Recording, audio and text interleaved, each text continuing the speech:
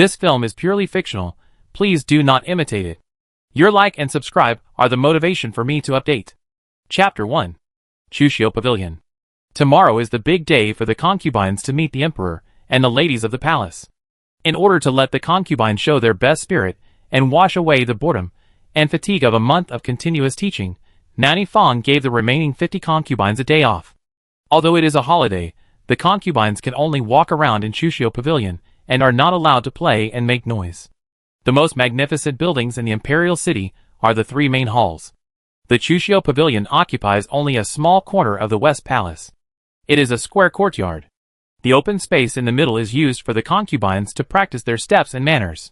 Only under the eaves of the main room and the east and west wing rooms are there narrow flower beds, planted with peonies, which are common in the palace. In late March, some peonies have bloomed, while others are still green buds, round and tight, as if they think the wind is not warm enough. Yao Huang and 4 other concubines live in the south room of the west wing. At such a young age, the girls love cleanliness, but 5 people are still too many. After a night, the room seemed stuffy. Yao Huang got up the latest. After getting dressed, she saw that there was only another girl combing her hair in the room. She tried to ask, "Did I open the window?" Chinning smiled in front of the mirror while inserting a jade hairpin. "Okay. The water in the pot should be cold. You should wash up quickly. In the morning, the palace maid will bring a large pot of hot water, and the 5 people will share it." The girls who can reach this step all know the importance of temperament and virtue. They will never fight over trivial matters such as water distribution. They usually get along better than sisters from the same mother. Yao Huang lifted the closed window panel, and the bright spring light immediately poured in, blinding her and making her lower her eyes, but also warming her face. There were 7 or 8 beauties standing in a row beside the flower bed under the eaves, attracted by the sound of the window opening, and they all looked up. Yao Huang in the window. Her long hair was scattered on her shoulders, and she had just woken up. Getting up early is a basic quality that young ladies from official families should have. Even on holidays, they should be self-disciplined, not to mention being in the palace.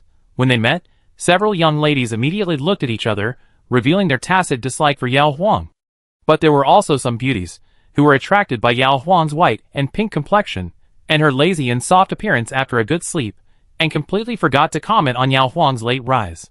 After all, in this Chushio Pavilion, where all kinds of beauties gathered, Yao Huang still became a well-known one early on, with her easy-to-remember peony name and plump and soft figure.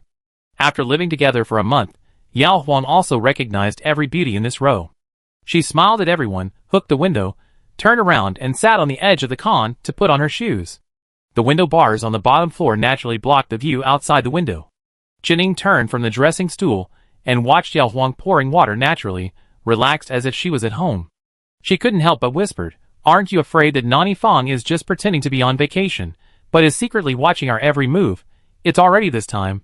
It's not worth it to be released from the palace for such a small matter." Yao Huang, I wish it was that simple. The selection of the Imperial concubines was suddenly released by the palace last year. Officials far away from the capital may still have a chance to arrange marriages for their daughters before the court documents arrive. The Yao family is in the capital and has no connections with high officials. They didn't know about this until all the officials in the capital received the notice, and the imperial court issued an order prohibiting officials from marrying their daughters before the end of the primary selection. Yao Huang had a good reputation among the neighbors, so she inevitably entered the preliminary selection. The maids in charge of the selection and the imperial doctors had sharp eyes. It was not feasible to pretend to be sick or ugly. It was not wise to deliberately make a big mistake. First, it would ruin her reputation, and second, it would cause her parents to be ridiculed for not raising their daughter well. Yao Huang entered the palace alone, and she did not have the courage to cause trouble in this place with strict rules. During the 1-month teaching and character inspection, Yao Huang racked her brains and made 3 harmless attempts in total, striving to be flawless in character and not suitable to be a princess or concubine. The first time, she bravely told Nanny Fong that 1 bowl of rice was not enough and hoped to have an extra bowl of rice for each meal. There were 300 concubines staying in the palace at first, and she was the only one who asked for more rice. Yao Huang still remembered the low laughter of the concubines around her, but Nanny Fong just looked her up and down and actually agreed. The second time, Yao Huang was bored by the days of house arrest and took advantage of this excitement to fight in the yard. Daddy was a warrior, good at swordsmanship and spearmanship. When Daddy taught his brother, Yao Huang was active and followed him to learn, and he actually learned it well. Unfortunately, there were no swords or sticks in Chushio Pavilion, so Yao Huang could only fight with empty fists. The concubines were startled by her, and the maid immediately invited Nanny Fong. "Nanny Fong, what are you doing?" Yao Huang looked innocent. "I seem to have gained some weight recently, and I need to work harder to lose weight." Nanny Fong looked at her figure and nodded in approval. "It's just right now. It's really not suitable to grow any bigger, but boxing can easily hurt others, so you should eat less." Yao Huang, If other concubines did something that didn't meet Nanny Fong's wishes, Nanny Fong would directly send them out of the palace without giving them a chance to explain or correct themselves. Why was Nanny Fong so tolerant when it came to her? When the number of concubines was reduced to 100, Yao Huang started to get up late, and was the last one to arrive every day. Nanny Fong called her aside and said lightly, "It's a blessing to be able to eat and sleep. It's okay to be late, but don't be late. If you really break even this rule, others will suspect that you despise the royal family and deliberately make yourself suffer in order to fail. If it gets to the ears of the nobles, your whole family will be charged with disrespect." Yao Huang was a promising candidate. She could send others out of the palace without mercy if they said or did something wrong, but she would find a way to make an exception for Yao Huang. Nanny Fong didn't want to be criticized, so the easiest way was to make Yao Huang behave herself. Yao Huang, who understood Nanny Fong's deep meaning, completely gave up the idea of using a minor problem to leave the palace. The concubines in Chushio Pavilion lived under the scrutiny of Nanny Fong, palace servants and other concubines almost all the time. Perhaps an unintentional small action or an unintentional word would become the reason for them to be expelled from the palace and lose their chance of wealth and honor. Therefore, the concubines were nervous and timid in every conversation, introduced themselves as modestly as possible, and commented on others with compliments. Yao Huang didn't like to talk or listen to those repetitive polite words. Most of the time, he liked to stay alone in the room. When he was tired of sitting, he would go to the small courtyard to walk a few laps to stretch his muscles. The only girl he could be close to was Qining. Qining was the daughter of a county magistrate in a small county in the southwest. She was reserved and shy. When she was first assigned to the same room with Yao Huang, she didn't even dare to take the initiative to talk to Yao Huang. It was not until Yao Huang asked for extra meals and got up late that Qining felt that Yao Huang was easy to get along with. Occasionally, she would come to Yao Huang and share a few words from her heart, either missing her hometown or worrying about her future. At dusk, the girls who had finished dinner returned to their rooms one after another, and Yao Huang stayed in the yard to walk around and digest her food. After walking around 3 times, Qining came over with a worried look. Yao Huang cooperated and chose a place where it was least likely to be eavesdropped, and took the initiative to ask Qining after she stopped beside him, "What's wrong?" Qining said in a very light voice, "I heard someone mention the 3 princes during the day." As a daughter of a remote county magistrate like her, she usually had no chance to hear about the deeds of the princes. After coming to the capital, the maid strictly prohibited the girls from discussing the nobles.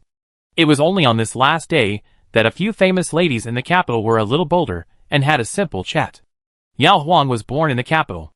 Although her father was only a centurion of the 6th rank, and there were as many as 2,000 such low-ranking officers in the 4 major military camps in the suburbs of the capital, she was close to the water and towered.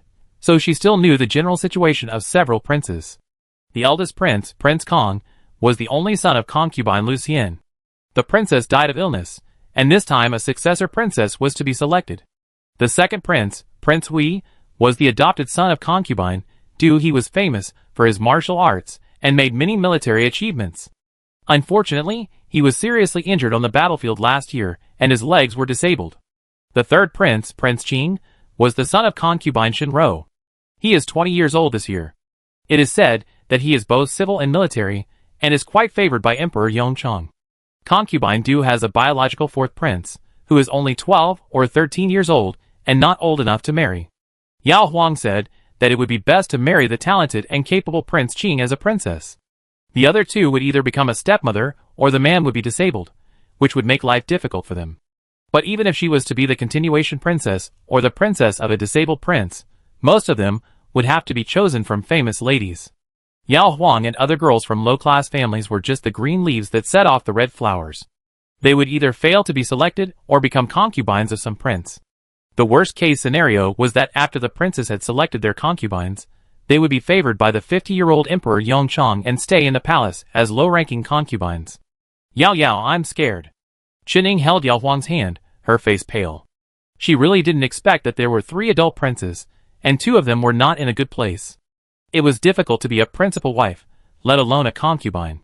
Yao Huang knew that Qining also wanted to be rejected and return to her familiar relatives, but she couldn't go along with Qin Ying's wishes to comfort her, let alone criticize the 3 princes and give Qining any suggestions. The only thing she could do was to pat Qin Ying's hand and whispered, "Don't think too much about things you can't control. It's useless except giving yourself a headache." Qining glanced at the door and swallowed her anxiety. As night fell, Yao Huang lay on the Kong and heard Qining and the other 4 people tossing and turning. Yao Huang wrapped herself tightly in the quilt, thinking about her parents and brother whom she had not seen for more than a month, and the big Kong in the west wing of the house that belonged to her alone. She fell asleep without knowing when. The red sun rose in the east, and the light shone through the glass window. The big day that almost decided the lives of the concubines was just an ordinary day for Emperor Yongchang. He went to the morning court first, and after the court was dismissed, he went to the Imperial study to review memorials, and then discuss some political affairs with several ministers alone. After finishing these things, Emperor Yongchang walked to the window, stretched his arms, and turned his waist, glanced at the clepsydra, and asked Eunuch Wang, who was bending over and waiting beside him, "Has Prince Hui entered the palace?" Eunuch Wang smiled and said, "He's in. The prince arrived half an hour ago, and has been chatting with the ladies in the palace." Emperor Yongchang shook his head. He was a man who didn't talk much to begin with. Now that his legs are like that, who can he be in the mood to chat with? He can't even put on a smile in front of me. Eunuch Wang looked sad. The emperor was reluctant to appoint a crown prince, and no one knew who the emperor had in mind. But even if Prince Hui couldn't become the crown prince, he could still be a general to assist the future new emperor with his martial arts. Who would have thought? Besides himself, Emperor Yongchang was the one who felt the most distressed when Prince Hui was injured. From a personal point of view, it is natural for a father to love his sick son. From a public point of view, the general was in trouble on the battlefield, and the emperor should compensate him. Therefore, other sons asked their mothers to help them choose their wives and concubines. For Prince Hui, Emperor Yongchang made an exception and allowed him to choose his own wife. Since his legs can't move, he must choose a wife who looks good to spend his life with. Chapter 2. If the state affairs are busy, Emperor Yongchang can order the selection to be delayed, but the concubines have no choice. Nanny Fong has already received an oral order from the Empress, asking her to take the concubines to Wanshan Pavilion in the Imperial Garden at noon. From dawn to noon, there are 2 hours, and the only task of the concubines during this period is to dress up. The concubines who can stay in the palace can only wear the clothes and jewelry issued by the palace from the day they enter the palace. Except for the color and style, there is no difference in overall quality. This is to let the concubines focus on learning rules and etiquette, and less on comparison and calculation. When I was bored in the Chushio Pavilion, the clothes and dresses distributed by the palace were relatively simple, which were better than those of ordinary palace maids. Today, the concubines were finally going to show their faces in front of the nobles, so Nanny Fong had to dress them up beautifully, and make sure that every concubine showed their most beautiful appearance. In fact, whether the concubines could fly to the top had little to do with Nanny Fong, but if the concubines' makeup was not appropriate and ugly to the eyes of the nobles, it would become Nanny Fong's fault. After the 50 concubines had a simple breakfast and stood neatly in the center of the courtyard, Nanny Fong appeared on time. The concubines were all looking at Nanny Fong's back, where there was a long table with a series of colorful and gorgeous clothes on it. Nanny Fong once again emphasized the rules of meeting the emperor, pointing to the long table and saying, "These are the clothes that the queen specially asked the clothing shop to prepare for you. I also distributed them according to your appearance and figure to ensure that everyone gets the most suitable one for her. Next, I will distribute them to you one by one. Those who get the clothes will immediately go back to the room to change. After the last person enters the room, I will light a stick of incense, and we will leave when the incense is burned out. Those who are late will be punished for disrespect, and those who intentionally or unintentionally cause others to be late will be punished as well." The concubines' hearts tightened, and they immediately made a unanimous decision to keep a distance from others. Nanny Fong began to distribute clothes. The 50 concubines stood in 10 rows, 5 in each row, and arranged themselves according to the order of arrival. Yao Huang got up late, so she ate late, and Qining insisted on waiting for her, so the two stood side by side in the last row.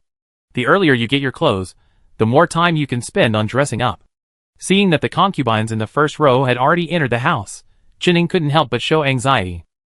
She clenched her hands and turned to look at Yao Huang. Yao Huang smiled at her, tilted her head and whispered, "Don't worry, it will take 2/4 of an hour." Her hair was already combed, and she was wearing the same jade hairpin as everyone else. It would only take half a quarter of an hour to change her clothes. Qining was anxious because she saw the concubines in front of her standing on tiptoe to look around. Now she slowly relaxed when she saw Yao Huang's relaxed and bright smile.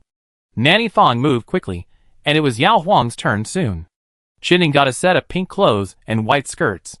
Yao Huang looked at the extra light yellow top and bright red skirt on her hands, and couldn't help but raise her head. Nanny Fang, who always had a stern expression, actually smiled at her. "Go change quickly." Yao Huang clearly felt the favor. Could it be that some prince or even Emperor Yongchan liked her very much, and Nanny Fang knew it, so she was particularly optimistic about her, and was sure that she would be chosen? Before leaving, her mother's worried mutterings reappeared in her ears. "If I had known that there would be a selection, I would have made you thinner. Look at this big chest and thin waist. Which prince would not look away?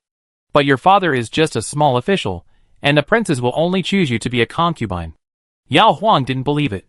"Li Tingwang laughs at me for being fat every day, saying that it's hard for me to get married. He's the son of 1,000 households, and he despises me. The prince's standards are even higher. They like dignified and virtuous ladies from noble families. Mother, Ba, if Li Tingwang didn't like you, would he come to our house for no reason? He teases you on purpose, but he must be very happy to marry you in his heart." Yao Huang still didn't believe her mother's analysis. She was almost mad at Li Tingwang's words. It's not like Li Tingwang couldn't see it. Unless he was a fool, he would like her in this way.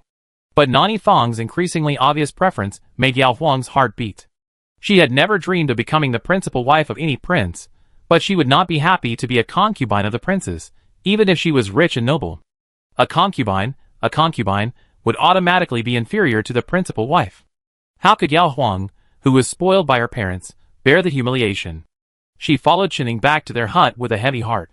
The 3 girls who were changing their clothes looked over, and noticed the bright red color in Yao Huang's hand. Some of them envied her, while others gritted their teeth secretly. There was no screen in the room. The 5 people who had lived together for a month had lost any privacy.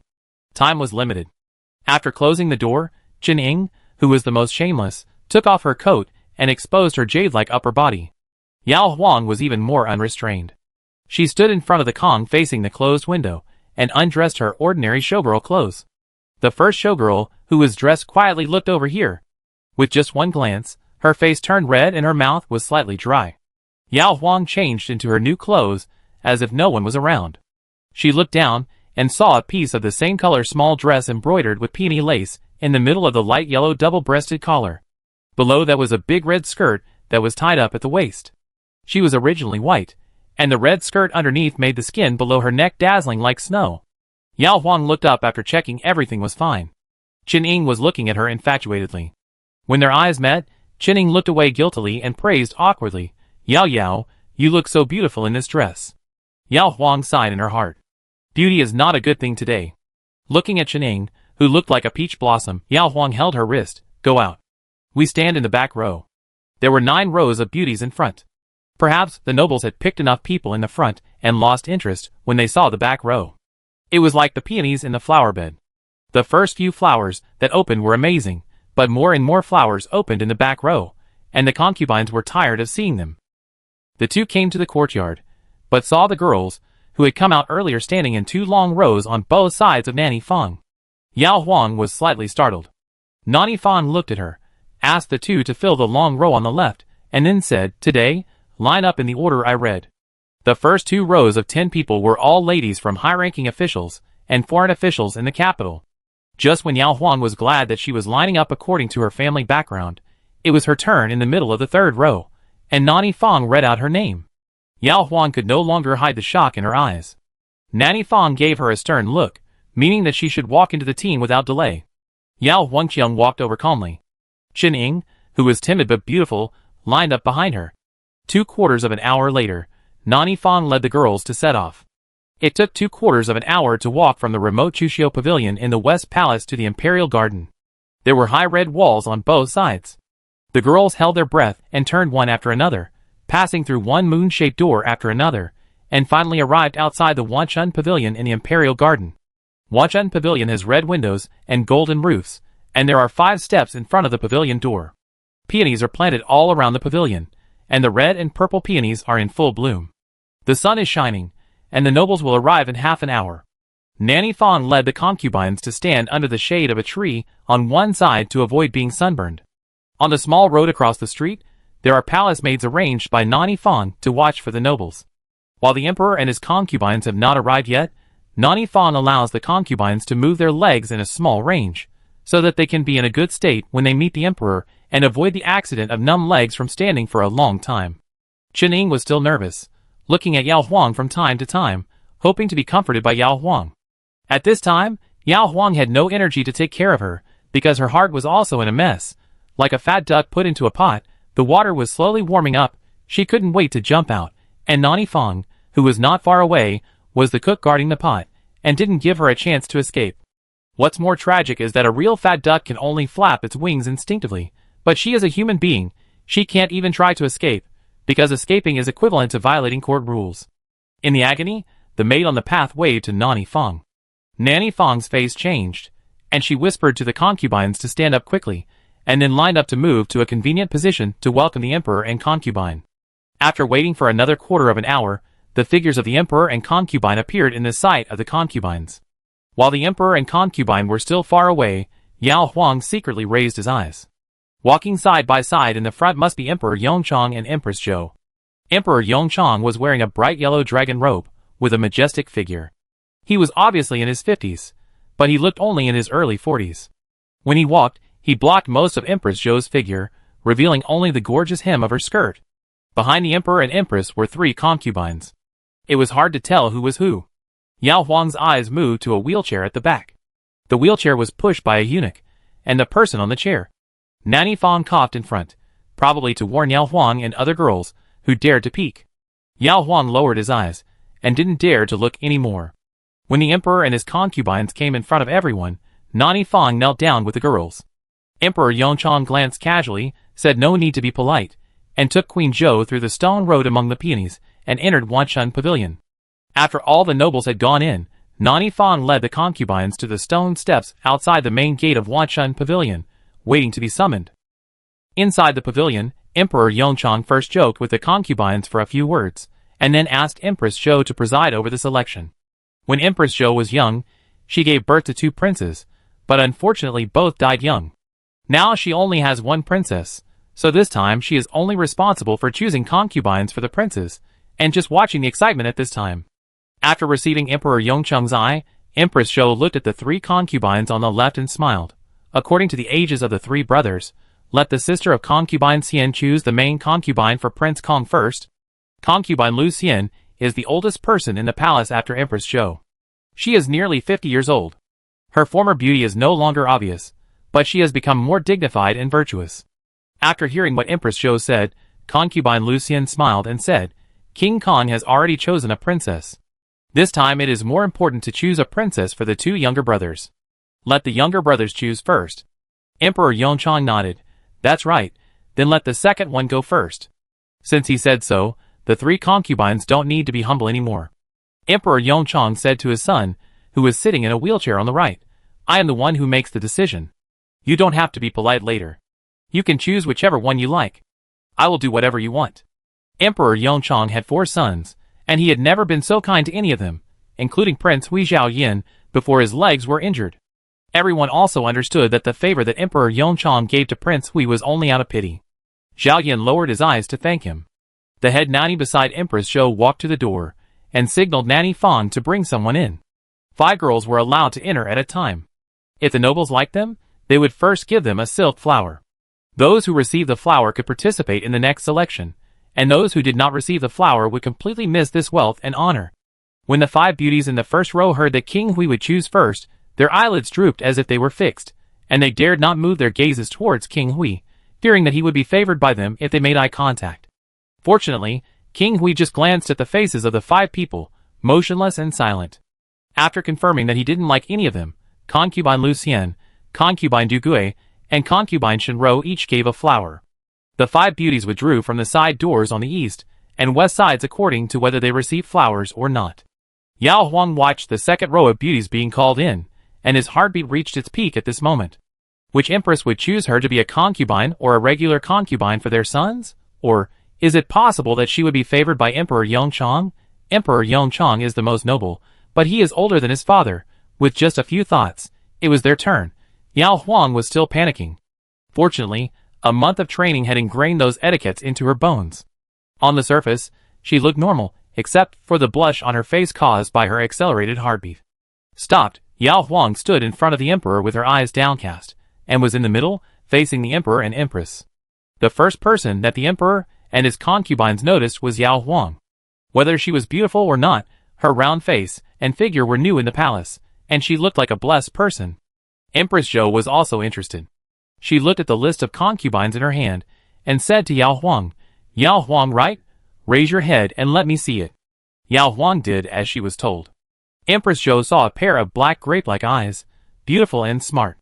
She liked it very much, but she had no son, so she just nodded and didn't comment any more. She let King Hui choose first. Yao Huang then realized that King Hui could actually make the first choice. King Hui. When the ladies choose a wife for their sons, they should focus on her background and temperament, and they want a woman who is dignified and steady from a famous family. Yao Huang does not meet these two requirements, so she is more likely to become a concubine because of her beauty. However, if the princes themselves choose, will they care more about the beauty and figure of the concubines? Yao Huang's heart beat faster for another reason. Today she probably can't escape the fate of being a concubine or a low-level lady, so instead of being a concubine, it is better to strive to be a prince's wife. King Hui's legs were a problem, but she couldn't reach the healthy King Qing. With King Hui as the only option, Yao Huang suddenly realized that sitting in a wheelchair was not a big problem at all. There were so many maids and servants in the palace anyway, and she didn't have to serve them personally. After making up her mind, Yao Huang secretly looked at the only wheelchair around. It might be obvious to peek at others. King Hui was sitting in a wheelchair. Yao Huang raised her eyes slightly and saw it. It was a handsome face, but lifeless. Suddenly, the lifeless prince turned his eyes and looked directly at her. Yao Huang's heart skipped a beat, and she quickly looked away. She then thought, if she dodged like this, would King Hui think that she disliked him and didn't want to marry him? Yao Huang quickly peeked back. King Hui was still looking at her. Yao Huang suppressed the urge to avoid him, and continued to look at him fearfully, with the corners of her lips rising up little by little, trying to show her feelings. But her little action could not be hidden from the emperor and his concubines. Emperor Yongchang thought that this beautiful girl named Yao Huang was pleasing in appearance, and it would be a good choice for her second son. Concubine Lu Xian and concubine Shen Rou did not have any special emotions. Concubine Du Gui, the adoptive mother of King Hui, laughed in her heart. King Hui was really pitiful. With his legs and feet disabled, even the daughter of a small centurion dared to covet his position as a concubine. In this seemingly long but actually short silence and observation, Zhao Yan took a silk flower from the tray held by the eunuch beside him, looked at Yao Huang and asked, "I want to choose you as the princess, are you willing?" He didn't know why this beautiful girl wanted to peek at him, so he asked to avoid misunderstanding. He had no intention of marrying a wife, but his father insisted on arranging it, so Zhao Yan could only cooperate, but he didn't want to marry a princess who would secretly cry because of her husband's disabled legs. Chapter 3. Zhao Yan was a taciturn prince. After the accident on his legs, his temperament became even more aloof. Even when talking about his marriage, his eyes looking at Yao Huang were as silent as water, as if Yao Huang's answer made no difference to him. The fat duck in Yao Huang's heart that was about to be scalded to death by boiling water suddenly came alive, flapping its wings excitedly and flying out of the hot pot. It actually worked. No need to stay in the palace to serve the old emperor. No need to be a concubine to the other two princes. Shocked and ecstatic, Yao Huang was about to respond when a slightly cold and charming voice came before her. "Wait." Yao Huang tilted her head to the other side. The beautiful concubine Du glanced at her lightly, and said to Zhao Yan disapprovingly, "The princess is the one you want to spend your life with. There are so many beauties out there that you haven't seen yet. How can Yenner decide on the princess so hastily? If you really like this beauty, you can appreciate the flowers for her first, and then finally choose a real lady who is worthy of being the princess." Zhao Yan was her adopted son. Although Zhao Yan was no longer of any use to her, concubine Du should show her concern for her son in front of everyone. Emperor Yongchang nodded slightly. Yao Huang's behavior of teasing his son, just now, was indeed not dignified. Empress Zhou saw it and smiled and advised Zhao Yan, "Concubine is right. The selection has just begun." You should take a closer look and don't be anxious. The elders had such an attitude. Zhao Yin did not insist, and ordered the eunuch beside him to deliver the silk flower to Yao Huang. The position of the queen was hanging in the balance again. Yao Huang tried her best to hide her disappointment. As for concubine Du's euphemism that she was not a real lady, Yao Huang just let it go in one ear and out the other. The difference in status was there, and being too fussy would only make her angry. Holding the delicate silk flower, Yao Huang and another concubine who received the flower went out from the west door.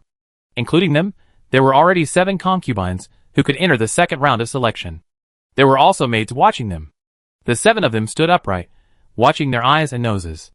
Not long after, 2 more girls came in, one of whom was Qining, and her eyes looked at her with a mixture of joy and worry. Yao Huang smiled at her. There were 50 girls, and 14 received flowers.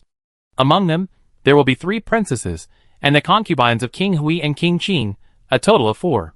The indistinct discussion of the nobles came from the pavilion.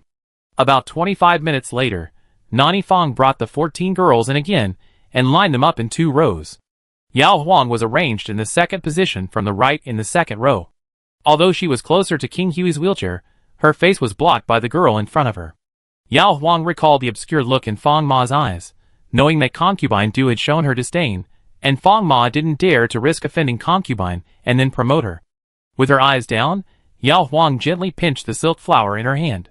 The final selection was imminent, and she no longer had the time and energy to worry about the result. When everyone was gathered, Emperor Yongchang looked at his son in the wheelchair. All 50 beauties had been seen, but his son only gave the first one. The meaning couldn't be more obvious. Not wanting concubine Du to embarrass his son again, Emperor Yongchang said bluntly, "Why? Do you still want to choose Yao Huang as the principal wife?" Zhao Yin, "Yes, the other girls are also very good, but I think Miss Yao is the most compatible with me." Concubine Du said anxiously, "Then you can." Emperor Yongchang, I said, "Let the second son choose for himself." Concubine Du pursed her lips and whispered in a low voice, "I am not doing this for his own good." Emperor Yongchang pretended not to hear and looked at Queen Zhou. Queen Zhou smiled and asked Yao Huang to stand aside, and then asked concubine Shenrou to choose a wife for Prince Qing.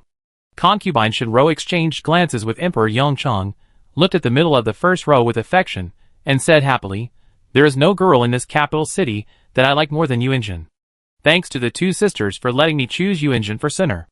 Zheng Yuanjun, the daughter of the Yongchang Emperor's younger sister Princess Fuqingxing, is also the most valuable daughter of this year's show. Zheng Yuanjun grew up almost under the Emperor's and concubine's eyes. She was not shy when being teased by concubine Shenrou, and stood beside Yao Huang openly. When she was in Chuxiu Pavilion, Zheng Yuanjun lived in the main room in the north. Every time she rested, she was surrounded by a circle of ladies. Yao Huang knew that her status was low and always kept a distance, so the 2 of them were not familiar with each other. Yao Huang greeted Zheng Yuanjun's approach with her eyes, but Zheng Yuanjun didn't even look at her. Yao Huang understood. If she could really wait for the marriage decree from Emperor Yongchang, she would also have a sister-in-law who was not easy to get along with. After the 2 princes chose their principal wives, it was concubine Lu's turn to choose a consort for Prince Kong. Concubine Lu did not delay for long and chose Qining. Qining stared at concubine Lu blankly, obviously stunned by this pie in the sky. Concubine Lu smiled. "She is a little blank, but she looks quite lovely." Concubine Du and concubine Shenrou looked puzzled. Prince Kang's original wife was the daughter of a duke, and the position of consort was also a hot commodity in the eyes of many famous ladies. Why did concubine Xian choose a small county magistrate as her relative? Concubine Lu Xian just sat there dignifiedly, looking at Qining with admiration. Empress Zhou seemed to be thinking about something, and continued to preside over the ceremony, saying, "The principal wife has been decided, it's time to choose a concubine." She looked at Zhao Yin encouragingly. "Zhao Yin, my son's legs are not convenient, so marrying one principal wife is enough. If there are more, it may be bad for your recuperation." Emperor Yongchang, "Okay, marry the princess first, and when you are in good spirits, I will choose a suitable concubine for you." Zhao Yin, "Thank you, father." After this election, Emperor Yongchang immediately issued several marriage decrees. After the dust settled, Yao Huang followed Nani Fong back to Chuxiu Pavilion. Qining and the 2 selected concubines of King Qing also came. Only Zheng Yuanjun had a special status, and went directly to the residence with the nobles. The unsuccessful concubines were quickly sent out of the palace, and the small courtyard became quiet. Nanny Fang's attitude towards Yao Huang and the other four became respectful, explaining, according to the rules, the selected concubines from the capital will be sent back home to wait for the big gift, and the foreign concubines will temporarily stay in Chushio Pavilion. So please Miss Yao and Miss Song wait here for a while. After the nobles have selected the palace maids for the dowry, and the carriages outside the carriages have been arranged, someone will take you home. Yao Huang couldn't help laughing, and the Miss Song, who came from a noble family, also breathed a sigh of relief. Nanny Fang gave a few instructions to Chening and the other two girls, who needed to stay in the palace, and then asked the four of them to go back to their respective rooms to pack up their things. All the clothes and jewelry that the palace had rewarded to the girls this month, including the gorgeous clothes they were wearing today, could be taken home by the girls. For the girls who failed to be selected, these rewards became a respectable gift, and they might be put to good use in the hands of smart people. Yao Huang and Chening held hands, and returned to the south room of the west wing. The room was empty and quiet. As soon as she entered the room, Chening could no longer suppress her complex emotions. She hugged Yao Huang tightly, with her face against Yao Huang's shoulder. For a girl who had left her hometown, this marriage was probably a sign that she would never be able to return to her hometown again. Yao Huang could understand Chenying's tears, and whispered to comfort her, "Cry, and shed all your tears while I am still here. Just think that you can't bear to leave me. You will live in the palace by yourself in the future. Don't be sad. Act happy and wait to marry King Kong with joy." Chening choked up and said, "I know that being the principal wife of King Kong is a blessing that I have accumulated over several lifetimes. I am just nervous. I have never met him. I don't know if he is easy to get along with, or if he has a bad temper. That is the prince." Chening was afraid that she would accidentally make a big mistake that would lead to beheading and exile. Yao Huang smiled and said, "What's wrong with the prince? The prince is also a human being. He has 2 eyes and a mouth like us. Just like the emperor and his concubines we just met, they talk about everyday things when they are together. At most, they have a little more taboos in their words and deeds. You are such a gentle person. If you don't understand something after you get married, just ask more questions. You won't make any mistakes." Yao Huang's embrace was very soft, and her voice was very gentle. Chening gradually stopped crying, let go of Yao Huang, and said with tears in her eyes, "Fortunately, I still have you." Before she finished her words, thinking of the figure of King Hui sitting in a wheelchair, she was afraid that Yao Huang would not like this marriage, so she asked nervously, Are you really willing?" "Yao Huang, not only am I willing, I am so happy that I am silly. The Yao family's ancestral graves must be smoking, so I was selected as the princess, and can follow the prince to enjoy a lifetime of wealth and glory. The poor are eager to become rich, and the minor officials are looking forward to being promoted to higher positions, because money and power can bring great benefits to people. The Yao family lives in a small courtyard inherited from their ancestors. Yao Huang's father only receives a salary of 5 taels a month. In addition to the 20 acres of fertile land inherited from their ancestors, they can barely afford to support 4 servants and 2 mules at home, and buy 1 or 2 sets of new clothes and jewelry for Yao Huang and her daughter during festivals. These are ordinary goods, and they cannot afford expensive ones. When she becomes a princess, will the royal family be able to provide her with food, clothing, and other necessities? As for power, the princess has no power, but she is noble. Not to mention the distant past, her mother had to force a smile to flatter Li Tingwang's mother before, so as to prevent Li Tingwang's father from giving her father a hard time. Now she is going to be the princess of Hui. With the support of the king of Hui and the royal family, how dare the Li family show off? These are all real benefits. During this election, Yao Huang wanted to go home, because she was afraid that she would not have a good future. If she had been told early that she would be the queen of Hui, Yao Huang would have woken up with a smile every day. Chening could feel Yao Huang's heartfelt joy, so she naturally stopped mentioning King Hui's legs, and said with relief, "That's good. We can meet often in the future, and I will have a companion in the capital."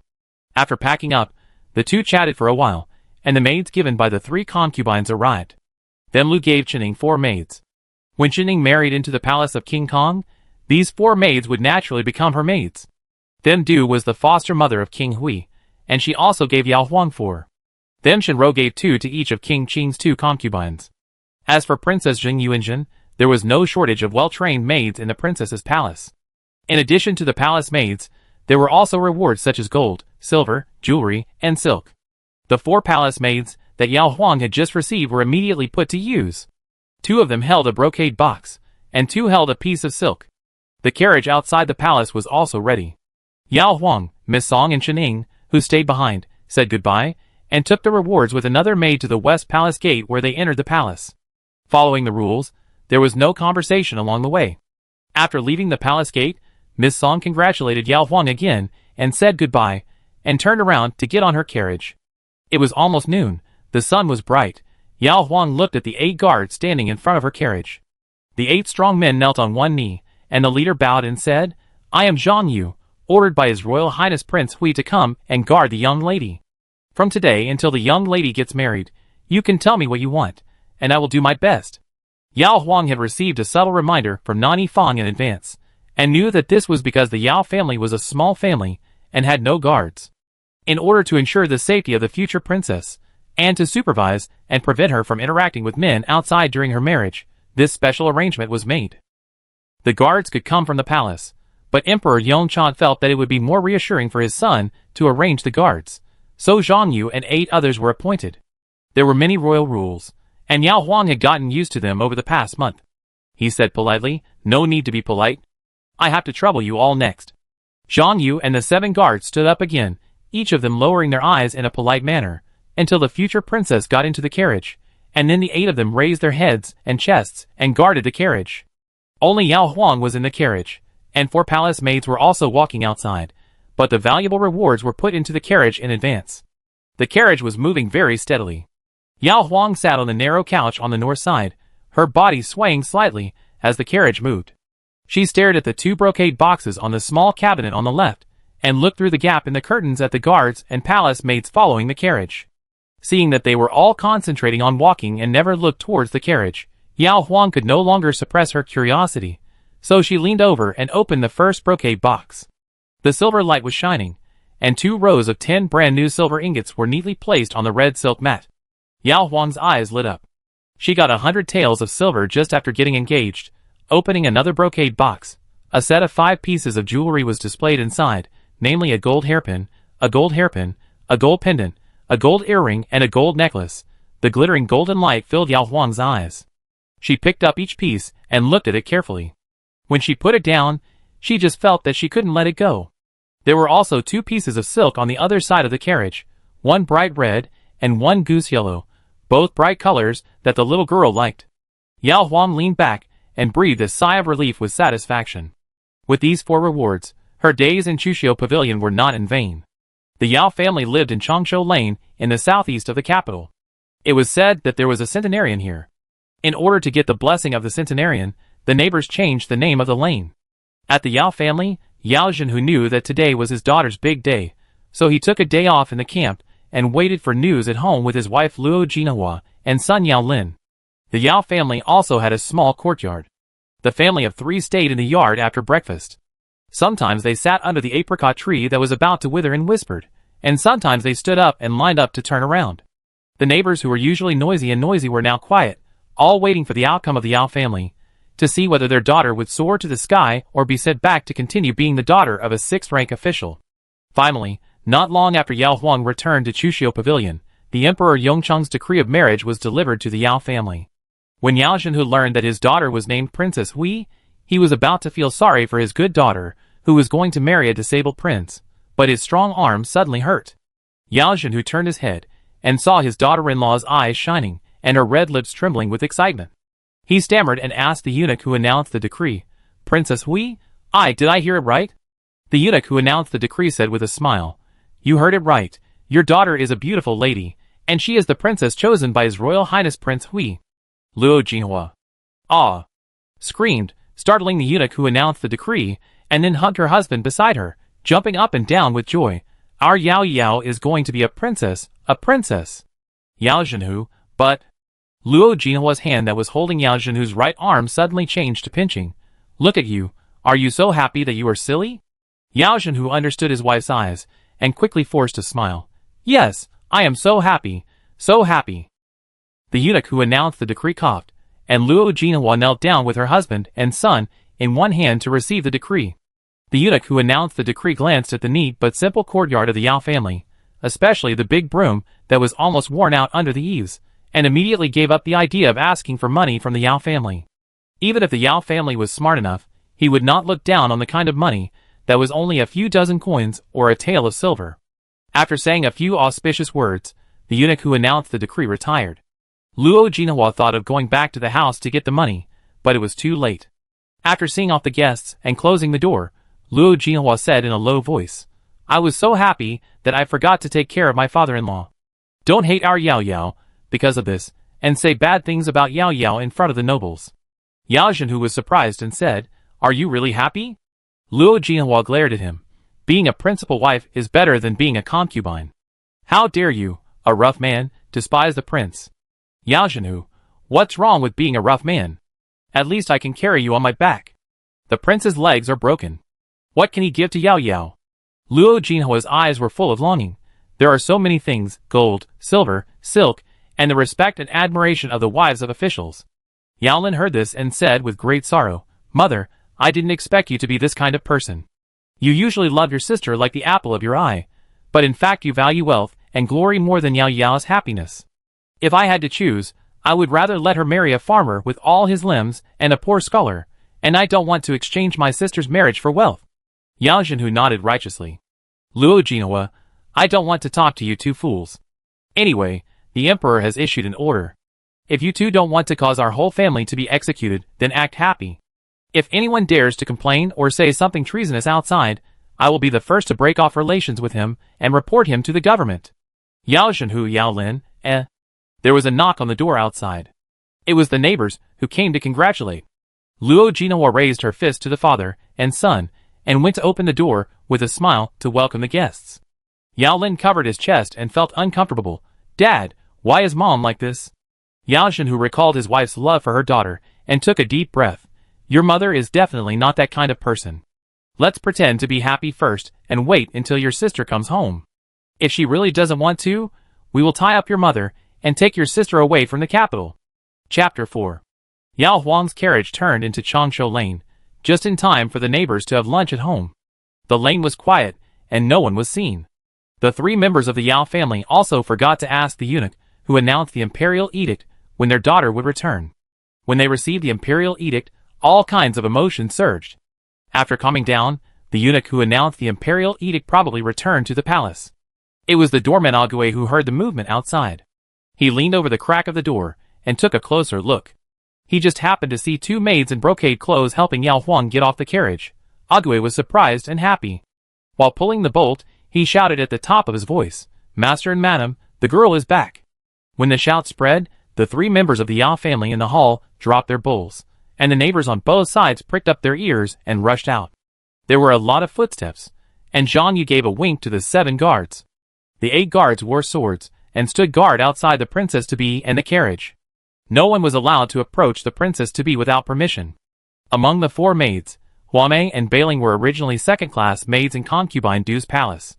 They were used to the behavior of the nobles, and had frowned because of Ague's loud voice. Bailing just didn't adapt to it for a while, but Huamei, who was entrusted with an important task by concubine Du, was full of ridicule. King Hui didn't listen to the queen's advice and insisted on marrying a centurion's daughter as his principal wife. Sooner or later, he will regret it. As for Chunyan and Qiuchan, they were 2 randomly picked by concubine Du from a new batch of palace maids. The palace maids around her, regardless of their size, were carefully trained and used, and it was impossible for them to be given to King Hui. After leaving the palace, Yao Huang no longer had the kind of urgency to return home. On the way, she happily touched the ingots and jewelry, and she was also steady when she returned home. Hearing Ague's thunderous announcement, Yao Huang subconsciously observed the 4 palace maids, and saw the changes in their expressions. Finally, the door opened, and Yao Zhenhu, Luo Jinhua, and Yao Lin rushed out, followed by the equally excited Cook Wu and her 2 daughters Qianyang and Aji. "Mother!" Really seeing her family after more than a month's absence, Yao Huang's eyes were wet instantly, and she threw herself into her mother's arms, tears falling down in a string. Luo Jinhua looked at the unfamiliar guards and palace maids with her peripheral vision, deliberately joking loudly, "The food in the palace is good. Look at you, you have gained weight again." Yao Huang, She lowered her eyebrows to hide her disgust. What a vulgar woman. Zhang Yu saw Yao Zhenhu staring at the 8 of them, stepped forward to salute, and took the initiative to introduce their identities. The Yao family has a small gate, so the 8 guards will be divided into 2 shifts, day and night, and 2 guards will be arranged at the front and back doors respectively. Yao Zhenhu heard this and smiled heartily. The prince is thoughtful, but our Changshu lane has not had any thieves for many years. It is really a waste of talent to let you guard here. You should go back and do errands for the prince. Zhang Yu, Yao Huang was shocked by his father's stupid words. He didn't care about being intimate with his mother. He wiped his eyes and turned around and said, Dad, the prince's arrangement is for my safety. I am benefiting from it. Don't worry about it. Seeing his daughter's sweet smile, Yao Zhenhu immediately accepted the arrangement and asked Zhang Yu enthusiastically, Have you eaten yet? There are freshly steamed buns in my pot. Come in and eat. Zhang Yu, thank you, sir. I have already eaten. You should accompany the girl to rest. Yao Huang was afraid that her father would say more and make more mistakes, so she let Zhang Yu arrange the duty on his own. She took her family into the yard first.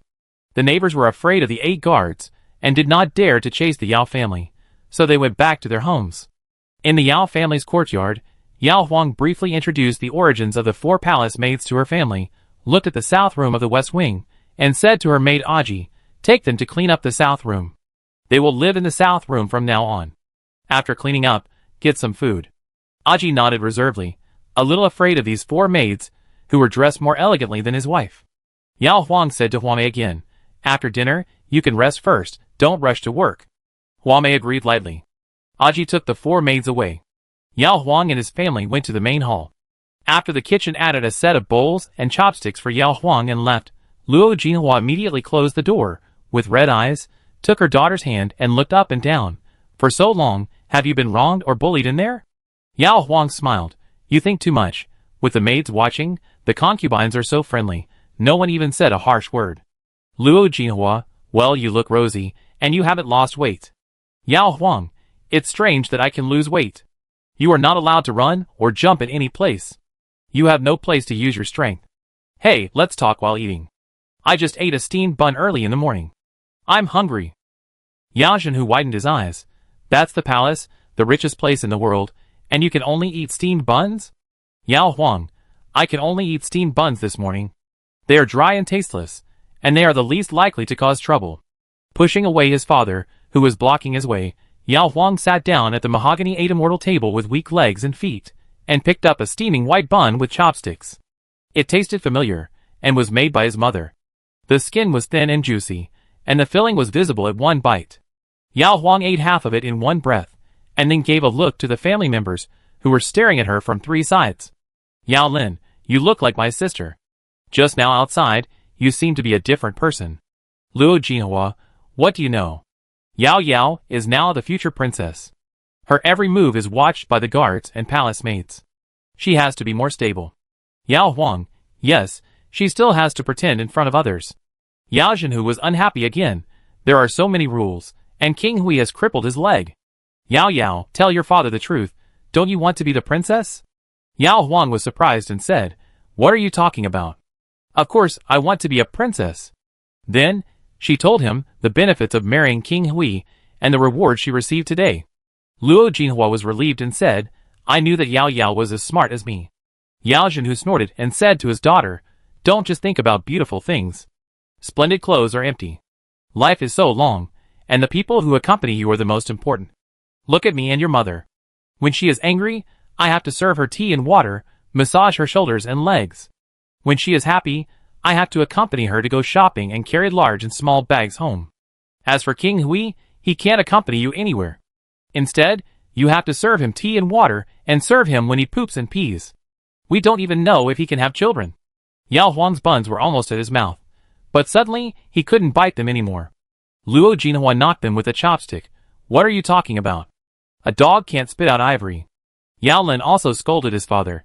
Your sister is still young, please be careful. He hangs out with a group of warriors every day, and has heard a lot of dirty talk, but his sister is different. Yao Zhenhu snatched his wife's chopsticks. These are all the truth. I have to let Yao Yao think clearly. King Hui was injured on the battlefield. I respect him as a man, but I can't send my daughter into the fire pit. Yao Huang felt warm in her heart, and no longer blamed her father for spoiling her appetite with nonsense. She smiled and said, Dad, I understand what you said. The problem is that I had no choice at that time. Marrying King Hui was my best way out. I was the one who flirted with him first. He was willing to accept me. I was very grateful to him. Wouldn't it be ungrateful to dislike his legs? Is there such a person in our Yao family? Yao Zhenhu, no, Dad is. Yao Huang put down her chopsticks, looked at her mother and brother who cared about her silently, and said seriously, I saw it with my own eyes. King Hui was very handsome, a handsome prince with military merits. His legs were fine. How could I take advantage of him? People should be content. I have taken advantage of the prince's wife, so I have to bear the inconvenience caused by the prince's leg disease. There are gains and losses, which is fair. Dad, I am willing to marry him, and the imperial decree has been issued. If you really care about me, you should prepare for the marriage happily like me. Besides, King Hui will be your future son-in-law. If you continue to pick on him, make malicious assumptions, or deliberately poke at his scars, you are deliberately embarrassing me. I will ignore anyone who makes me unhappy. She looked serious, staring at her father, and then her brother. Yao Lin surrendered first. Okay, I will only say good things about him from now on. If anyone dares to laugh at the prince, I will beat him up. Yao Huang, it's illegal to hit someone, just scare them. Don't let people say we are bullying or that the prince is narrow-minded and can't tolerate the truth. Yao Lin nodded repeatedly. Luo Jinhua sighed. If you two can be half as sensible as Yao Yao, I won't have white hair so early. Yao Zhenhu, here you go again, just one white hair, and I've been talking about it since the new year. Luo Jinhua, if there is one, there will be another. I am old and I am worried about you too. Yao Zhenhu, Yao Huang was happy to watch the show. When his father looked at him for help, Yao Huang raised his eyebrows and asked, Do you remember what I just said? Yao Zhenhu said aggrievedly. Remember, King Hui is my son-in-law. He is the only one who picked me, not me who picked him, right? Yao Huang, it depends on what he picked on you. If he picked on you, I will definitely side with you. Yao Zhenhu was satisfied. His daughter was his daughter. After eating and drinking, Wu and Xiaonyang took away the tableware. Luo Jinhua asked her husband and son to guard the front and backyards respectively to prevent anyone from eavesdropping. The mother and daughter lay comfortably on the Kong in the east room, basking in the sun and talking about personal matters. They talked about Yao Huang's experience after entering the palace.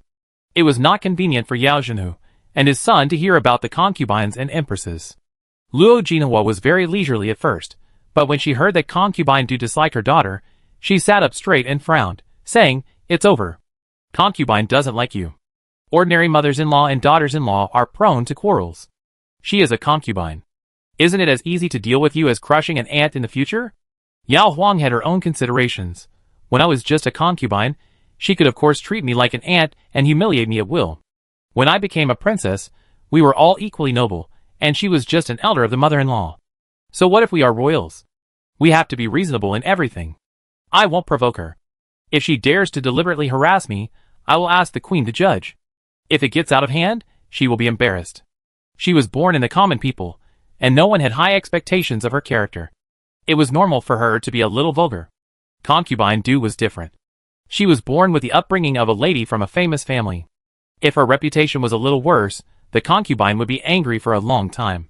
Luo Jinhua nodded, but it also depends on the attitude of the King Hui, and whether he is close to the imperial concubine. Yao Huang, well, I will observe slowly after she gets married. But she has a feeling that the King Hui and the imperial concubine Du are not very close, otherwise the King Hui would not have ignored the advice of the imperial concubine Du during this election. The afternoon sun was too comfortable, and Yao Huang fell asleep next to her mother while chatting. She slept until the sun set in the west, and woke up refreshed. Luo Jinhua asked Aji to bring water for her daughter to wash her face. When Aji came in, there was a palace maid drawing eyebrows beside her. Seeing Yao Huang sleeping lazily with her hair disheveled on the Kong, Huang frowned and said, You've just left the palace. Have you forgotten all the etiquette you learned in the palace? Aji, who had just put the copper basin on the washstand, was startled, and Luo Jinhua, who was holding a towel to wipe her daughter's face, raised her eyebrows. Yao Huang smiled and asked Huang calmly, What did I do wrong? Huang raised her chin slightly and listed 2 points. First, the girl is already 17 years old. It's not appropriate for her to sleep in her parents' room. Second, it's a violation of etiquette for the girl, as a daughter of an official family, to stay in bed and sleep for an afternoon in broad daylight, not to mention her status as a future princess now. Yao Huang nodded and said to Aji, Go and call Bailing and the other 2 over. Aji didn't dare to ask more questions. She just did whatever the girl told her to do. After a while, Bailing, Chunyin, and Qiuchuan came in one after another. Yao Zhenhu and Yao Lin hid in the main room to eavesdrop. Wu and Qianyang stood under the eaves. Yao Huang asked Huamei to repeat what she had just said. Huamei still spoke righteously and sternly. Yao Lin gritted his teeth outside. Yao Zhenhu stopped his son, who was about to rush in, and whispered, "Don't move until your mother calls us." For such a little girl, the wife can smash her mouth, and the father and son don't need to help. Inside the house, Yao Huang ignored Huamei for the time being and asked Bailing, "Before the Imperial concubine arranged you to go to Chushio Pavilion, she should have given some instructions, right? Did the Imperial concubine let you teach me the rules as maids of EP1 Palace, or did she pity me for having no one around me and reward you to be my maids, asking you to regard me as your master and serve me wholeheartedly from now on?" The new couple Chunyin and Qiuchuan subconsciously looked at Bailing. Bailing was inexplicably flustered and said respectfully, replying to the young lady, "The queen specially gave 4 servants to the young lady, and repeatedly told us to be loyal to the young lady and serve her wholeheartedly before leaving.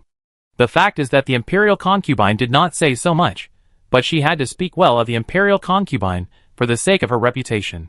Yao Huang then looked at Huamei. Is what Bailing said true? Huamei could only admit it. "Yao Huang, since I am the master and you are the slaves, then tell me, are there any rules for the servants to teach the master?" Huamei was dissatisfied. "The servants are all for the good of the young lady." "Yao Huang, I am the consort of prince we appointed by the emperor. Am I so stupid that I can't even tell good from bad, and need a maid like you to teach me?" Huamei, Yao Huang, since this is your first offense, I will only punish you with 3 slaps. I hope you will remember your mistake today, and abide by the rules, and be careful in your words and deeds in the future, so as not to cause the empress to be talked about because of you, and not being able to discipline the maids." Huamei, Yao Huang, why, when you were a maid, there was no nanny to teach you how to slap yourself? Huamei knew that she couldn't escape this punishment. She glanced at Luo Jinawa and Aji on the left, and the 3 Bailing girls on the right. She gritted her teeth secretly, raised her hand, and slapped herself 3 times. The force was not strong, but it made her lose face. Maybe Bailing and others didn't laugh at her, but the more arrogant people were, the more they couldn't stand such humiliation. "Yao Huang, Aji stays, and the 4 of you retreat. Remember, unless there is something to report, no one needs to act on their own until I call you here." Huamei was the first to leave, and Bailing and the other 2 quickly followed. Aji breathed a sigh of relief, and Luo Jinawa looked at her daughter with approval. This is how it should be. She is about to become a princess. How can she let a little palace maid ride on her head? Chapter 5. Yao Huang had her own plan on how to discipline the 4 maids given to her by concubine Du. She told her parents and brother to continue to live the same way as before. She couldn't live in her own house and have to look after the maids' faces. After dinner, the sky was bright with rosy clouds. Yao Huang took Aji to walk in circles in the backyard to digest the food. Aji was only 14 years old and couldn't keep secrets. Finally, she had the opportunity to be alone with the girl. She immediately asked the big question that concerned her the most. "Girl, when you get married, will you leave me at home or take me to the palace with you?" There were 4 servants in the Yao family, 3 of whom were mother and daughter. Mother and sister did almost everything, such as washing clothes, cooking and cleaning the room. Only she was arranged by the lady to be with the girl since she was a child, and served the girl wholeheartedly. If the girl married an ordinary person or even a 1,000 household son, like Li Ting Wang, Aji would be confident that she would be taken to her. Now that the girl was going to be a princess and had better maids around her, Aji felt that the girl would probably abandon her, a country girl, to avoid her being clumsy and embarrassing the girl when she arrived at the palace. Yao Huang smiled and said, "What about you? Do you want to go to the palace?" Aji's eyes turned red. "Yes, but no. I can't bear to leave my daughter. I'm also afraid that I won't learn the rules of the palace and will make mistakes if I enter the palace."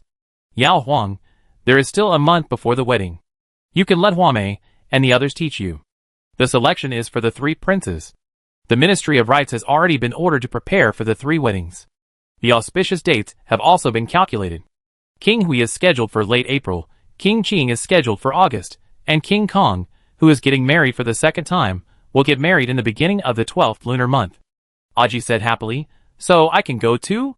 "Yao Huang, of course, the 4 girls are all from outside, and you are the only one who is on the same page with me. I am counting on you to keep an eye on them for me." Aji was determined in his heart. "Okay, I promise not to let them steal a single needle or thread from the girls. Yao Huang was not in a hurry to explain to Aji the true meaning of keep an eye on, and only emphasized, no matter how well they learn etiquette, or what talents they are good at that you don't have, in my place, as long as you do the job I ask you to do well, you will always be my head maid, and no one can surpass you. What you need to do next is to hold your head high, and act like a maid in front of them.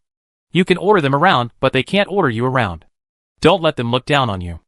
Aji thought of Huamei's arrogance, even daring to control the girl's rest, and said angrily, "Don't worry, girl, I was scared by their attitude before, so I gave in to them. If there is someone like Huamei again, I will slap them first." What a joke, the girl has never been bullied since she was a child. It doesn't make sense that she should be cowardly after being named a noble princess. As the sunset darkened and the night fell, Yao Huang finally returned to the west wing. Huamei and the other 4 came out to greet her. "Yao Huang, the kitchen is over there. There is water in the pot. You can fetch water and wash up. After you are done, go to bed early." Bailing, Chunyan and Qiuchuan dared not say a word. Huamei was calm, as if she had forgotten the punishment in the second half of the afternoon. She said respectfully, "Let the servant serve the young lady first." Yao Huang looked at Aji. Aji was full of energy and scolded Huamei, "It's you again. Why are you so talkative? Just do whatever the young lady tells you to do. Don't be so long-winded." Huamei's chest rose and fell, and she glared at the half-worn cloth shoes on Aji's feet for a long time. Then she gritted her teeth and said, "I know my mistake, and I will never dare to do it again." She was indeed a little afraid of Yao Huang, afraid that Yao Huang, who came from a small family, would not know how high the sky is and how deep the earth is, and would punish her at will in his own home. Huamei decided to endure it first, and wait for Yao Huang to marry into the palace, go to the palace to pay respects to the queen, and learn from the queen's teachings, and then use the queen's power to control the other party. Yao Huang did not seem to take her second offense to heart, and smiled and said, "It's okay, you are also afraid of failing the queen's instructions, and are anxious to serve me, but I am not familiar with you yet. I will ask you separately tomorrow morning, and then arrange the task according to your strengths." After saying that, she went directly to the north room. Aji went to the kitchen to get water, and didn't even look at the 4 palace maids. Huamei looked at her completely different attitude from the afternoon, and whispered to Bailing, "It's obvious that someone is backing her up. Do we have to listen to a little maid in the future? She is a second-class palace maid in EP1 Palace, and the noble ladies, who came to the palace for the flower banquet didn't dare to look at her."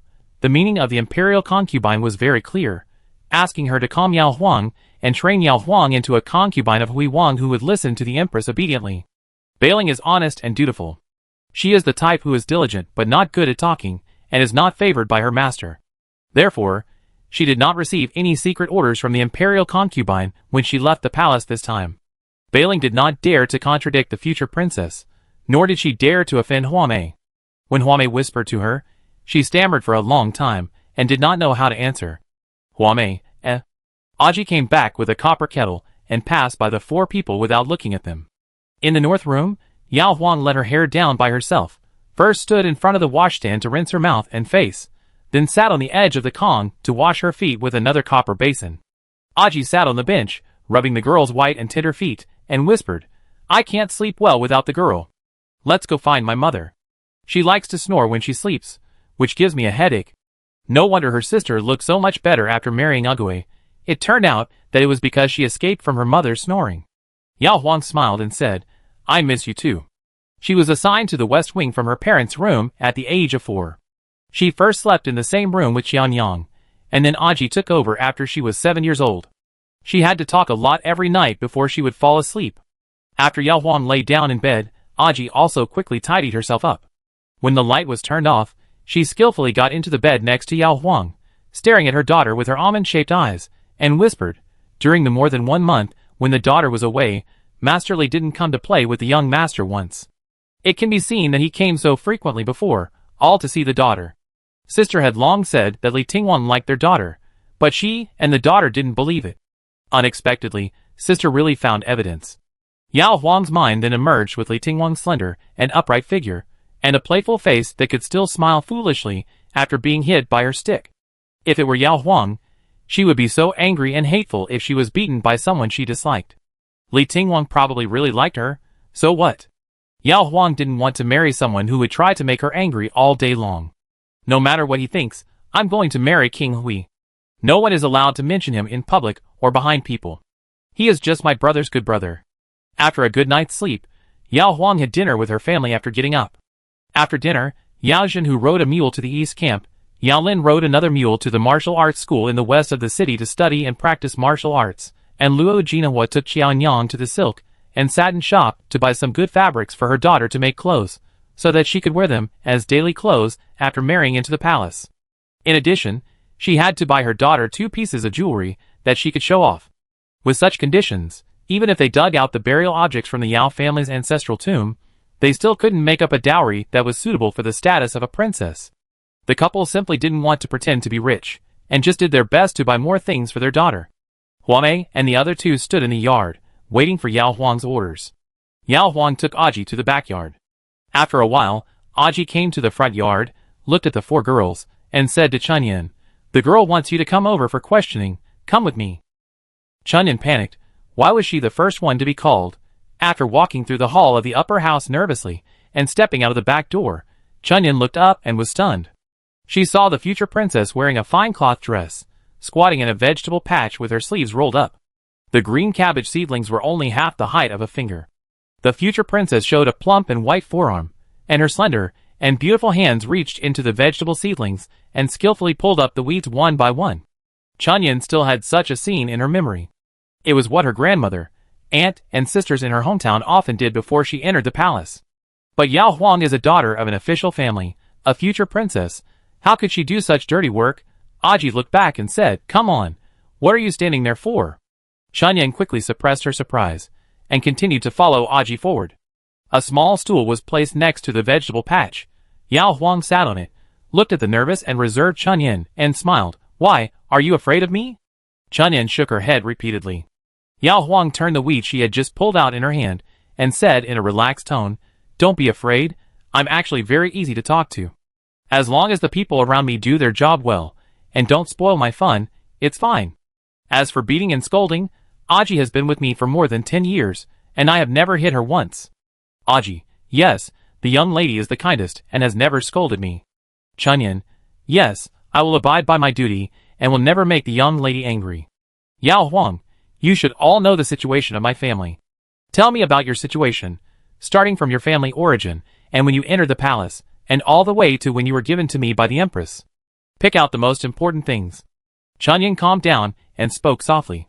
The palace would select palace maids from the people every once in a while, and the requirements were that they had a clean family background and decent appearance.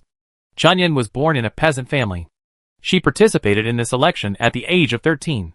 After entering the palace, she learned the rules for half a year, and then was assigned to the Shanghaiafang to learn needlework. This year, she can become a master. It happened that the ladies wanted to reward the future princess with palace maids, so Chunyin was selected by concubine Du. Yao Huang: "Can you make ready-made clothes?" Chunyin: "Yes, I learned Su embroidery and shoe embroidery. I have mastered 24 kinds of needlework, and there are more than 30 kinds that need to be refined." Aji: Yao Huang smiled and said, "Okay, I still have 2 pieces of cloth. I will ask Aji to give them to you for cutting later. You can make a set of summer clothes for her first, and I will see how good your craftsmanship is." Chunyin felt relieved. Finally, she had something to do. The second person to be called over was Qiuchan. Qiuchan learned to do accounting in the palace. Yao Huang gave her a few questions, and Qiuchan answered them fluently. It was natural for her to take over the accounting job from Yao Huang. Back in the front yard, Qiuchan felt relieved just like Chunyin. After watching Aji take Bailing away, Huamei interrogated Qiuchan again. Seeing that Qiuchan and Chunyin said almost the same thing, she felt more confident. Unexpectedly, Bailing stayed in the backyard for 3/4 of an hour, almost the time Chunyin and Qiuchan spent together. When Aji said Bailing back, Huamei stared at her intently. Even if Bailing had no secrets, she would still feel uneasy under such eyes. She avoided her sight several times until Huamei disappeared at the back door. Bailing was relieved. Yao Huang also asked Huamei a routine question. Huamei answered simply, and she did not ask her to the bottom. Bailing is good at dressing up. What are you good at? Huamei seemed to be submissive, but was actually proud. I have no talent in sewing and handcraft, but I have a good memory, and know the rules of etiquette. In Ikuan Palace, I often assist the ants in handling palace affairs, and restraining the palace maids and eunuchs. When the queen goes out, She also likes to take me with her, because I am quite clever, and can remember the maids and eunuchs in other palaces after seeing them once. Yao Huang, the queen is so kind to me that she is willing to give me such a smart maid like you. Hua Mei, Prince Hui is the queen's eldest son. Now the prince is in poor health. The queen hopes that the girl can take over the internal affairs of the palace as soon as possible after she marries, so she specially selected me to serve. Yao Huang, the queen is thoughtful. How about this, you first teach Aji the etiquette and rules of the palace, and try to make Aji look like a palace girl when I marry into the palace. Hua Mei, Yao Huang, you taught her well, so she won't let me down. Otherwise, if the maids around me make a fool of themselves, the queen will also be laughed at. Hua Mei, yes. After Yao Huang's arrangement, the 4 palace maids became busy. Chun Yen was concentrating on making new clothes for Yao Huang. Qiu Chan followed Luo Jinhua to help record the gifts and favors sent by neighbors and relatives.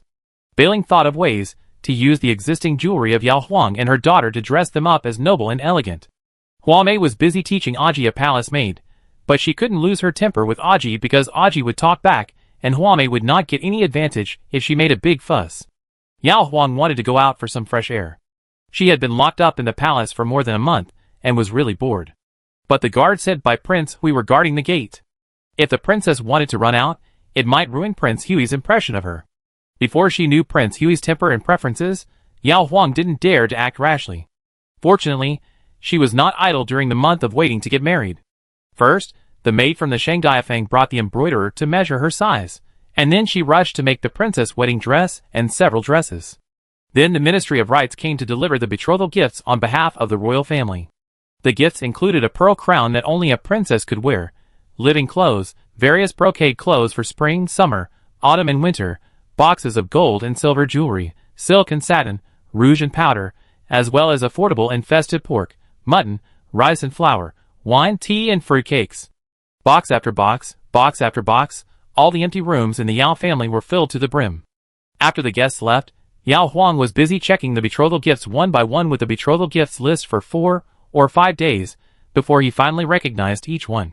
If it weren't for the 4 new maids watching over her, Yao Huang would have wanted to scatter the jewelry on the Kong, and wake up in a sea of jewels every day. On days like this, you can feel comfortable even if you don't leave the house. Time flies when you feel comfortable. 3 days before the wedding, someone came to the palace again. This time, it was a new one. It was a 50-year-old female doctor, who was following the order of Queen Zhou. The Yao family respectfully welcomed the female doctor in. The female doctor had a kind face. After greeting Yao Zhenhu and his wife, she took Yao Huang to her room alone. The 2 palace maids who were with her stood guard outside the door to prevent anyone from approaching and eavesdropping, including the 4 maids rewarded by concubine Du. Inside the room, the female doctor looked at Yao Huang with a gentle gaze. The ceremony is imminent, and I will directly call you the princess. Yao Huang nodded. Female doctor, princess, don't be nervous. The queen ordered me to come because of the leg disease of His Royal Highness Hui Wang, and the prince is unable to move. The princess needs to fully cooperate on the wedding night and the married life, so that you and your wife can get along harmoniously and avoid some unnecessary troubles. Yao Huang was sincerely grateful. Thank you for your kindness. Don't worry, I will definitely study hard. The female doctor moved a chair in front of the Kong, imitating a person with leg disease sitting on it, and asked Yao Huang to help her get on the Kong and lie down. It was Yao Huang's first time, so she was inevitably unfamiliar with it. She tried 7 or 8 times before she successfully completed it without causing any discomfort to the female doctor. The female doctor whispered, "The prince is heavier than me. When you are in front of the princess should be careful to use more strength." She could only help here. The princess had to figure out the right measure herself. Yao Huang looked at her arm and smiled. "It's okay. I'm strong and I won't let the prince fall." That smile was frank and innocent, not a forced smile. The female doctor was more optimistic about the princess, and continued to instruct Yao Huang on how to cooperate with a groom with inconvenient legs to consummate the marriage. First, she started by undressing the groom, and the key was to take off his pants. When it came to the most critical step, even if Yao Huang was thick-skinned, she still blushed as she knelt face to face with the female doctor's waist. The female doctor looked natural and had a kind heart. If it works, the princess just needs to take good care of the prince in the future, and there is nothing to worry about. Yao Huang moved to sit aside, looked at the female doctor's waist, and asked shyly, "Does it require any other skills to ensure that it will succeed?" The female doctor sat up and said next to Yao Huang, "Since the prince returned to Beijing after being injured, he has been in a depressed mood. Every time the imperial physician went to see him, he only dared to ask about the prince's feelings related to his legs, and did not dare to say anything more. However, some people with disabled legs can live normally, some need their wives to help them, and the most serious cases are completely inhumane. The imperial physician dare not ask how the prince is, and the prince will not mention it for no reason." Yao Huang was silent. The female doctor took out something from the medical box she brought, and taught Yao Huang the means and ventriloquism to assist the groom. Yao Huang, When Yao Huang learned it well, the female doctor said with pity, "Test the attitude of the prince first.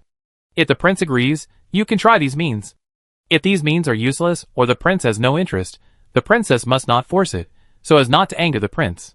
Yao Huang pretended to be calm and agreed. The female doctor's mission ended here. The princess needed to explore the specifics of His Royal Highness Hui Wang. What kind of life the couple could live also depended on the princess to overcome the difficulties. Chapter 6. As it concerns the privacy of King Hui, Yao Huang did not tell her mother the real purpose of the female doctor's visit, but only said that the female doctor had examined her again. If Yao Huang had any unspeakable secrets, she would definitely not want others to gossip and speculate behind her back. Seeing that her daughter looked normal, Luo Jinhua put the matter aside and continued to prepare the banquet. The Yao family did not have many relatives and friends. In the past, when there was a happy event, it was enough to have 5 or 6 tables for a banquet. However, since the royal decree of marriage came down, some slightly related families insisted on sending gifts. Some of Yao Zhenhu's half-familiar colleagues or 1,000 household superiors in the military camp also came to send gifts. Each family was more enthusiastic than the other. The Yao family could not refuse. As soon as they received the gifts, they had to send out a wedding invitation. In addition to the familiar neighbors, the Yao family will prepare more than 50 banquets this time. Fortunately, the Ministry of Rites knew the situation of the Yao family, and went to Emperor Yongchang to ask for 1,000 taels of silver for the banquet. At the same time, Prince Hui also sent 1,000 taels of silver notes to the Yao family. The former was accompanied by the imperial edict and known to all the neighbors, while the latter was secretly sent to Yao Zhenhu and his wife by Zhang Yu, and outsiders did not know. The Ministry of Rites also made it clear to the Yao family that the cost of a banquet at the prince's wedding was about 5 taels of silver. Luo Jinhua understood that the banquet at her home could not be better than that at the prince's, but it could not be too shabby either. So Luo Jinhua prepared according to the cost of 4 taels of silver per table. More than 50 tables would cost more than 200 taels of silver, and such a grand banquet would require 3 meals, plus 2 small meals, as well as the expenses of hiring a chef, renting bowls, chopsticks, plates and dishes, etc., leaving only more than 100 taels of silver from the money given by Emperor Yongchang. The night before Yao Huang got married, Luo Jinhua wanted to give them more than 100 taels, and the 2 silver notes, sent by King Hui to her daughter. Yao Huang put away the 2 silver notes, and said, "We didn't use the prince's kindness, so we really have to return it to him. You can keep the more than 100 taels. The prince must accompany me to my parents' home at least once. Our family should have more abundant meals. The extra gifts I have given him during this period should also be returned slowly. In addition, you should prepare a few more sets of good clothes. You should be more elegant when you go out to visit guests in the future." Luo Jinhua thought about it, and didn't say anything polite to her daughter. Yao Huang was worried that the more than 100 taels would not be enough for the family to maintain the dignity of the princess's family, so he whispered, "The betrothal silver cannot be touched now. I will make up for it when I have established a firm foothold in the prince's mansion." Luo Jinhua, "No, as a princess, your food, clothing, and social expenses will only be higher. The biggest part of what the royal family gives you is these betrothal gifts. You must plan your spending carefully, and never develop a wasteful habit. As for our family, your father and I are not vain. We should be decent when we should be decent, and we should live the same way as before. As long as we are upright and frugal, it is a virtue, and we will never embarrass you and the prince. It is impossible that they should learn the style of the nobles just because their son-in-law is a prince. The grandeur needs money to support it. The Yao family doesn't have it, and they won't ask the prince's daughter for it. Okay, we both know how to manage money, so no one needs to worry about each other. Go to bed early, tomorrow will be busy." On April 21st, King Hui got married. In the morning and at noon, there were banquets on both sides, and the auspicious time for the wedding was set at dusk. The King Hui's mansion is located in Chongren Lane to the west of the Imperial City. The surrounding neighbors are all nobles and high-ranking officials. The master and servants also pay attention to their appearance when they go out to watch the ceremony. When the wedding procession left the rich and noble places and entered the streets where the common people lived, the people who came to watch the ceremony became much more lively and talked about it. King Hui's legs are disabled, but he doesn't look like that. Look how straight he sits on the horse. His legs are disabled, not his waist. Of course, he can sit up straight. Look at his boots, they don't touch the stirrups at all, which means his legs are weak. He must have been helped up. Oh, what a pity. I still remember King Hui leading his troops to war 3 years ago, wearing armor and looking so majestic. He's so handsome, it's not a big loss for the princess to marry him. The people were still very cautious. They didn't dare to poke a prince's scar loudly. They only dared to whisper with their relatives and friends. However, as more people spoke, many repeated words were heard by the wedding procession, including the groom King Hui, the officials of the Ministry of Rites who accompanied him, and the guards who were loyal to King Hui. The guards' eyes were like knives, shooting accurately into the crowd. The people who were stared at immediately shut their mouths. Only the other people who had not experienced the guards' eyes were still looking up, looking at King Hui as if watching a play, and moving their lips to continue muttering.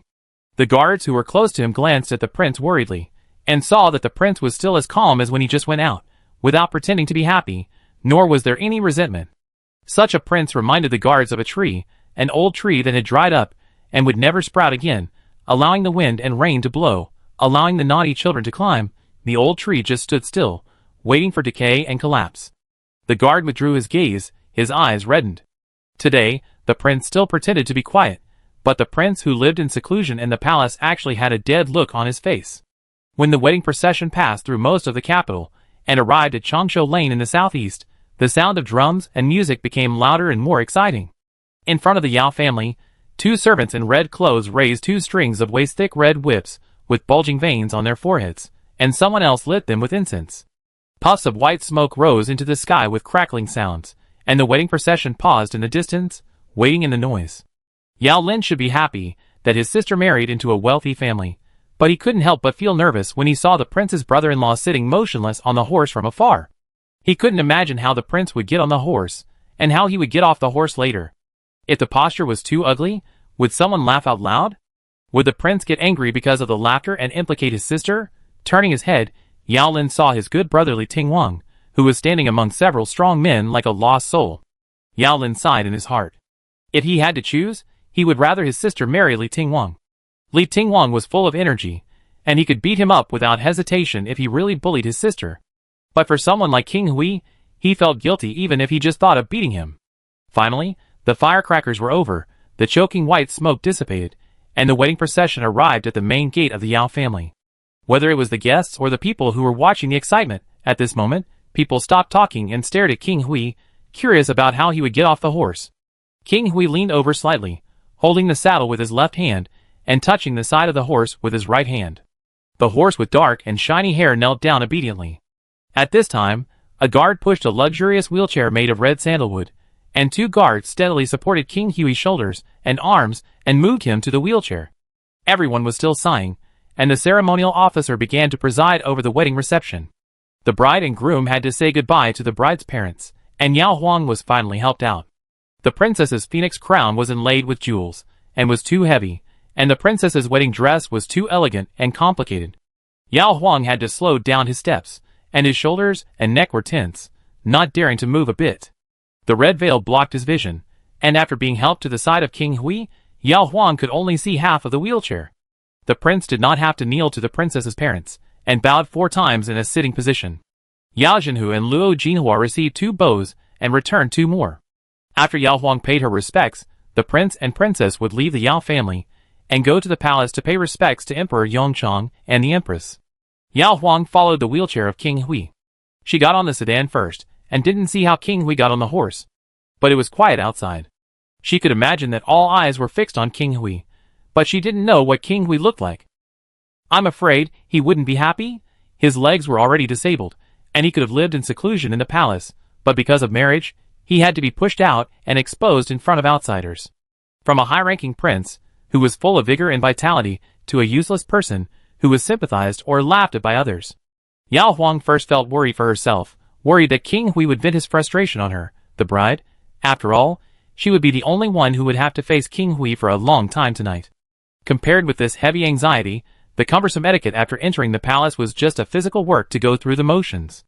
After going in and out of the palace, the wedding procession returned to King Hui's mansion, and the brilliant sunset was reflecting the red clouds in the sky. Yao Huang was helped to the backyard, where King Kong, King Qing and the fourth prince, who came to the wedding banquet, surrounded King Hui in a wheelchair. Looking at Zhao Yan's handsome face, which was slightly reddened by the sunset, King Kong smiled and congratulated him. The sunset is bright, which is a good omen. My second brother and the princess must be a match made in heaven. After marriage, the couple will love each other and everything will be happy. King Qing and the fourth prince also sent congratulatory speeches. Zhao Yan smiled and accepted the good words of his brothers. On the other side, Yao Huang walked through the corridor to the backyard and noticed that there were no thresholds on the doors he passed by, which was probably to facilitate King Hui's wheelchair to pass. When the bridal chamber was ready, a eunuch pushed Zhao Yan to the bridal chamber. The female relatives watching the ceremony in the bridal chamber included Princess Fu Qingzhang, the younger sister of Emperor Yongchang, and Lady Qinjingdong, the cousin of Emperor Yongchang, who came from the late Empress Dowager's family. They brought their daughters-in-law, and the two concubines of King Kong were also there. There was also the eldest princess born to Queen Zhou, and the second princess born to concubine Du. These were the female relatives that Yao Huang would have to deal with frequently in the future. Zhao Yan's leg disease made everyone's smile fade a little, but fortunately the female officials could say auspicious words, so the bridal chamber was still festive. Zhao Yan chose the veil while sitting in a wheelchair. Yao Huang met King Hui on the day of this election, but they only glanced at each other quickly, and didn't look at each other carefully. The look Zhao Yan gave her was colder than water. The strangers drank the wedding wine together amid the sincere or polite compliments of the female guests. After finishing this set of etiquette, Zhao Yan returned to the front yard to entertain the guests. Yao Huang changed into a light dress and enjoyed the dinner with Princess Fu Chengzhang and others. On the day of the big wedding, no one deliberately poured cold water on her, but Yao Huang still felt that there seemed to be some tacit secrets hidden in the eyes of Princess Fu Chengzhang and the second princess, which was probably related to King Hui. They didn't say anything, and Yao Huang didn't guess. She didn't have a good meal in the morning or at noon, so she was very hungry. She ate a bowl of rice gracefully with the manners she learned in the palace, and the two dishes in front of her were all soupy. Princess Fu Chengzhang, Because tonight was a big day for the newlyweds, Yao Huang had more to prepare, and the female guests simply ate a few bites and left tactfully. As for the male guests, no matter how good they were at drinking, they didn't dare to force King Hui, who was in a wheelchair, to drink a few sips to express their congratulations. Everyone concentrated on eating and chatting, and let the groom leave early. Yao Huang, who had just bathed and changed her clothes, sat by the bed covered with a bright red wedding quilt, twisting her hands nervously. She had learned everything the female doctor had taught her, but the question was, could King Hui do it? Yao Huang was not very curious or expectant about that matter. Even if King Hui could not do it, the wealth and glory that this marriage would bring her would be enough to satisfy her. She was just afraid that if King Hui could not do it, this big secret that would hurt a man's face more than his disabled legs would be known to her. Would King Hui regard her as a thorn in his side?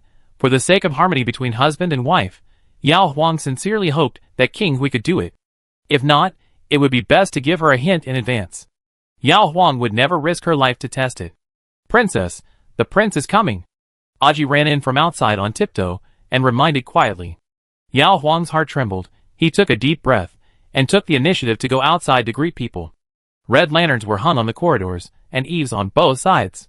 Yao Huang came to the door of the main hall and saw King Hui being pushed by someone to walk through the swaying lights. Under the bright red dress, his handsome face looked a little pale. I don't know if he was not feeling well or was tired from the days running around. It doesn't matter what it is, but he must not be unhappy. The wheelchair came to the door, and Hua Mei and the other two knelt down to salute. Yao Huang also brought Aji to salute respectfully. Zhao Yan nodded and introduced the eunuch, who pushed the wheelchair behind him to Yao Huang. His name is Qingyai, and he and Fei Chuan take turns to serve me. The official lady may not be used to the eunuchs getting close to her, but Zhao Yan can only take the two eunuchs in and out of the princess' bedroom. Yao Huang nodded, indicating that he remembered. Zhao Yan said to the maids, "This king likes quietness. If there is no order, you can just wait outside." Aji, Hua Mei Wu, yes. Zhao Yan looked inside, and Qingyai understood and pushed him in. Yao Huang followed behind alone, observing carefully. After entering the inner room, she did not see Zhao Yan do anything, nor did she hear him speak, but Qingyai pushed the wheelchair directly into the bed, like a worm in his stomach. The back of the wheelchair was close to the bedside, and as Qingyai pressed a certain mechanism, the backrest fell down, and Zhao Yan supported the edge of the bed with both hands and sat on it. Yao Huang was watching intently, and suddenly Zhao Yan raised his eyes to look at her.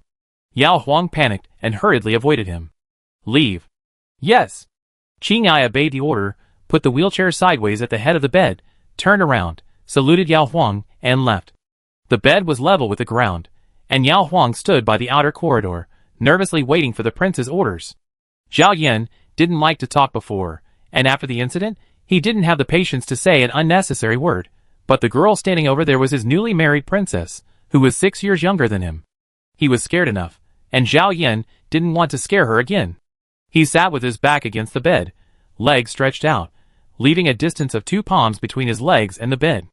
Looking at Yao Huang, Zhao Yan patted the bedside and called, "Come here, sit down." Yao Huang came over timidly and sat down sideways to him, half of his buttocks sitting firmly, and half of his buttocks hanging in the air, trying not to touch the other's legs. The candlelight came in through the carved corridor window of the step-out bed. The princess sat sideways with half of her face in the light, showing a rouge-colored blush, and the other half in the dark. Her skin was delicate and smooth, with a luster like jade. Her eyelashes were long, drooping densely, and trembling from time to time. Her lips were bright red and moist, and looked very soft. Her slightly lowered head posture could not hide her slender white neck. The fine satin dress fit her body softly, and the bulge seemed to have the body heat of the legendary girl's fragrance blowing towards him. Zhao Yan ended this look and looked at her eyelashes again.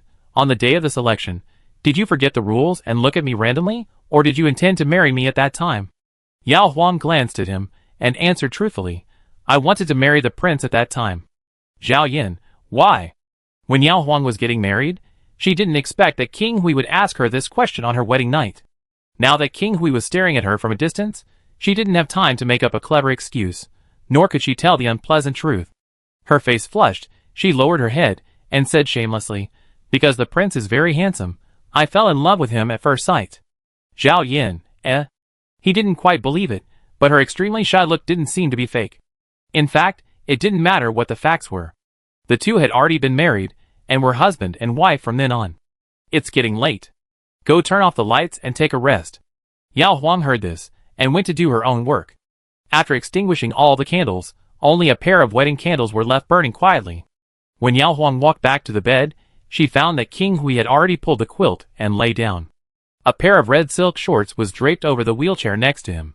Yao Huang's heart was shocked. She took off her pants by herself. It seems that it can be done? Even though she was nervous, Yao Huang couldn't help but feel happy. It was good for her. She didn't have to do it and talk. The female doctor's advice was still ringing in her ears. The prince had difficulty walking, so she told her not to be shy and to take the initiative to save the prince trouble. The prince was so anxious that he took off his pants. Yao Huang, who was fully prepared, crawled from the foot of the bed, sat down with her back to the prince, and first took off her red silk pajamas of the same color, then took off her red silk undershirt, leaving only a small pocket for the disabled prince to open easily. The light inside the bed was dim, but you could see what you should and shouldn't see. As early as when Yao Huang came up and took off her pants without saying a word, Zhao Yan changed to look outside, guessing that because of his special situation, she should have received some teachings.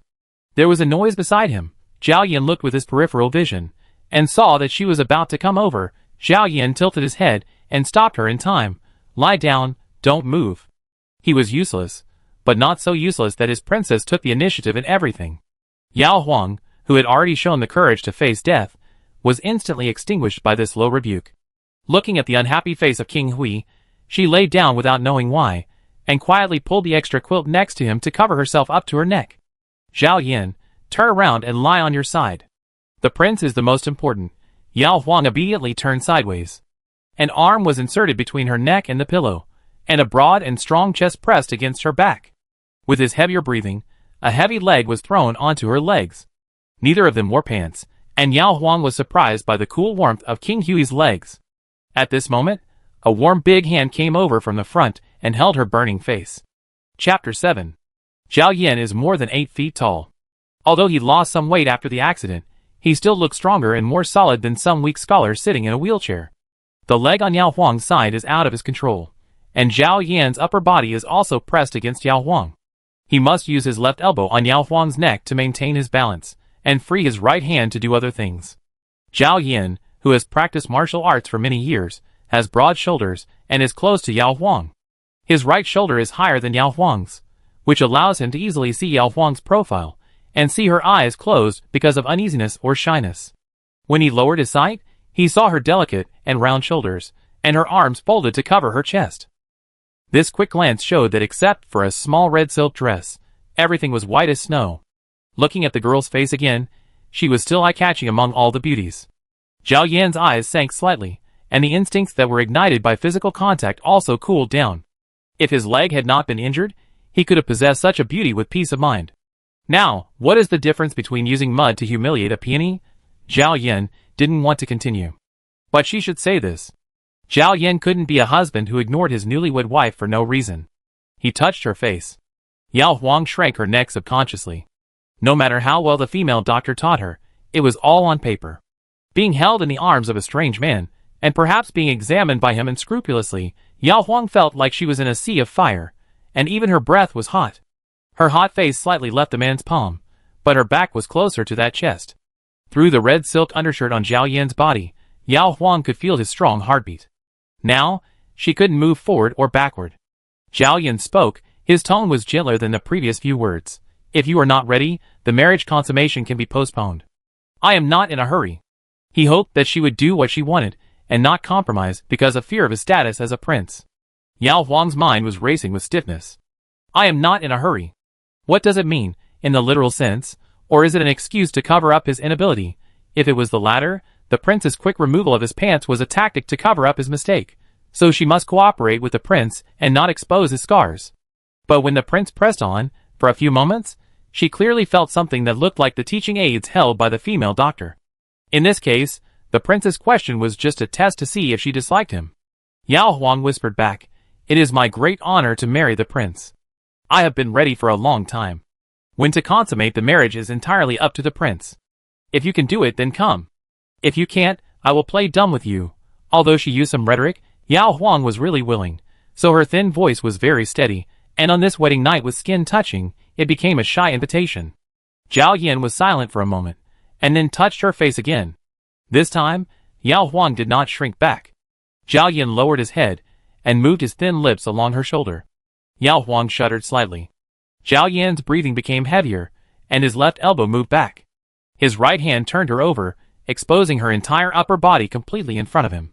Yao Huang didn't dare to open her eyes until King Hui lowered his head. Is this how to get married? After enduring for a while, she tried to hug King Hui's head, one hand against his ear, and the other hand into his black hair, while King Hui was busy without noticing, and finally pulled out the small clothes she had specially left for him. Yao Huang was so embarrassed, and King Hui had already separated one hand to start a new exploration. Yao Huang panicked and wanted to pull him away but didn't dare. When she was about to cry, King Hui suddenly turned her to lie on her side. Yao Huang knew that King Hui was going to get serious.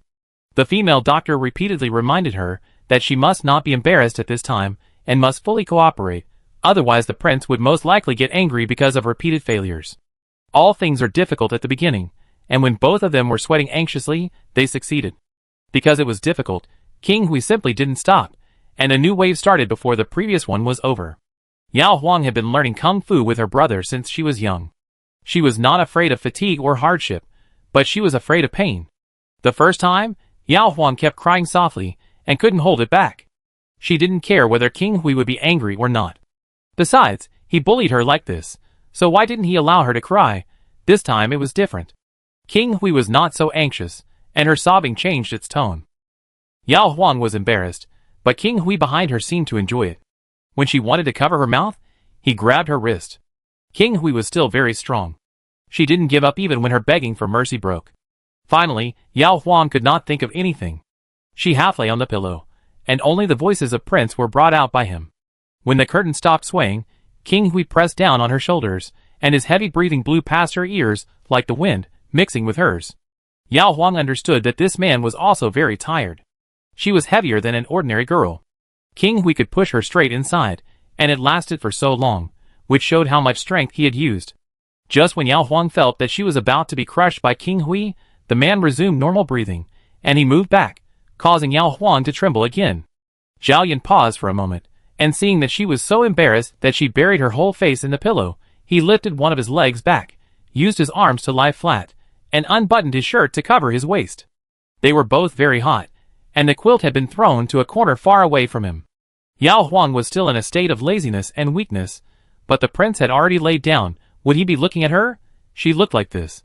Yao Huang quickly grabbed the small clothes thrown beside her, and stuffed them under her, then hooked a corner of the wedding quilt with her foot, and pulled it over to cover her body.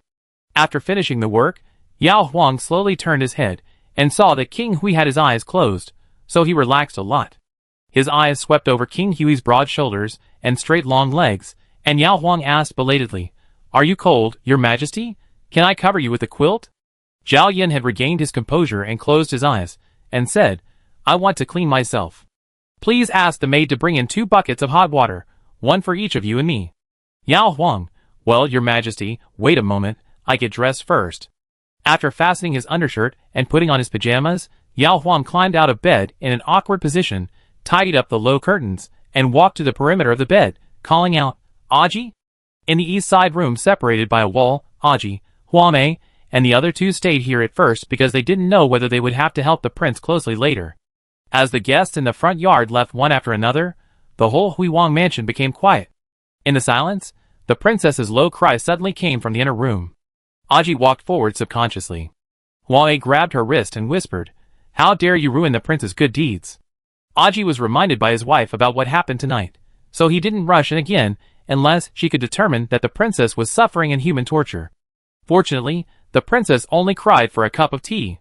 When she spoke again, her voice was so irritating. Aji stretched out his hand and chased Huamei and the other 3 out. "I stay here, you go wait in the yard first." She was closest to the princess, and the princess certainly didn't mind her eavesdropping.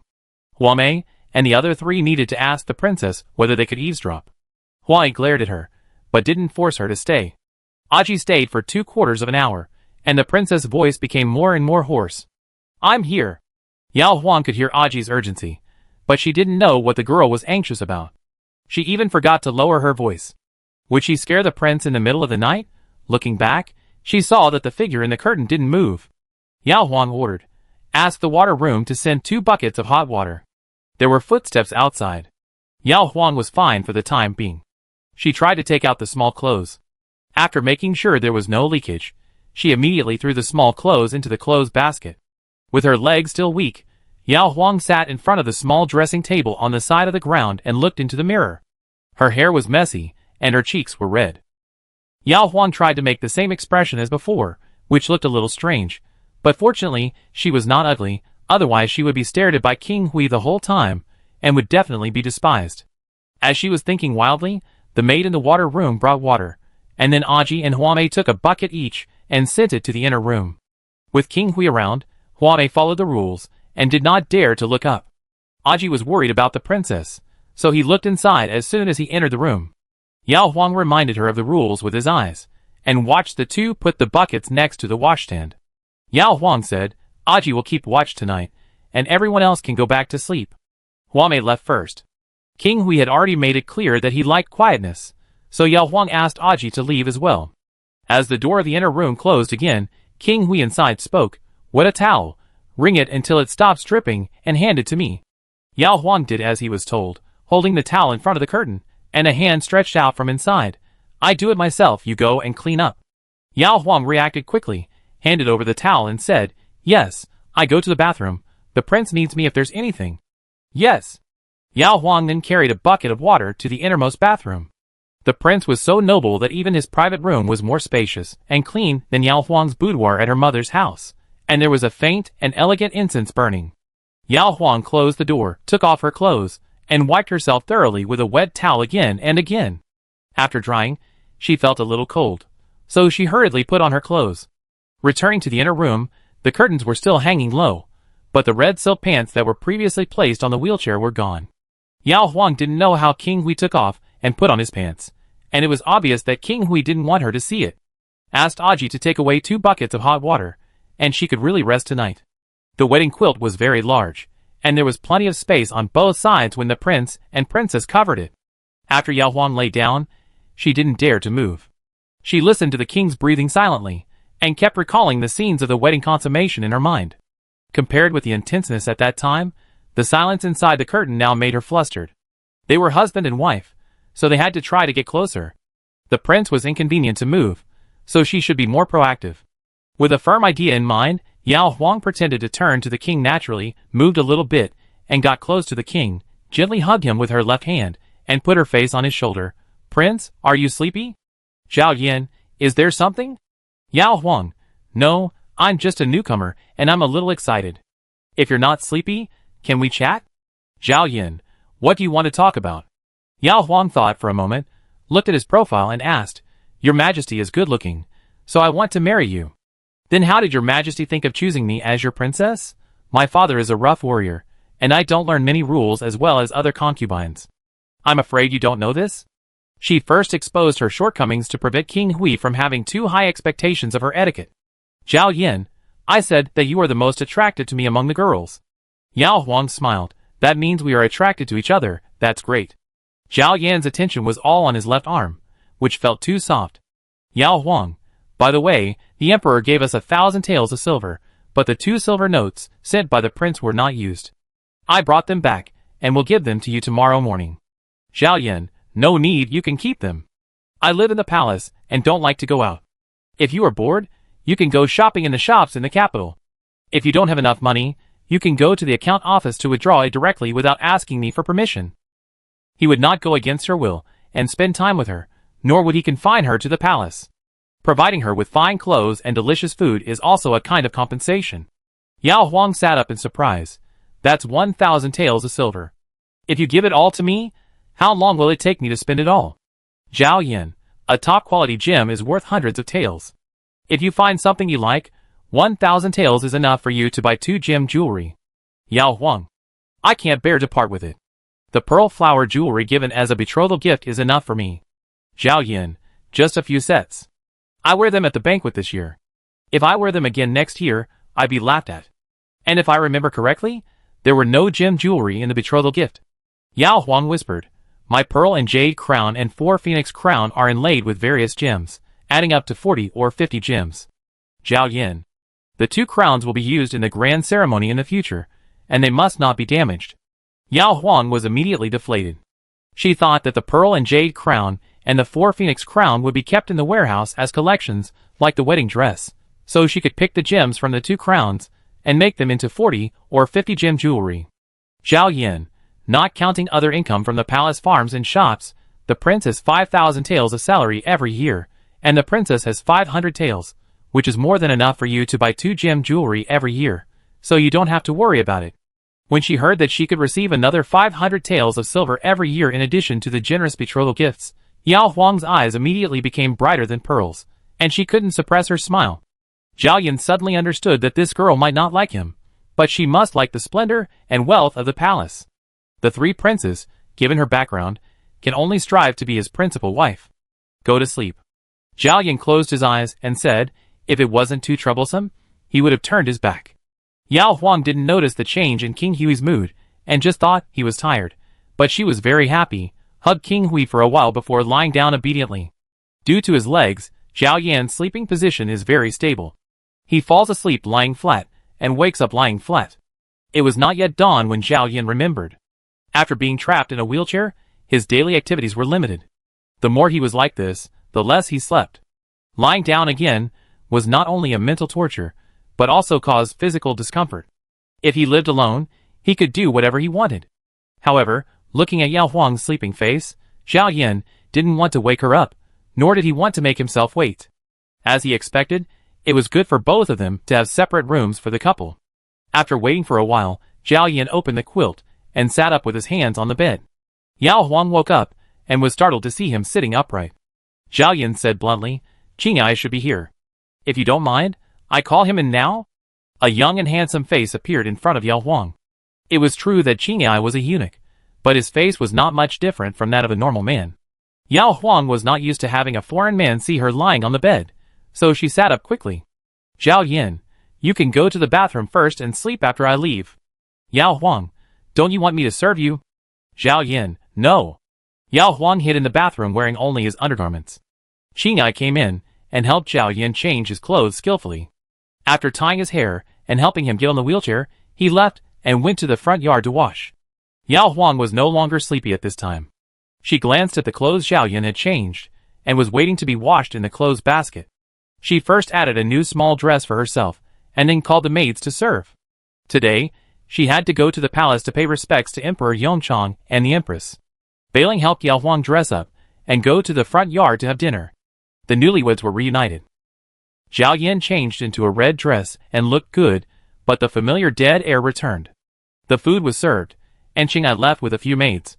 Seeing that he was concentrating on eating, Yao Huang also ate slowly.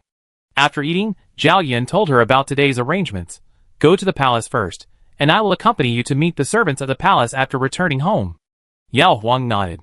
Zhao Yin shook a bell on the wheelchair. There was a small mechanism on the bell. It would only ring if someone pressed it and shook it. Usually, it would not make any sound when it was hung on the wheelchair. Qingai came in with the maids, and the couple rinsed their mouths and set off. The road from here to the main gate of the palace was flat.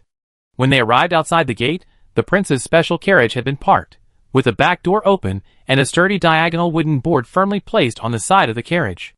Another eunuch Feichuan stood in the carriage wearing only white socks. Qingai let the wheelchair face the door, and pushed the wheelchair up steadily along the diagonal wooden board. Feichuan would grab the wheelchair when it reached the top. There was no main seat in the wide carriage. That position was specially used to fix the wheelchair. After Yao Huang got on the carriage, he could only sit on the side seat on the left. On the right was a 3-layer rosewood cabinet.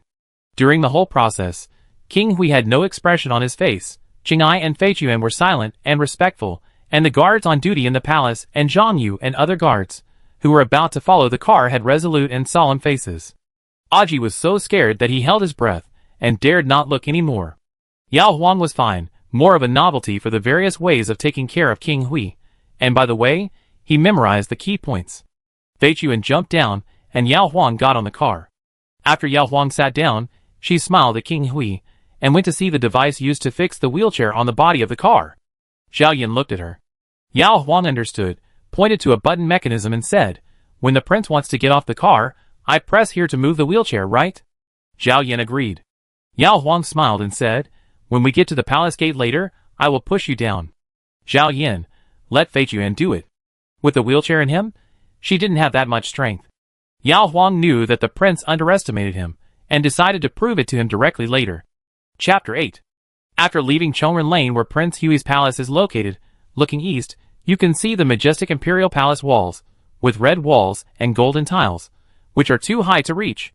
Prince Hui was ill, so the carriage was slower than ordinary carriages, but it only took half a quarter of an hour to arrive outside the Xihua Gate of the Imperial City. Unless there was a state affair, the royal family usually went in and out of the palace through Donghua Gate or Xihua Gate, whichever was closer. The carriage stopped steadily. Yao Huang looked at Prince Hui, and seeing that Prince Hui had no intention of objecting, she confidently walked to the wheelchair, opened the fixing device, and when Zhang Yu opened the door outside, Yao Huang had already pushed the wheelchair to the middle of the carriage.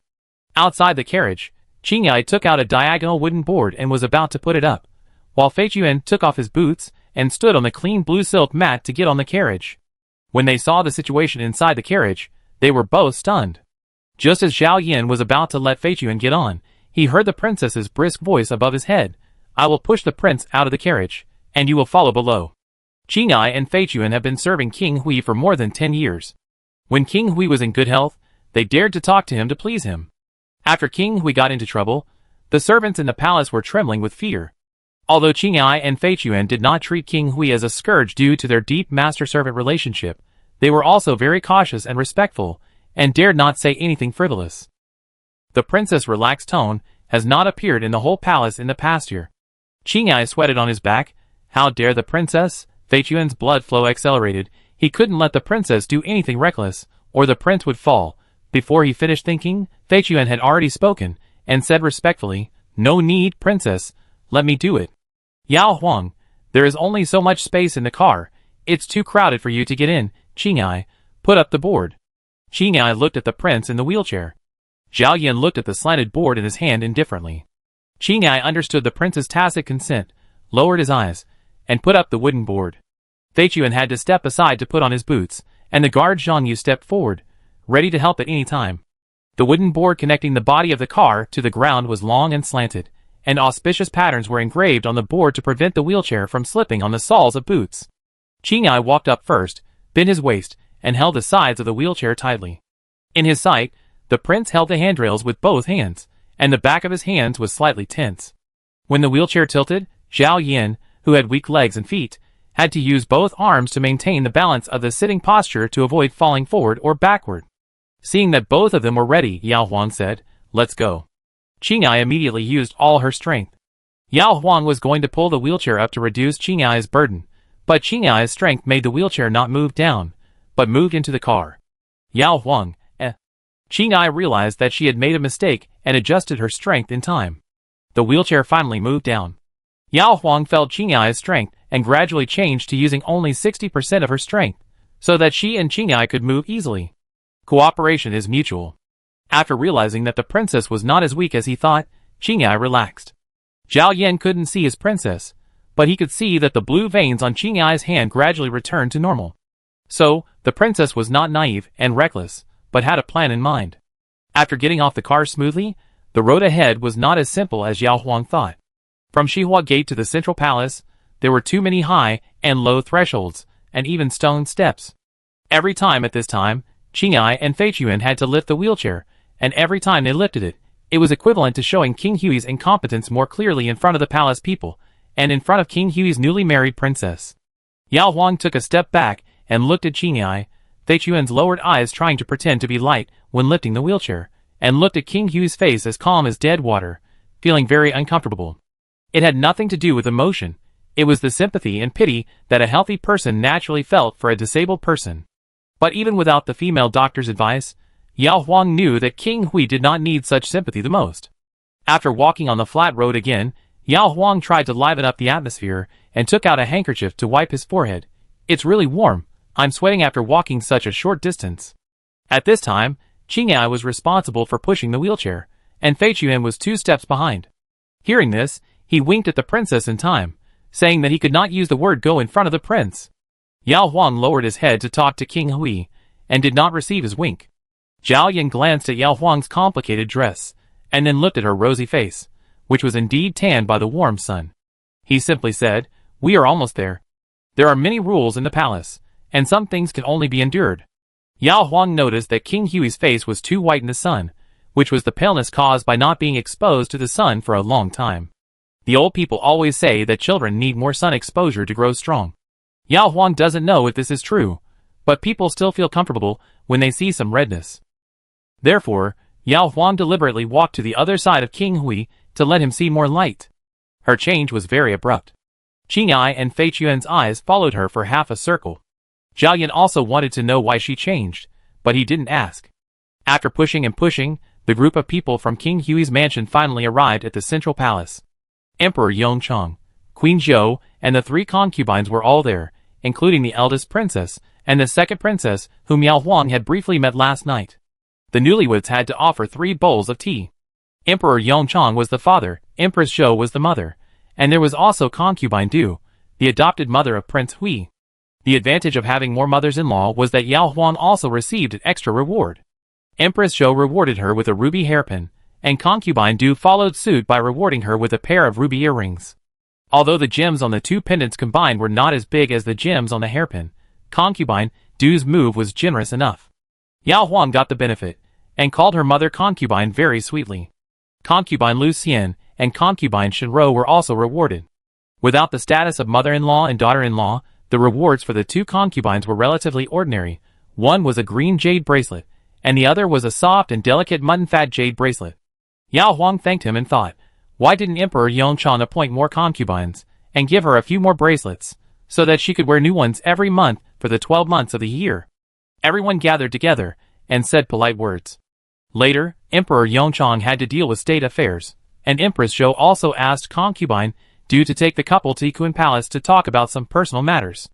In the eyes of everyone, Prince Hui was brought to Ikuan Palace by concubine Du since he was born, and the relationship between mother and son should be no different from that of biological children, At least the concern and education shown by concubine Du to Prince Hui was just like that. On the way to Yiquan Palace, concubine Du walked between the newlyweds. She knew that Zhao Yan was not in the mood to talk, so she only spoke to Yao Huang. Is this the maid you brought from your mother's home as a dowry? She was asking about Aji, who was following behind. Yao Huang, yes, Aji has been with me since she was 4 years old. I am used to taking her with me wherever I go. Concubine Du, you are also very brave. Are you afraid that she will break the rules of the palace? Yao Huang smiled and said, don't worry, I specially asked Huamei to teach her for a whole month. Huamei is worthy of being from your side. She taught very well. Concubine Du, how are the 4 Huamei serving you? Yao Huang, very well, each one is more capable than the other. With their help, I don't have to worry about anything. Concubine Du, Chunyan and Qiuchan are both new. I especially arranged for Huamei to go and train them for you. Huamei was originally my favorite choice for the palace woman, and it happened that Yin'er was choosing a concubine and getting married, so I reluctantly gave her to you. You should use her well and assist Yin'er in managing the affairs of the palace, and don't let me worry. Yao Huang, yes. Arriving at the Yiquan Palace, concubine Du drank scented tea while asking about Yao Huang's family situation. Yao Huang pretended not to notice the perfunctory and disgust in concubine Du's eyes, and answered whatever she asked. Concubine Du looked at King Hui, who seemed to be in a trance, and sighed to Yao Huang, you are still lucky. Originally, Yin'er should have had another good marriage, but unfortunately, God was not good, and he was injured on the battlefield, so you got this big bargain. Yao Huang, The 15-year-old second princess coughed and kindly reminded her mother, second brother and second sister-in-law are newly married, why are you saying such a spoilsport? Concubine Du was annoyed and said, don't blame me, Huang, I just feel sorry for Yin'er, I don't mean anything else. Yao Huang, This person must have done it on purpose, calling her Huang on purpose. It is said that when she was just born, her parents thought hard about the name. Yao Huang for her. It stands to reason that Yao Huang has the reputation of the king of peonies, and her parents hope that she can grow up to be a girl like the king of peonies. Giving her this name shows their love and blessing. It was not until they wanted to call her a nickname that her parents realized that Huang. They are a bit like the names that ordinary people give to yellow-haired dogs. The couple suddenly had an idea and called her only Yao Yao. From childhood to adulthood, friends who played well with Yao Huang called her Yao Yao, and only those who deliberately opposed her, such as Li Tinghuang, called her Huang. Concubine Du did not hide her malice, but Yao Huang could not correct her about the nickname. With a puff, the second princess couldn't help laughing, looking at Yao Huang innocently. Do your parents call you that too? Yao Huang smiled and replied, sometimes Yao Yao, sometimes Huang. The mother and daughter wanted to see her get angry, but she refused. Huang. What's wrong? Yellow is not only bright and vivid, but also a noble color given by many royal families. As long as she doesn't feel embarrassed, Huang can also be a good name. Zhao Yan suddenly said, I am tired. If my mother has nothing to do, I and the princess will take my leave. Concubine Du had no reason to stop him, and asked her daughter to send the couple out of Yiquan Palace. The second princess smiled, and sent the two outside. Before parting, she deliberately leaned close to Yao Huang's ear and whispered, second sister-in-law must be curious about who the second brother's original marriage was. I tell you, that person is Zheng Yuanjun, my future third sister-in-law. Princess Fu Chengzhang, her aunt, was ambitious. 3 years ago, she was most optimistic about King Hui, and intended to marry her daughter to him as a princess and queen in the future. However, just as Princess Fu Chengzhang and her mother started the war, a war broke out at the border. King Hui led his troops to the battle, but when he returned, he became disabled and had no chance to be in the East Palace. Princess Fu Chengzhang was reluctant to marry her daughter to King Hui. Just as her father decided to select a concubine, Princess Fu Chengzhang took the opportunity to put her daughter in the team of concubines. In this way, she could arrange for concubine Shenro, the mother of King Qing, whom she favored again, to take the initiative to choose Zheng Yuanjun, saving her the embarrassment of unilateral breach of contract. Otherwise, if a princess wanted to marry a prince, why would she go through the selection process? Yao Huang finally understood why the second princess and Princess Fu Qingzhang were flirting with each other at the dinner last night. On the way out of the palace, Yao Huang thought a lot. Emperor Yongcheng's love for his sister Princess Fu Qingzhang had long been known among the people. He was so fond of her that whenever Princess Fu Qingzhang recommended an official to Emperor Yongcheng, Emperor Yongchang would seriously consider it, and actually adopted it several times. So, if Princess Fuqingzhang favored a prince to be the crown prince, her support would definitely be quite important to Emperor Yongchang. Yao Huang looked at King Hui in the wheelchair. Being a prince is already noble enough. Today, Yao Huang learned that her husband, King Hui, had a great chance of winning the bid for the throne. However, with his legs crippled, he will be a prince for the rest of his life. Yao Huang didn't feel sorry for it, and even thought it was safer. There are still 3 princes. On the way to the throne, the 3 princes will definitely fight overtly and covertly. In the future, no matter which one gets what he wants, he will retaliate and punish the other 2 to varying degrees. Only King Hui, who withdrew from the competition early, is the safest. The new emperor may even take extra care of King Hui to show his brotherly love. Being a princess is a great honor for her ancestors. Yao Huang has no greater ambition. I just don't know if the loss of the throne is as difficult for King Hui to accept as losing the ability to walk. Sitting in the carriage again, it is difficult for Yao Huang to be as relaxed as when she came. After all, King Hui was just scarred by concubine Du, and concubine Du's sarcasm towards her may also make King Hui lose face. There was a dead silence. Yao Huang lowered her eyes and pinched her fingertips. Her cheeks were plump, and when she lowered her head, the flesh on her cheeks naturally showed a slightly pouting appearance, which seemed a little unhappy.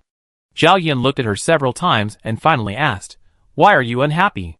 Yao Huang raised her head and looked at King Hui blankly. Zhao Yin looked at her directly and asked, "Why are you unhappy?" Yao Huang blinked and explained, "No, I saw that you didn't speak, and I was nervous and didn't dare to say anything." Zhao Yin, "I didn't speak when I came, so you didn't dare to speak? You dared to do it." It was obviously a pair of lifeless eyes, but when staring at people, it was majestic and sharp enough. Yao Huang had to choose what she could say and whispered, "Because of my family background and nickname, the dignity of the prince has also been damaged." Zhao Yin was silent for a moment and said, "I already knew your family background on the day of the selection. If I cared, I would not have chosen you. As for your nickname, I don't think it's funny." Yao Huang understood that the prince didn't care about the 2 points that concubine Du looked down on her. "The prince is so nice, the queen is right, I am lucky to marry you." Zhao Yin, He closed his eyes and stopped looking at those bright eyes. The prince was willing to comfort people, which meant that he was not hit. Yao Huang had no worries at all. He approached King Hui and asked in a whisper, "Prince, you and the queen are not very close, right?" Zhao Yin glanced at her. "Why do you think so?" Yao Huang snorted, "Love the house and love the dog. If she really likes the prince, she will be more polite to me for the prince's sake, instead of laughing at me." Zhao Yin, "So what?" Yao Huang, "It depends on what the prince thinks. If the prince wants me to respect her and let her be, I will be an honest daughter-in-law. If the prince can't stand her like that, I won't suffer in silence and will fight for my dignity." Zhao Yin saw last night that this girl was bolder. She only cooperated with him, and was not afraid. Now she dared to talk about the imperial concubine like this, and it didn't seem strange to him. But she is the imperial concubine after all, and there are many ways to torture her, a princess daughter-in-law from a small family. If you can tolerate small things, you can tolerate them. If you really can't tolerate them, you don't have to wrong yourself. Everything should be done in a comprehensive way. It's not worth it to endure physical pain just to get a breath. Yao Huang smiled and said, "Don't worry, my lord, I know my limits, but we have to make it clear first.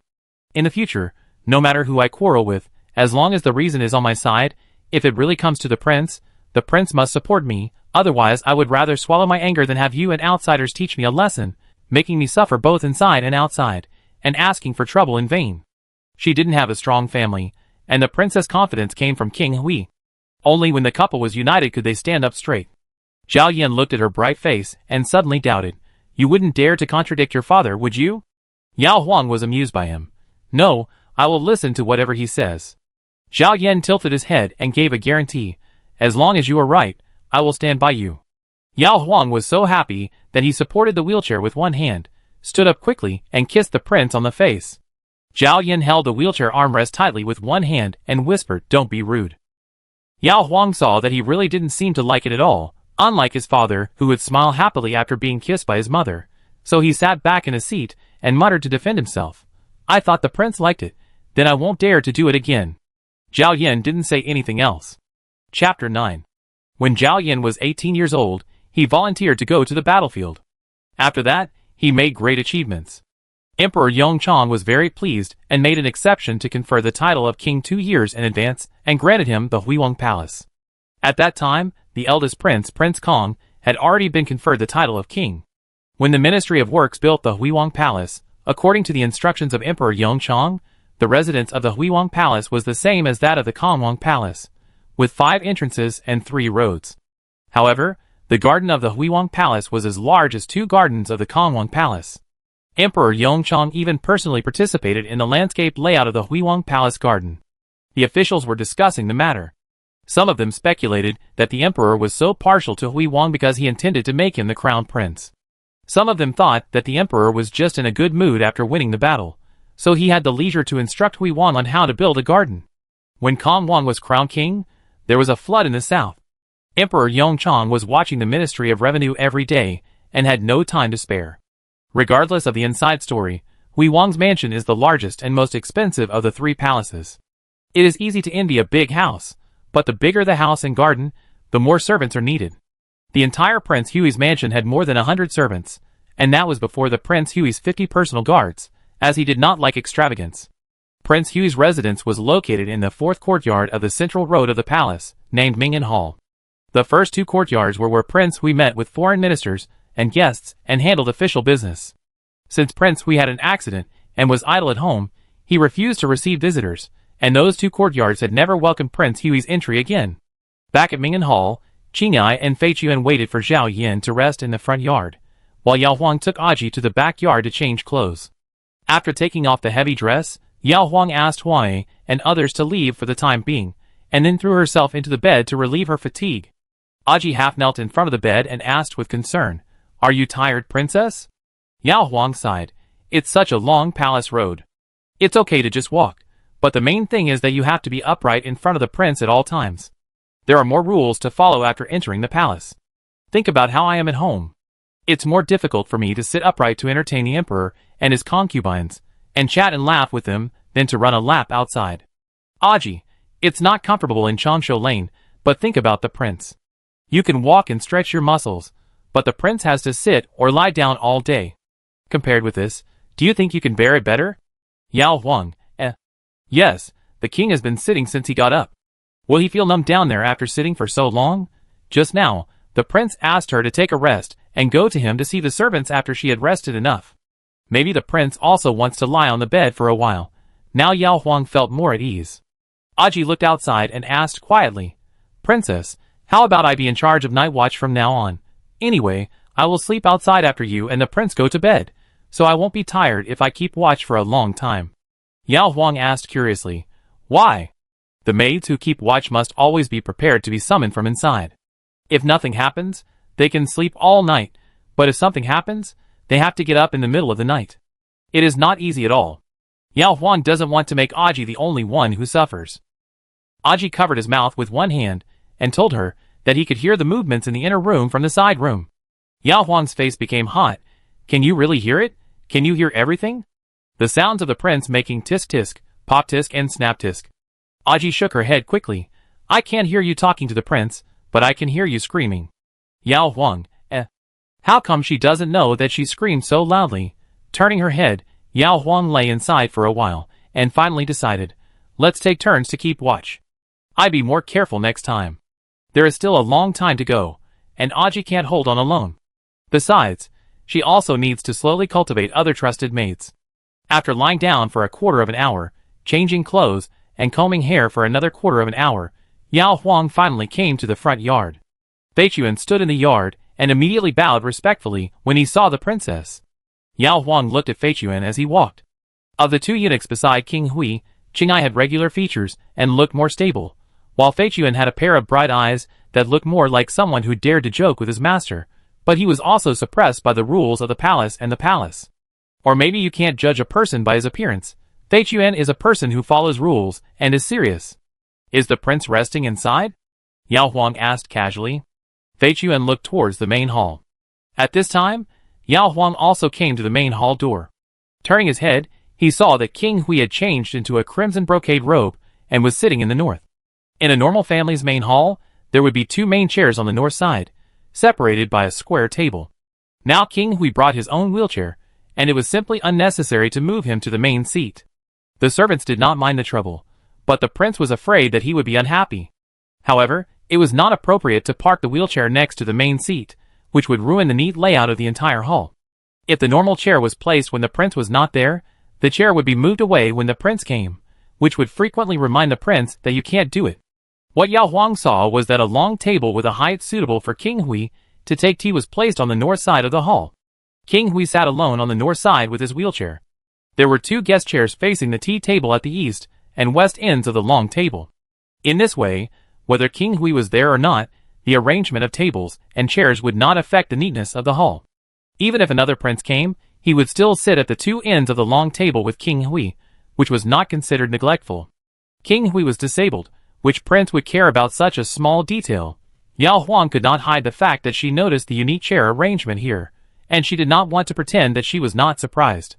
Facing the dead gaze of King Hui, Yao Huang asked Aji to stay outside, and went in with a smile, and bowed to King Hui. Zhao Yin, you and I are husband and wife, so let's skip these empty formalities when we meet in the future. Yao Huang, okay, I also think that's strange and awkward. Her tone was natural, and Zhao Yin didn't know why he thought of the skin-to-skin contact last night, and lowered his eyes, and said, sit down, this is the list of servants in various places in the palace, take a look first. Qingyai took out a booklet at the right time, bent down, and placed both hands in front of the guest seat on the lower left of the prince. Yao Huang lifted her skirt slightly, and sat down. She looked at the prince in the main seat and praised with a smile. This seat arrangement is good. It is much more convenient for me to see the prince or for the prince to see me. If we sit side by side, we have to turn our heads to talk, and our necks will be sore after a long time. Qingyai, He looked at the prince nervously. Zhao Yin, go and see if everyone is here. Qingyai bowed and left. Yao Huang felt that the prince seemed to be in a hurry to finish this matter quickly, so he didn't delay any more and picked up the list to read it. There were only 3 names written on the first page. One was Guishu, the steward who was in charge of the internal and external affairs of the palace. One was Chao Gonggong, who was in charge of the male servants of the palace, and one was Lu Ma, who was in charge of the female servants of the palace. Zhao Yin, there are many servants in the palace, and you are not familiar with them when you first come.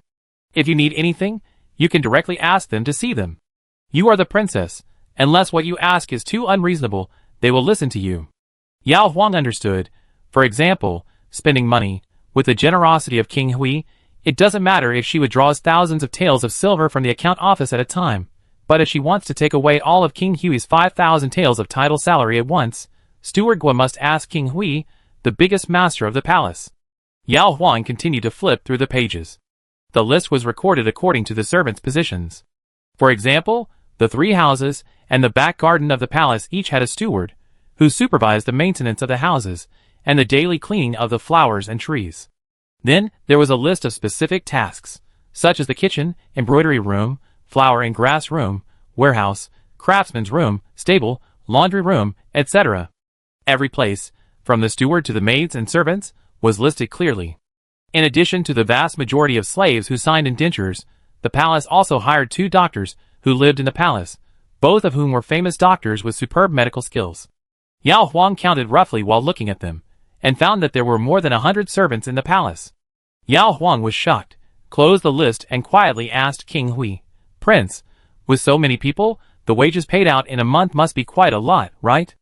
Zhao Yin, if you can afford it, you can afford it, no need to worry. Yao Huang quickly calculated the account. The prince's annual salary is 5,000 taels, which is just over 400 taels per month. The monthly salary of the servants in the palace, the food expenses, and the daily maintenance of the house and garden are calculated at 100 taels, and the prince's monthly salary is only 300 taels. If another 100 taels is deducted for the food, clothing and medicine expenses of the couple. Considering Yao Huang's background, as the daughter of a centurion, the palace can certainly have a surplus of 200 taels a month, which is enough. However, according to the promise that King Hui made to her last night to spend money freely and the market price of a gem hairpin of several hundred taels, if she, as a princess, dares to spend lavishly, the palace will soon be out of money. Zhao Yin watched his princess frown slightly, then quickly relaxed, and said to him seriously, Don't worry, your majesty, I will be frugal and never spend money that shouldn't be spent. She likes jewelry. but she will never buy new and expensive ones every month. As long as your majesty doesn't mind, and lets her continue to wear cheap and good quality common jewelry, she will wear it happily. Zhao Yin, Qingyai came back. Your majesty, everyone is here. Zhao Yin, ask Fei Chuan to bring it over. People were waiting outside Mingyan Hall, and more than 100 people were quickly led in by 3 stewards in an orderly manner. Qingyai pushed Zhao Yin out, and Yao Huang followed beside him. The chief steward Gueshu said loudly, "Greetings to the prince and princess." Everyone knelt down and greeted in unison. Zhao Yin looked at Yao Huang. Yao Huang understood and told everyone to stop the formalities. After standing up again, everyone looked at the princess's appearance respectfully and bowed their heads politely after recognizing her face. Zhao Yin said, "How you respect me, you must respect the princess in the same way in the future. Anyone who dares to violate the rules will be punished according to the government regulations." Everyone knelt down to receive the order. After establishing Yao Huang's authority, Zhao Yin dismissed everyone and said to Yao Huang, "I will accompany you to visit various places in the palace. This is the respect that a newlywed husband should give to his wife." Yao Huang was very interested. This is her new home, so of course she had to take a good look around. But she felt that it was easier for a couple to cultivate feelings and talk more freely when they went alone. So she walked to the back of the wheelchair without thinking and said to Qingyai, "You all stay here, I will take care of the prince." Qingyai, He didn't even dare to ask the prince what he thought, and because he was standing behind the wheelchair, he couldn't see the prince's eyes.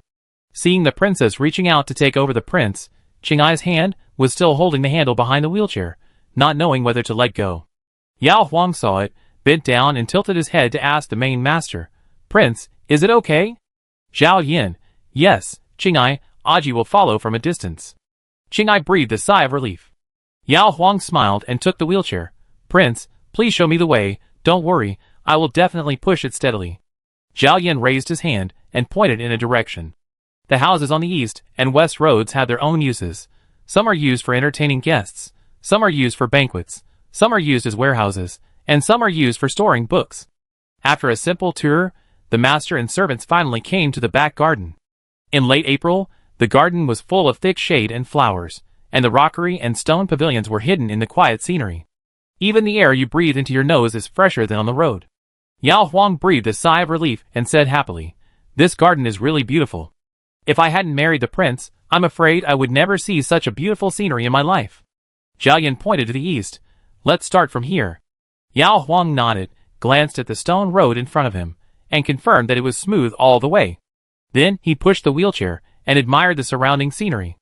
The landscaping of the palace is quite exquisite, and every flower, tree and stone can be tasted elegantly. As she walked, Yao Huang saw 2 elm trees at a perfect distance from the courtyard wall. Her eyes lit up, and she pointed at the tree trunk and said, "You can tie a rope here to swing, and the shade of the tree just blocks the sun." Zhao Yin, if you like to swing, you can ask the craftsman to make a few more swing frames and put them wherever you like. It is safer than tying ropes. Yao Huang looked at the top of the man's head. "I've only seen swings in picture books. At home, we play with ropes." Zhao Yin did not comment. There was a pond in front of him, and in the middle of the pond was a winding wooden bridge. The bridge was slightly wider than a wheelchair, barely enough for 2 people to walk side by side, and there were no railings on both sides. Qingyai, who was following far behind, was worried again. He saw that the princess was always looking around to see the scenery. "Don't be distracted and push the prince into the water later."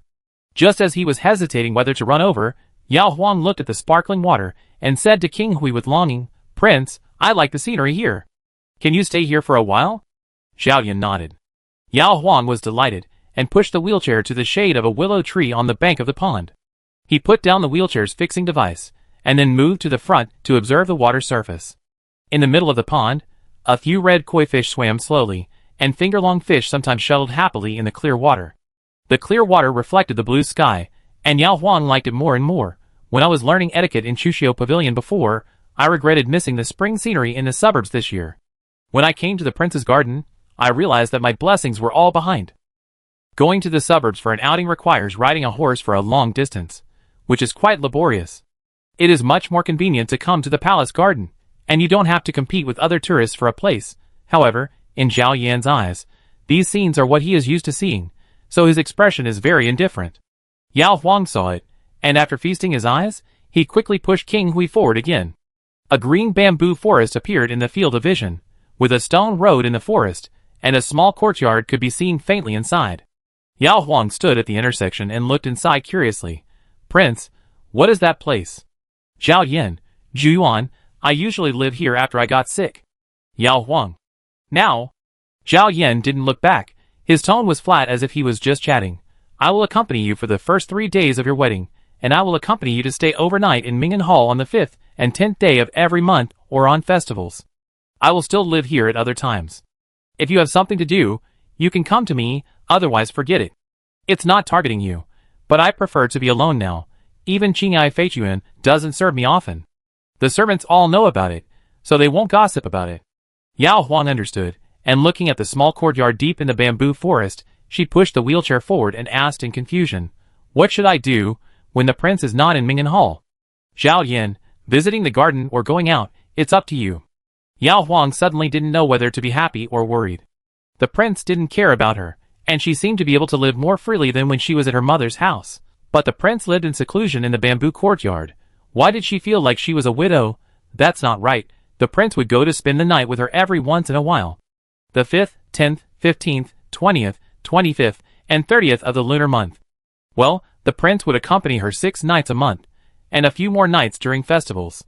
It is often said in the storybooks that men's indulgence in sex can easily harm their bodies. Maybe 6 times a month is just right?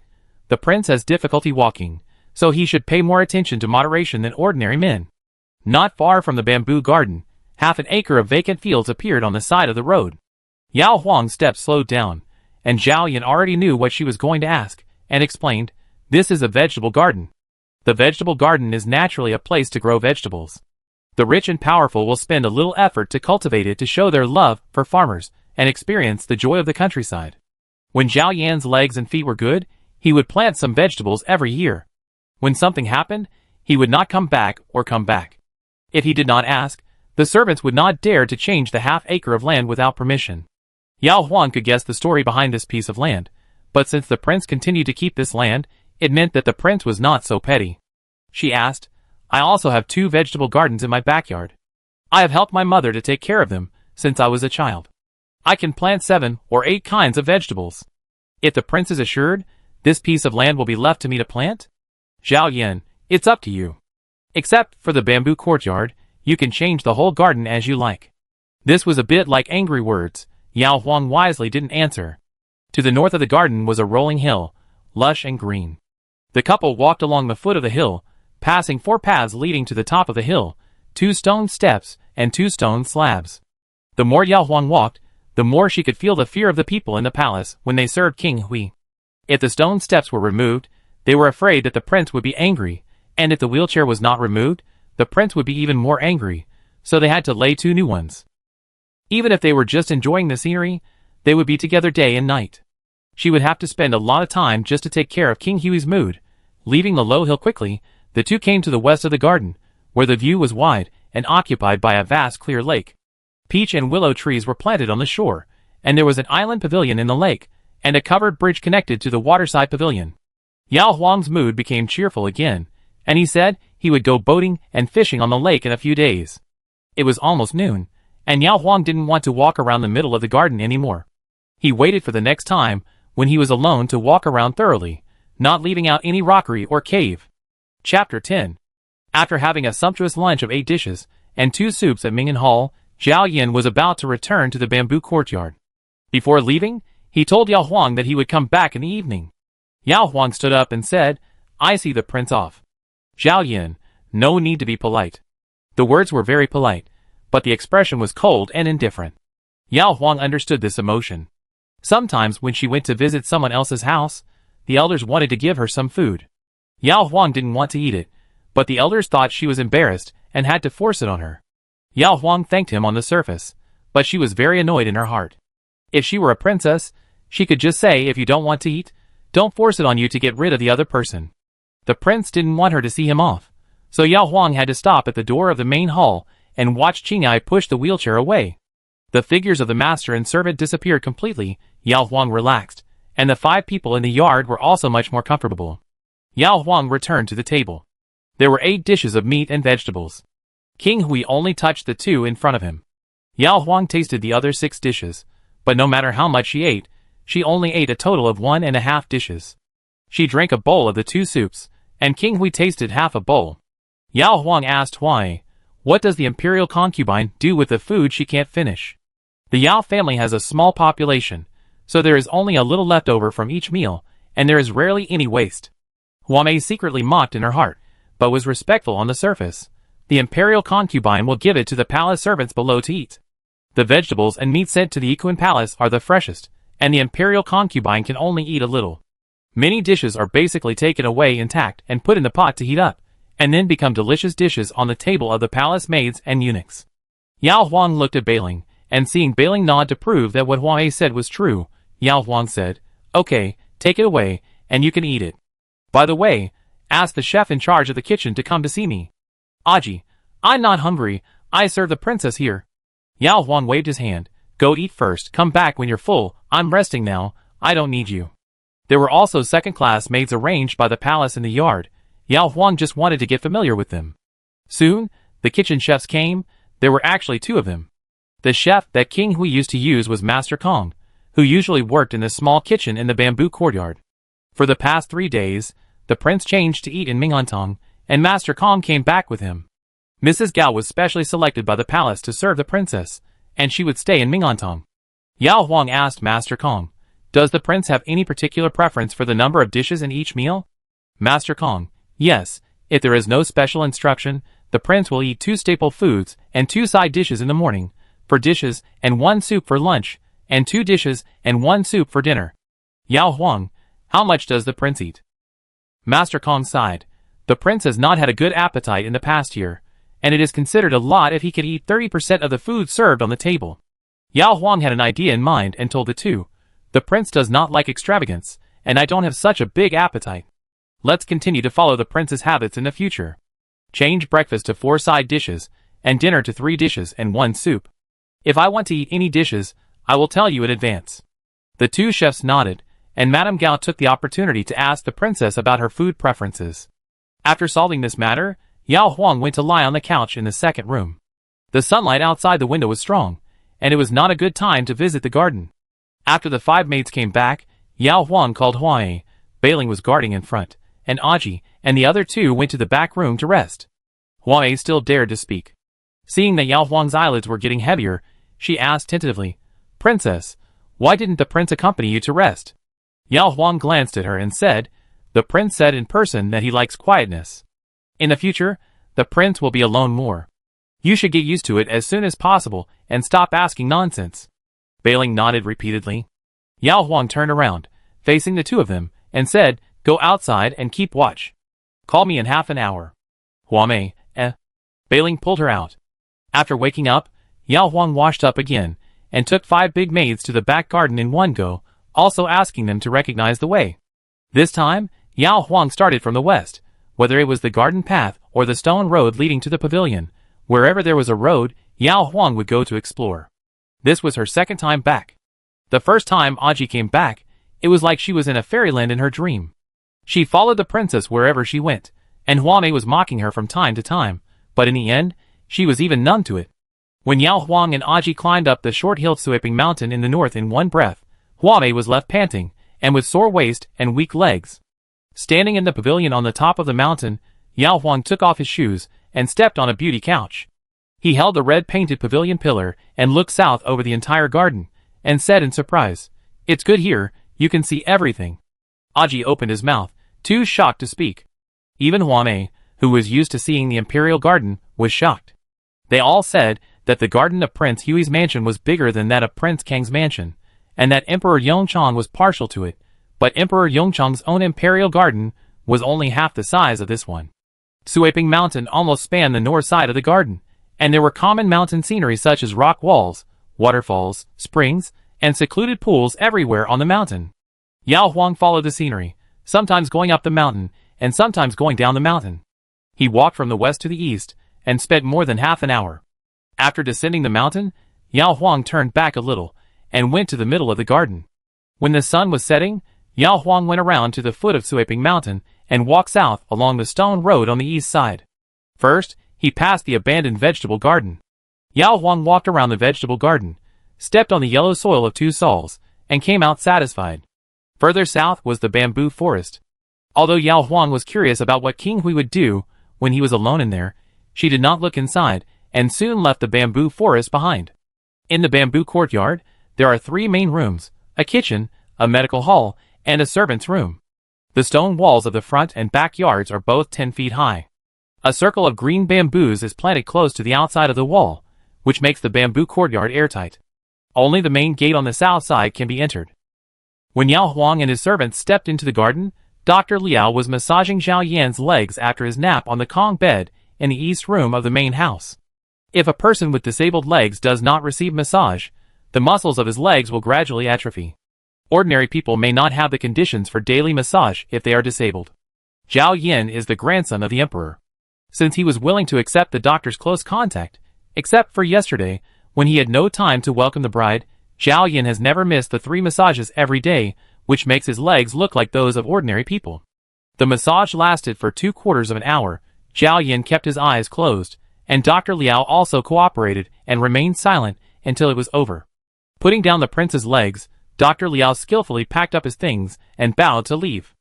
At this time, Zhao Yan was only wearing a middle shirt and a pair of shorts that were sewn to cooperate with the massage and basically only covered his private parts.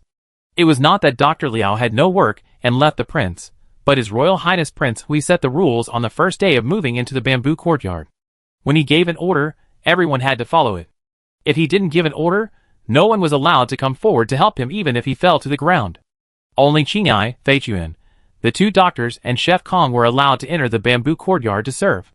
Chef Kong did not need to meet King Hui. The first 4 had already behaved themselves after breaking the rules several times. As long as King Hui did not speak, they would not say a word or do anything more. When Dr. Liao stepped out of the hall, he closed the door from the outside, leaving it ajar. Qinghai continued to guard the courtyard. Feichuan said Dr. Liao out of the door, and then went into the small gatehouse to rest. In an instant, the whole bamboo courtyard fell silent. In the east room, Zhao Yan propped himself up on the bed and sat up. After the massage, there was still a layer of medicated oil on his legs, which needed to be washed. There was a wash rack in the room, and 2 rows of wooden handrails for Zhao Yan to support his arms extended from the bed to the wash rack. Here, Zhao Yan could sit on a chair to wash his whole body. The bucket and basin had been prepared by Qinghai Feichuan.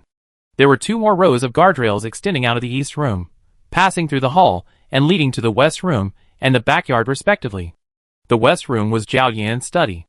When he was tired of reading or wanted to relax, he would support himself with a handrail and slowly move to the backyard with the strength of his arms, looking at the sky and the bamboo sea outside the wall, and then return to the room when he had enough.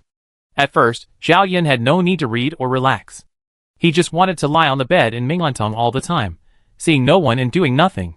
However, leg disease is not just a problem with the legs, nor can he just lie in bed all day if he wants to. It is easy to have a dead heart, but the body is still alive. If he doesn't want his skin to fester, his arms to be too weak to hold a bowl, he doesn't want to need help getting in and out of bed, he doesn't want others to help him wash or relieve himself, and he doesn't want to lose face completely, he must follow the doctor's advice. Either completely let the doctor take care of his body, or find a way to exercise himself so that only his legs will be useless in the end. After Yao Huang returned to Ming'an Hall, she entered her study. The cabinets were decorated with books selected by the palace, which Yao Huang needed to fill slowly according to her own interests, but there were plenty of pens, inkstones, and paper, and they were all good things that only the rich and powerful could afford. Yao Zhenhu and his son were warriors, and Yao Huang was not very dedicated when she followed the female teacher to study.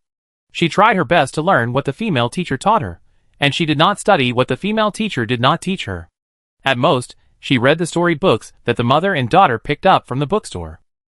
As a common person, no matter how good the pen, ink, paper and inkstone are, they are only of practical value in front of Yao Huang. She will not be reluctant to use the rice paper just because it is precious and beautiful. Huamei grind the ink. After giving the order, Yao Huang winked at Aji, asking her common maid to take a good look at how Huamei grinds the ink, which may be useful in the future.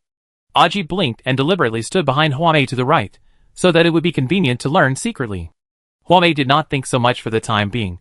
She was more curious about what Yao Huang was going to do. With the ink ready, Yao Huang chose a thin brush from the pen holder, thought about it, and waved her hand to draw straight lines on the smooth and jade-like rice paper. After drawing the straight lines, she drew vertical lines. If she drew wrong, she would smear it and draw it again next to it, making several places on the paper pitch black. Huame, Aji understood. Is the princess dividing the land for the vegetable garden? Huame, Yao Huang smiled and said, yes, divide it first, and ask people to turn the soil and plant it tomorrow. This is a rough sketch, which has been completely revised.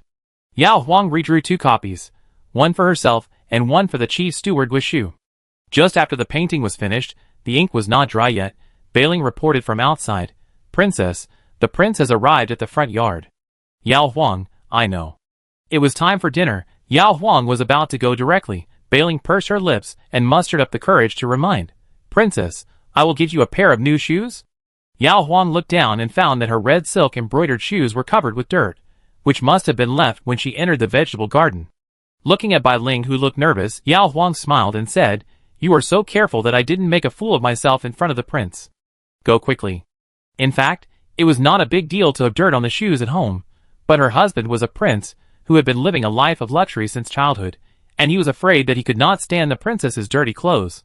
Bai Ling immediately went to the inner room.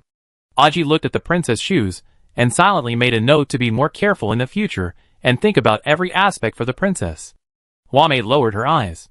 She had noticed that the princess' shoes were dirty early in the morning, but she deliberately didn't say anything. She didn't expect Bailing to say anything, which made her look incompetent. After changing into new shoes, Yao Huang looked at the 5 people around him and said to Bailing, come with me to the front yard. Although Bailing could only stand in the yard when they arrived at the front yard, being able to follow the princess out was a sign of favor for the maid. Huang glared at Bailing. Could it be that this girl wanted to steal her position as the #1 maid? Bailing received her glare, but she had no time to respond, so she turned around and followed the princess. Huame turned her eyes and looked at Aji, who was also left behind, with a half smile. Look, Bailing's merit has surpassed you. Aji. I just went to the front yard, you think too much. Huame, In the front yard, the table has been set, and the dishes will be served only after the prince and princess arrive. Yao Huang began to get used to the dead air of King Hui, and after greeting him, she sat down to the right of the prince. As soon as she sat down, Zhao Yan said, serve the food. Qingyai went out to make arrangements and stayed outside. Yao Huang smiled and said to King Hui, Your Majesty, I have thought about what to plant in the vegetable garden. I just drew a picture. I will show it to you later. Zhao Yan nodded. Yao Huang, also, we can't finish so many dishes at noon. It's a pity to leave them. I told the kitchen to make fewer dishes. Do you think it's okay? Zhao Yan, okay. Yao Huang was just complaining about this person being stingy with words, when the kitchen first sent a dish of cold pork liver and a plate of yellow fruit slices. Yao Huang smelled the sweet and sour fruit aroma and looked at the maid who brought the meal. She kept quiet. After the maid left, she whispered to King Hui, Your Majesty, what kind of fruit is this? Zhao Yan glanced at the fruit plate and said, Mi Wang, a tribute from Jiaozhou. Yao Huang knew Jiaozhou, which was the southernmost province of the dynasty. It was said that the climate was hot, and the winter was as warm as the spring in the capital. Is it delicious? Yes. Yao Huang picked up a piece with a fruit fork and was about to pass it to herself, but she suddenly had an idea and smiled and handed it to King Hui. Your Majesty, eat first. Zhao Yan stepped back and said, I do it myself. Yao Huang saw that he was frowning, so he ate it himself. When the good taste of 9 parts sweet and 1 part sour burst on the tip of his tongue, Yao Huang looked at King Hui with surprise, and his satisfaction and love were beyond words. After swallowing the fruit slices, Yao Huang said excitedly, It's so delicious, it's as sweet as honey. Zhao Yan remembered Fei Chuan's report the day before and reminded him, Father gave me 2 baskets. This thing is not easy to store. If you like it, eat more. You can give the unfinished ones to the servants. Yao Huang continued to fork and asked curiously, Does the prince not like it? Zhao Yan, it's optional, I don't like it. Yao Huang, what fruits does the prince like? Zhao Yan. They are all the same. Yao Huang guessed that he had lost his appetite because of his leg disease, and would ask Chef Kong later. After eating 3 slices in a row, Yao Huang picked up another fork and forked him a slice. You try it too, otherwise I will eat it by myself, it's embarrassing. Zhao Yan took it, and later saw Yao Huang looking at him again, and didn't want her to help him anymore, so Zhao Yin slowly ate 2 slices by himself. After whetting their appetites, 2 hot dishes were served, as well as a bowl of tempting chicken soup. Yao Huang was afraid of annoying King Hui, so she didn't dare to say too much, but she couldn't help but glance at him every once in a while. For something like eating, everyone had to be relaxed to enjoy the meal. Otherwise, if one person was expressionless and only moved his chopsticks occasionally, the other would seem to be uncaring about the other, and if he ate less, his stomach would be upset. Yao Huang had a pair of big eyes like black grapes. Zhao Yin understood her dilemma the last time he met her. He couldn't make her lose her appetite even when she was only 17 years old. After all, he had limited time to accompany her every month, so he might as well eat more with her. Therefore, Zhao Yin also increased the number of times he took dishes. After the dishes were finished, Yao Huang scooped him an 8-tenths full bowl of chicken soup.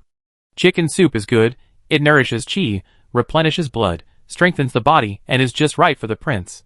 Zhao Yin finished the bowl of soup while Yao Huang occasionally stole a glance at him.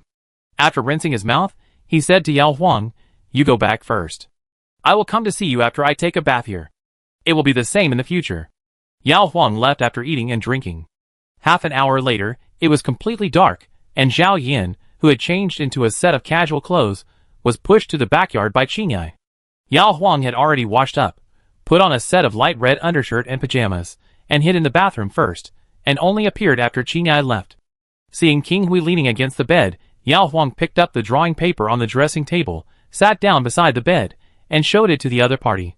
"Look, I divided the vegetable garden into 2 plots, north and south. From the outside to the inside, sweet potatoes, wheat, and corn are planted in the south, and from the outside to the inside, the vegetable plots, melon fields, and grape racks are planted in the north. The tall ones are all inside, so they won't block the view." Zhao Yin first noticed that she could only praise the neatness of the words. Yao Huang was still explaining. "It's half an acre of land. We can't eat all the vegetables if we plant them all. Let's plant more and taste more delicious food. Don't you think so?" Zhao Yin didn't comment. Yao Huang pointed to the 5 vegetable plots. "These are the 5 vegetables I listed randomly. Does your majesty want to eat any of your own? There are also melon fields and grapes. Do you think you should change them?" Zhao Yin: "No, just follow your arrangement." Yao Huang was also confident in his layout, and put the drawing paper on the table with a smile. "Zhao Yin, go to sleep." There were no wedding candles tonight, so Yao Huang turned off several lights, leaving only a small dim light by the door of the clean room. It was very dark on the side of the bed, and Yao Huang approached and saw the heavy wheelchair placed beside the bed, with nothing on the back of the chair. The prince didn't take off his pants. Realizing that the prince was not interested in that tonight, Yao Huang instinctively breathed a sigh of relief. Although she had fun last night, she remembered the pain at the beginning more, and was afraid that she would have to feel the pain every time. Climbing onto the bed, and getting into the quilt, Yao Huang also lay flat like the prince. When her breathing became stable again, Yao Huang smelled a light and pleasant scent. She sniffed it gently and said in surprise, "What kind of bath perfume did the prince use? It smells so good." Zhao Yin: He didn't use anything. It was the smell of the remaining massage oil, which could not be completely eliminated even by bathing. Qingyai prepared it, and I don't know the specific fragrance." Yao Huang moved over and hugged him like last night, taking a deep breath. "It's really good, more refreshing than the flower dew I used. The flower dew prepared by the palace is fragrant, but also a bit greasy." Zhao Yan's whole body tensed up, wondering if she was simply praising the fragrance of the medicinal oil, or using an excuse to curry favor. Although Zhao Yan didn't think she would really like to consummate the marriage with him, why would she hug him like this if there was no reason? "Don't you like the flower dew you're using now?" "It's okay, it would be better if the fragrance was a little lighter." Zhao Yin: "Tell Madame Lu tomorrow that the palace should have other flower dews. If not, ask the spice shop to send a batch of goods over." Yao Huang hesitated for a moment. "I just got married, let's talk about it later." She hesitated in her heart, and she also twisted unconsciously. Zhao Yan's left arm, which was pressed by her, seemed to roll half a circle in cotton. After a moment of stiffness, Zhao Yan held the hand on his waist. He just didn't want the princess to move around and touch something she shouldn't touch. Yao Huang didn't know, and thought that the prince just wanted to pinch her hand. Yao Zhenhu was a rough man, and Luo Jinhua was also a village girl from a small town. When Yao Huang was young, she often saw the couple hugging or kissing. King Hui was so cold that Yao Huang had no chance to develop feelings with him during the day. Now that the prince finally took the initiative, Yao Huang's heart softened, and she hugged King Hui tighter, shyly, and happily calling him prince. It would be better if the couple were close, and the palace would be more like her home. Zhao Yan, who had been called prince for 5 years, knew for the first time that the word prince could be used in many ways. The princess's intention to invite favor was already obvious. Zhao Yan didn't want to offend her, so he closed his eyes and said, "I'm thirsty, go get me a bowl of water." Yao Huang, So pinching her hand was just to order her around. She pouted, but didn't dare to complain, and resigned herself to getting out of bed to get water. Unexpectedly, when she came back, there was an extra pair of shorts on the wheelchair. Yao Huang's hands trembled, and her heart trembled. It's happening again. Chapter 11. From childhood, Yao Huang had been influenced by her parents, and she imagined that loving couples should be like her parents, who could discuss everything together, instead of one person making decisions and the other just following them. So when she felt that she could not hold back her voice, she twisted her wrist and tried to negotiate. "Prince, can you let me go?" Zhao Yan paused, uncomfortable. Yao Huang was so embarrassed that she could not help it. The rouge on her face dissipated like mist to the surrounding skin. She did not look like she was resisting, so Zhao Yan continued. Just like a beast shaking a tree, the tender branches at the top of the tree trembled, and the orioles that stopped here cried in panic. Yao Huang couldn't move her hands, so she could only bury her face in the pillow. "Don't do this, people outside can hear it." Zhao Yan then understood her concerns. But he was a prince, and he had exhausted his patience in the past 6 months to control his temper, and not vent his anger on the servants around him. Could it be that he had to do something secretly at night with the princess, who was married to him in a formal way, and worry about what the maids would think? It would be better if Yao Huang didn't mention it. When she did, Zhao Yan instead had a fire of ignorance, and at this moment, all the fire burned on Yao Huang. Poor Yao Huang. She was still thinking about being careful in the future when she whispered to Aji in the morning, but now she can't help herself. When the wind and rain stopped, King Hui's chin rested on the top of Yao Huang's head. She was completely imprisoned in his arms. Behind her was his strong left arm, and in front of her was his big hand that finally relaxed its strength. With the rise and fall of her breathing, Yao Huang could even feel the thick and hard calluses on his palm. The upper body was hot like a furnace, but the lower body was cool like dew. Yao Huang's heartbeat was violent, and she had a faint fear of the 6 long nights that came every month. King Hui was too powerful at night, and Yao Huang was worried that she would not be able to hold on. This man must have been trapped in a wheelchair during the day, so he used all his energy accumulated for the day on her. Suddenly, the man's hand touched her face. Yao Huang's heartstrings tightened, and she was afraid that he would do it again like last night. Otherwise, why didn't they separate? Zhao Yan touched a wet and hot face, which was her remaining tears. Thinking of her crying, Zhao Yan reminded her, "You asked for it." He wanted to sleep, and she had to provoke him, so don't blame him for not being able to control himself. If she didn't want to cry again, she should be honest in the future. When it was time to have sex, he would understand that she was young and restrained herself. Yao Huang bit her lip. It was her own fault. She didn't want to be another prince's concubine, so she tried to seduce him to choose her. "I know. I don't blame you. I'm not crying because I don't like you.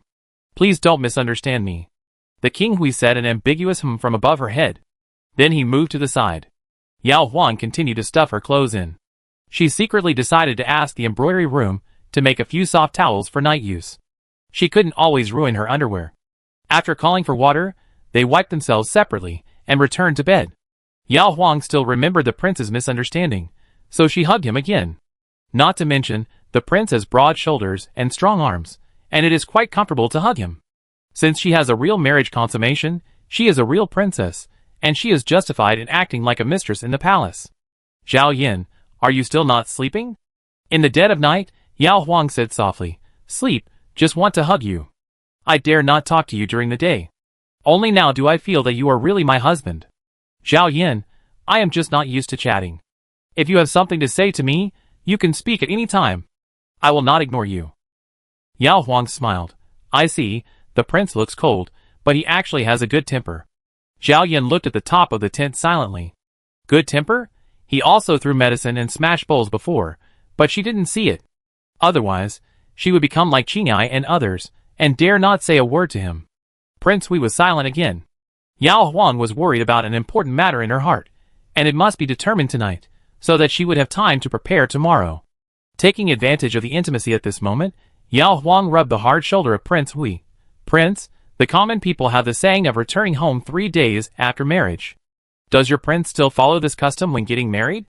None of the neighbors had ever had a princess, and no official from the Ministry of Rights told her about this. Yao Huang was really unsure. In addition, Prince Hui was not mobile, which made Yao Huang even more worried. Zhao Yan thought, it depends on whether the princes are willing or not, or whether his wife's family is worthy of the prince's courtesy. After his leg was crippled, Zhao Yan could refuse his father's daily summons 9 times out of 10, so what kind of wife's family could make him visit against his will? Seeing that he kept silent, Yao Huang's heart sank, but she couldn't blame him. The roads in Prince Hui's mansion were flat everywhere, and once he went out, it would be troublesome to move the wheelchair around. Leaning on the other shoulder, Yao Huang pretended to be relaxed and said, "You don't want to talk, right? It's just right. My father and mother are both rough people. I'm afraid they will be rude and offend the prince." Zhao Yan remained silent.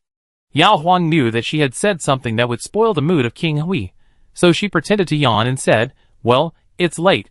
Let's go to bed." She let go of his hand, turned over and lay on her side, with a look of worry in her eyes. If she didn't go back home, her parents would definitely wonder if she was doing well in the palace, right?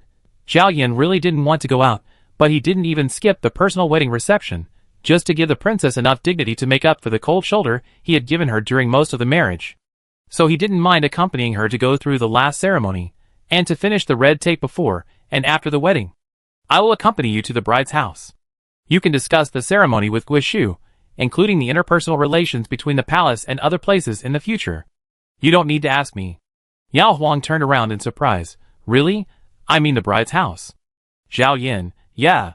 Yao Huang was so happy that she rushed over and hugged him tightly on his chest. "Your Highness is so nice. I thought you didn't want to go." Zhao Yan knew that her indifference just now was all pretended. "Okay, go to sleep." Yao Huang was excited and had no sleepiness. She moved to the side of King Hui again and hugged him, and said, "It's only been dark for a short time. Are you really sleepy?" In the past, she and Aji slept in the same room, and sometimes they could chat until late at night. Zhao Yan, "What if I don't sleep?" Yao Huang, "Let me tell you about my family. You have seen our courtyard. It is not as big as Ming'an Hall, and it is certainly not comparable to the palace of the king. But it is already very good for the 6th rank officials in the capital, especially those who pass the examinations for the 6th rank officials from other places. Many of the young ones live in official residences, and cannot afford to buy houses. The foreign centurions in the military camp are worse off. Many of them live directly in the military camp, and send their salaries back to their parents and wives in their hometowns, or buy houses in towns and small counties near the capital. My father was lucky to be born in a local family in the capital, otherwise he couldn't afford to buy a house. My mother was also lucky. Other girls in small towns could only marry people around them. She met my father who was going to the town to buy wine when she was at the market. They fell in love at the same time. Before long, my mother became the wife of a Beijing official envied by everyone in the town. So, although Yao Zhen who was inconspicuous among the Beijing officials, the Yao family was the best among his colleagues, who usually interacted with him.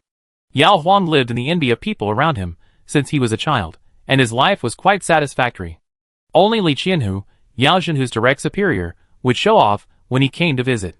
Yao Huang talked non-stop, and after talking about her father, mother, and brother, she began to talk about her grandfather's side. She didn't say anything that needed Zhao Yan to say, so Zhao Yan just listened until Yao Huang said she was sleepy and fell asleep next to him. They slept in the same bed at night, and after dawn, one sat in a wheelchair and the other stood, so the distance between them naturally widened. King Hui went to the front yard to change clothes and wash up, and the maids came in to serve the princess. It was Bailing who kept watch last night, and Yao Huang looked over, and Bailing's ears turned red. After packing up, Yao Huang asked the others to leave first, and left Bailing alone to ask, "When you were with the Imperial concubine, did you keep watch overnight?" Bailing shook her head. It was the job of the senior maids to keep watch. Yao Huang, when the emperor went to accompany the Imperial concubine, would the Imperial concubine arrange for the senior maids to keep watch? Bailing nodded. She had to keep watch, otherwise she would not be able to serve her well. Yao Huang understood. The palace or the wealthy families were thick-skinned, not afraid of the maids hearing this.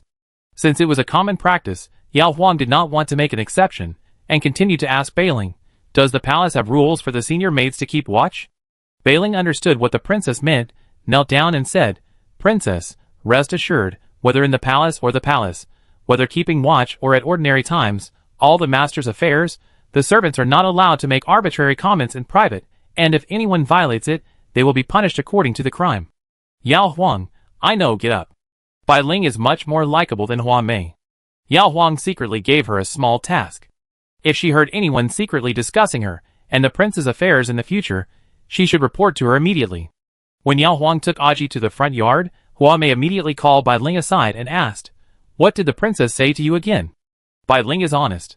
When she was in Ikuan Palace, she was the bottom of the second-class maids. In addition to serving concubine Du, Hua Mei and others asked her to do things. Bai Ling also did it silently. She was afraid of Hua Mei out of habit, and lowered her head and said, "There is a strand of hair that is not combed properly, and the princess asked me to do it again."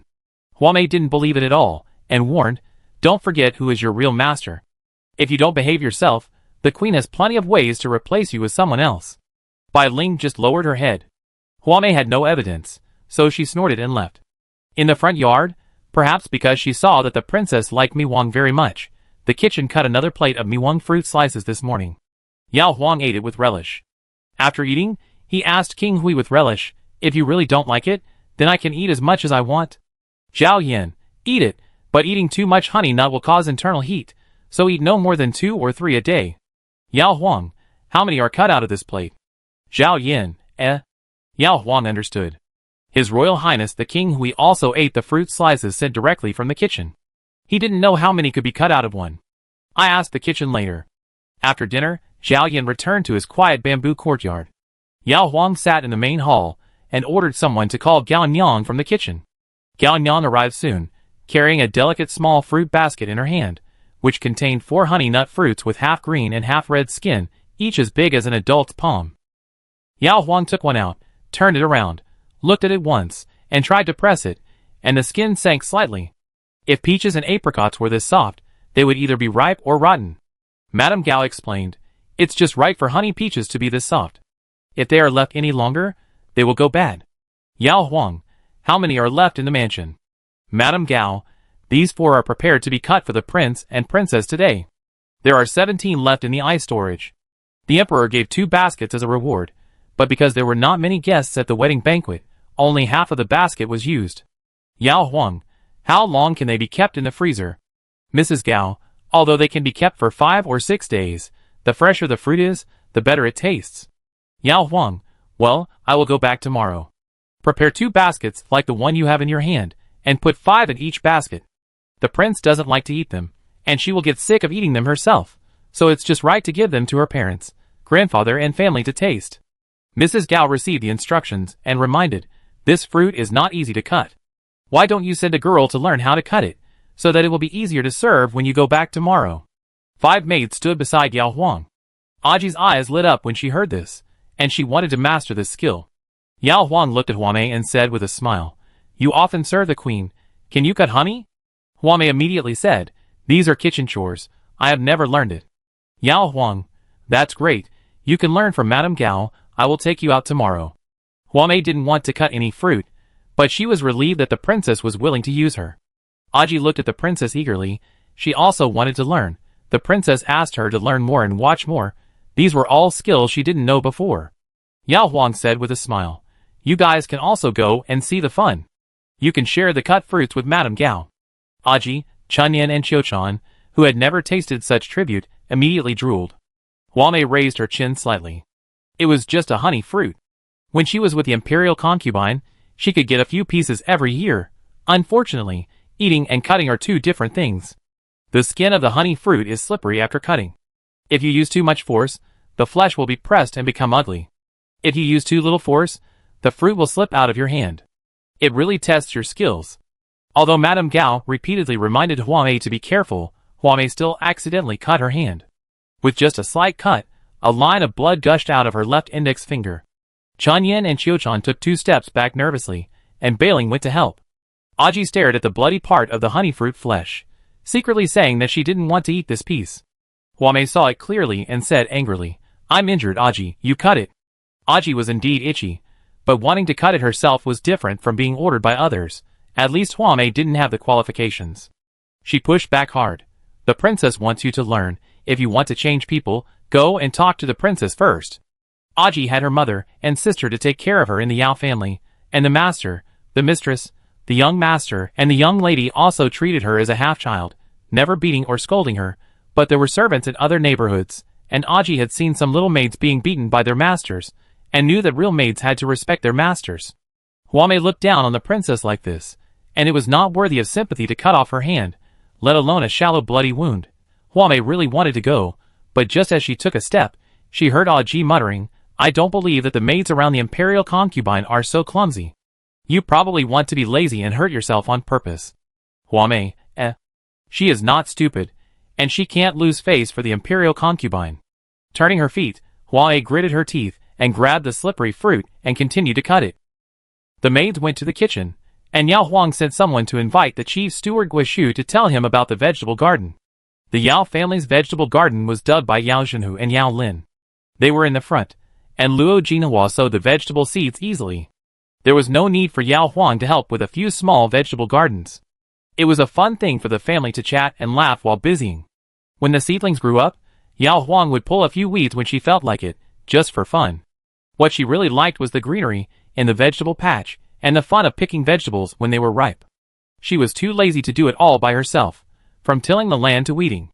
Therefore, Yao Huang only had to use her brain and mouth for the half-acre of land in Prince Hui's mansion, and most of the hard work would be assigned to the servants in the mansion. Guishu immediately agreed to it when he learned that the prince had agreed. Turning the soil, tilling the land and planting were simple, only the grape racks had to be sent to hire people from wealthy families, who specialized in growing grapes to buy seedlings. With money and people, the palace acted quickly. In the morning, half an acre of land was plowed and ridged. After more than an hour in the afternoon, the grape seedlings were sent to the palace. Yao Huang brought Aji to the vegetable garden to supervise the work, mainly to see how the grape racks were built. Yao Huang loved to eat grapes, but there was no place to plant grapes in the Yao family courtyard, so he bought them from outside every year. Because the vegetable garden was too close to the bamboo courtyard where King Hui lived in seclusion, the servants who received Guishu's instructions worked silently, and if they had any questions, they ran to the steward and talked in a low voice. After all the work was done, Guishu personally led these people away, leaving behind the neatly arranged vegetable garden. Yao Huang glanced at the bamboo courtyard and took Aji back to the front. The red sun was setting in the west. Qinghai pushed King Hui out of the bamboo courtyard and walked to the main road.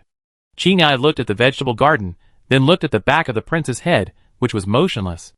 In the end, she didn't dare to say anything and went straight south. The maids took turns to come, and Yao Huang lit up the thrush to keep watch tonight.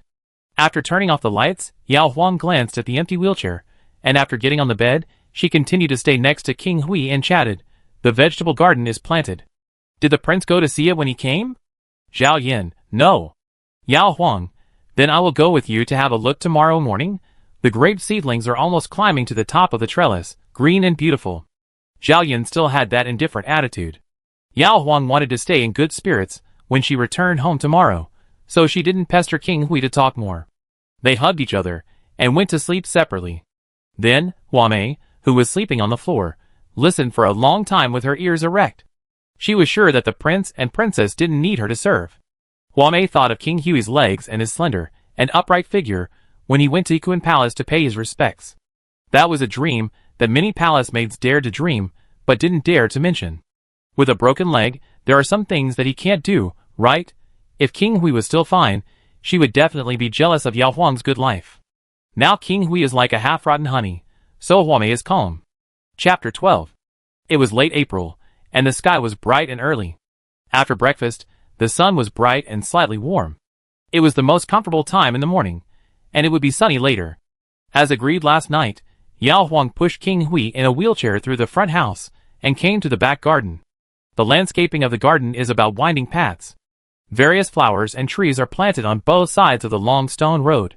Light and beautiful maple, thick branches of dragon claw locust, magnolia and red plum that have passed the flowering season, crabapple with pink flowers, old osmanthus that blooms in autumn.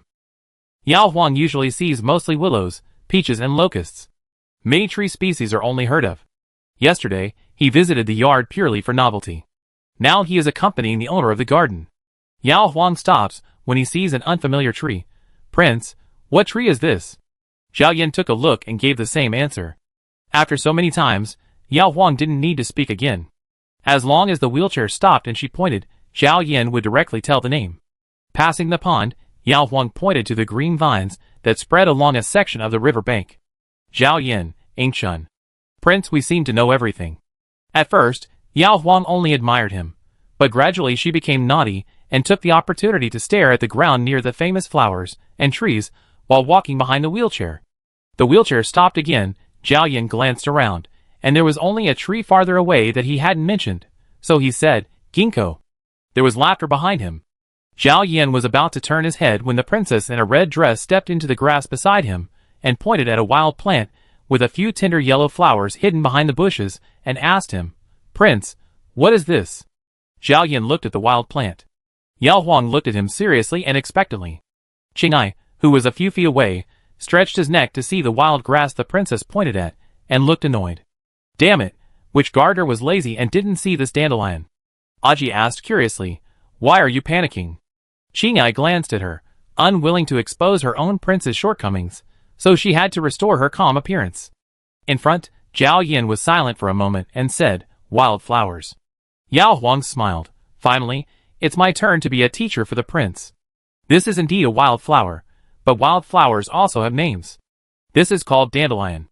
After the flower blooms and fades, a piece of white fluff will grow. When the wind blows, it will float into the air. Children from ordinary families like to play with it." Zhao Yan took another look at the leaf shape of the dandelion. Yao Huang walked back to the road and pushed the wheelchair forward. When Qing'ai passed by this place, he stared at the dandelion with complicated eyes, not knowing whether to pull it out or leave it. If he pulled it out, he was afraid that the princess would be unhappy, and if he left it, he was afraid that the prince would find it annoying because he didn't answer just now. Aji saw his deep hatred and asked, "What's wrong with this flower?" "Qing'ai, the garden is inspected every day. At least there are no weeds on both sides of the main road." Aji looked around in surprise. Sure enough, except for this dandelion, there were shrubs everywhere, and even the grass was neatly laid with the same grass. "But this flower is beautiful. The princess likes yellow flowers the most," Aji whispered. Qing'ai felt even more bitter. Since the princess came into the family, he and Fei Chuan had to be nervous several times every day when they went to Minghan Hall. The princess was good in every way, but she was a little careless. Many of the things she said to the prince were like pulling teeth from a tiger's mouth. Qing'ai took Aji to keep up with the location of the dandelion for the time being. After passing the bamboo forest, they arrived at the vegetable garden. Since it was imitating a farmer's house, there was no stone road here, all dirt roads, but fortunately it was flat and hard enough. The seeds that had just been sown had not yet broken through the soil, and only the transplanted sweet potato and grape seedlings were green. The small sweet potato seedlings were not very interesting, so Yao Huang pushed King Hui directly to the grape rack. The tender green grape leaves were illuminated by the sun, and the top leaf buds were slender and curved. Some had already climbed to the rack above, and some were still hanging in the air, but the buds pointed straight ahead. Maybe they would have climbed to the rack tomorrow morning. Seeing that the prince was attracted by a leaf bud, Yao Huang stopped and waited for the prince to look away, then slowly moved forward and asked as he walked, "Does the prince like green grapes or purple grapes?"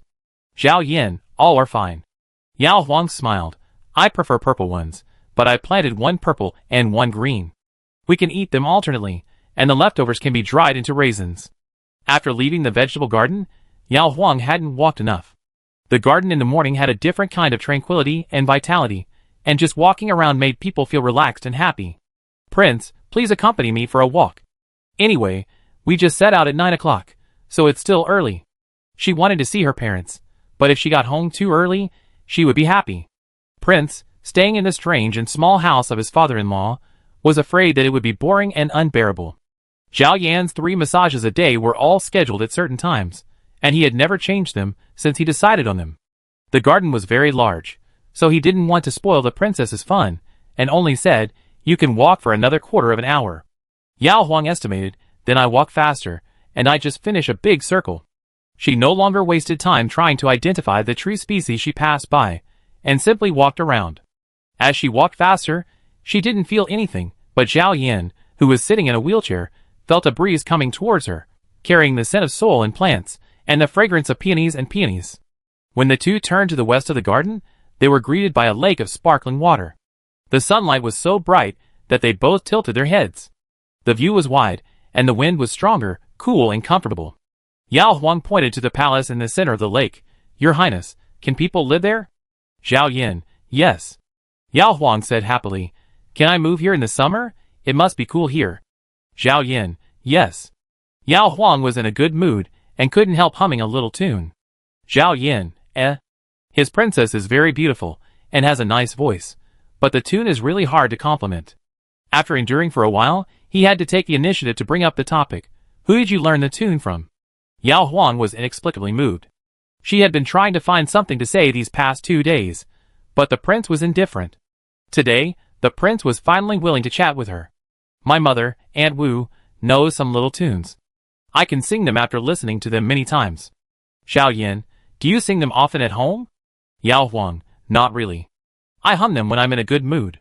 How about it, does the prince think I sing well? Zhao Yin, yeah. He would not pour cold water on his princess when she was in a good mood. After being praised, Yao Huang continued to sing softly.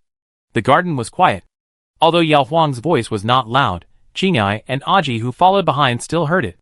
Qingyai looked at Aji with complicated eyes. Aji actually hummed along with him, in the same tune as his princess. Qingyai, Returning to the moon-shaped gate leading to the garden in the front house, it meant that the prince had fulfilled his promise to accompany the princess for a walk. Qingyai, who had not waited for the prince's order for a long time, mustered up the courage to catch up and said to Yao Huang, Princess, go back and rest. I will take the prince back to the bamboo courtyard. Yao Huang looked at the profile of King Hui. Shall I escort the prince a few more steps? Zhao Yin, no need. Yao Huang had no choice but to give the wheelchair to Qingyai. Qingyai pushed the prince silently to the place where the dandelion grew. Qingyai asked, Prince, this wild grass? Zhao Yin, keep it. The return gift was loaded on a specially prepared carriage by the servants in advance. When the time for departure came, Qingyai Feiyuan also escorted King Hui to Ming'an Hall. The prince and the princess were both dressed in festive red clothes and had fair skin. Zhao Yin looked sickly as if he had not seen the sun for a long time, but Yao Huang was radiant and bright. After getting on the car, Zhao Yin was silent as usual, and Yao Huang sat upright with his eyes down, not knowing what he was thinking. It was a long way from the Prince Hui's mansion in the west of the Imperial City to Changshu Lane in the southeast of the capital. Yao Huang was holding back all the way, and when he was about to reach the place, he looked at Prince Hui with hesitation. Zhao Yin, if you have anything to say, just say it. Yao Huang said worriedly, I'm afraid that the prince will be angry if my family doesn't entertain him well. Everyone in the palace had been so cautious in serving the prince for so long, fearing that he would be angry. His parents and brothers were all rough people, so how could Yao Huang not be nervous? Zhao Yin, I'm not that easy to get angry. Yao Huang held out her pinky finger to him. You said so, let's make a pinky promise. Zhao Yin glanced at her pinky finger and tilted his head, disdainful of it. With his head tilted and his hand still, Yao Huang took the initiative to hook his left pinky finger on his leg and shook it, saying, We agreed that even if you are angry, you have to pretend that nothing happened. When we return to the mansion, the prince can take out his anger on me, and you can punish me in any way you want. Zhao Yin, Outside the car, Zhang Yu ordered 2 guards to clear the way in advance, and drove the neighbors, who were ready to watch the excitement in Changshu Lane back into their own homes, leaving only the Yao family, who were waiting in front of the door to welcome them. The carriage stopped steadily. While the door was not open, Yao Huang held the side of the wheelchair and kissed King Hui's ear when he was not paying attention. After kissing, he whispered, I give you some benefits first, so don't turn your face against me, your majesty. Zhao Yin, Yao Huang smiled at him, and lowered his head to untie the fixing device. Open the door, lay the wooden board. Under the eyes of Yao Zhenhu and others, Yao Huang and Qingyai cooperated to push the wheelchair off the carriage. When the Yao family members stepped forward to salute, Yao Huang looked at the threshold of his own door, turned around and told Qingyai, lay the door board to the middle of the threshold. Qingyai's mind raced, and he realized what was going on. He asked Feiyuan to take over the wheelchair. He lifted the long wooden board and laid it, letting the middle of the board touch the threshold, with the south end touching the ground first. In this way, King Hui's wheelchair could pass through the wooden board to enter the door, which would preserve the dignity of the prince more than if it was deliberately lifted. The Yao family's house was small, and King Hui was pushed to the main seat in the hall after passing through the main gate and the south gate of the main hall. Several guards lifted or carried the return gift from the second carriage and stood in the yard waiting for the handover. Zhao Yan looked outside and said to Yao Zhenhu and his wife, "These are some small gifts. Please accept them, father-in-law and mother-in-law." Yao Zhenhu was born with a loud voice, and the more nervous he was, the more he forgot to keep it down. "Your Highness, you are too polite. We are honored by your presence. It doesn't matter if you bring gifts or not." Luo Jinhua pulled his sleeve and apologized. "Your Highness, he is a rough man. Please don't bother with him." Zhao Yan smiled faintly. He had led soldiers, and had seen rougher soldiers than Yao Zhenhu. After a simple greeting, Yao Huang made the arrangements. "Brother, go find an empty room to receive the gifts, and ask the guards to go to the gatehouse to rest." Yao Lin left as if he had been pardoned. Yao Huang pointed at the 2 baskets of honey in Huamei's hand, and introduced them to his parents. "This is the tribute honey from Jiaozhou given to the prince by the emperor. It is very sweet. The prince specially asked me to bring 2 baskets, one for home and one for grandpa and his family. This fruit can't be kept for a long time. Let my brother send it to grandpa's family in the afternoon, and tell them to eat it all today, and don't let it go bad." Luo Jinhua hurriedly pulled her husband to thank her. Yao Huang smiled and said, "The prince doesn't like too many false formalities, so don't be polite. Huamei, go to the kitchen and cut 2 more for the end of the meal." Huamei bowed and left, and only when she left the hall did a gloomy look flash across her eyes. They set out late, and the road was long, and the neighbors had already had lunch. Yao Huang asked his mother, "Is the food ready?" Luo Jinhua, "Almost. There are only a few dishes that need to be cooked, which will be ready in a while." Yao Huang, "Then serve the dishes, and we will eat and chat." Luo Jinhua went to the kitchen. The prince and princess came to visit, and Luo Jinhua especially went to a big restaurant to invite 2 famous chefs. In the past, such famous chefs only accepted orders from the noble families, but when they heard that the son-in-law of the Yao family was going to return home was His Royal Highness the King of Hui, the restaurant not only did not accept the money from the Yao family, but also brought their own wine and food. Luo Jinhua felt bad and had to give money, so the restaurant casually accepted a few taels of silver. The cold dishes were served first. Yao Huang looked at the presentation and asked in confusion, "Is this made by Aunt Wu?" Luo Jinhua was about to wink at her daughter, but Yao Zhenhu smiled innocently and said, "How could it be possible? Your mother specially went to Wangxianle to invite a chef. Aunt Wu's cooking skills are probably not good enough for the prince." Zhao Yan, "It's a waste for my parents-in-law." Yao Zhenhu, "It's not a waste. The restaurant knows that we are cooking for the prince, so they won't charge us much money." Luo Jinhua, Yao Huang, "Okay, let's eat." Yao Zhenhu likes wine. The better the food, the more he wants to drink. Besides, which family would not serve wine to their son-in-law? Ignoring his wife's repeated warnings, Yao Zhenhu asked tentatively, "Does the prince drink?" Luo Jinhua stepped on his shoes. Yao Zhenhu didn't show any emotion on his face, and looked at his son-in-law expectantly. "Zhao Yin, you can have a couple of glasses." Yao Zhenhu grinned, and without asking the maid, he ran to the house to bring out a jar of wine he treasured. There was no small wine glass at home, so he poured a bowl for the prince's son-in-law, filling it 70%. Yao Huang glared at his father, and was about to persuade him, but Zhao Yan held up the big bowl with both hands, and said to Yao Zhenhu, "Cheers to my father-in-law." After saying that, he drank the bowl of wine in one breath. Yao Zhenhu praised it, and drank his bowl. Yao Lin was not to be outdone, and drank a bowl as well.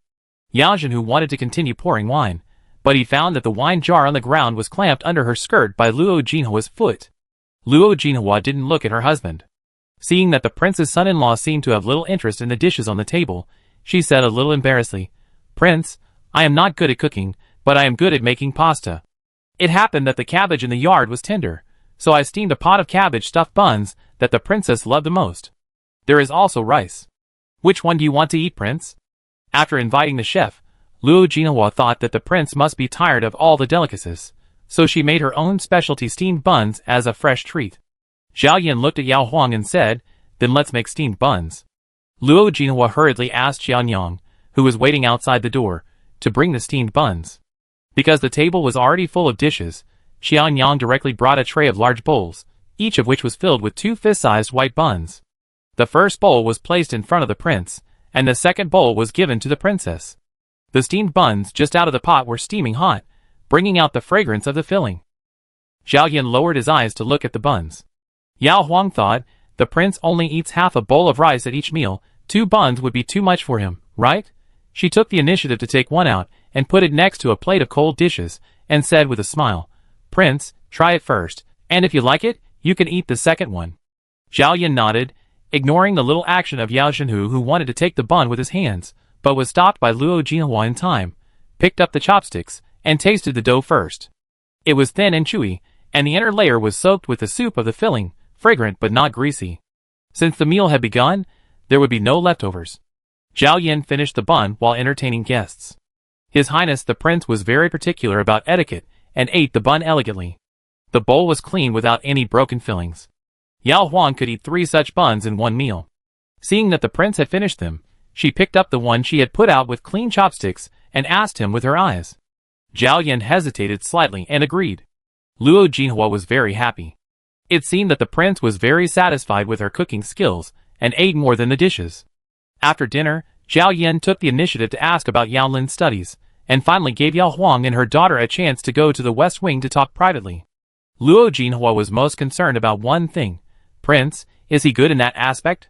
It doesn't matter if his legs are broken, but it would be too hard for his daughter to be a widow for the rest of her life.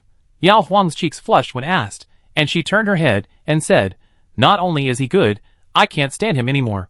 Luo Jinhua's eyes widened. Yao Huang, okay, let's not talk about this. I came back in a hurry just to tell you that I am living very well over there. She told her mother about the big garden in the palace, and the power that the prince gave her. She would basically be in charge of everything in the palace from now on. Luo Jinhua was happy at first, but then sighed. It's good, but it also means that the prince intends to fool around like this for the rest of his life. How can a young man hide away all the time? Since he had become her son-in-law, handsome and good-tempered, Luo Jinhua treated King Hui as a half-son, even though he didn't care about him. Yao Huang didn't respond. She could not help but sympathize. Luo Jinhua thought for a moment and said, "Let's be honest. We all hope that the prince will cheer up, but you must not be so smart as to tell him some great truths. He has read so many books and knows more truths, but knowing and doing are two different things." Yao Huang, I know. It's been a year since the prince got into trouble. The emperor, the queen, the concubine and other princes must have comforted him, and comforted him in various ways. Whatever I say, the prince will be tired of hearing it. It's better not to mention it. The mother and daughter muttered for about 3/4 of an hour. Yao Huang was worried that her father and brother were not good at talking, so she had to go out no matter how reluctant she was. Yao Lin was playing with a gun in the yard. Seeing his sister, Yao Lin looked relieved.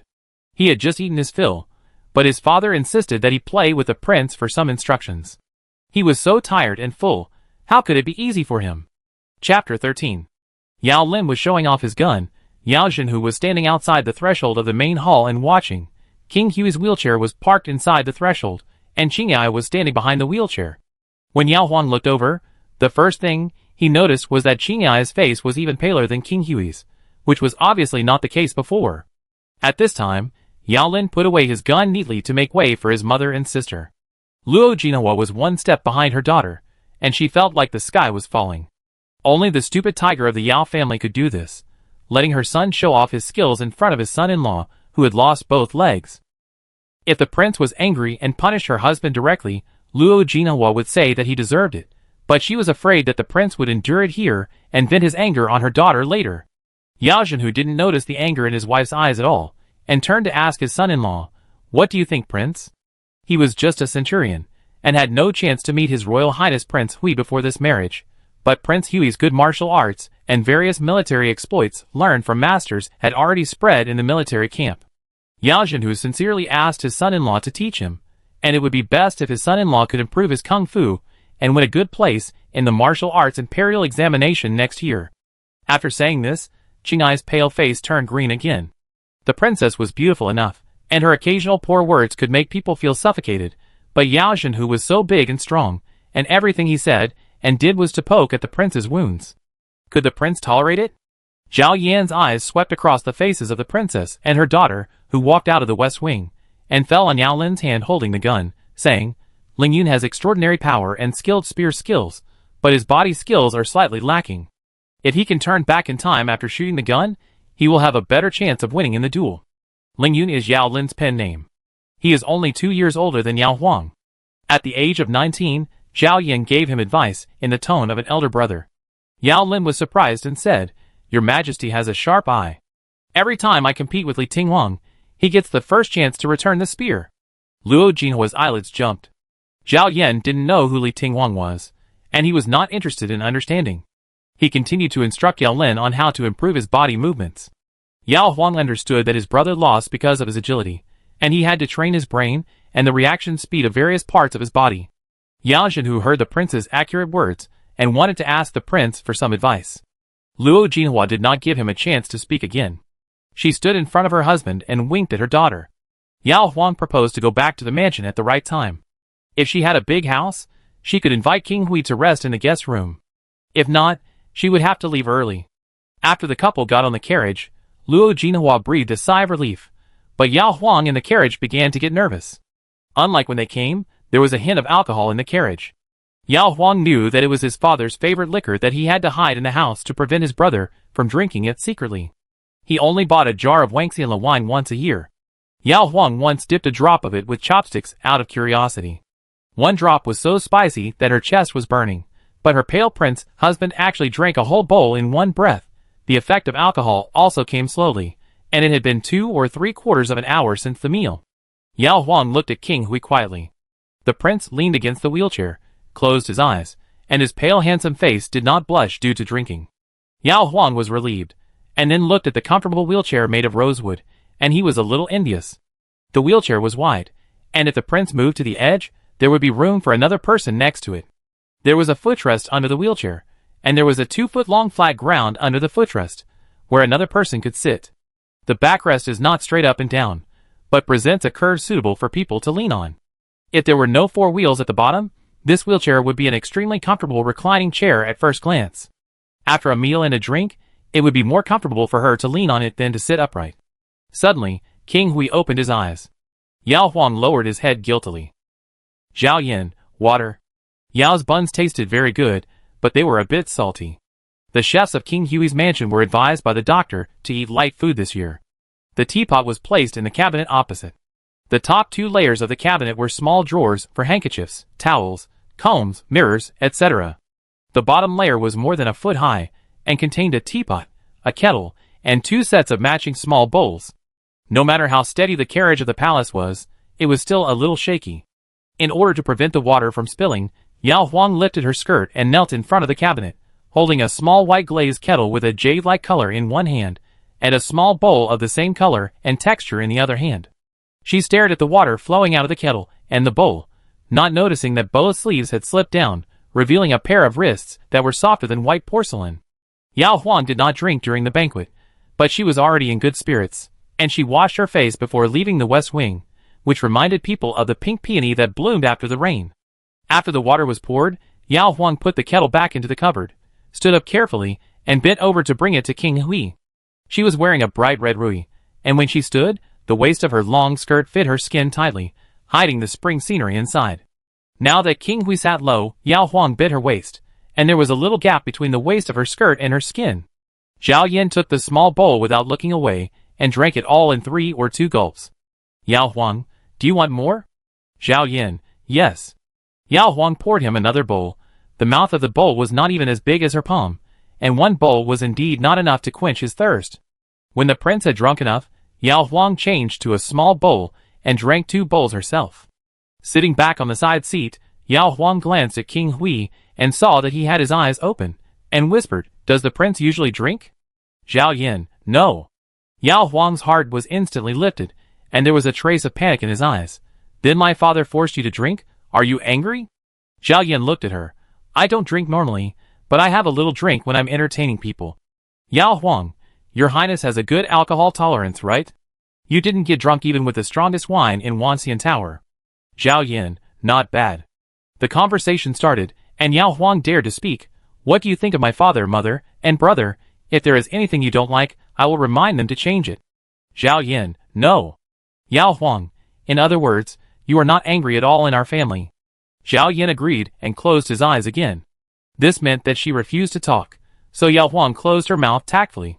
She could not doze off, so she turned around and secretly lifted a corner of the curtain. Just out of Changshu Lane, there were still civilians living around, and there were children of 4 or 5 years old running out of their homes, chasing and playing. From the selection to waiting for marriage, Yao Huang had been staying indoors for nearly 3 months. She had been bored enough, so she turned her head and asked King Hui, who was resting with his eyes closed, "Your Majesty, can I really leave the palace at will?" Zhao Yan responded indifferently. "Yao Huang, will there be an imperial censor who accuses me of not being dignified enough and undermining the dignity of the royal family?" "Zhao Yan, as long as you don't bully others and break the law, the censor won't care, and has no right to care." "Yao Huang, will the emperor, empress, and concubine care?" Zhao Yan opened his eyes and looked at her a few more times. "What will you do after leaving the palace?" Yao Huang thought about it and listed them one by one. "Go to shops and temple fairs, listen to books and operas and tea houses, go home to see my parents, go out of town to go hiking when the weather is good. Oh, I also want to ride a horse. Does the prince's palace have extra horses for me to use, or do I need to buy them myself?" "Zhao Yan, can you ride a horse?" Yao Huang's face turned red. "I can ride a mule, but riding a mule is almost the same as riding a horse, right?" "Zhao Yan, how is your riding skill?" Yao Huang, "Not bad. Anyway, my brother and I rarely beat him in running faster. The two mules at home are almost as strong, but her brother is several dozen pounds heavier than her, so the mule carrying him must be slower." Zhao Yan understood and said, "There are several horses in the mansion. You can use any you like. If you don't like them, ask Wishu to find a few more. You can do the things you just mentioned, as long as you don't do anything too outrageous to give people a handle. Father and mother won't interfere. If you are really worried, you can reduce the number of times you go out. Don't go out too often." "Yao Huang, don't worry, Your Majesty, I won't go out every day, I will go out 4, 6 or 7 times a month." Zhao Yan was silent. "Yao Huang, when I'm not going out, can I invite others to the palace as guests?" Zhao Yan, "Yes, but I won't accompany you to entertain, including my father-in-law and mother-in-law." Yao Huang, "I won't bother you, I won't let you hear any sound." After returning to the palace, King Hui went straight to the bamboo courtyard. Yao Huang took a nap, and when he woke up, he asked someone to call the chief steward Guishu to lead the way to the palace stables. The palace horse yard was actually bigger than the Yao family's, with 2 rows of stables neatly arranged. Each stable had a single horse, each with shiny fur and majestic appearance, a total of 8 horses. "Yao Huang, are these all the prince's horses? Has the prince ridden every one of them?" Guishu, "Yes, all 8 horses were given to the prince by the emperor. Xuefeng was the oldest, and was given to the prince when he was 13. After that, the prince used it when he learned to ride a horse or followed the emperor out of the city to hunt in autumn. He used it until he was 18. Liuhua, Yueying, and Jingwu have all been on the battlefield with the prince. They are the prince's favorite horses. Liuhua is a red horse. It looks handsome from a distance, but when you get closer, you can see that there are 2 scars on the horse's neck and belly. Even the prince's horse was injured, so you can imagine how dangerous the battlefield is. Yueying's fur was snow white, and it was the mount that King Hui rode on his way to victory. Jingwu's fur was as black as ink, and his big black and white eyes looked at Yao Huang and behind Guishu, as if he was looking for another figure. Guishu was in a heavy mood. The war with the Wu kingdom lasted for 2.5 years. In the first 2 years, the prince rode Jingwu to fight. In a crucial battle, the general Cinlianshan was ambushed. The prince led his troops to rescue him, and ordered Jingwu to send the seriously injured Cinlianshan out of the siege. After that, the prince was outnumbered and forced into a desperate situation by the enemy soldiers. He would rather die than surrender, and jumped off the cliff. The enemy soldiers searched deep into the bottom of the cliff for 3 days, but only found a corpse wearing the prince's armor. Cinlianshan led his troops back, and the army killed the enemy. Another army was sent to the bottom of the cliff, and it was Jingwu who found the prince, who had fainted in a cave. Under the cave was an indestructible rock, and there was a narrow crack 10 feet above the ground, which could barely hide one person. If Jingwu hadn't kept stepping on the stone wall with his front hooves, the searching soldiers would have missed this place. Guishu didn't tell the princess these words, but Yao Huang saw from his eyes that Jingwu had a special feeling for King Hui. She stood outside the fence and stretched out her hand to Jingwu. Jingwu actually came over, lowered her head, and blew a stream of hot air into Yao Huang's palm. Yao Huang looked at Guishu in surprise. Guishu smiled and said, "The prince rode Jingwu on the day of the wedding. Jingwu is quite spiritual. I think he recognized the princess. Either the princess's breath or the princess's footsteps. One of them must have left an impression on Jingwu." Yao Huang touched Jingwu's neck, and recalled the look in Jingwu's eyes when he was looking for his master just now. Yao Huang felt a little distressed. The once mighty prince was crippled, and no longer wanted to go out. The divine horse that followed him on the battlefield could only be trapped in a stable, like an eagle with broken wings. Guishu pointed to the 4 fine horses on the other side. The prince has never used these 4 horses. Princess, take a look and see if there are any you like. Yao Huang whispered goodbye to Jing Wu and selected a group of reddish-brown horses from the other 4 horses. She wanted to go to the back garden to try out the horses. Guishu reminded, I'm afraid that the prince will hear the sound of hooves and feel sad. Yao Huang didn't believe it. If other people riding horses can make the prince uncomfortable, then Feiqiu and Qingyai walks around in front of him every day. Wouldn't the prince feel more uncomfortable when he sees their legs? Besides, what's so sad about riding a horse? You can still ride even if your legs are broken. The wheelchair was built so that the prince can walk around and not be trapped in bed. Compared with a slow wheelchair that needs to be pushed, a horse that can walk and run will only make the prince walk around the garden more comfortable. At least the King Hui that Yao Huang had contacted in the past 3 days was not so fragile and cautious. Otherwise, when she mentioned horse racing in the car, King Hui would have been furious and chased her out. Yao Huang, take Jingwu with you too. How can the prince's car be kept in the fence all the time? Today, I will only bring Jingwu to test the prince's attitude. If the prince really doesn't mind, she will take all 8 horses out next time she goes out to race horses, and let them run as much as they want.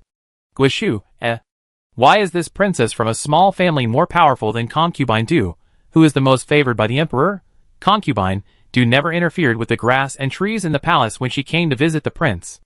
Guishu really didn't want the princess to take risks. After all, how deep can the feelings of a couple who have just been married for 3 days be? Once the princess is scolded, the palace, which has just had a little joy, will fall into an even more dead situation. But he didn't dare to force her, because the prince had said before the marriage that the princess would be in charge of all matters in the palace. There was no other way, so Guishu personally led Jing Wu and followed the princess. When they arrived at the back garden, Yao Huang thought Guishu was walking too slowly, so she asked him to let go of Jing Wu and let Jing Wu jog behind her.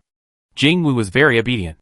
When she passed by the bamboo courtyard, she clearly felt the breath of her master, but she just tilted her head and looked into the depths of the bamboo forest, and she didn't mean to leave Yao Huang behind. Yao Huang just breathed a sigh of relief. Jing Wu suddenly raised his head and neighed towards the bamboo courtyard. With its spiritual eyes, Yao Huang could see a kind of longing, which was more sad than her, a newlywed wife who would only see her husband 6 times a month. The neighing startled the birds in the bamboo forest, and also startled Feiqiu, who was lying on the kong in the gatehouse, so that he jumped up and down.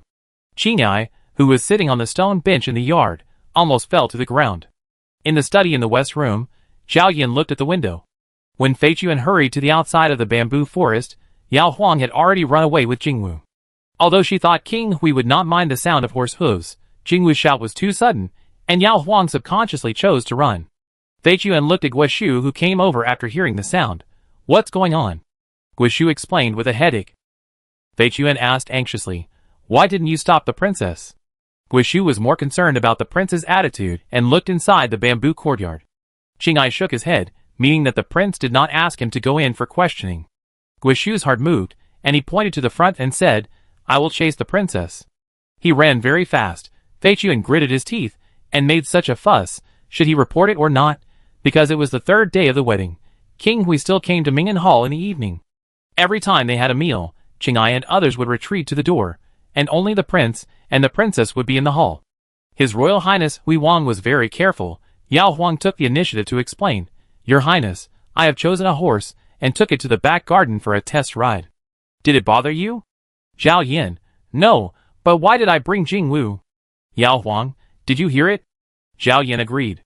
Yao Huang then told me about Jing Wu's eyes in the stable.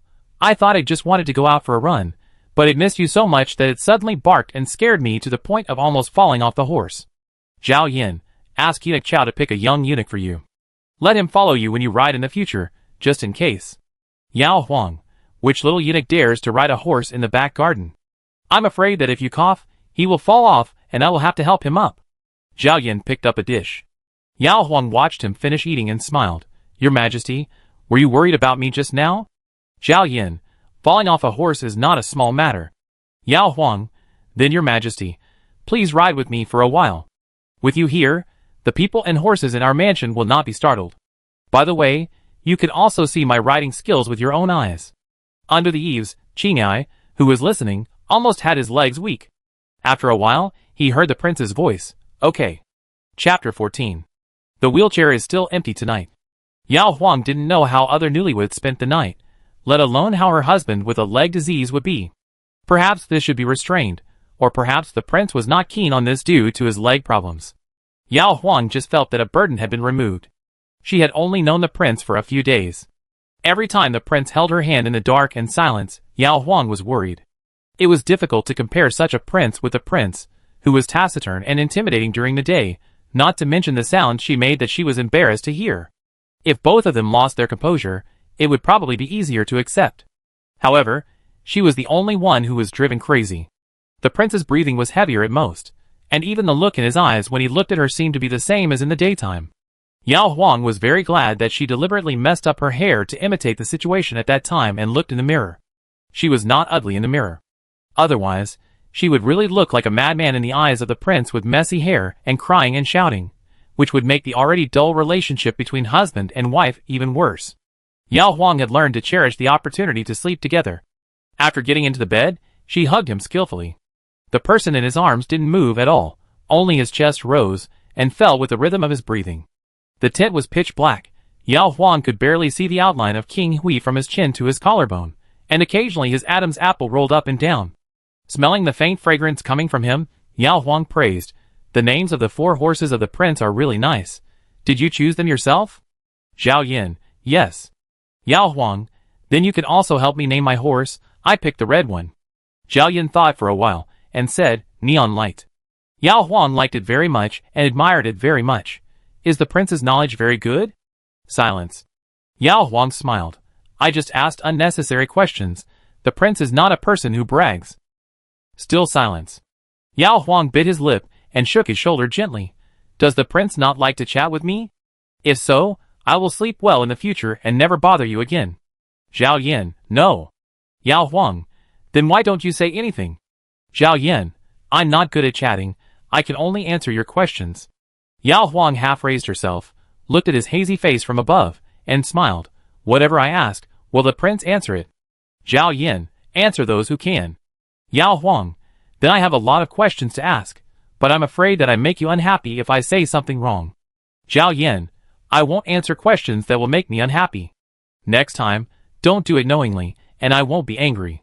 Yao Huang supported herself with her right arm, and with her left hand wrapped around a strand of hair, she snorted, "If you weren't the prince, I wouldn't be so cautious about my husband, but you are the prince, and I'm afraid you show off your power at every turn. At the least, you punish me to kneel in the ancestral hall, so that even the servants dare to look down on me. At the worst, you divorce me and make me a laughing stock in the entire capital."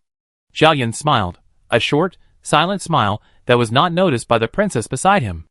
"Then you don't have to treat me as a prince, and I won't use my status as a prince to pressure you." Yao Huang, "Really?" Zhao Yin, "Really? You don't have to use honorifics to address me anymore." Yao Huang smiled, leaned close to his ear, and deliberately stretched out his voice. "Prince, you are so nice." Zhao Yin tilted his head to the other side. Yao Huang guessed that he might feel itchy, so he chased him and blew slowly into his ear. Zhao Yin closed his eyes. If he didn't hide, this matter would be meaningless. Yao Huang leaned back on his shoulder again, hugged him and asked, "Your Highness always sits in a wheelchair during the day. Will your buttocks be sore?" Zhao Yin, "Eh?" Yao Huang's body stiffened. "I didn't offend you with my first question, did I, Your Highness? Don't get me wrong. What I want to say is that the wheelchair is hard. If you feel uncomfortable sitting for a long time, I will sew a cushion for you." Yao Huang has long been puzzled. The royal family is so good at enjoying themselves that they can even put so many exquisite items in the carriage. Why didn't anyone think of putting a cushion on the prince's wheelchair? Zhao Yin, "No, I don't sit in a wheelchair any longer than ordinary civil servants." Yao Huang, "Is that so? Do you lie down the rest of the time?" Zhao Yin, "When I read, I stand for a while with something when I get tired." After hearing this, Yao Huang touched his left hand and rubbed the thick callus on his palm with his fingertips. He understood how the callus came about. After thinking about it, Yao Huang's face became hot, and he buried his head in his shoulder and said, "No wonder the prince's arms are so strong." He would only press on her completely for a while after the end, relying on his arms for support during the process. Zhao Yin, "Want it?" Yao Huang was embarrassed by the picture in her head, and her voice was thin and soft. "What do you want?" A pair of arms as strong as the prince's? Zhao Yin. Nothing. Yao Huang reacted at this time, and the extreme embarrassment made her let go of his body, as if she was burned, and hide in the bed, pulling the quilt to cover her head, and angrily defended. No, is it wrong to just praise her? The tone of her eagerness to clear herself was like a child who was craving for sweets, but had to deny and cover up because of her thin skin. Zhao Yin looked outside the tent. Well, let's go to sleep. As the silence spread, Yao Huang, who was suffocating in the quilt, was no longer so hot. Her chaotic mind calmed down, and Yao Huang's heart skipped a beat. Could it be that the prince had thought about it himself? So he asked her that? The prince said nice things, saying that she didn't need to treat him as a prince. If she really didn't take him seriously, the prince might be angry. After turning the corner, Yao Huang was still covered in the quilt, but she moved back to the prince little by little, hugged his waist from the inside, and said in a sticky voice like honey, "Does the prince want it? If you want it, I want it." Zhao Yin grabbed her hand fiercely, and said in a deep voice, "Go to sleep. Tomorrow is the 25th, I will still sleep here." If they did it tonight, and did it again tomorrow night, she might blame a disabled prince for being so greedy. Zhao Yin woke up first in the morning. Yao Huang was awakened, because of the erotic words in the quilt last night. Too embarrassed to face him, she just lay inside and pretended to sleep. Anyway, she was covered tightly with the quilt, and Qingyai would only see her head later. Zhao Yin had already sat up straight. Seeing that she was unwilling to move, he looked at his legs and then shook the bell. Qingyai pushed the door open and walked in. He lowered his eyes, and lifted the 2 layers of curtains on the bed, and suddenly saw a pair of red-soled slippers. Not to mention that Yao Huang was not used to asking the eunuch to serve him. Qingyai was also facing the princess in bed for the first time. He secretly calmed his mind, and only served the prince to change his clothes wholeheartedly. He was so skilled at this that he pushed the prince out in a wheelchair in a short while. Yao Huang was alive. But when they went to the front yard to eat, Yao Huang still didn't dare to look at the prince next to her. She felt embarrassed, and had a lot of complaints in her heart. It was obviously the prince who started it. When she asked him to please him, the prince just needed to cooperate. It would be fine if she did it once. But he rejected her seriously, which made her look even more shameless. This was the first time since they got married that Yao Huang didn't take the initiative to talk. Zhao Yin could see her red face, not her usual good complexion, but more like the shy face she had when facing him for the first time on her wedding night. Zhao Yin silently picked up a fried dumpling for her. The dumpling's skin was slightly browned, each only the length of a thumb, arranged in a circle on a plate, with a handful of green coriander in the middle, just for show. "Thank you." Yao Huang glanced at his chest to thank him, picked up the fried dumpling, and dipped it in the vinegar dish, and ate it in 2 bites. He had just scooped half a spoonful of red date and yam porridge when another fried dumpling was brought to the side. Yao Huang finally looked at King Hui straight in the eye. Seeing that he was eating his meal as usual, Yao Huang understood that the king did not think there was anything wrong with what she said last night. But Yao Huang still felt wronged, and still wanted to tell him that she was not such a frivolous girl. Her father was a low-ranking official, and her mother was not a lady from a noble family, but the education she should have at home was not ambiguous. She and her brother were both good children who knew etiquette, righteousness, and shame. Staring at the fried dumpling, Yao Huang slowly put down her chopsticks and lowered her head and said, "It's all your fault. It was obviously you who said it first. I didn't think about it at all. I said that because I was afraid that you would be angry." "Zhao Yan, I know, I didn't misunderstand you." Yao Huang looked over. Zhao Yan saw resentment in it. Even so, what emerged in his mind was still the princess at another time. He lowered his eyes and said, "Eat, we still have to ride horses later." Thinking of riding horses, a prince with a broken leg was willing to accompany her to ride horses. Yao Huang softened her heart, and picked up a fried dumpling for him as a courtesy. Zhao Yan didn't dip it in vinegar. Yao Huang forgot about those things at night and asked, "Does the prince not like to be jealous?" "Zhao Yan, it's optional." Yao Huang decided to observe his dietary preferences slowly. After a long time, it will always show up. After rinsing his mouth, Yao Huang pushed the wheelchair out, and Qingyai and Fei Chuan followed behind. Zhao Yan looked at the shadows of the 2 people on the ground on one side. She was willing to help push the wheelchair, which meant that the unpleasantness in the morning was finally over. At the gate of the back garden, Guishu and the guard Zhang Yu each led a horse, which was Jingwu and Yao Huang's newly named Neon Light. Giving the wheelchair to Qingyai, Yao Huang went to get intimate with his horse first, touching the horse's face and smiling. "I asked the prince to name you Neon Light, as gorgeous and beautiful as a rainbow. Do you like it? And Ai Guang rubbed her hand. Either he liked it, or he didn't understand. Yao Huang made the decision for it, and when he looked back, Jingwu actually walked to the wheelchair and knelt down by himself, so obedient that people envied him. Zhao Yan looked at the mount in front of him that had been through life and death with him, and the end of his vision was the red skirt of the princess. He had been witnessed by unrelated civilians and guests getting on and off the horse, but she had never seen it. Yao Huang suddenly noticed that Guishu, Zhang Yu, Fei Quan, and Qingyai all looked almost the same with their eyes downcast and solemn, as if they were about to complete an extremely important and error-free event. The prince was still in a state of stillness, and only Aji, who turned his head to look at Qingyai and the other four, looked like a living person. In fact, not only now, every time the prince gets on and off the carriage, these people look as if they are going to die with the prince. But if the prince really minds being seen by them, would he agree to go out and ride a horse? Yao Huang let go of Ai Guang, walked over with a smile, and told Guishu and the other four, "Step aside and watch." The tone was too relaxed and familiar, and the four of them looked at the prince. Zhao Yan winked, and the four of them stepped back and stepped aside. Yao Huang measured the distance between the front of the wheelchair and the back of Jingwu's horse, and confirmed that the wheelchair was fixed and would not move by itself. She knelt on one knee on the ground in front of the wheelchair with her back to King Hui, and said, "Prince, you lie on my back and hold my shoulders steady."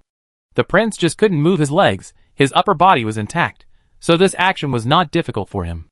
Zhao Yan knew very well that if he refused, she would lose face in front of Guishu and the other four. So he straightened up and leaned on her shoulders. Yao Huang hugged his waist with her backhand and slowly stood up with her legs straight. Zhao Yan's legs were weak, but he held Yao Huang's shoulders steadily with both hands to maintain balance. When Yao Huang was younger, he often played the game of rock paper scissors with his brother, and the loser had to carry the other for 20 steps. The older the siblings get, the greater the weight difference is. But even though the brother weighs 170 to 180 kilograms, Yao Huang can still complete those 20 steps. The prince, who had been ill for a year, was lighter than his brother, so Yao Huang completed these 3 or 4 steps with ease. Standing beside Jing Wu, Yao Huang told Aji, "Lift the prince's right leg onto Jing Wu's back." Aji had never done this before, and didn't know how to help someone get on a horse. In the moment, she reacted briefly. Qingyai quickly came around and completed this step skillfully. "As long as we get King Hui on the horse, the rest will be much easier." Yao Huang and Qingyai put King Hui's feet into the stirrups one by one. King Hui will hold the reins to keep his balance. Jingwu is a very spiritual horse, and knows how to take care of the master on the horse. After finishing, Yao Huang looked at King Hui sitting on the horse, and said to Qingyai and Fei Chuan, "Won't it be easy to carry the prince on the horse in the future?" Qingyai and Fei Chuan both said yes, but they were upset. They were used to carrying the wheelchair, and were used to moving the prince in the usual way without the prince asking them to do so. How dare they ask for it without the prince asking them to carry him? Yao Huang went to Ai Guang and told the 5 people to stay here. She rode into the garden alone with King Hui. Some sections of the garden were wide, so the couple walked side by side. When they encountered narrow sections, they walked one in front and one behind. However, when they walked side by side, Yao Huang was a little uncomfortable with the handsome face of His Royal Highness King Hui, which she could see by tilting her head when not eating. Even if it was the same face, as the prince on horseback looked no different from an ordinary person, the face became more handsome and refined, and looked like a noble person that ordinary women could not reach. Yao Huang once again realized that she had really gotten a great bargain. There was no leg issue. King Hui had already given Princess Fu Chengzhang a son-in-law, and she was only half a step away from the Eastern Palace. But who would be unhappy if they could get a bargain?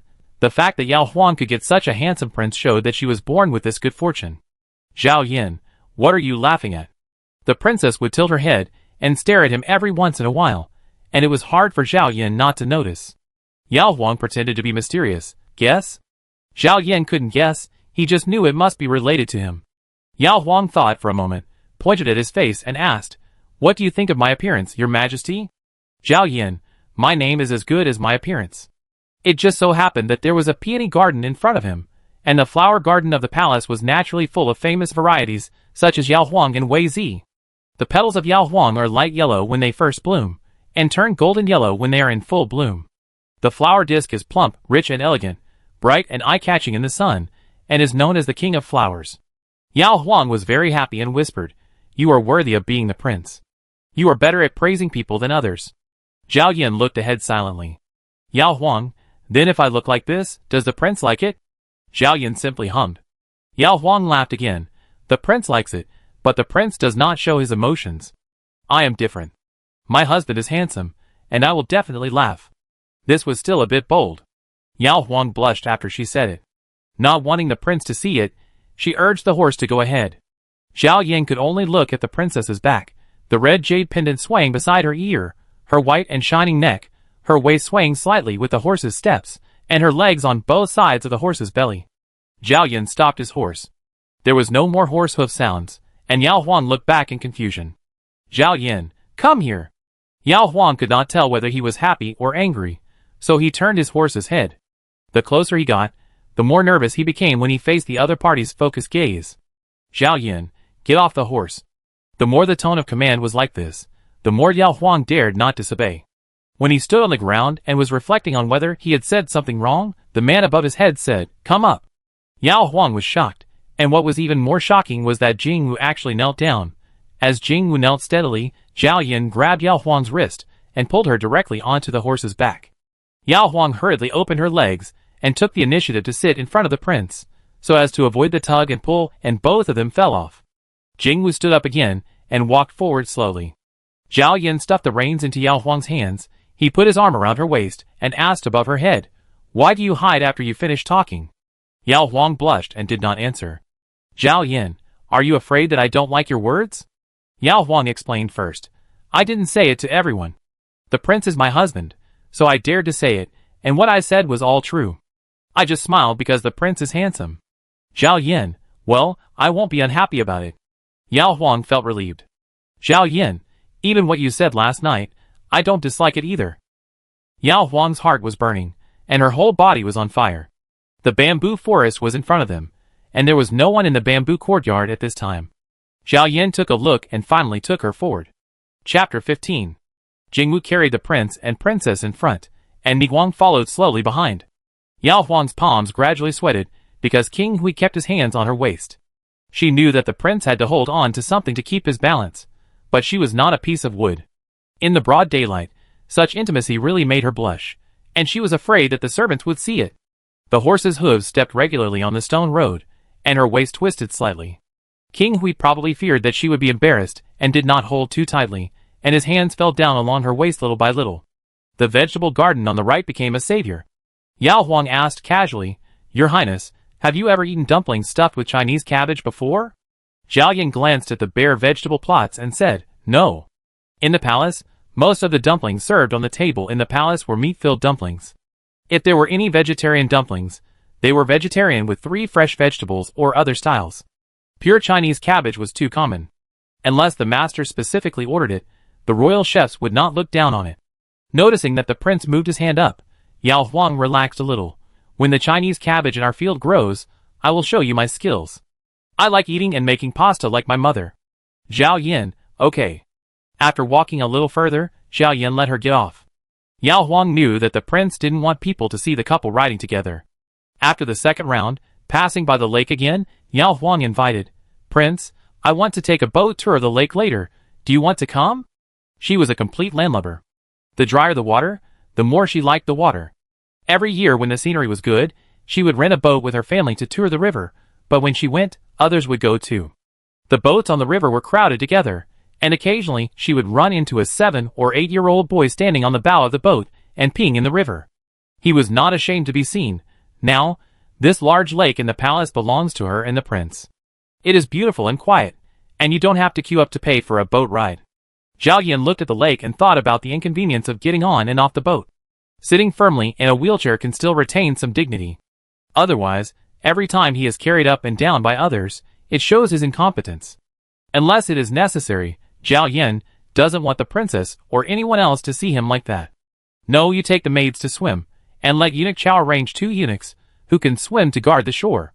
Yao Huang looked regretful, but relieved. If the prince came, she would definitely take good care of him. But facing such a taciturn husband, Yao Huang racked her brains to find topics to talk about, which was actually quite tiring. She had to be careful not to offend the royal family or the prince's taboos, and she couldn't let the prince think that she was just making small talk. She was afraid that the prince would find it annoying if she talked about ordinary family matters. After calculating this, Yao Huang suddenly found that the prince was the easiest to get along with at night. Even if there was nothing to say, she could hug him, and it would be enough to show her intimacy with him. If the prince was interested, she could just cooperate with him with her body, and at most she would cry and shout, without thinking about anything. It's exhausting during the day, and exhausting at night. If she has to choose one, Yao Huang prefers the latter. She knows how much knowledge she has. Yao Huang can chat with the aunts and grandmothers of the neighbors about family matters for a whole day. She can stay up until midnight to discuss the storybook with Aji. Yao Huang can't talk with the prince about elegant things. In the morning, we toured the lake, and in the afternoon, we decided on a few places to put the swings. Because the garden is big enough and the scenery is still fresh, another day passed in a blink of an eye. At dusk, we arrived at Mingyan Hall on time. Yao Huang's heart began to beat fast since she sat beside him. She thought about the ease of the night during the day, but when the night really came, she was afraid of the waves that would not give her time to breathe. Staring at the food in front of her, Yao Huang secretly encouraged herself. After tonight, she would have 4 days of easy days without having to deal with the prince day and night. After dinner, Zhao Yin had to wait for the doctor to come and give him a massage. Yao Huang didn't know the inside story, and didn't want to ask about it. She just followed the prince's instructions. Yao Huang was getting married for the first time, but she had heard too many stories about other couples in Changshu Lane. Basically, the husbands were officials or worked outside to earn money to support the family, while the wives did laundry, cooked, and took care of the housework. Some husbands relied on their own money to treat their wives like cattle and horses when they returned home, and would curse them if the food was not to their liking. Although her prince was no longer an official, he could get 5,000 taels of silver a year, which was more than the salary of a first-rank prime minister. He had a large family and wealth, so he said that she could spend the money as she wanted. He had a good temper, and did not need her to serve him every day. Meeting such a good marriage, Yao Huang really had nothing else to ask for. She would do whatever the prince arranged for her in trivial matters that had nothing to do with her interests. Walk around the yard to digest the food, then go to the west room to take a bath. This room is as spacious as the inner room on the east side, and is specially used for bathing the masters. A narrow couch is placed on the north side corresponding to the position of the bed in the east room. The masters can sit on the couch to change clothes before and after bathing. In front of the narrow couch, near the door, there is a large cedar carved bathtub. Yao Huang has bathed in it alone several times. With his arms on the edge of the tub and his legs stretched out, he can float up with the water with a little effort. A circular pool was dug in front of the right side of the narrow couch. The pool was paved with bluestone bricks from the bottom to the edge, and the edges were polished to be as round as jade. This pool is larger than a bathtub, and people who know how to swim can swim in circles in it. There is an 8-panel embroidered screen between the pool and the bathtub, and the water is misty and elegant everywhere. Yao Huang has not used the pool yet, thinking that she will enjoy it again in a few days. If she uses it right after getting married, it will seem that she is eager to enjoy extravagance. She can also enjoy walking in the garden, but that does not require the servants to serve her hard, and the maids in the water room have to bring at least a dozen buckets of water or even more to fill the pool, right? Yao Huang sat in the tub facing the screen, letting Aji and Bailing wipe her arms and legs while she fantasized about the good days ahead.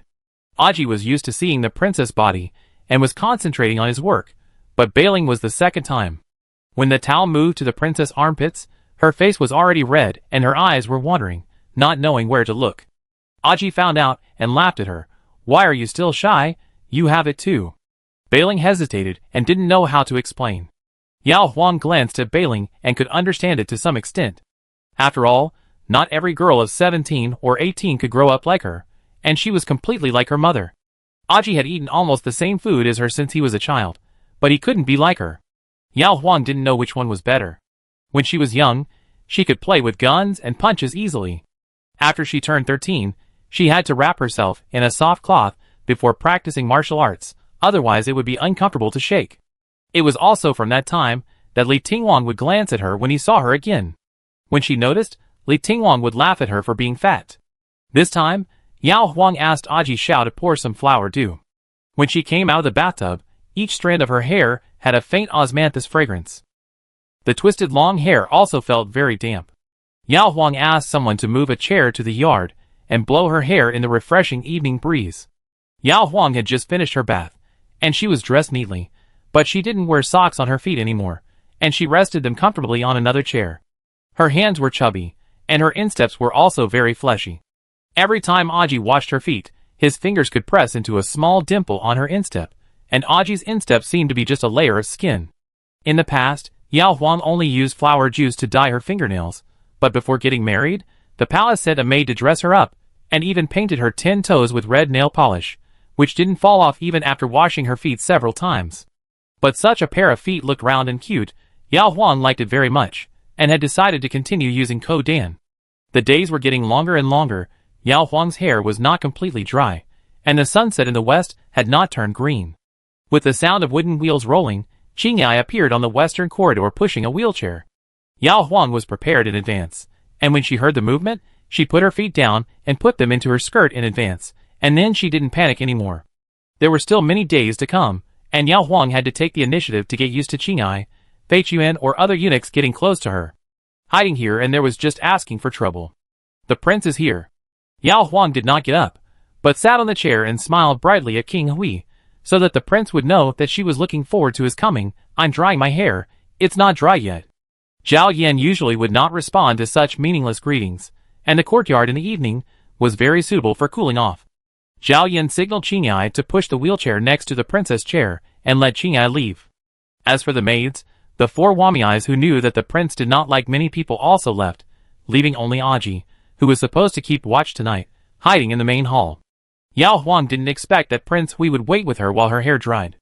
Seeing the prince looking at her embroidered shoes placed beside her, Yao Huang quietly tucked her feet under her skirt and explained, "It's uncomfortable to sit like this, and I'm afraid of dirtying the chair if I put my legs on it, so I took off my shoes and let my feet breathe." Zhao Yan looked at her armchair and asked, "There is a reclining chair for cooling off, why don't you use it?" "Yao Huang, I just got married, and the reclining chair is in the warehouse. I asked them to move it tomorrow. I'm too lazy to bother with it today." Zhao Yan nodded, leaned back on his chair, and looked up at the sky. Yao Huang took this opportunity to quietly stretch out one foot to reach the embroidered shoes next to him. After putting on both shoes, Yao Huang felt relieved to see that the prince did not notice. He touched his hair from time to time, and when it was all dry, he asked, "Will the prince stay outside for a while, or go in to rest?" "Zhao Yan, go in." Yao Huang pushed him, and there were no thresholds on the doors. He entered the inner room steadily, and leaned the wheelchair against the bed like Qingyai did. Zhao Yan propped himself up and sat on the bedside, turned sideways, first moved his left leg to the bed, then his right leg. His arms were strong enough, and he was used to doing this action, so it looked easy and simple, without any effort. "Yao Huang, shall I turn off the lights?" "Zhao Yan, no hurry, I want to read a book. You ask Aji to go to the front yard to get it. Qingyai knows which book I want." Yao Huang went out to tell Aji. When he came back in, he found that the prince was leaning against the headboard, with the quilt covering his waist, and the wheelchair was empty. Yao Huang walked to the table and poured himself a bowl of warm water. Soon, Aji came back with the book, and Yao Huang handed it to the prince. Suddenly, he didn't know whether he should go to bed or sit down and wait for the lights to go out. Zhao Yan patted his side, "Come up." Yao Huang had no choice but to take off his shoes and climb onto the bed. After getting into the bed, Yao Huang kept his distance and looked at the side of the prince, who was reading seriously, but didn't dare to speak to disturb him. After turning a page, Zhao Yan seemed to notice the princess's gaze, looked at Yao Huang, put down the book, and said, "Turn around." Yao Huang did as he was told, and heard him put the book aside, and heard the sound of him moving his legs to take off his pants. Yao Huang's heart was lifted. The palace was rich, and there were several lights in the inner room alone. The room was not as bright as day, but at least it was as bright as the dusk outside, much brighter than the candlelight on the wedding night. She half raised her back to the prince, lifted the quilt, and said, "I go turn off the lights." A hand pressed on her shoulder, "No need."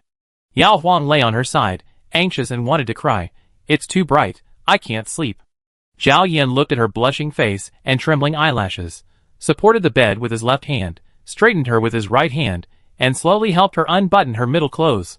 If his legs were fine, even if he was a prince, Yao Huang would not lie down like this, and would hide at least a little.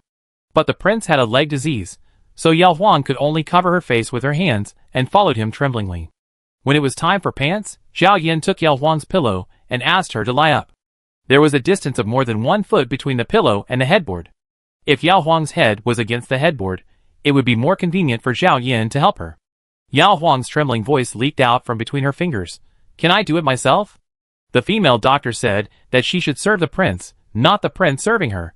King Hui answered in a gentle tone. No, be obedient. Chapter 16. The candlelight at night was as gentle as spring water, and it was like the lightest tool that covered Yao Huang weightlessly. Yao Huang thought of the days before the talent show. Her father, a martial artist, treated her like a treasure. Whatever Yao Huang wanted to play with, her father would buy it for her even if he had to spend his hard-earned private money. Her brother treated her a little worse than her father. He dared not let her carry him on his heavy body, but her brother was often used as a horse for her to ride. When she wanted to pick persimmons from her grandfather's house, she often stepped on her brother's shoulders to hold the tree to stand up. Her mother was the strictest person towards her. When Yao Huang was a child, she played too much and didn't go home until dark. Her mother was so anxious that she would pick up a fire stick and spank her, but Yao Huang still dared to ignore her mother's orders and sneak out when she should, until she gradually understood the truth and became a half-grown girl who knew not to worry her parents. Such a girl who didn't obey discipline married, and did whatever her husband, the prince, told her to do. The prince didn't use a strong commanding tone, nor did he coax her softly like her parents coaxing her to take medicine. The short 2 or 3 words were calm and gentle, but because of his legs, Yao Huang couldn't refuse. The prince told her to move up, and Yao Huang slowly moved up until she touched the headboard. The prince told her to lift her left leg and right leg, and Yao Huang did it obediently. The prince told her to put down her hands, and Yao Huang dared not cover her face anymore. She closed her eyes tightly, and her hands nervously grasped the precious silk bed sheet. She was a little bit cunning, and deliberately twisted a corner of the bed sheet to make a flower, so that the prince would know how hard it was for her to be like this. If he had a conscience, he would stop torturing her, right? A big hand held her fist, and she loosened her hand in panic, and the flower fell apart. Yao Huang tried to close her legs and cried, Prince, what are you going to do? Zhao Yin said the same thing. You asked for it. She had been fanning the flames the last 2 nights, and she was also outspoken in the yard in the morning. He was restrained enough by not taking her directly to the bamboo courtyard. Yao Huang felt very wronged, and she could no longer bear this torture.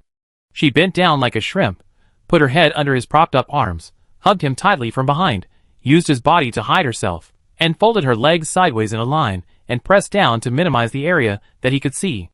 After hiding, Yao Huang whispered the truth.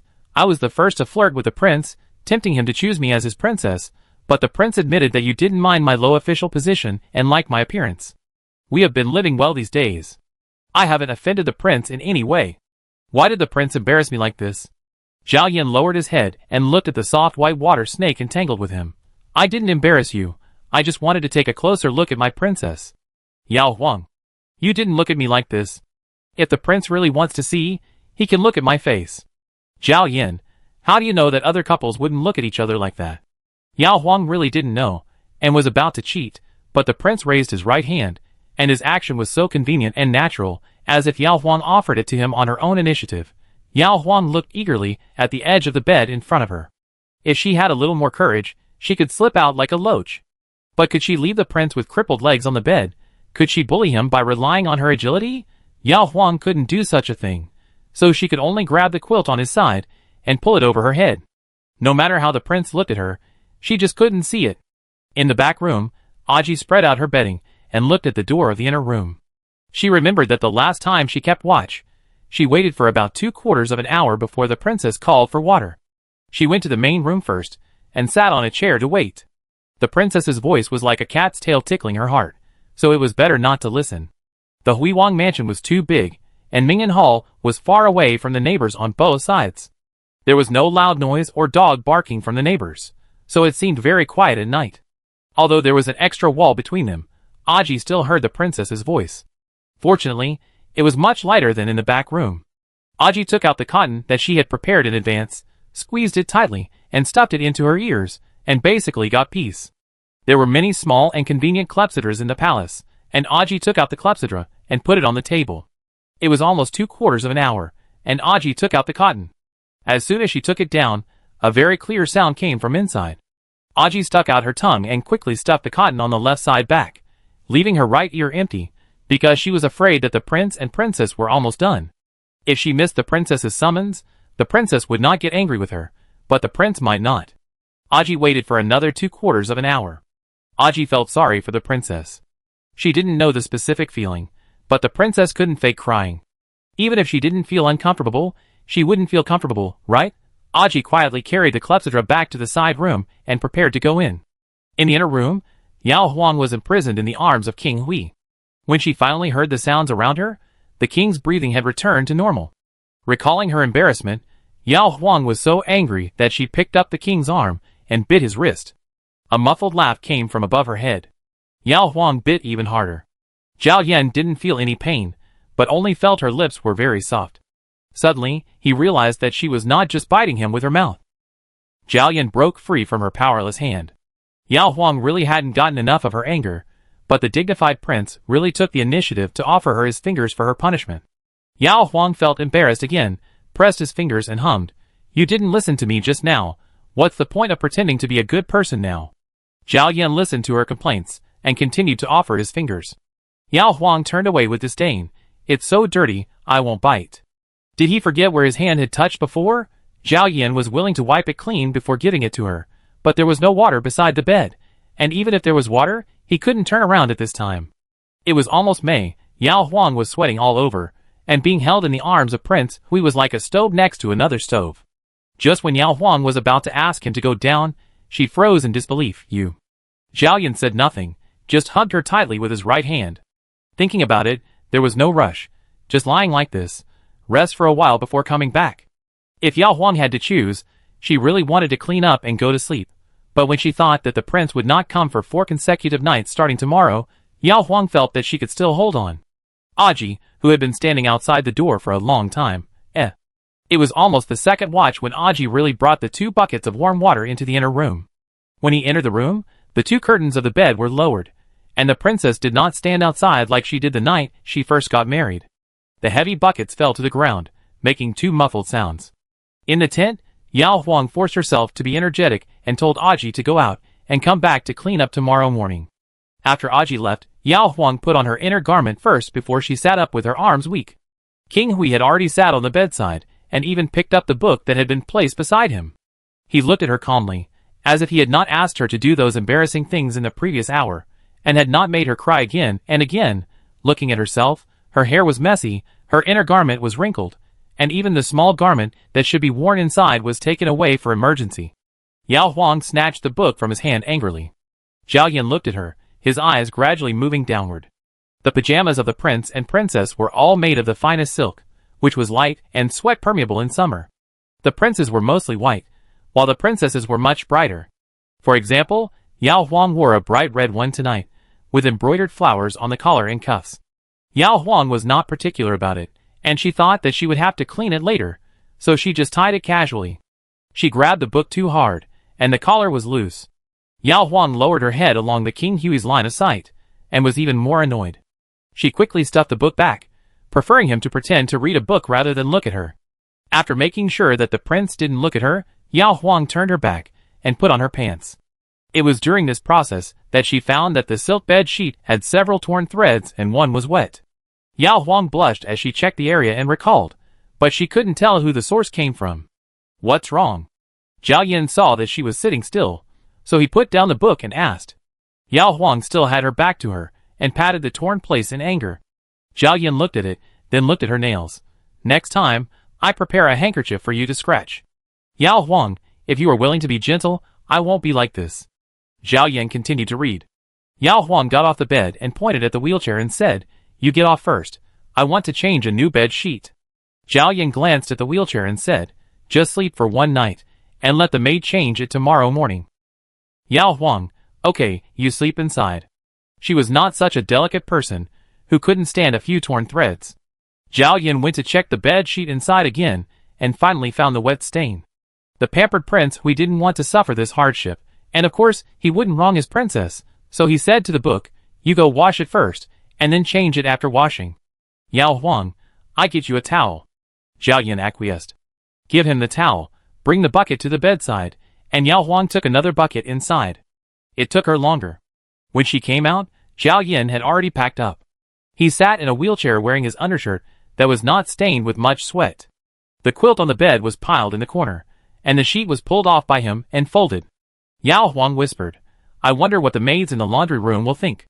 Zhao Yin, we have all learned the rules and will not gossip. Yao Huang glared at him again, threw the bed sheet into the bamboo basket, went to the closet to find a new one, and finally turned off the lights and went to sleep. Yao Huang slept very deeply and soundly, but she had a shameful dream, dreaming that the prince came over again. When Yao Huang suddenly woke up and realized that this was not a dream, the prince was almost dead. Yao Huang was very sleepy, forgetting her husband's identity as a prince, and pushed him while hiding inside. She broke free from the prince's weak legs, but did not escape his strong arms. Zhao Yin casually scooped her up, and the cotton-like princess rolled back into his arms. One last time.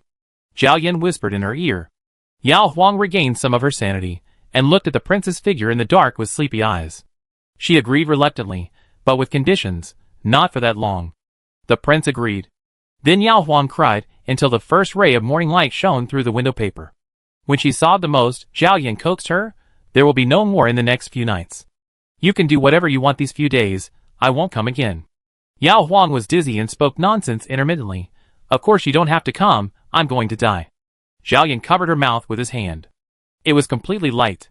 Zhao Yin covered the princess with a blanket, covering her from neck to feet, and then called Qing Yin. Sitting in a wheelchair and leaving the inner room, Zhao Yin told Aji and the 5 maids the second sentence he said to them after the wedding. Unless the princess summons her, no one is allowed to go in and disturb her. Chapter 17. Yao Huang turned over in deep sleep, and the discomfort caused by the friction between her skin and the quilt made her frown and wake up. Through the 2 layers of gauze curtains, she saw the bright light by the window. The quilt next to her was flat, and the prince. Thinking of the scene before dawn, Yao Huang suddenly felt a tingling in her tailbone. It was at this time that she found that she was still naked. For the time being, she couldn't ask the maid to come in. Yao Huang sat up straight with the quilt in her arms, deliberately ignoring the things that the man left for her. Yao Huang searched along the quilt. The middle shirt was beside the pillow, the middle pants were under her feet, and the small clothes. Yao Huang remembered that the prince wiped her considerately after the incident, and he must have grabbed her small clothes to use. He was really good at wasting 2 sheets and a small dress in one night. After tying the belt of the middle dress and putting on the pants, Yao Huang stuffed the sheet into the half-full bamboo basket, lifted the curtain to get rid of the smell, poured herself a bowl of water, and sat down in front of the dressing table with her waist supported. The princess in the mirror had disheveled hair, swollen eyes, and a faint red mark on the collar of her middle dress. Yao Huang, who was dizzy and didn't look at herself at all when she was dressing, puzzledly opened the collar and was shocked to find more marks, scattered below the collarbone and above the waistline. Some places were dense and some places were sparse, and the most shocking was an obvious palm print on her left shoulder, which was the evidence that the prince had imprisoned her and didn't allow her to hide. Yao Huang collapsed on the chair. "Is this prince a wolf?" Yao Huang put on another outer garment to cover all traces, and called Aji in a hoarse voice. The door was pushed open, and Aji almost rushed in. Huamei, Beiling, Chunyan, Xiuchan stayed in the back room. "Princess, are you okay?" Yao Huang shook his head. "What time is it?" Aji looked at the princess and said, "It's time for lunch in another hour." Why did the princess sleep for so long? "Are you feeling unwell?" Seeing her strange look, Yao Huang subconsciously pulled up his collar. "No, why do you ask?" Aji didn't want others to know the princess's secret, so he leaned close to the princess's ear and said, "You cried for too long last night, and cried once more this morning. Tell me the truth, did the prince bully you?" Aji was really worried. Yao Huang's face was hot, and he said to the table, "It's okay, you will understand when you get married." "Okay, I'm starving. Go and ask the water room to prepare bath water, and give me something to eat after the bath." Aji went out to pass on a message, and Beiling asked the maids to go to the water room and run errands in the kitchen. Since she was going to take a bath, there was no need to fetch water from the inner room. Huamei and the others came in to make the bed and fold the quilt. Huamei saw the princess' eyes, which were obviously crying, and took the initiative to carry the bamboo basket out. When the water in the bathroom was ready, Yao Huang then asked Aji to go in and serve. Huamei became more certain of her guess. The princess was beaten by the prince last night, and she probably fainted, so she got up late. After waking up, she lay on the bed and cried for a while, leaving a new wet mark on the bed sheet. Aji heard everything last night, so he was worried this morning. The princess was injured, so he only let Aji, who knew about it, get close to her. The king's leg was disabled, and he had a bad relationship with the only princess he could get close to. Hua felt relieved for the imperial concubine. The imperial concubine was the most favored in the harem. When she was young, the only thing that bothered her was that she had no children. As everyone knows, Emperor Yongchangxi had some problems. Empress Zhou gave birth to 2 sons who died in infancy. Among other concubines, only concubine Lu was lucky enough to have a prince. Under such circumstances, when a humble dancer who was favored by the emperor on a whim announced the good news, the concubines all set their sights on each other's belly.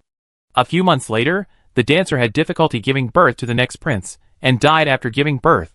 With her love, concubine Du successfully brought the little prince to her side, and asked for the decree to record the child in her name. For the next 8 years, concubine Du did not get pregnant.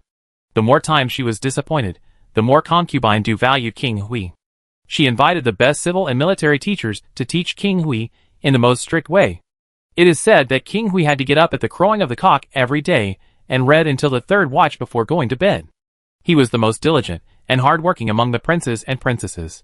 Because of this hard work, he learned both civil and military skills, and was praised the most by the emperor. When King Hui was 8 years old, concubine Du diagnosed her pregnancy for the first time. Unfortunately, the baby was a daughter, so concubine Du continued to teach King Hui strictly.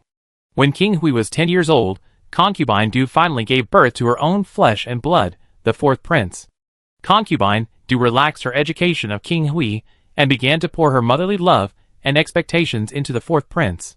She taught people to enlighten the 4th prince when he was 3 years old, but she was reluctant to let the 4th prince suffer the hardships that King Hui had suffered.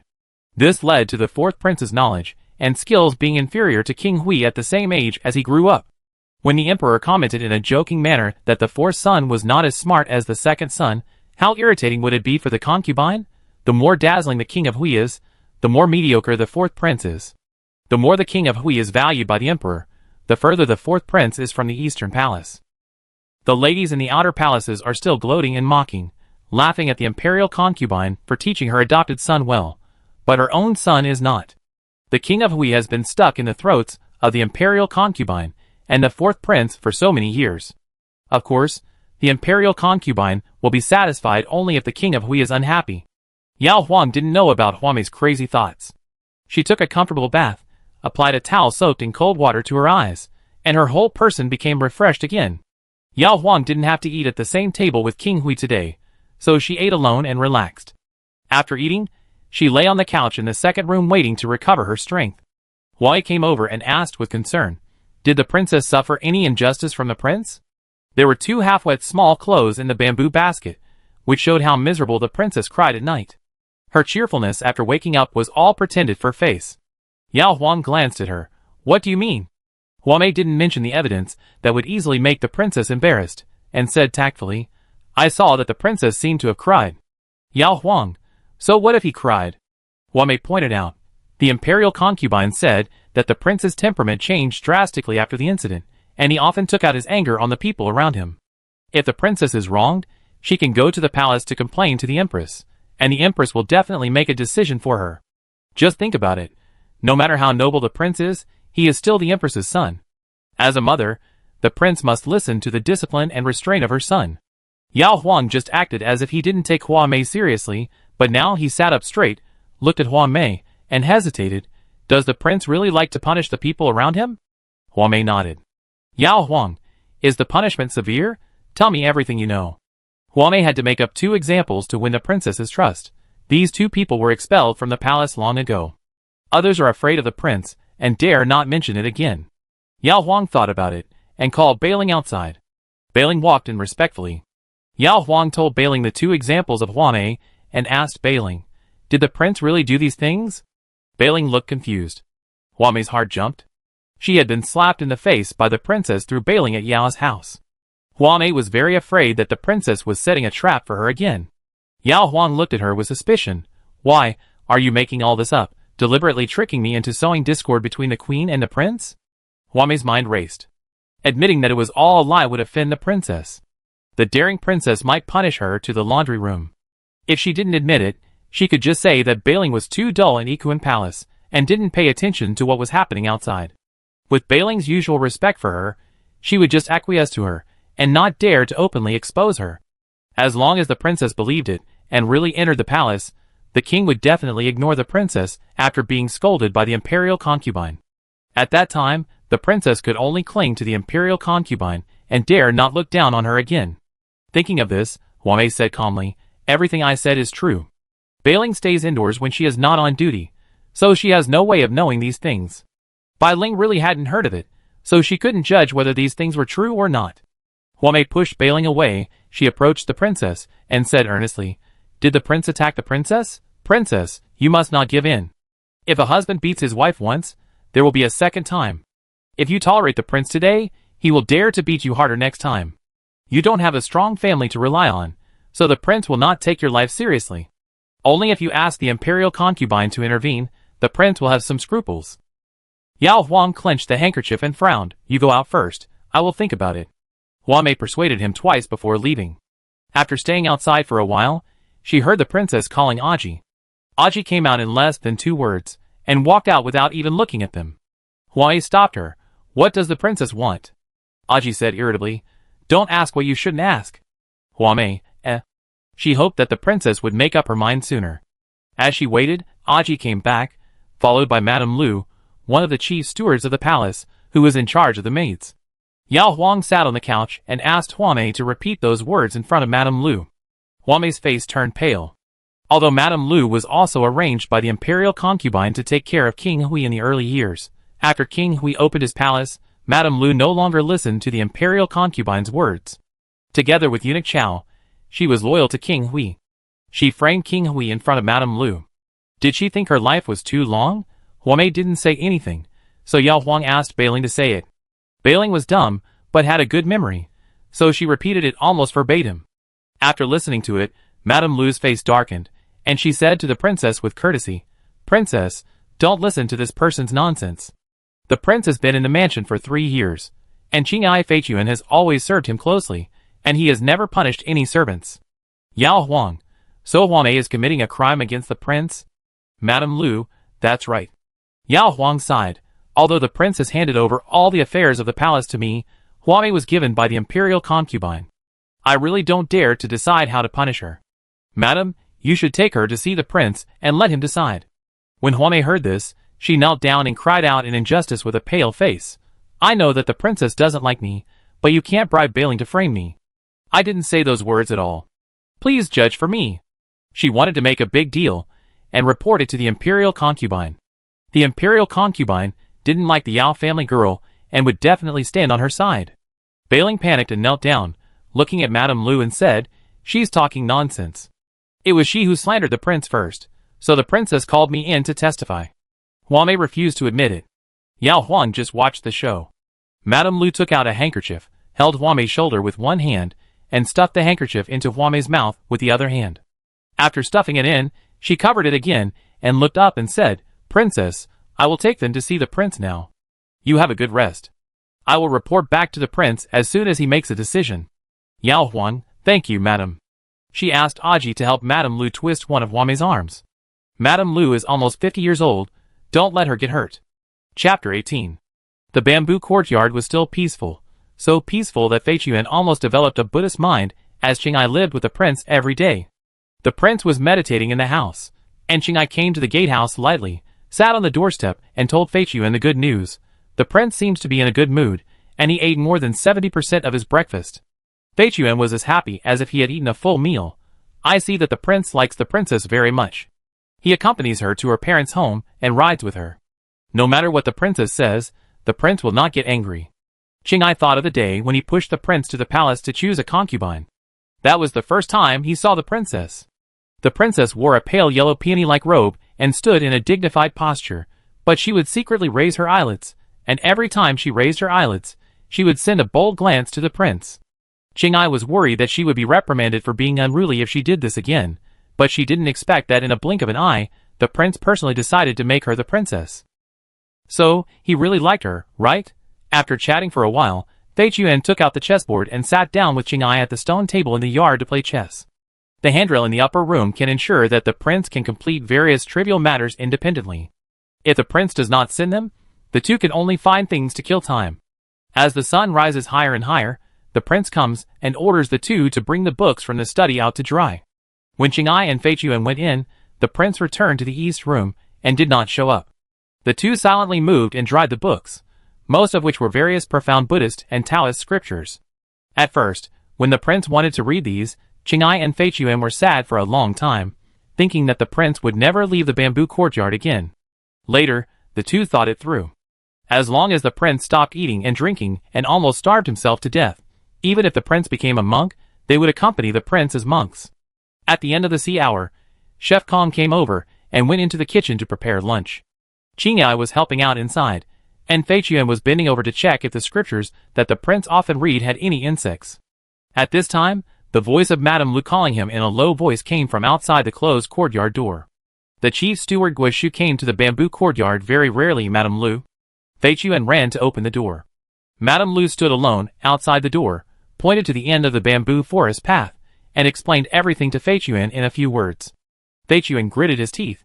A second-class maid from the Yiquan Palace. How dare she slander the prince first and then bite the princess? If it wasn't related to the princess, Fei Chuan would have let Madame Lu deal with this rebellious slave directly. Madam, wait a moment. I go ask the prince. After closing the door, Fei Chuan came to the east window. Prince, a maid in Ming'an Hall has committed a crime. The princess asks you to judge. Come in. Fei Chuan walked in quietly.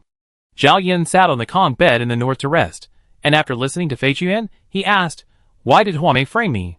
Fei Chuan, the princess didn't tell Madame Lu, and Madame Lu didn't know either. Zhao Yin, tell Madame Lu to take her to the torture chamber and give her 100 strokes of the cane. If the princess asks, just say that she has been dealt with. Go and ask the princess to come over. Fei Chuan took his leave and informed Madame Lu after he left the house. Madame Lu understood the prince's deep meaning. The princess came from a simple family and probably had never seen blood. The prince didn't want the princess to be scared by Huamei's story. Madame Lu took Huamei away, whose hands were tied and her mouth was blocked, and whose eyes were full of fear. Fei Chuan followed Aji and Bailing to Ming'an Hall. On the way, Aji didn't notice Bailing's pale face and asked Fei Chuan, The prince didn't even see us, and he directly determined that Huamei was guilty? She thought she was going to have another quarrel with Huamei. The county magistrate always judged cases in this way, first to judge and then to punish. Fei Chuan said with a smile, The prince knows the character of the princess well, and he knows that the crime is Huamei without the trial.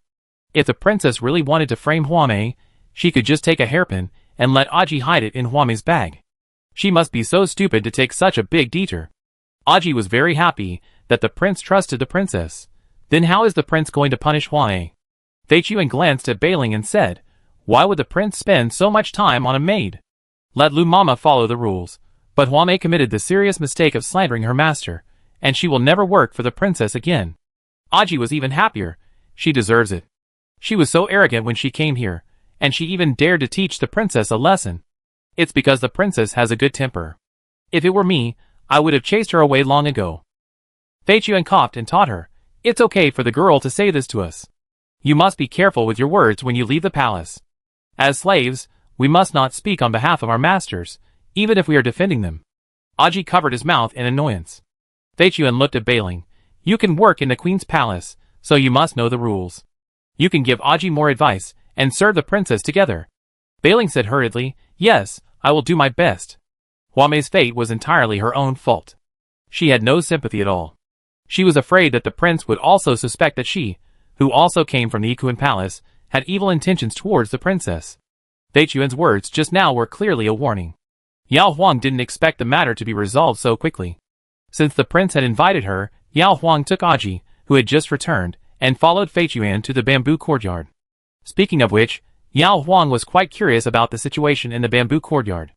It was also the only place in the back garden that Yao Huang had not visited. Unfortunately, Prince Hui did not give her this opportunity. As the three of them walked, they saw the prince sitting alone under the shade of a tree on the other side of the pond, enjoying the view. Qing'ai was waiting a few feet away. Fei Chuan winked at Aji, and they both stopped. Yao Huang crossed the winding wooden bridge. When she came to Prince Hui, Qing'ai retreated further, ensuring that she could not hear the masters talking. On the way here, Yao Huang only thought about painting eyebrows. As soon as she got close to the wheelchair, everything that happened last night immediately appeared in front of her very clearly. No matter how bad the prince was, she was the one he looked at over and over again, and she was also the one with a thin skin. Look, She is about to get angry, but the prince in the wheelchair still has a pale face, without any self-reflection or shame. Yao Huang deliberately stood behind the wheelchair, pulled a tender green weeping willow branch in his hand, and asked while pulling it up and down, "What does the prince want to see me for?" Zhao Yan looked forward, listened to the slight sound of the willow branch shaking, and asked, "Why did Huame slander me?" Fei Chuan was very tight-lipped, and didn't say a word to Yao Huang that shouldn't be revealed. Yao Huang thought this was the prince's interrogation, and snorted, "Who knows what's wrong with her brain? She insisted that the prince beat me last night, and she also encouraged me to go to the palace to ask the Imperial concubine to make the decision, and let the concubine teach you a lesson for me. I'm not stupid. I lured her to provide evidence to prove that the prince was hot-tempered, so she made up those 2 lies." Zhao Yan was silent. Her swollen eyes when she just woke up, the torn silk thread on the bed sheet, and the marks on her body could all lead the suspicious maid to have such a misunderstanding. In the final analysis, Huame had long had ill intentions, and was trying to play with his princess. Yao Huang knocked on the back of the wheelchair with his right hand, and asked in a low voice, "Why is she so bold? Did someone give her the confidence to alienate us? Concubine do send someone to make her uncomfortable, so don't blame her for exposing her bad heart in front of the prince. Zhao Yan, it's good that you know it in your heart. No matter what concubine do thinks, she dare not use those methods on him, and can only target the princess." "Yao Huang, I know it. Then when the queen asks me where Huame is, I will put it on you. Anyway, it was you who punished her. I don't know anything." Zhao Yan, "Yeah." Yao Huang looked at the blue sky above his head and felt relieved. The prince may not know that Huame has never regarded me as a master. Fortunately, I am not afraid of the queen or her, otherwise I would have been suppressed by Huame. I had no reason to chase her away before, but today she bumped into me on her own, like a rabbit bumping into a tree stump, which made me very happy. She was going out to play soon, and might leave early and come back late. Bailing and the other 2 did not dare to talk about her. Huame would definitely keep a record of her and find a chance to pass the news to concubine Do once Huame left. She would have one less informant around her. How good. Zhao Yan could hear her happiness. "You are the princess. You can deal with the servants who do not like you at will, without having to wait for them to make a mistake." Yao Huang, of course an ordinary maid can, after all, she was rewarded by the queen. Zhao Yan, "What is rewarded to you is yours. Don't worry about what she thinks." Yao Huang put his elbows on the back of the chair and poked his neck with the tip of the willow branch. "Your Highness, you mean, if the queen really punishes me for this, will you stand up for me?" "Yes." Yao Huang felt that the prince's wolfishness had its benefits. If he was a spineless person, who was afraid of his foster mother, she would be the one who suffered in the middle. The kitchen in the bamboo courtyard not far away was rising with smoke, and the aroma of food drifted over with the breeze. Yao Huang sniffed and asked him, "These days, the prince has also eaten 3 meals a day in the bamboo courtyard?" Zhao Yan lowered his eyes. "Yes." Yao Huang bit his lip. Zhao Yan tilted his head, and caught her little movement that she couldn't hide in time. He paused and invited, "The meal is almost ready. Come with me to the bamboo courtyard to eat?" The weather was good, and he could ask Qingyai to put the food on the stone table in the courtyard. Yao Huang shook his head and looked at him with a little trepidation. "No, I just had breakfast and I'm full. What I mean is, since the prince eats by himself, I can eat outside in the evening and then go back to the mansion after eating. Is that okay? There are several big restaurants in the capital. The chefs are good at cooking, so the dishes are expensive. The Yao family only goes to restaurants occasionally when there are big happy events, such as when her father was promoted to a centurion for his military merits, when her brother successfully passed the martial arts exam and was taught by a famous teacher, and when she and her mother celebrated their birthdays every year. Now that Yao Huang has money, she can't afford to buy hundreds of taels of gemstones and jewelry, but she can still afford to eat more meals in restaurants. In addition to restaurants, there are all kinds of street snacks at dusk. Yao Huang is drooling just thinking about it. Zhao Yan sat up straight and said calmly, "Okay, but don't stay out too late. In addition to the maid, ask Zhang Yu to appoint another guard to follow you." Yao Huang knew that her status was different. With the guard secretly protecting her, she didn't have to worry about the thief touching her purse. "Thank you, Your Majesty. Your Majesty is so kind." Yao Huang loosened the willow branch and touched his neck with his hand. "Then Your Majesty, go back to eat. I go change into more ordinary clothes." Zhao Yan watched her walk briskly back to the other side, turned around and waved to him, and left with a smile. He winked at Fei Chuan, who was still standing there. Fei Chuan hurried over to push the prince back to the bamboo courtyard. In the kitchen, Chef Kong's face was rosy, and he was stirring the spoon with great energy. The prince's appetite has obviously improved recently, and he ate a lot, especially this morning. He must continue to work hard to make the prince eat better. However, Qingyai brought the food in and brought it out again soon. The fragrant white rice was only touched a few times, and there was not much change in the 4 dishes and 1 soup. Chef Kong didn't understand. Wasn't it fine this morning? Qingyai sighed and asked him, but he didn't know either. Chapter 19. After returning to Minghan Hall, Yao Huang was ready to go out. Beiling was responsible for combing her hair. Yao Huang sat in front of the dressing table and asked Qiuchan, the accountant, to get her 20 taels of silver, and then asked Aji to take a set of fine cloth clothes from her dowry box. The Yao family prepared a total of 18 loads of dowry for their daughter, of which 4-season clothes and 4-season quilts accounted for 8 loads. The remaining 10 loads, the more valuable ones, were a box of jewelry, 2 10-tael silver ingots, a box of rouge and powder, shoes, socks, towels, wash basins, foot basins, feather dusters, etc., which were worthless small items. If Yao Huang's husband was an ordinary person, Yao Zhenhu and his wife would have made a set of common hardwood furniture for their daughter, such as tables, chairs, and dressing tables, to make up a decent dowry of 24 pieces for a small official's family. However, the furniture prepared by the palace for their daughter's room must be made of good wood.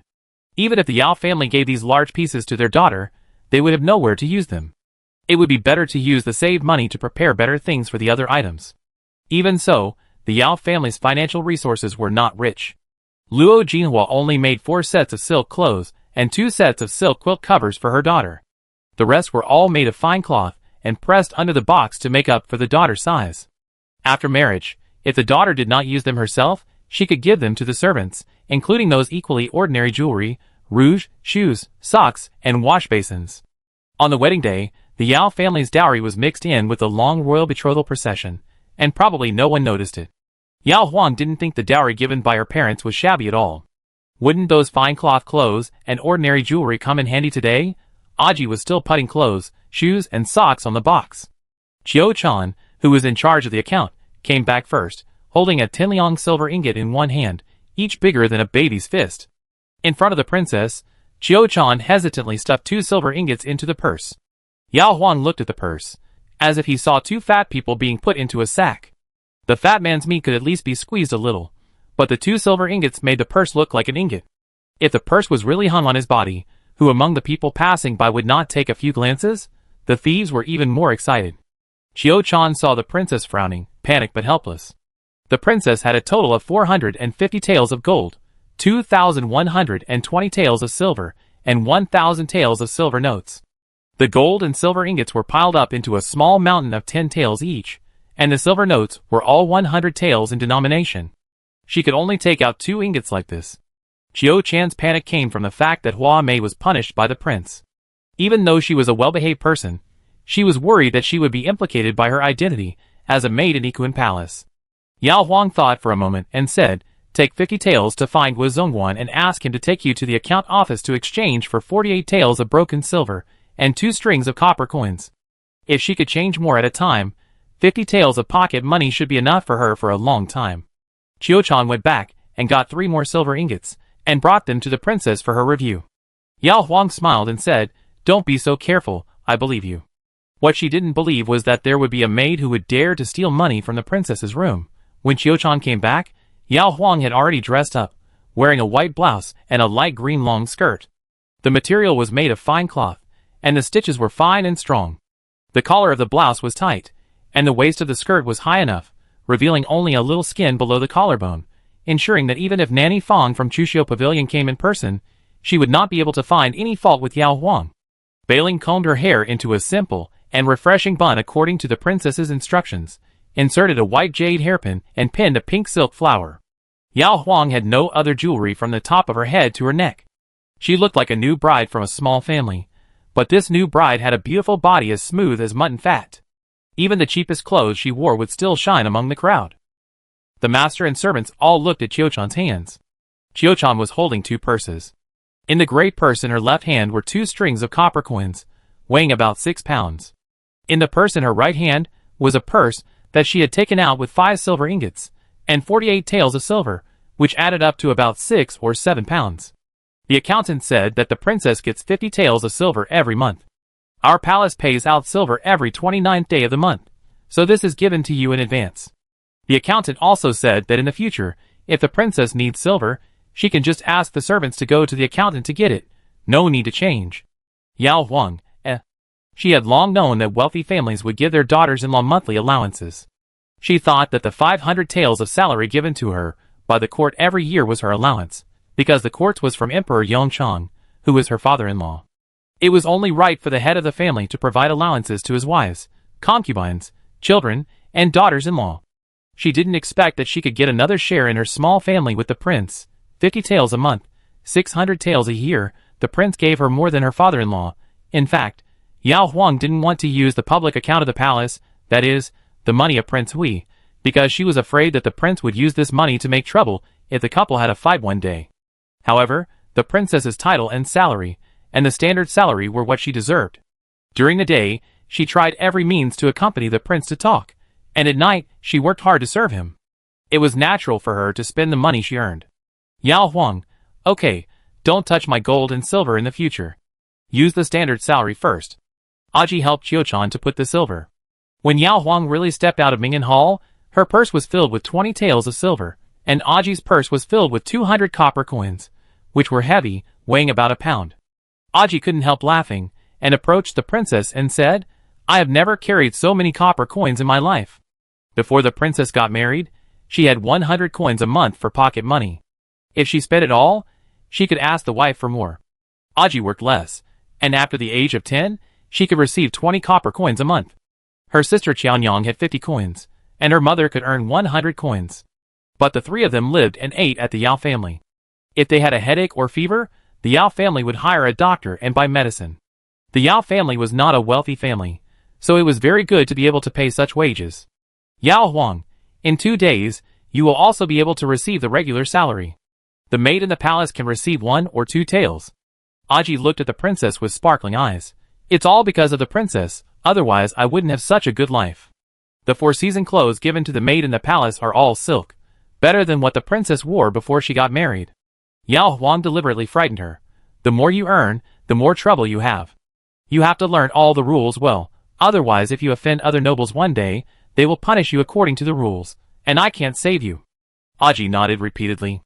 The master and servant came to the main gate of the palace happily. Zhang Yu and another guard named Wang Dong were already waiting here, and there was also an ordinary-looking wooden carriage with green curtains hanging in the windows. Aji was about to help Yao Huang get in the carriage, but Yao Huang suddenly remembered something and asked Zhang Yu, Have you had lunch? Zhang Yu subconsciously said, Yes, and Wang Dong beside him shook his head halfway, but when he heard this, he quickly changed his head to nod. Yao Huang smiled and asked Aji to get in the carriage together. There are 4 prosperous streets in the capital. Today, Yao Huang went to the most bustling South Street. When the carriage stopped, the sun was about to rise to the middle of the sky. Various street food stalls were doing business. From time to time, the sound of frying could be heard from restaurants and hotels. The smoke and the aroma of vegetables filled the streets. Yao Huang walked to a bun stall and asked Aji to pay copper coins to buy 5 meat buns. Zhang Yu and Wang Dong each got 2, and Aji, who also didn't have lunch, got 1. The buns just out of the pot were steaming hot, and Zhang Yu's heart was also warm. When he was guarding the door at Yao's house, Mrs. Luo often stuffed them with easy-to-take food. He didn't expect that the princess would miss them when she went out to play. While paying attention to the people around the princess, Wang Dong tilted his head and said to Zhang Yu, Our princess is so nice. She is even more friendly than Guozongwan treated them. Zhang Yu looked serious and reminded Wang Dong with his eyes that some things are better to know, and there is no need to say them out loud.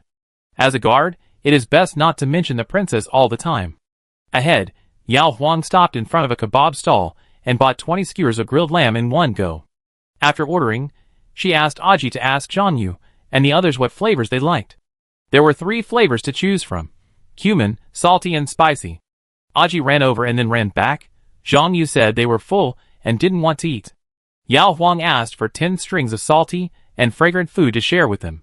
She and Aji shared 10 strings of spicy food, 10 cents for each string. She and Aji seldom ate it before. After eating the barbecue, her mouth was burning. Yao Huang went to buy 2 bamboo tubes of black plum soup, one for Aji and one for the guards this time. The sun was warm, and Aji closed his eyes in satisfaction. Such a day was so good, just like a dream. After the four of them had filled their stomachs, Yao Huang started to shop. She remembered that her mother had taken a fancy to several pieces of jewelry at the end of last year, some weighing 4 or 5 taels, and some weighing 7 or 8 taels, but her mother just enjoyed the sight, and was reluctant to buy any of them. Yao Huang would not give his mother expensive things worth dozens or hundreds of taels, and his mother did not like to show off like that, but jewelry worth 7 or 8 taels was not out of reach for his mother. It just depended on whether his mother was willing to be generous to him. Yao Huang chose a hairpin and a pair of earrings, spending more than 10 taels, saving them for his mother when he returned to her parents' home next time, along with the rouge and flower dew that the palace rewarded her with. In addition to choosing for his mother, Yao Huang also found a few jewelry for herself, all of which cost 20 or 30 taels, saving them for tomorrow when she got the big ingot. Concubine dew rewarded her with 100 taels, which was considered a small amount in her betrothal gift money, and it would be a whole number after spending it. After walking for nearly 2 hours, the master and servant felt their feet aching slightly, so Yao Huang chose a restaurant where they could listen to stories, and asked 2 guards to eat in the lobby on the first floor. She and Aji went into the private room. After ordering the dishes, Yao Huang settled the bill for 2 tables at the same time. Aji, Zhang Yu, and Wang Dong were all serving her. As the master, Yao Huang had to take care of their meals. Aji's appetite was much better than King Hui's. With such a companion, Yao Huang also enjoyed the meal. The master and servant ate all 3 dishes.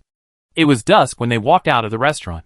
King Hui had told them not to stay outside for too long, so Yao Huang was ready to go back home. Wang Dong, Madam Wang. Please wait a moment. I drive the car over. Yao Huang. No, let's go over there. The wind is so comfortable, just right for digestion. Passing by the kebab stall again, there were more people waiting in line. Yao Huang thought about it, and took Aji to line up again. Aji covered his stomach, and said the truth with pain. I'm so full, I really can't eat any more. Yao Huang laughed at her. I didn't buy it for you, I brought one for the second master. Every time her mother took her out for a walk, she would always bring a small gift for her father, such as a piece of cloth for making socks, or a piece of meat pie and a tael of wine.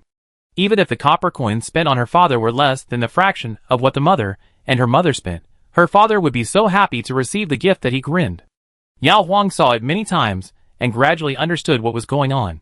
What her father cared about was not the value of the gift, but the care of her mother. If a rough man was like this, the prince should not be neglected. Chapter 20.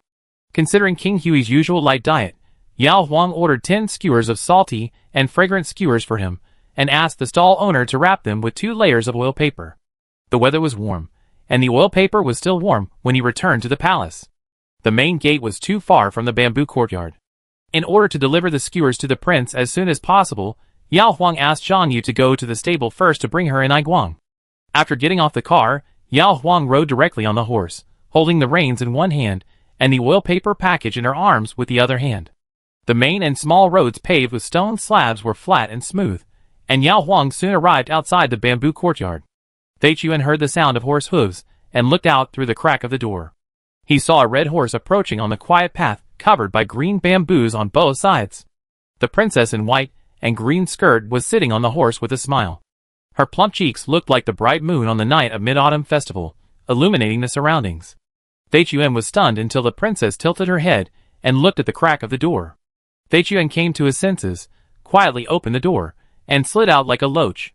Yao Huang stopped the horse and raised his chin towards the yard. Has the prince eaten? Fei Chuan. It's been a while since he ate. Yao Huang. Did he go to bed? Fei Chuan. No, maybe he's reading a book. Qing'ai brought out dinner. The prince would have 25 minutes to digest the food. They couldn't see what he was doing. Then Dr. Liao would come over to massage the prince's legs. After the massage, the prince would clean himself and then go to sleep. What's the matter, princess? I brought some food for the prince. Should I give it to him in person, or just give it to you? Yao Huang judged from Fei Chuan's posture when he left and the deliberately low voice when he answered that the prince didn't like to be disturbed, so she thought she might not see the prince tonight. Fei Chuan looked at the wallpaper bag in the princess's hand and said, Please wait for a moment, princess. I will go in and report to the prince. Yao Huang smiled and nodded, thinking that this bamboo courtyard was really mysterious. Even she could only wait outside, and could not enter the courtyard. In the backyard, Zhao Yin sat on a rattan chair in the middle of the east railing, watching the warm light of the setting sun dancing on the tops of the bamboo forest opposite. Fei Chuan called the prince under the eaves of the east and west rooms respectively, but there was no response. Guessing that he was in the backyard, he raised his voice. "Prince, the princess wants to see you." Zhao Yan looked at the back door of the main hall, paused, and said, "Come in." Fei Chuan pushed the door open, closed it, and went to the backyard to see the master who could no longer bask in the sunset, and said softly, "The princess brought you food." She may have been afraid that the food would get cold, so she rode here on a neon light. "What do you think?" "Zhao Yan, a wheelchair." Fei Chuan asked Qingyai to help lift the heavy wheelchair, and then helped the prince onto it. Yao Huang stood by the roadside observing the bamboo, and waited for half a cup of tea before Fei Chuan came to open the door, and smiled, and invited her in. Yao Huang somehow remembered his mother's loud voice. Whenever his father stayed for a long time at a neighbor's house and his mother had something to ask him, his mother would stand in the yard and shout, "Old Yao, come back." Once the voice spread, his father would run back as fast as he could, and he was as obedient as he could be. The prince was different. It was so troublesome for the princess to ask for an audience. When he walked to the gate of the yard, Yao Huang saw Prince Hui sitting at a stone table with a set of tea sets on it. Yao Huang looked around. The three main rooms in the north were closed, and the doors of the houses on the east and west sides were also closed. The bamboo forest blocked the light outside, and the yard was only slightly brighter than the bamboo forest path outside.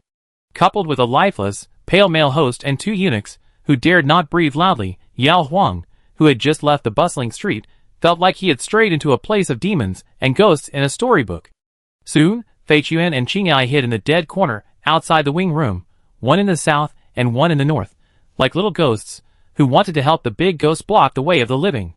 Zhao Yan looked at his princess, looking left and right, looking forward and backward. The small movements made by one person were more than Fei Chuan and Qingyai combined. During this process, Zhao Yan looked at the princess from top to bottom.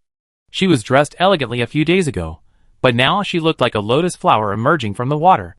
The dusk did not darken her face, but made her glow like a mist. Zhao Yan's eyes returned to the stone table. It was only after he married the princess that he knew there was such a woman in the world. She looked like a pearl in the daytime, and reflected the candlelight at night. Wherever his palm passed, her breasts were plump and round, making Zhao Yan unable to tell whether he had poor self-control or she was too beautiful. "Please sit down." There were only stone benches on the east and west sides of the stone table. King Hui sat on the north side, and Yao Huang sat on the east side. At least, he could see the afterglow of the sunset in the west when he looked up. "Look, this is the grilled mutton skewers I brought for the prince." Yao Huang introduced him while unfolding the oil paper. "It's the one on South Street. It is said that the stall was there when my father was a child. It is a famous old brand in the whole capital. The mutton is slaughtered on the same day, guaranteed to be fresh, and the sauce recipes are all passed down from his family. Let's put it this way, every year on my birthday, I must go to Wangxian Tower at noon and eat grilled skewers at dusk. You will know how delicious it is." Qingyai, who was hiding in the shadow of the north wing, was anxious again. The prince had not eaten anything heavy this year, let alone street snacks. What if he got sick?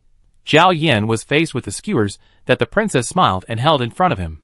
Yao Huang also took one, took a bite and tasted it, and said with satisfaction, "It's still hot, and the taste hasn't changed much." Zhao Yan took the skewer and started eating it himself. The roasted lamb was fat and lean, with a crispy skin and tender inside, which showed the stall owner's skill in controlling the heat. After Zhao Yan finished one skewer, Yao Huang immediately handed him the second one. "Zhao Yan, you eat too." Yao Huang smiled and said, "I had a full meal at Wangxian Tower, and the last skewer was just to satisfy my craving. Your Majesty, please eat as much as you can. Even though I gave you 9 skewers, the meat alone is not enough for 2 buns. Your Majesty is so tall, if I hadn't figured out your taste, I would have brought you 20 skewers.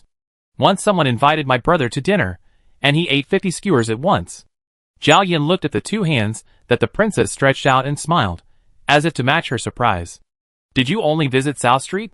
"Yes, there are countless shops for daily necessities. I only visited a few jewelry stores today. I will go again tomorrow." Zhao Yan looked above her head. "Did you buy any jewelry?" "Yao Huang, I picked out 2 pieces for my mother that she couldn't afford to buy before. The ones I liked were all expensive. I didn't bring enough silver. I will buy them tomorrow." "Oh, my 5 pieces together cost more than 100 taels. 20 or 30 taels of jewelry should be worthy of my status as a princess when I wear them out. She didn't want the prince to misunderstand that she spent too much money on jewelry. Zhao Yan, it's very shabby as a main ornament, and a little shabby as an accessory. Yao Huang, Zhao Yan, don't bring money when you go out. Choose expensive jewelry, and have the store deliver it directly to the palace. Yao Huang, wouldn't that expose my identity? I don't want people to treat me specially. Besides, I like 20 or 30 taels of silver. It's fine as long as it looks good. I don't think it's worth it if it's too expensive. Zhao Yin, of course you can use it when you travel incognito. If you attend a banquet, people will inevitably misunderstand that you are not doing well as a princess. Yao Huang, let them misunderstand. I just know I am happy. I buy jewelry to make myself happy. As long as it makes me look better, it is good jewelry. I don't care what they think, unless your majesty thinks that I will lose face if I wear jewelry worth 20 taels. Zhao Yin turned a string he just picked up and asked the princess, "Are you really happy in the palace?" Yao Huang said without hesitation, "Of course. She doesn't have to serve her parents-in-law. Her husband, who is taciturn and has difficulty walking, only has to deal with her 6 days a month. He has such a leisurely life, and even has 2 generous allowances. If Yao Huang is not satisfied with this, she will be guilty of her crime." Zhao Yin could see that she was sincere, so she didn't get upset after he treated her like that last night, even though she was full of complaints. Zhao Yin slowly finished eating 9 thin skewers, while listening to the princess' cheerful words. The light in the bamboo courtyard dimmed a little more. Yao Huang looked at the closed door of the main hall and asked tactfully, "Then the prince should go to bed early. I will go back first." Before Zhao Yin responded, someone knocked on the door quietly. Yao Huang turned his head in confusion, and saw Fei Yuan flashing out from the shadows, like a ghost. When he arrived at the door, he only opened a crack. Yao Huang didn't see who was coming. Fei Yuan closed the door again and turned around to report, "It's Master Kong. He left something behind, and asked me to help him go to the kitchen to see if it's there." Zhao Yan knew it was Dr. Liao, and ordered, "You take the princess back to Mingyan Hall." Yao Huang, "No need to take me, I can ride a horse very fast." Smiling at the prince's husband in the wheelchair, Yao Huang got up and left. When he got outside the door, there was no one except the neon light. As the sound of horse hooves disappeared on the stone road outside the bamboo forest, Dr. Liao, carrying a medicine box, poked his head out from the side of the courtyard wall, exchanged a look with Fei Yuan, who seemed to be waiting for him, and came out with peace of mind. Fei Yuan complained to him in a low voice, "Didn't you see the princess's horse?" Dr. Liao felt wronged. How could he recognize the princess' horse? It was almost time for the prince to have a massage. He didn't dare to let the prince wait. Fei Yuan reminded him to be smarter next time and invited the person in. Zhao Yin was still at the stone table. Dr. Liao saw the oil paper on the table and smelled the tempting smell of barbecue. Qingai was a little worried. This is what the princess brought back from South Street. Will the prince be uncomfortable after eating it? Dr. Liao thought to himself, he is not the worm in the prince's stomach. How can he say for sure? As long as the meat is fresh and the ingredients are clean, it should be fine. Qingai, your highness has just finished eating. Should we start now, or rest for another quarter of an hour? Liao Longzhong bowed and said, "It's best to rest." From beginning to end, King Hui did not say a word. After Yao Huang finished her bath and lay on the bed, she felt that every bone in her body was clamoring for comfort. Since she got married, she had been sleeping with 2 people. Tonight, this big bed finally belonged to her alone. During the day, Yao Huang was active. She rolled around on the bed for a few rounds. After she calmed down, she fell asleep soon. In the bamboo courtyard, Dr. Liao left with the medicine box. Zhao Yan leaned on the handrail and walked steadily and calmly to the washstand. He unbuttoned his undershirt and took off his shorts, and took out the towel from the bucket to wipe his whole body. The room was so quiet that only the sound of the towel rubbing against his muscles and the sound of breaking water could be heard. After wiping, he put on the undershirt hanging on the side and leaned on the handrail to return the same way. He looked skilled, but in fact, every movement of his body consumed a lot of strength, and any movement that required strength would not be very elegant. After turning off the light on the side, Zhao Yan moved into the quilt. Frogs croaked in the pond, and there were also water frogs in the west lake of the garden. The roof was dark, and Zhao Yan closed his eyes. Chapter 21. Yao Huang went to bed early, so she woke up early too. She asked the maids to come in and serve her at 11 a.m. Qiu-chan brought water, Bailing arranged the dressing table, and Aji and Chunyan made the bed. Before she got married, Yao Huang had only Aji as her maid. When Aji went to fetch water for washing her face, Yao Huang would dress herself and fold the quilt. She would not leave all the small things that could be done by hand to Aji. Now, with 4 big maids, everything from putting on shoes and washing her face to combing her hair and skin care has been taken over by others. For example, when it comes to dressing, Bailing would massage her scalp first, comb her hair several times before starting to tie her hair into a bun. When applying facial cream, Yao Huang just needs to lean back on the chair. Bailing's skillful hands would gently rub her forehead, cheeks, nose, chin, and neck for several circles, making Yao Huang feel so comfortable that she almost fell asleep again. Aji was stunned beside him. There are so many tricks. Bailing smiled and said, "This will allow the princess to absorb the facial cream better." Why are the concubines in the palace more anti-aging than each other? In addition to eating well and using expensive facial cream, the skillful maids also account for part of the credit. Not only facial cream, but also body fat, which can be applied to the whole body after bathing. "Princess, try it tonight?" The master and servant gradually became familiar with each other, and Bailing dared to say more. She mainly learned hair combing and massage in the palace, but there were many talented people around Concubine Do, and Bailing only needed to show her skills. When the senior palace maid who was responsible for combing the queen's hair was sick, she would serve her. If she was really too capable, the senior palace maids would not be able to tolerate her. Yao Huang felt his bones were about to break after hearing this. "Well, let's try it tonight." The princess was very satisfied with Bailing, and Aji had no idea. Chunyan, who was watching from a distance, curled her fingers nervously. After learning that Huame was punished by the prince, the 3 maids from Equin Palace were full of worries about their future. Bailing took the initiative to show her skills, and Chiochan went to the account office to get the silver yesterday, and it was also done smoothly. Only Chunyan had not really done anything for the princess. Seeing that the princess had finished dressing and was about to change her clothes, Chunyan finally encouraged herself and stepped forward and said, "Princess, the weather is getting hotter. Yesterday, I sewed 2 veils for you to block the sun and prevent dust. Do you want to try it?" Chunyan's specialty is embroidery. Yao Huang recalled some rich ladies or wives who liked to wear veil hats that he had seen on the street before, and said happily, "Okay, go and get it. It's just that I got up early today. I want to go out of the city to run horses first. Run horses in the cool morning, and go shopping when it gets hot." Chunyan's eyes immediately became more bright. She trotted out and trotted back, holding a veil hat in each hand, and 2 white gauze on her arms.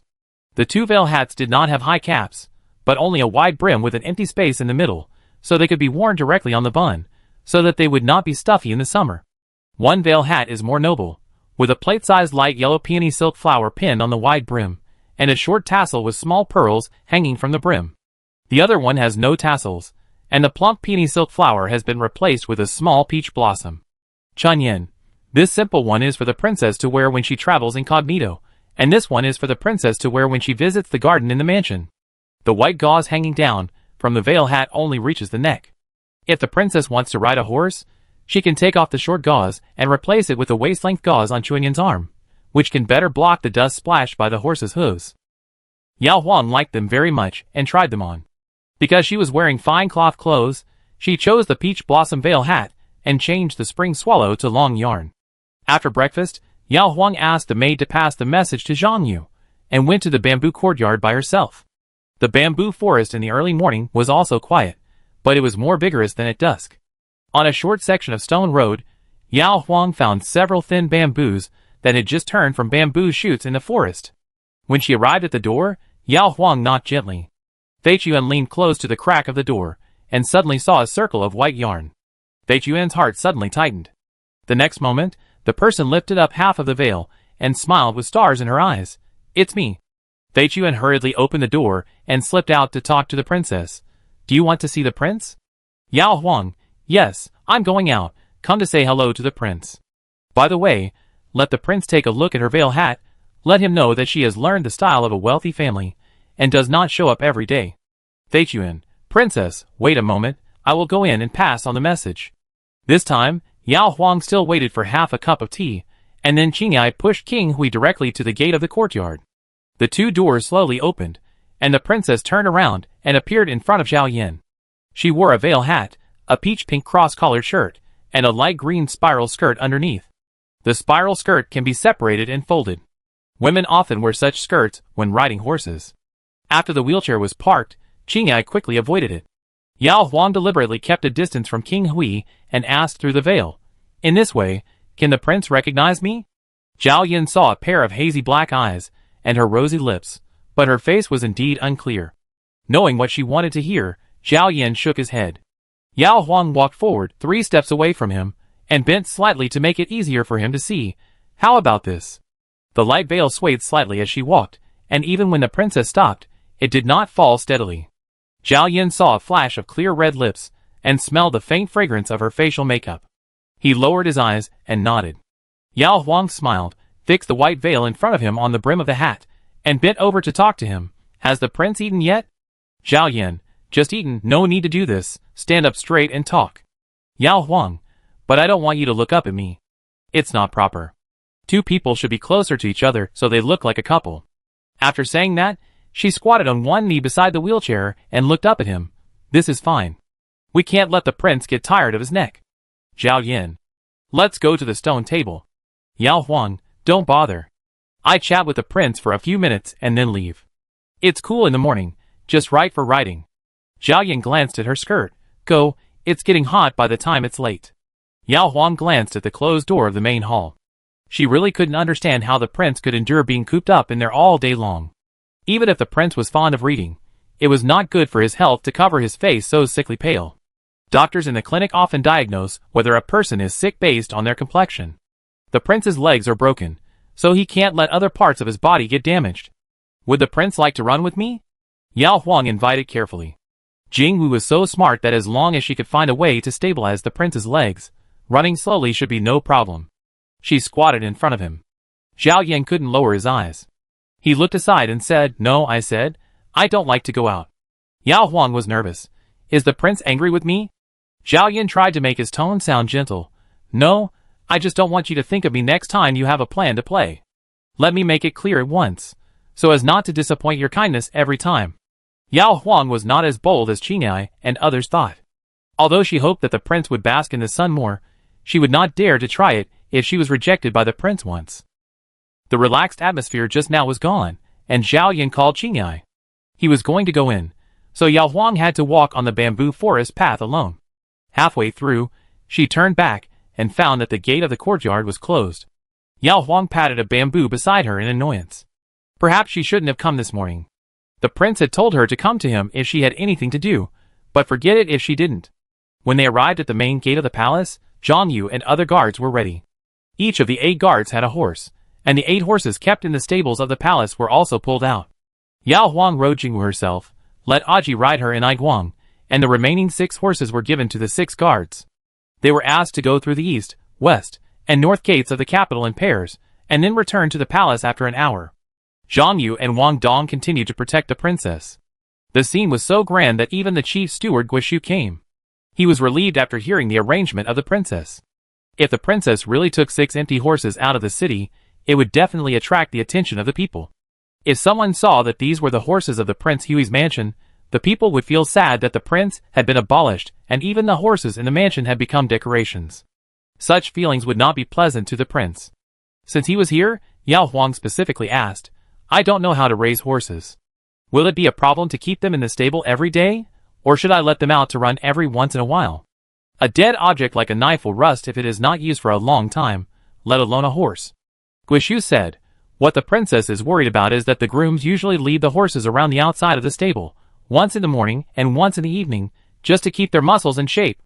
Yao Huang, "Just walking?" Guishu, "Then running is definitely better." Yao Huang, "Then let's do it. From now on, when the prince and I don't need the horses, you ask the guards to take them out of the city for an hour every morning. It doesn't matter if it's raining or snowing." Guishu, "Yes." After running enough, she asked Wang Dong to lead the horse back to the palace. Yao Huang continued to go shopping and bought the jewelry she had seen yesterday. She also picked out some silk and fine cloth. When she was hungry, she went to a restaurant to eat.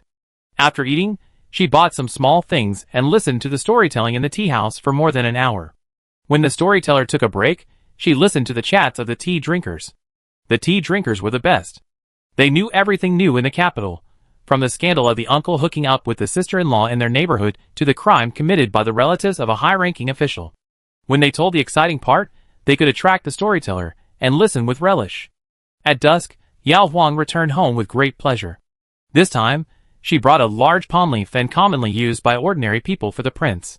When Fei Chuan approached the crack of the door, Yao Huang told him not to open the door, and directly stuffed the palm leaf fan sideways, whispering, "Tell the prince that I know he has used all kinds of precious objects, and it is difficult for him to find them strange, so I picked this palm leaf fan for him. Although it is cheap and not as elegant as a folding fan, it is the coolest to use this kind of palm leaf fan in summer, and it is just right for the prince to use casually at home." Fei Chuan, "Princess, please wait a moment.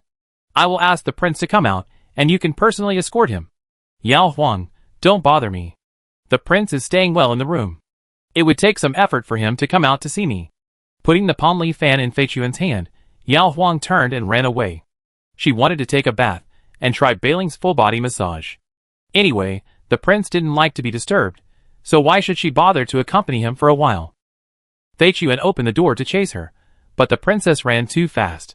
When he chased her outside the bamboo forest, she could no longer be seen. There was no other way. Fei Chuan had to carry the unremarkable large palm leaf fan that cost at most 5 copper coins to pass on the message. Zhao Yin stared at the palm leaf fan. When he went to inspect the 4 camps, he had seen it on the big bunk bed of the soldiers. When he went in and out of the capital in summer, he had also seen it in the hands of the people or vendors on the roadside. He took the palm leaf fan and tried to fan it. It was indeed easier than a folding fan, and the wind was stronger. But why didn't she give it to him personally? Chapter 22. Prince Hui always wakes up very early, so Master Kong's breakfast is delivered earlier. After eating, the prince usually moves to the study or the backyard. There is no other place to kill time. This morning, the prince suddenly felt like playing chess. He asked Qingyai to push the wheelchair to the stone table in the yard. His wheelchair was on the north side, and Qingyai went to the kitchen to get a wooden stool and put it on the south side. Because the prince came out, Fei Chuan closed the south door of the main hall. In fact, Fei Chuan wanted to open the gate of the courtyard so that the prince could see the light figure of the princess walking on the forest path with his own eyes, but the prince's behavior of playing chess was abnormal enough. If he did more, the princess would really see that the prince was welcoming guests, and the prince might not be happy. Having served the prince for more than 10 years, Fei Chuan and Qingyai knew the prince's temperament very well. If the prince liked a certain pastry, he would eat a few more pieces. The servants would understand, and tell the kitchen to continue to send the same kind next time. If the servants were not smart, and the kitchen said new things, the prince would rather eat less, and would not ask for more. At least in these daily trivial matters, the prince rarely showed his feelings. In addition, it is good to be reserved. Opening the door, and looking around eagerly is what the concubines in the harem expect the emperor's grace do. It will damage the prince's dignity if it gets out. After thinking it over, Fei Chuan returned to the gatehouse to work. Standing in front of the small south window, he peeked at the bamboo forest path through the dense green bamboo branches at the base of the wall. After staring until his eyes were almost blurry, Fei Chuan finally saw a familiar figure. Fei Chuan smiled and moved to the gatehouse door first, waiting for the princess to knock on the door, and then rushed over. This time, he didn't need to ask the princess to wait, he just went in directly. Dong dong. 2 sounds, very light movement, but particularly obvious in this quiet bamboo courtyard. Qingyai turned her head, and at the same time, Zhao Yin raised his eyes. When the bamboo courtyard was rebuilt last year, in order to prevent any servants who didn't know the rules from peeping in through the crack in the door, the 2 door panels of the courtyard gate were made very tight. When they were closed, there was only a narrow gap. Fei Chuan could only see the scenery outside by sticking to the crack. On the stone table side, Zhao Yin, who had good eyesight trained by years of archery, could only barely recognize a red line outside the crack. Before Qingyai turned his head and Fei Chuan rushed to the door, Zhao Yin saw a piece of white paper being stuffed in from the outside, and then the red line disappeared. This was the idea Yao Huang had thought of before falling asleep last night. Anyway, she was just saying hello to the prince before going out. Knowing that asking for an audience would cause trouble for the prince, why did she have to meet him? Sending a note saved the prince trouble, and she also saved time, killing 2 birds with 1 stone. So, when Yao Huang stuffed the note in, she didn't look inside at all, fearing that she would be caught by Fei Chuan if she stuffed it in slowly, and would have to say a few polite words. Yao Huang ran away after stuffing it in. When she heard Fei Chuan opening the door, Yao Huang had already run to the middle of the path. Fei Chuan called her, But Yao Huang pretended not to hear and disappeared in a blink of an eye. Fei Chuan, Those who knew would recognize that it was the princess, while those who didn't would think that a flower demon had appeared in the bamboo forest early in the morning. The prince was watching from behind, and Fei Chuan chased after her after a little hesitation. When he looked south after leaving the bamboo forest, he happened to meet the princess's gaze as she turned back to observe. Fei Chuan was about to speak, but the princess ran again in an instant, waving her hands perfunctorily while running. Fei Chuan didn't dare to keep the prince waiting for long. She glanced at the words on the paper, ran back to the yard, and handed over the letter without an envelope with both hands, saying ashamedly, "I was a step late in chasing, and I didn't catch up with the princess." Qingyai lowered her head to the chessboard. Fei Chuan ran so fast but couldn't catch up, which only meant that the princess ran faster. Why did the princess run when she came? Zhao Yin took the paper and saw that it said, "Prince, I will go back to Changshu Lane and tell my mother to bring my father, my brother, and my grandfather's family to visit the palace the day after tomorrow. I will also spend more time with my mother, and go back to the palace after lunch. I want to go fishing by the lake after it gets cooler in the afternoon. I haven't fished before, so I don't know if I can catch any fish. If you are interested, come find me by the lake. If you are not interested, it doesn't matter. If I really catch a big fish, I will send it to the bamboo courtyard to add to your dishes. If I don't send it, it means I didn't catch it. Please don't wait for me." The prince lowered his eyes to read the letter. Fei Chuan and Qingyai exchanged glances. They were worried that the prince would be unhappy if he didn't see the princess.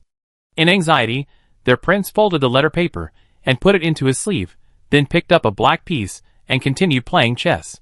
In Changshu Lane, Yao Jin, who went to the military camp, Yao Lin was studying martial arts, and only Luo Jinhua was at home, packing up and preparing to go out. She had to go out. Before her daughter got married, the Yao family had guards guarding the front and back doors, and the neighbors didn't dare to visit. After her daughter got married, the guards withdrew, and the neighbors who had been waiting for a long time came to her house in waves, asking her about her daughter's days as a concubine in the palace, how she was chosen as a princess, and about her daughter's life in the palace, the prince's temper, whether he treated her well, etc. The rich and powerful families valued rules, and didn't dare to gather together to discuss the royal nobles, but ordinary people dared to talk about anything. It happened that the 4 members of the Yao family were very friendly, and never acted like officials with the neighbors. Luo Jinhua dared to talk about other nobles with the neighbors, because even if she mentioned some royal secrets, she had heard them from others. If the government came to arrest people, she could deny it completely. I believe the government would not convict all the neighbors, and put them in jail for a few rumors. But if she really dared to tell the emperor, empress, or prince about the selection of the palace and the prince's son-in-law, they would know without thinking that the news was leaked from her. Luo Jinhua would not do such a stupid thing as to benefit outsiders and implicate her family. If you can't afford to offend, you could afford to hide. If the neighbors can't catch her, after this period of novelty, the neighbors will no longer chase her and ask questions. Unexpectedly, before Luo Jinhua left, her daughter came, sitting in the palace's magnificent carriage, followed by 4 guards in front and behind. The neighbors heard the noise and ran out to watch the fun. Luo Jinhua was respectful in front of people, but as soon as the door was closed, Luo Jinhua became anxious and whispered to her daughter, "Why did you come back suddenly?" Yao Huang smiled and said, "I missed you. The time I came back was too short, and I didn't have a good chat with you." Luo Jinhua, "Did something really happen in the palace?" Yao Huang, "No, the prince and I are fine. Let's go inside and talk." Taking the box from Aji, Yao Huang asked Aji to go and reunite with Aunt Wu in Qianyang. Yao Huang took her mother to the east room affectionately. In the box were 4 boxes of facial cream, 4 bottles of flower dew, and 2 pieces of jewelry Yao Huang gave to her mother. The jewelry was a daughter's filial piety. Luo Jinhua accepted it, but she felt embarrassed when she saw the facial cream and flower dew. "You are a young wife. It's time to cherish your face. Your mother is about to become a grandmother. Ordinary stuff is fine as long as it doesn't make your face chapped. Why waste these good things? Take them back when you return home." Yao Huang, "Nonsense, I'm only 36, I'm still young, and I have a good foundation.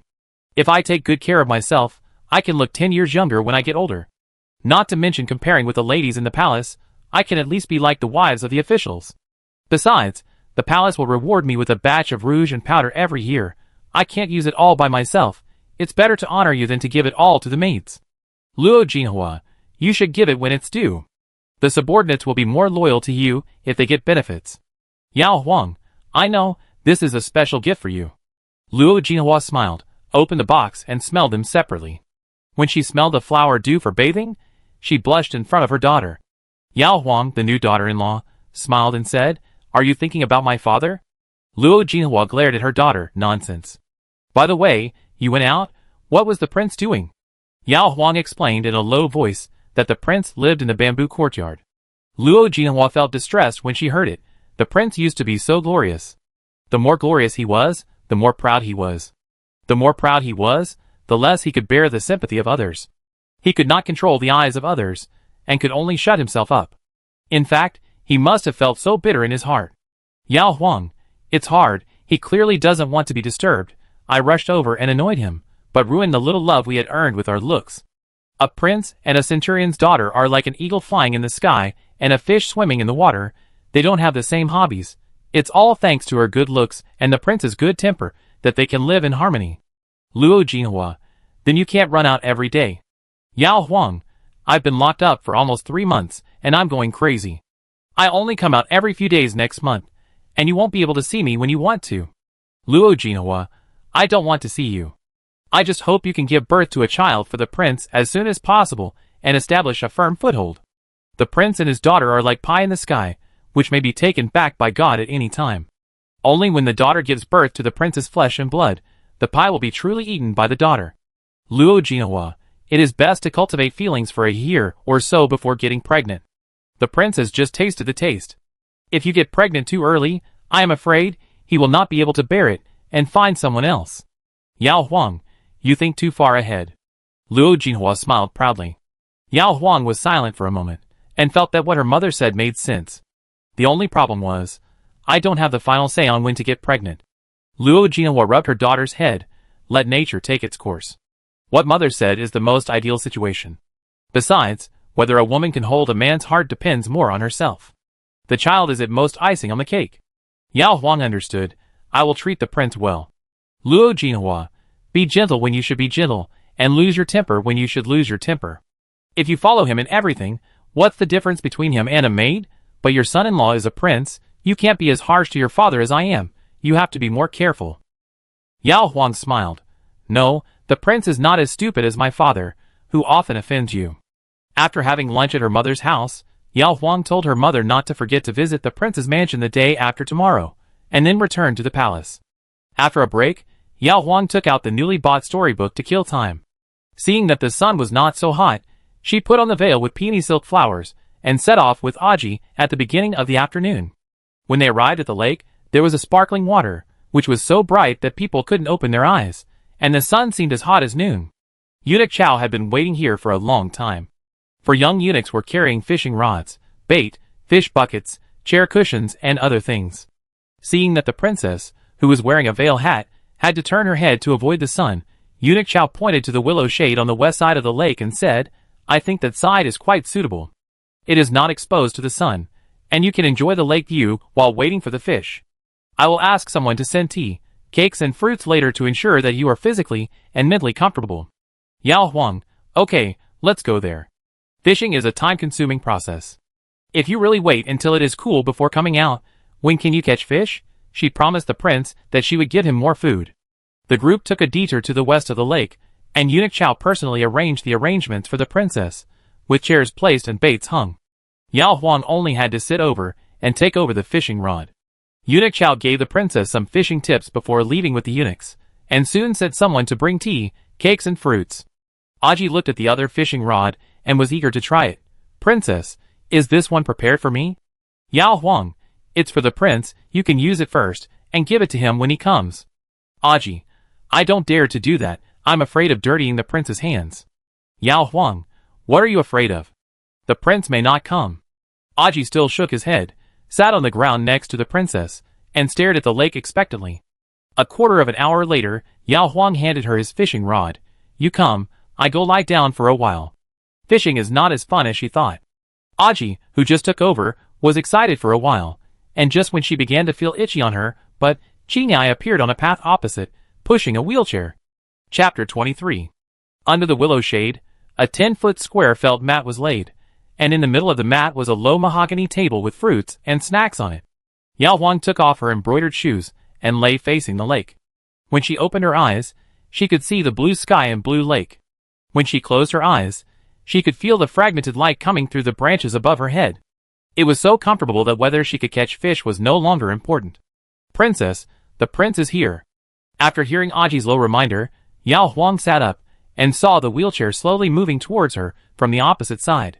Yao Huang quickly moved to the felt mat to put on his shoes. Aji put down the fishing rod and said nervously, "Princess, shall I go back to Ming'an Hall first?" The prince didn't like to have maids serving him. Every time the prince came to Ming'an Hall, Aji and the others would stay away. Yao Huang, go ahead. Qingyai pushed the wheelchair from the north to this side, and Aji left from the south. According to the various rules of serving the princes taught by Nanny Fong in the palace, Yao Huang should go to meet the prince, but the sun in the west was too hot, and Yao Huang didn't want to wear a veil anymore, so she stood under the shade of the tree and smiled at the prince, who was gradually approaching. The princess in Qingyai's eyes wore a white blouse and a light yellow chest-length skirt. Although the sun was still high, there was a gentle breeze blowing by the lake. The princess's long skirt was as light as smoke, and the hem of the skirt swayed slightly with the wind, just like the layers of soft and thin petals of a peony. Such a princess didn't need her to do anything else. Just standing there made people's hearts flow with light, and when the princess smiled, their hearts melted. Knowing that the prince must be in a good mood at this moment, Qingyai tried to say, "Your Majesty, look, the princess saw you coming." She smiled so happily. The prince ignored him. Qingyai was too used to such silence, so he quickened his pace. When the wheelchair came closer, Yao Huang's eyes seemed to be glued to the face of King Hui, moving with his movements, and said happily, "It's so sunny, I thought the prince wouldn't come." Zhao Yan looked at the fishing rod next to the chair. "How long have you been fishing, and how is the harvest?" Accompanied by the sound of Qingyai's footsteps leaving Yao Huang's side, "It's been 3/4 of an hour, and I haven't caught a single fish." "Prince, is there no big fish in this lake?" "There are more than a dozen koi in the pond in the east of the garden. The lake here is big, but there are not many fish at a glance. Occasionally, a few wild ducks emerge from the water grass." Zhao Yan, "Yes, we release some adult fish and fry when we first open the mansion, but fishing requires patience." Yao Huang, "Then I will accompany the prince to fish for a while?" Zhao Yan nodded.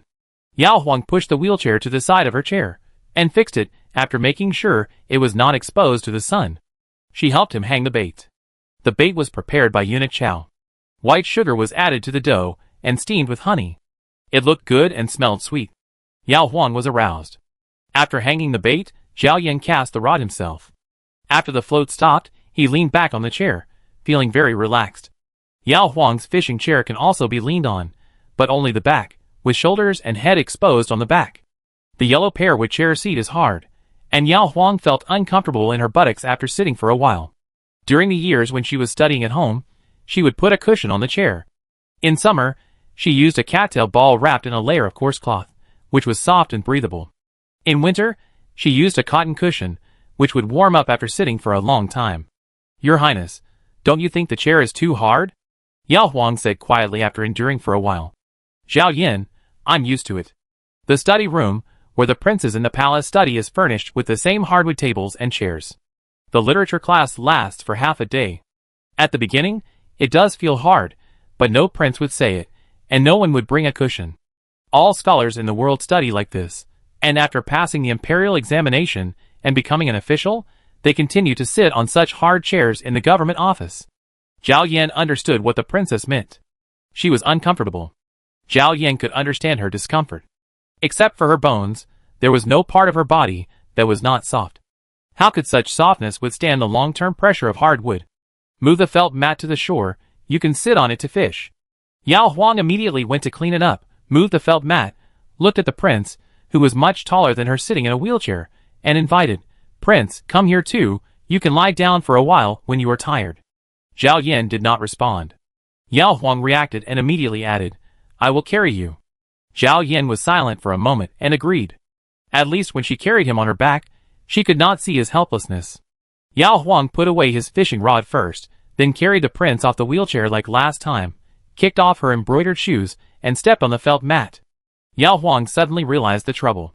Before, Jing Wu was there, and Qingyai Feiyuan also helped. Now she had to put the prince on a low mat, and the process became much more difficult. After imagining several postures in her mind, Yao Huang said to the lake, "Prince, I will squat down slowly, and you just hold my shoulders firmly." Zhao Yin hummed and tried to move his legs, but he still had no feeling in his legs, as if they were not part of his body. Yao Huang hugged his waist with both hands, lowered her head, and could see that the prince's feet had already touched the mat, but those feet were not firmly planted, and could not reduce the weight she was carrying. Her knees were getting more and more bent, and her waist was getting lower and lower, until Yao Huang could no longer hold on, and her left calf suddenly knelt on the mat. At the same time, Zhao Yin supported the mat with his left hand to help her maintain balance. When Yao Huang turned around, Zhao Yin had already supported his upper body with both hands. Yao Huang subconsciously wanted to help him move his legs. Zhao Yin waved his hands, supported his legs with one hand, and moved them forward with the other hand, and finally adjusted them to a cross-legged sitting position. Before Zhao Yin could move upright by supporting the guardrail with the strength of his arms, he first practiced hard how to sit steadily. Yao Huang didn't know this. She only saw the prince's skill in various movements, and a sense of peace and calmness. Zhao Yin looked over after he sat down. Seeing that her face was red and fine beads of sweat were floating on her forehead, he asked, "Are you tired?" Qing'ai and Fei Chuan were probably guarding the entrance to the back garden at this time, preventing the servants from breaking in intentionally or unintentionally. Yao Huang smiled and said, "One thing, this way it will be convenient for us to talk, and it's worth the effort." Zhao Yin wanted to remind her that it's best not to chat while fishing. Yao Huang went to bring the bait, the fish bucket, and the 2 fishing rods. When they put the rods, she tilted to the south and Zhao Yin tilted to the north, without interfering with each other. Yao Huang couldn't keep quiet, and soon asked softly, "Did the prince often go fishing before?" "Zhao Yin, when I lived in the palace, I went there about 2 or 3 times a month. I lived in the palace until I was 18 years old. Although the palace was also his home, there were many rules at home. If you did more, you would make more mistakes, and if you did less, you would make fewer mistakes." When he didn't need to study or practice martial arts, Zhao Yin would stay in his own yard to read and practice calligraphy. After being crowned as a king and opening a palace, Zhao Yin usually worked on duty. During his rest time, he didn't make friends with officials or friends, so he found something to do in his own palace to pass the time. During those years of war, he only lived in the palace for less than 3 years, including the year after his legs were injured. Yao Huang thought that this frequency was already a hobby. "Since the prince likes it, I will accompany you to fish more often in the future." Fishing, while letting the prince bask in the sun, is killing 2 birds with 1 stone. "Zhao Yin, it depends on whether you like it or not, don't force it." Suddenly Yao Huang's float sank. Yao Huang, who just thought fishing was boring, suddenly became excited. He suddenly lifted the fishing rod up, and a palm-sized fish was thrown out of the water. Yao Huang threw the fish onto the shore, and found that it was a small fish. At most, he could use it to stew soup to taste its freshness. "Forget it, put it in the bucket first, and put it back when you catch a big one later." Anyway, with the first catch, Yao Huang was more motivated. "Why did you put a letter in the morning?" Zhao Yin asked, looking at the fish float in the water. Yao Huang looked at him and explained, "I was afraid of disturbing the prince's reading or resting. Anyway, it's not an important matter, so it's more convenient to write a letter to pass on the message. If he wasn't the prince, she wouldn't even have to greet him in the morning, and would have gone out directly. Zhao Yin, you can write a letter to pass on the message. If you bring back a gift, you can give it to me in person. I also want to know where you have been." Yao Huang, "Okay, I remember it. It's better to explain it. If there are any places or things that the prince is unhappy with her doing, she can correct it in time." At dusk, the 2 of them caught a total of 8 fish. In the end, Yao Huang also caught a big black carp that was estimated to weigh more than 10 pounds. She walked a long distance along the river bank and dragged the fish out of the water with great effort. When she unhooked the fish, she was splashed with water all over her body and face. She turned her head and spit several times. While she was spitting water, the black carp swung its tail and jumped to the lakeside. Yao Huang rushed over to catch it, but the black carp jumped again and splashed into the water, making Yao Huang scream in anger. Zhao Yin kept looking at her. At the entrance of the back garden, Qing'ai and Fei Chuan were frightened by the sudden scream of the princess. Qing'ai rushed forward for a distance. The princess's angry voice came from the lake. "I remember it. I will come to fish again tomorrow. If I can't catch it, I will continue fishing. Sooner or later, I will stew it and eat it." Qing'ai, The prince and the princess were fine, So the two eunuchs continued to guard the gate.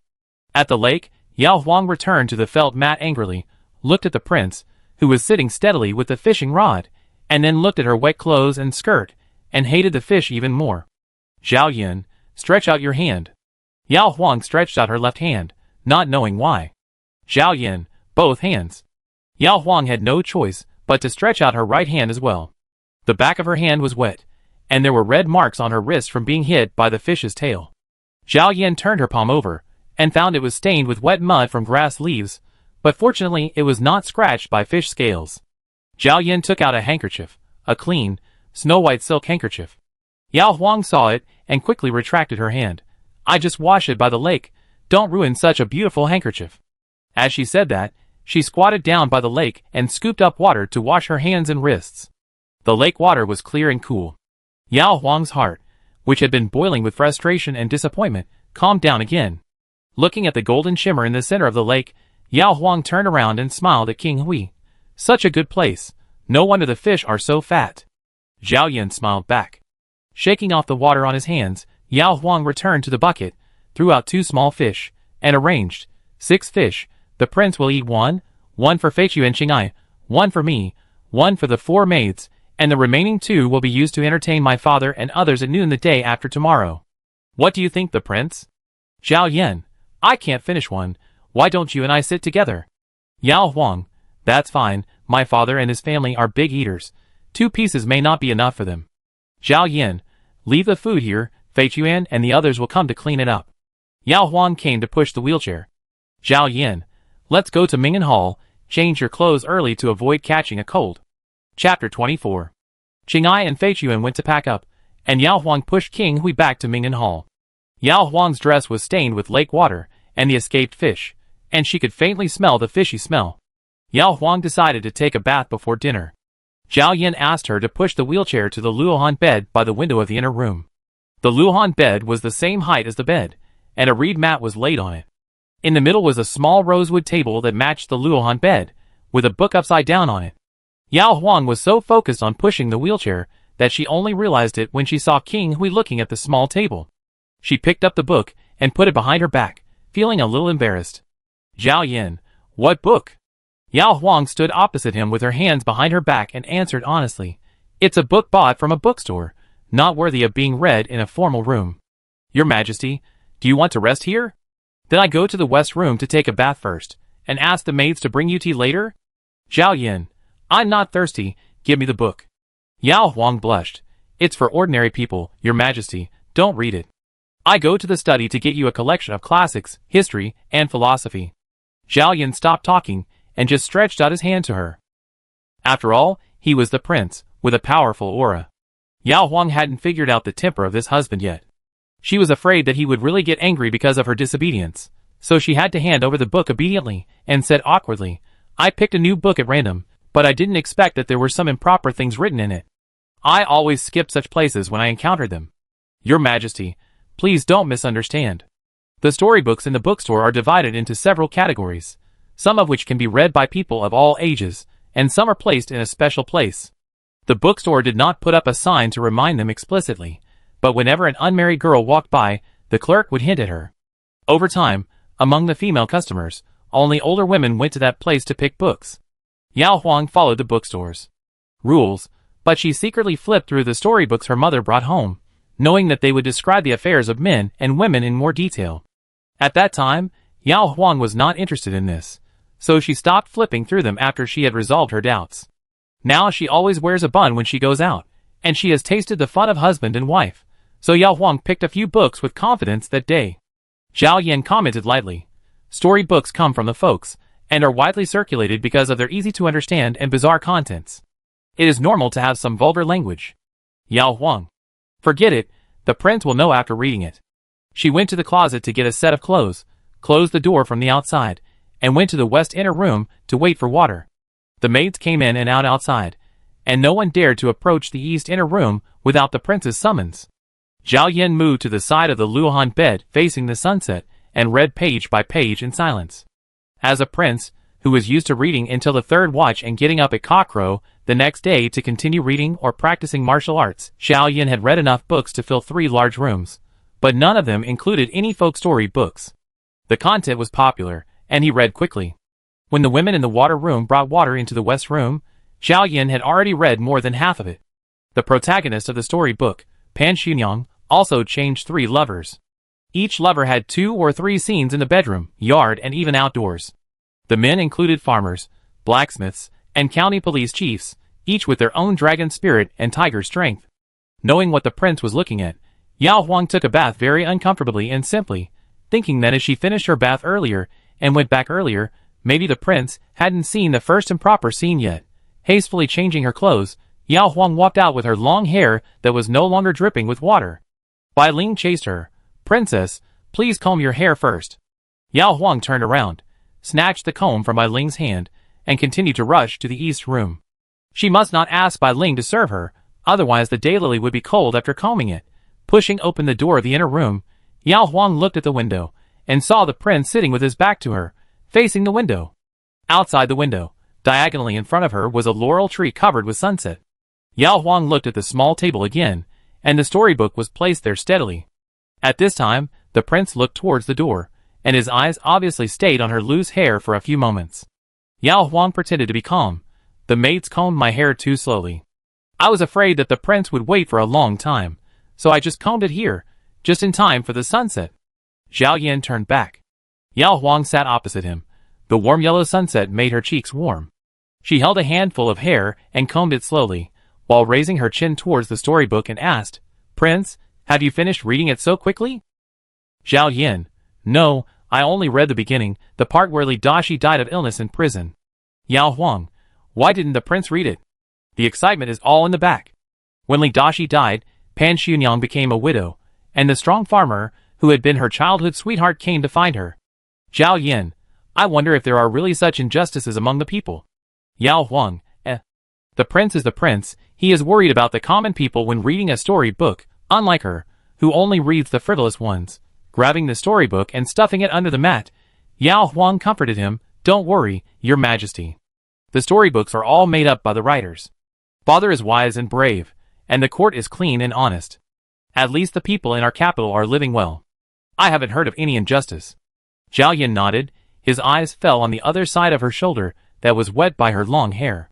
Seeing this, Yao Huang leaned against the bed behind her, tilted her head back slightly, and except for the hair she held in her hand, the rest of her hair all fell down, no longer touching her clothes. However, her fair neck was completely exposed to Zhao Yan. Her double-breasted blouse was restrained by her waist, which covered the spring scenery inside, but could not hide the shape of the snow-capped hills inside. There were only 2 people in the room, and they could only look at each other. Yao Huang immediately noticed the movement of the prince's eyes, and her face was hot. She scolded lightly, "Where are you looking at, prince?" The lifeless prince's face did not change color, and pointed to the right side of her collar, and said, "It seems to be wet there." Yao Huang touched it, and it was just damp from her hair. "It's okay, it will dry in a while." When she looked up, she found that the prince had already looked at the osmanthus tree outside the window. Still a little awkward, Yao Huang moved the small table away and sat in front of him with her back to him. "Prince, please help me comb my hair, so that my hair can get more sun exposure." Zhao Yan did not answer, and took the jade comb from her hand. The long hair was as black as satin, reflecting a layer of light golden light in the sunset, and the faint fragrance of osmanthus filled Zhao Yan's nose. She seemed to have finally found the flavor that suited her heart in the flower dew prepared by the prince's mansion. Yao Huang was looking at the shadows of the 2 people on the one wallywood floor. The head of the prince was motionless. He must have been looking at her hair. Suddenly, the shadow raised his left hand and pressed her shoulder. Yao Huang felt the impact on her eyes and shoulders at the same time. She shuddered without knowing what was going on. "Zhao Yan, are you nervous?" Yao Huang's face was hot. How could she not be nervous? They were so close. While bathing, she thought of the embarrassing scenes in the book. "Zhao Yan, do you still remember what happened that night, and are afraid that I will stay overnight?" Yao Huang didn't think about this and denied it. "No, this is the first time in my life that I have been served by a prince, so of course I am nervous." "Zhao Yan, I haven't forgotten what I promised you, but I came here tonight. If I leave after dinner, the people below may think that you did something wrong and were ignored by me." Yao Huang nodded in agreement. "Zhao Yan, but don't worry, as long as you don't want to, I won't force you." Yao Huang looked down at her hands and blushed as she said, "What is the prince talking about? How could I not be willing? Even if she really didn't want to, she wouldn't be stupid enough to admit it. Besides, she really was willing, at least the first time. She wasn't reluctant at all." Zhao Yan continued to comb her hair. When her hair was dry, Yao Huang wanted to ask Bai Ling to come in and help her with her hair, but Zhao Yan said, "Don't bother. Ask the kitchen to send the meal to the backyard." In the kitchen, Master Kong rushed over after hearing the news and stewed a 3-pound grass carp for the prince and his wife, causing Madame Gao to nag. "We agreed that you would be in charge of Zhu Yuan and I would be in charge of Ming'an Hall.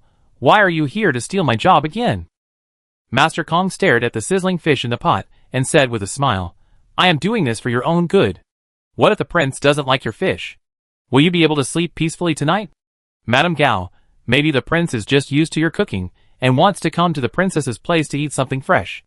Master Kong, He thought of the skewers he specially grilled for the prince last night.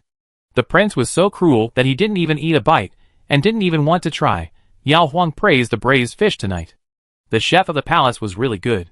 Not only was the fish meat cooked delicately, and the soup was delicious, but even the small bones were removed in advance, leaving only the main bones to support the fish body. "Your Highness, please eat more. We caught this ourselves." Yao Huang persuaded him as he ate. After 2 persuasions, Zhao Yan took the initiative to pick up his chopsticks. A plump princess who likes to run and move, and a prince who has broken legs but a strong upper body, temporarily gave up other dishes and focused on eating fish. He actually ate all the fish meat he could pick up. When the little maid brought the plate with only fish bones left back to the kitchen, Master Kong's eyes were red, and he almost cried. "You see, the prince loves this kind of food," Madame Gao said leisurely. "Maybe the princess ate alone. The princess has a good appetite. She often eats the dishes I cook with an empty plate." Master Kong, The princess, who was very full, walked slowly in the backyard to digest the food. The prince was pushed back to the front yard by Qingyai. He read a book for 25 minutes, asked Dr. Liao to massage his legs for 25 minutes, and finally took a bath for nearly 25 minutes.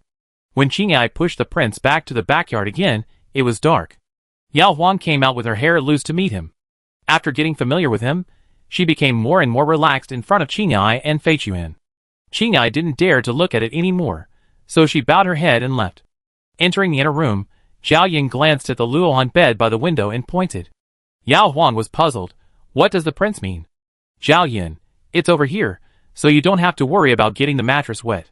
Yao Huang, Feeling like burning, Yao Huang was just glad that this person couldn't see his face. After a while, he said, "It's too narrow, and it's not hot enough to sleep on a cool mat." "It's not narrow or cool. The Luohan bed is too close to the window. It's not a proper place for couples to sleep. And if the maid who is on night watch is bold enough to get close to the crack of the inner room's door, she can't see the bamboo bed inside, but can see the Luohan bed clearly." Yao Huang knew that Aji and the others were not that kind of people, but what if? Especially Aji had always been worried that she was bullied by the prince, and maybe he really wanted to see what was going on. Thinking of this, Yao Huang directly pushed her into the bed and said with a stiff face, "I asked someone to sew a towel, one for padding and one for the side. It will be enough." Prince Hui, who could not move his legs, could only remain silent. Chapter 25. Yao Huang still remembered the torment of being scrutinized by the prince last time, so she pushed the wheelchair to the bedside and went to turn off the lights in the room. The brightest one was a pair of gilded lotus lamps, with 3 lotus lamp holders extending from each candlestick, burning 3 candles as thick as 4 fingers. A little breeze could penetrate through the window cracks, and the pale yellow candle flames danced gently, like her throbbing heart at the moment. As she approached, Yao Huang picked up the lampshade placed aside, and was about to aim at a candle when King Hui's voice suddenly rang out from behind. "Keep it for now." "What's the point of keeping it?" The prince didn't say anything, but Yao Huang knew that the prince didn't bring any books tonight, so there was nothing else to read except her. The calm tone that was almost like an order made Yao Huang not think of discussing it again. The prince was easy to talk to during the day, but he was always strong and domineering at night. Even if he coaxed her when she cried pitifully, he would continue what he had to do. His heart was very hard. Putting down the lampshade, Yao Huang walked back slowly, lowering 2 layers of curtains in a row, and the tent was still very bright. The wheelchair was empty, but Yao Huang knew that it didn't prove anything. The prince could take off his pants in the middle of the process. Anyway, she was facing away from him and couldn't see. Blushing, She climbed onto the bed and lay on her side, anxiously waiting for the familiar chest to come closer. Thinking only of the prince, Yao Huang didn't notice that she naturally bent her legs forward and cooperated in advance. Zhao Yin saw it clearly, but he didn't want his princess to think that he stayed overnight just for that. He lay flat on his back and asked the top of the tent, "Don't you want to see me?" Yao Huang blinked. "No." Zhao Yin, "Then why do you act like that?" Yao Huang, It was clearly a misunderstanding, but Yao Huang had no way to clarify it, and she was so angry. She turned around and looked at the prince opposite with resentment. "I want to see the prince. I wish I could keep my eyes open from day to night, and from night to dawn, okay?" Zhao Yin glanced at her and said in a flat voice, "Don't talk nonsense. You always liked to hug me and chat for a while before, but you looked like that tonight. What else can you say if not angry?" Yao Huang still couldn't refute, because refutation would only add to his own shame. Since he wanted to hear about family matters, Yao Huang hugged him nonchalantly, leaning against his shoulder and said, "Okay, I gossip with the prince now. What do you want to hear?" Zhao Yin, after Li Dashi died, what happened to Pan Xunyang? Yao Huang. She had no power and no influence, and she couldn't do anything to redress her husband's grievances. She could only let it go and live a good life. Zhao Yin, tell me more. Yao Huang. In order to fight the lawsuit, her family sold all their original land and became penniless. Fortunately, she met a kind farmer who was willing to give her 2 acres of land to farm. Zhao Yin interrupted her. Does the farmer have a wife? Otherwise, helping a widowed woman rashly may cause gossip. Yao Huang, telling a story and asking questions. If the storybook is not embarrassing, she really wants to throw the book to the prince to read it himself. Yao Huang began to make up. There are indeed some rumors. So Pan Xunyang stopped renting his land after planting for a year and saved enough food for a period of time. Instead, she went to the town to find a job. She was lucky and saved the old mother of a blacksmith. The old mother knew her situation and adopted her as her daughter. From then on, she did some hard work in the blacksmith shop and could be considered self-reliant. Zhao Yin, continue. Yao Huang. I've only read this far, and I haven't had time to read the rest. I tell the prince after I finish reading. Zhao Yin, well, I'm not sleepy yet. You take it, and I read it myself. Yao Huang was dumbfounded. There was no way he could take the book. Gritting his teeth, Yao Huang hugged him and shook him, buried his head in his neck and said in a thin voice, "The prince only thinks about reading. Is the book more important or am I?" After a moment of silence, Zhao Yin raised his hand and patted her shoulder, whispering, "You." Yao Huang heaved a sigh of relief. Fortunately, the prince gave her face and did not insist on the storybook. Without reading the storybook, some things will be done naturally. Prince Hui turned sideways and concentrated on accompanying his princess. Maybe it was convenient. The prince did not turn her around again. Anyway, it didn't matter if they were facing each other at the moment. Yao Huang closed her eyes and let him move around. When the two of them were almost hanging, Yao Huang consciously wanted to turn her back. Zhao Yin grabbed her shoulders. That's it. Yao Huang, It was difficult just to think about it, but Prince Hui insisted on trying. He only needed to speak, and Yao Huang was the one who did the hard work. No matter what, it didn't work. Yao Huang didn't mind, but he was afraid that the prince couldn't stand the repeated failures. Yao Huang didn't dare to open her eyes to see his expression. Suddenly, when she accidentally raised her left leg, the prince held her up. That's it. Yao Huang, Yao Huang almost fell on her back in the brocade quilt, and the prince pulled away her pillow, so that she had no resistance when she was forced to rub up. In the previous nights, Yao Huang was half lying down, with most of her face buried in the pillow. The prince could not see her clearly, and she only looked back at him when she begged for mercy. Now Yao Huang could clearly feel the prince's gaze wandering around her. She saw it herself, as if the earth was shaking, but she didn't want to see it at all, and grabbed her middle clothes to cover her face. Zhao Yan didn't interfere, which was more exhausting, and he didn't want the princess to see him being so embarrassed or hideous that he was indulging in this matter regardless of his disability. When the prince finally let go of his right hand, Yao Huang's left leg seemed to be disabled. Zhao Yan took a rest first. When he had rested enough, he turned sideways. She was leaning against the headboard, so it was convenient for him to loosen the muscles of her left leg. He meant well, but Yao Huang was sore that she kept groaning. Zhao Yan softened his force. Seeing her wet eyes with tears looking at him, Zhao Yan asked, "Don't you ride horses often?" Yao Huang, "How can I ride often? There are only 2 mules in our family. Usually my father and brother ride them. I can only enjoy it when they rest. Besides, I only went out for a horse race yesterday in the past 6 months, since the draft was made. It's like this all of a sudden. Who can stand it? Zhao Yin, now that there is neon light, you can practice more.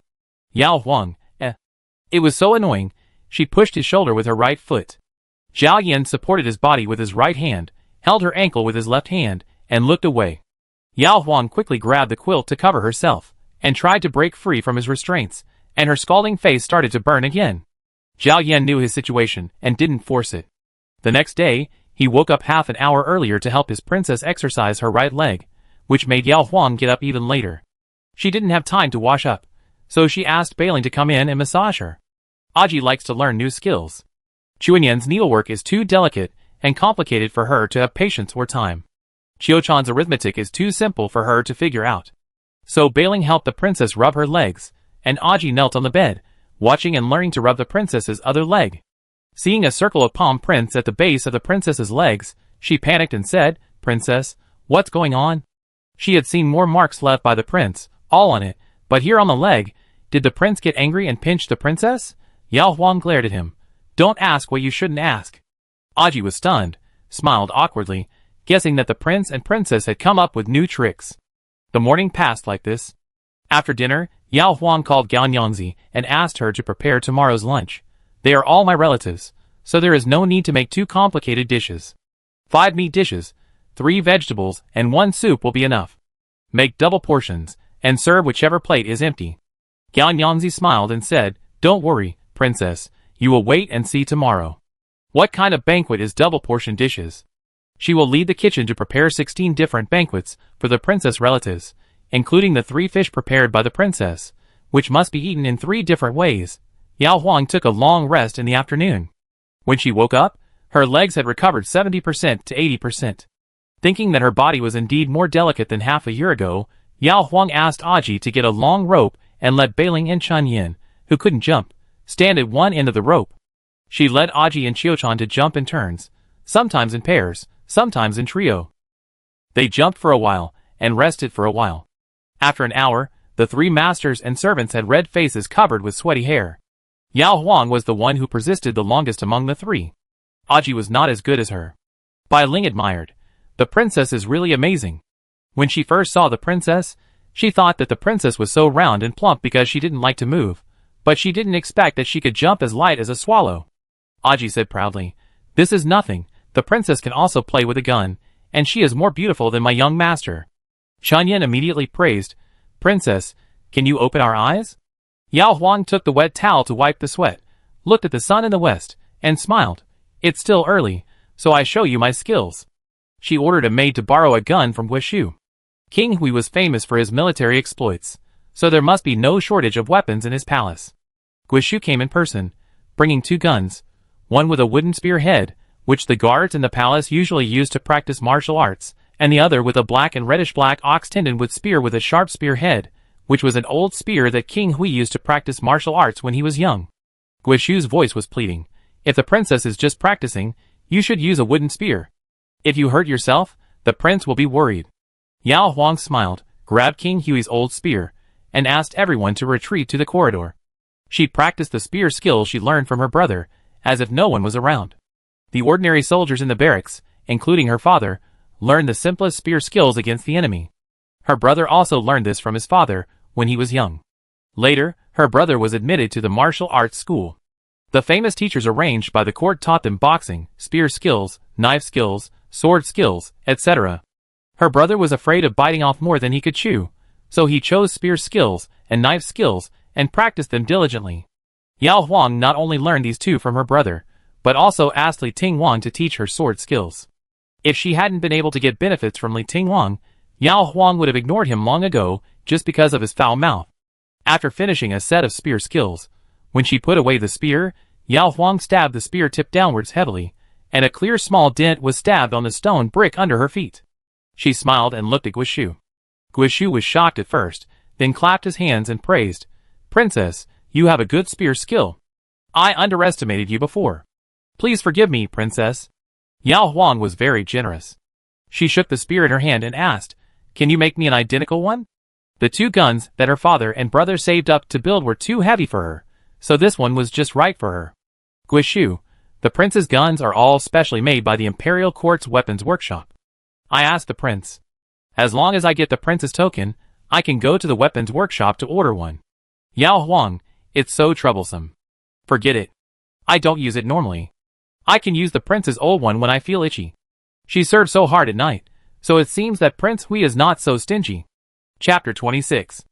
After putting away the gun, Yao Huang washed off the sweat on his body. When he came out, it was time for dinner.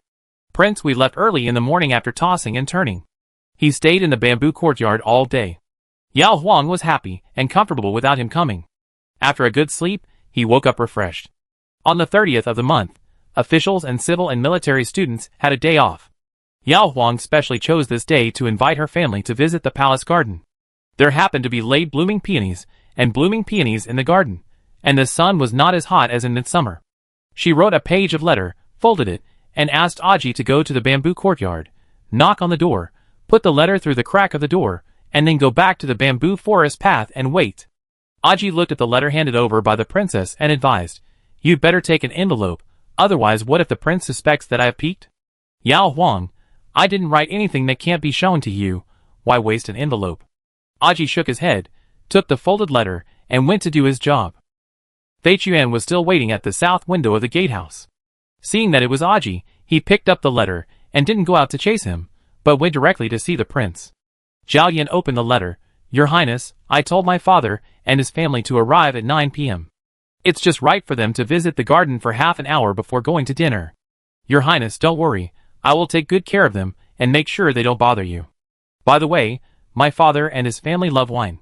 I asked someone to get a jar of strong wine from the wine cellar in the palace.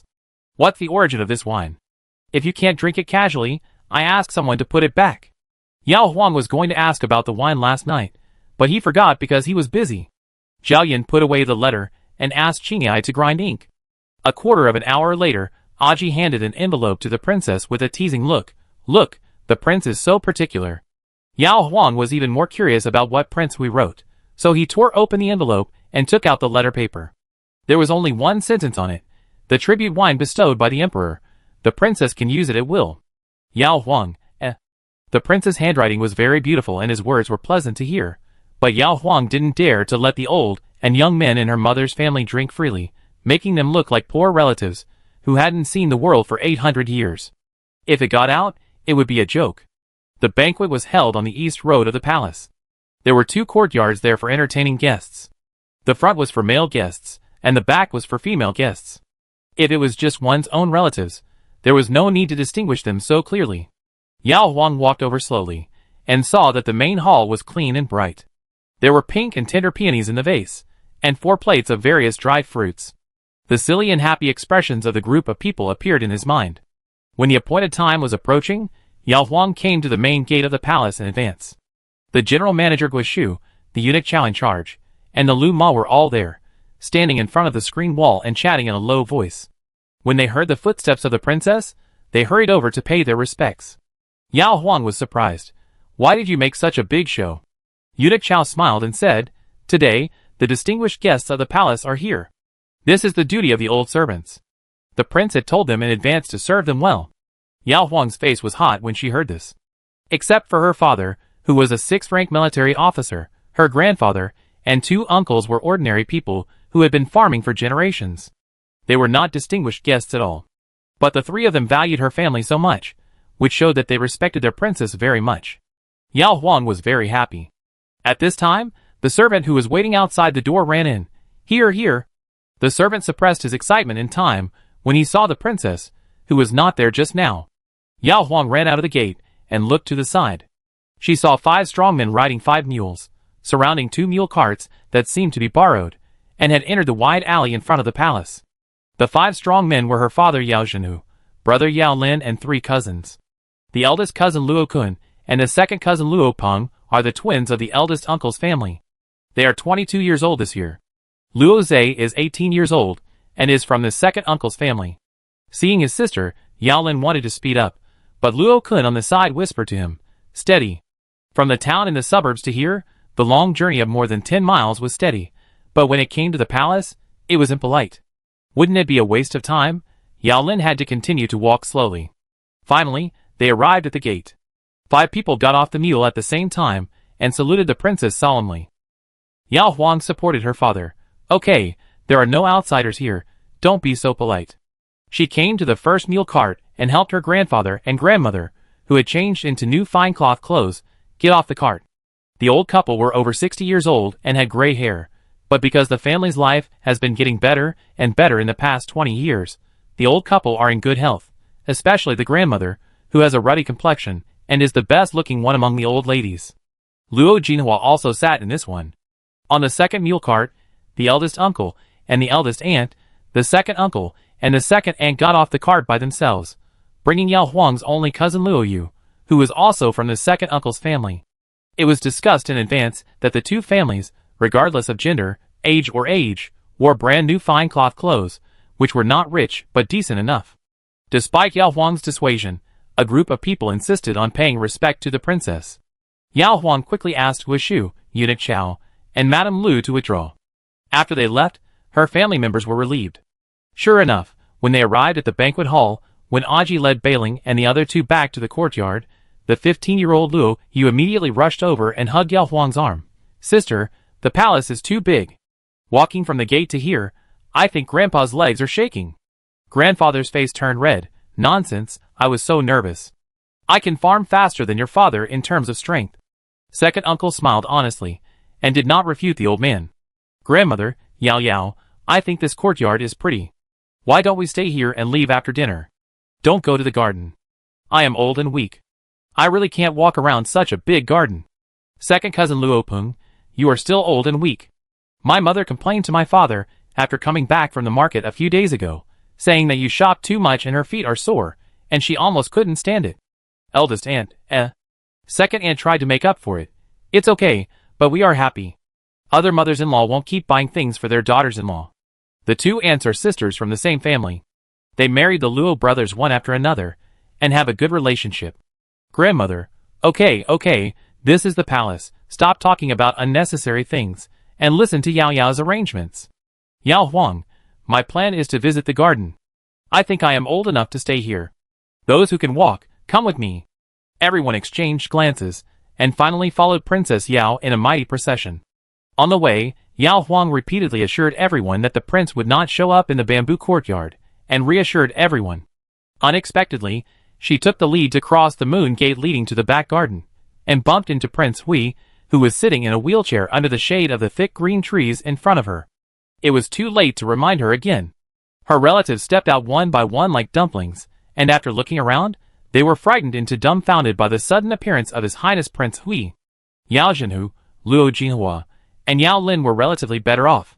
Their grandfather, who had been farming all his life, had a weak leg, but fortunately his two uncles supported him in time. Zhao Yun smiled and tilted his head slightly, and Qingyai pushed the wheelchair towards them. Luo Jinhua was the first to react, motioning everyone to follow her in greeting. Zhao Yun said first, "We are all relatives, no need to be polite." The relatives did not listen to the prince, and insisted on going. Yao Huang did not like the scene, walked to the wheelchair, and asked in a low voice, "Why did the prince come out? Without even saying hello, we didn't even have time to prepare." The familiar tone with a hint of complaint made my grandmother and Luo Jinhua exchange glances quickly, and then the seemingly unapproachable prince said, "It's the first time for the elders to come here, so don't be impolite." He was willing to condescend. Yao Huang smiled, took the wheelchair and moved closer, and introduced his grandparents to him first. Zhao Yin chatted with his grandfather for a few words, asking him how he was doing and how many fields his family had planted. My grandfather answered stumblingly. Zhao Yin looked at Yao Huang and said to her grandmother, "The princess looks more like you." The grandmother was more useful than the grandfather, and she said with a smile, "Your Highness has a keen eye." The neighbors around the princess said so when she was a child. The daughter's eyes were like those of the old man, a bit like phoenix eyes, and she looked sharp and shrewd. The granddaughter's eyes were rounder and more watery, and she looked easy to bully. In fact, she was not stupider than her mother, which made it easier for her to fool others. Zhao Yin just nodded to the two uncles and aunts, without calling anyone or saying anything, and then it was the turn of Yao Huang's three cousins. Zhao Yin looked at them one by one and asked his eldest brother Luo Kuan, "Have you studied or practiced martial arts?" Luo Kun was quite steady like the eldest grandson in the family. He was respectful and calm when meeting the prince. My lord, the three of us brothers have benefited from our uncle's influence. We have practiced martial arts since childhood and have been admitted to the martial arts school in the palace. The court opened literature and martial arts schools in the capital, prefectures, and counties. There are 2 martial arts schools in the capital, one in the west of the city, which only recruits martial arts children from the families of royal relatives, nobles, and civil and military officials, and the other in the east of the city. Like the martial arts schools in prefectures and counties, all civilian children who pass the examination can enter to learn military tactics and practice martial arts. Zhao Yin, are you sure you can pass the military exam next year? Luo Kun, I dare not say anything rash. I will definitely do my best. Zhao Yin nodded and said to the princess, after visiting the garden, you take the 4 brothers to the library. They can borrow any books they think will help them pass the military exam, and return them after reading, or pick a few first and borrow them after reading. Luo Kun's eyes lit up, and he knelt on one knee and said, Thank you, your majesty. Yao Lin and the other 2 quickly knelt down and saluted. Zhao Yin told them not to be polite, and said to Yao Huang, I have something else to do, so I won't accompany you to the lunch. Yao Huang looked at him with gratitude for his generosity in lending him books.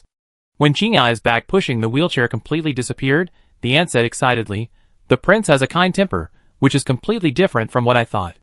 Grandmother looked at Yao Zhenhu and recalled, Yes, I still remember that my good son-in-law had a bit of official airs when he first came to our house. Yao Zhenhu, impossible, please don't wrongly accuse me. Grandfather, who had been silent for a long time, suddenly slapped his thigh. No, our family originally had 50 acres of land, and then when Jinhua got married, she gave her 5 acres as a dowry. Now there are only 45 acres. Then I just told the prince 50 acres. Is it considered deceiving? The crime of deceiving the king? Yao Huang, Luo Jinhua, you still remember the account from 800 years ago so clearly. Are you trying to use this opportunity to let me return the 5 acres of land passed down by our ancestors to you? Yao Zhenhu, I return it if I want to. I didn't marry you for this. You were afraid of losing your confidence in our family, and insisted on asking your father-in-law for the land. Yao Huang took his cousin's hand and pointed to the front and said, Let's go shopping and ignore them. Chapter 27. The Yao and Luo families were amazed in the garden of Prince Hui's mansion, and when they were at the dinner table, they were deeply impressed by the cooking skills of the chefs in the mansion. Luo Yu, sister, you are living a fairy-like life now. I want to be your maid. Yao Lin, sister, can I come to the mansion to be a guard? No wages, just 3 meals a day. Yao Zhenhu was about to ask if he could serve another jar of wine, but his grandmother laughed and scolded him not far away. Look at you, you are so useless. Yao Zhenhu quickly shut up. Yao Huang could see that his father, uncle, and brothers were all craving for the wine at today's banquet, and said with a smile, This is the tribute wine given to the prince by the emperor. It is available every year, but the prince doesn't like to drink it normally. There are hundreds of jars piled up in the wine cellar. When I send gifts during the Dragon Boat Festival, I will send you 2 jars. Forget it today. Coming to the palace and bringing back a bunch of gifts is too much like a poor relative asking for money from a rich family. Grandmother, what are you sending? They are a bunch of rough men. It's a waste to give them tribute wine. The 2 aunts nodded. Yao Huang did not insist, and just sent the festival gift over when the time comes. The library of the palace is also on the east side of the road, the last entrance. The courtyard is wide and bright, and the servants who take care of the library will regularly move the books out to dry. The prince is very generous. When Yao Huang brought his 4 brothers to choose books, he still invited Eunuch Chao to come in advance. First, let Eunuch Chao be a witness to prove that the brothers are very well behaved, and second, some books may be the prince's favorites or precious and rare copies, and Yao Huang needs Eunuch Chao to remind him.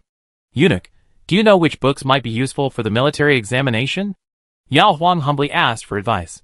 Eunuch Chao was in his early 50s. He had been in the palace for decades, and had seen a lot. He had learned a lot about the civil and military examinations held every 3 years. Moreover, he had a master who was forced to study hard when he was young and grew up to be a reader. Eunuch Chao had to learn everything the master read, so that he would not be ignorant when the master wanted to discuss something. Eunuch Chao led the 5 people to a row of bookshelves, and said, as he walked, The civil examination of the military examination mainly tests military tactics and strategies. Books like The Art of War by Sun Tzu, The Art of War by Wu Zi and 6 strategies must have been read by the 4 young masters in martial arts, but different teachers explain them in different depths. Your Majesty has versions annotated by famous scholars, and you will add a few sentences when you are in the mood. This is it. The military examinations are not about memorizing, but about understanding and applying the military techniques. Strategies involve the court's defense and governance of borders and places where banditry is frequent, and they cannot be answered by rote study. Zhao Yan read not only the works of his predecessors, but also the answers of the top 3 in the civil and military examinations of his dynasty. At first, it was the famous teacher invited by concubine Du, who hoped that her son would become a successful person, who asked him to read it. Later, concubine Du had the 4th prince, and no longer paid attention to Zhao Yan's homework. Emperor Yongchang, who was surprised by the 2nd prince's intelligence, has always paid attention to it. Knowing that the 2nd prince is good at reading, and has a wide range of interests, Emperor Yongchang asked people to send it to the 2nd prince constantly, and if it was difficult to send the original, he asked people to copy a copy. Other princes and princesses had gold, silver and jewelry given by their fathers and mothers, but Zhao Yan had all books. The library was very quiet. The 4 brothers sometimes gathered together, and sometimes picked books separately. Yao Huan was bored waiting, so she took out a military book from the bookshelf. There were dense words, and she knew every word. She thought about the meaning of each word carefully. After reading a few lines, Yao Huan began to have a headache. It was not that she was not interested in military tactics, but that there were too many words on the page and the words were too simple, which was far less easy to understand than the storybook. Yao Huan put down the book and started to pick up random things. Suddenly, there was something stuck in a book. Yao Huang turned to that page and found that it was a thin paper slightly smaller than the page. On the paper were drawn little people wearing armor, some holding flags, some holding bows and spears, and some riding horses and beating drums. Eunuch Chao said at the right time, "This is a picture of the formation." When the prince was 8 years old, he drew it according to the formation described in the book. Yao Huang, 8 years old, can draw such lifelike little people, and the little people are still doing such complicated things? Eunuch Chao recalled the scene at that time, his eyes full of love. In fact, the prince was tired of reading, but he was embarrassed to be lazy, so he drew the little figures to kill time. Otherwise, if it was just a military formation diagram, he could directly use words, circles, and lines to mark it. Yao Huang became interested and specifically looked for books that might have something stuck in them, but unfortunately, he never found the 2nd piece of paper with little figures. Eunuch Chao, "Princess, do you want to see the prince's paintings?" Yao Huang, "Do you have any?" Eunuch Chao, "Please come this way." After passing through several study rooms, Eunuch Chao took the princess to a room dedicated to storing paintings. Except for a few hanging paintings, most of the paintings were placed on easels or painting tubes in the form of scrolls. All of these are the prince's paintings. The prince started to learn painting when he was 4 years old. Whenever he had a good brush, I would collect it. After he opened the palace, I moved all of them here. Yao Huang thought of her 4-year-old self, who was still playing in the mud. The scrolls were arranged according to the prince's age when he painted. From 4 to 20 years old, there were as few as 2 or 3 paintings, and as many as 4 or 5 paintings every year. When he was 20 years old, the north was in a tight spot. The prince went to the battlefield, and then his leg was injured. I guess he was not in the mood to paint. Yao Huang opened a painting of the prince when he was 4 years old. Inside was a corridor with a palace lantern hanging on it. Eunuch Chao was afraid that the princess would look down on the prince's young painting skills, so he explained, "In fact, the prince didn't want to keep these practice paintings, but I liked them, and snatched a few to keep. Our prince has a good temper." After opening the mansion, when I brought the paintings to him, the prince didn't get angry at me for taking the initiative. Yao Huang didn't have the ability to comment on painting skills. She had never learned to paint because the pigments were too expensive, and her mother didn't think of saving money to raise her to be a versatile daughter. But she thought this palace lantern painting was well drawn, except that there was only one palace lantern, which looked lonely. She continued to look at the painting. Most of the paintings by Prince Hui were still lives, with butterflies occasionally appearing on flowers and birds perching on treetops.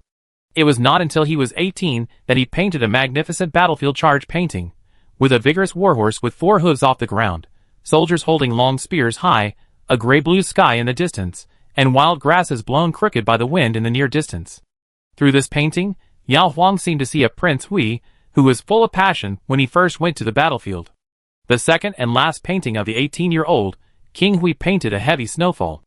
Under the eaves, a young eunuch stood on a stool and pasted spring couplets with paste in his hand. A young eunuch stood beside him to help flatten the red couplets that had not yet been pasted. Yao Huang smiled. Is it Qinghai and Fei Chuan?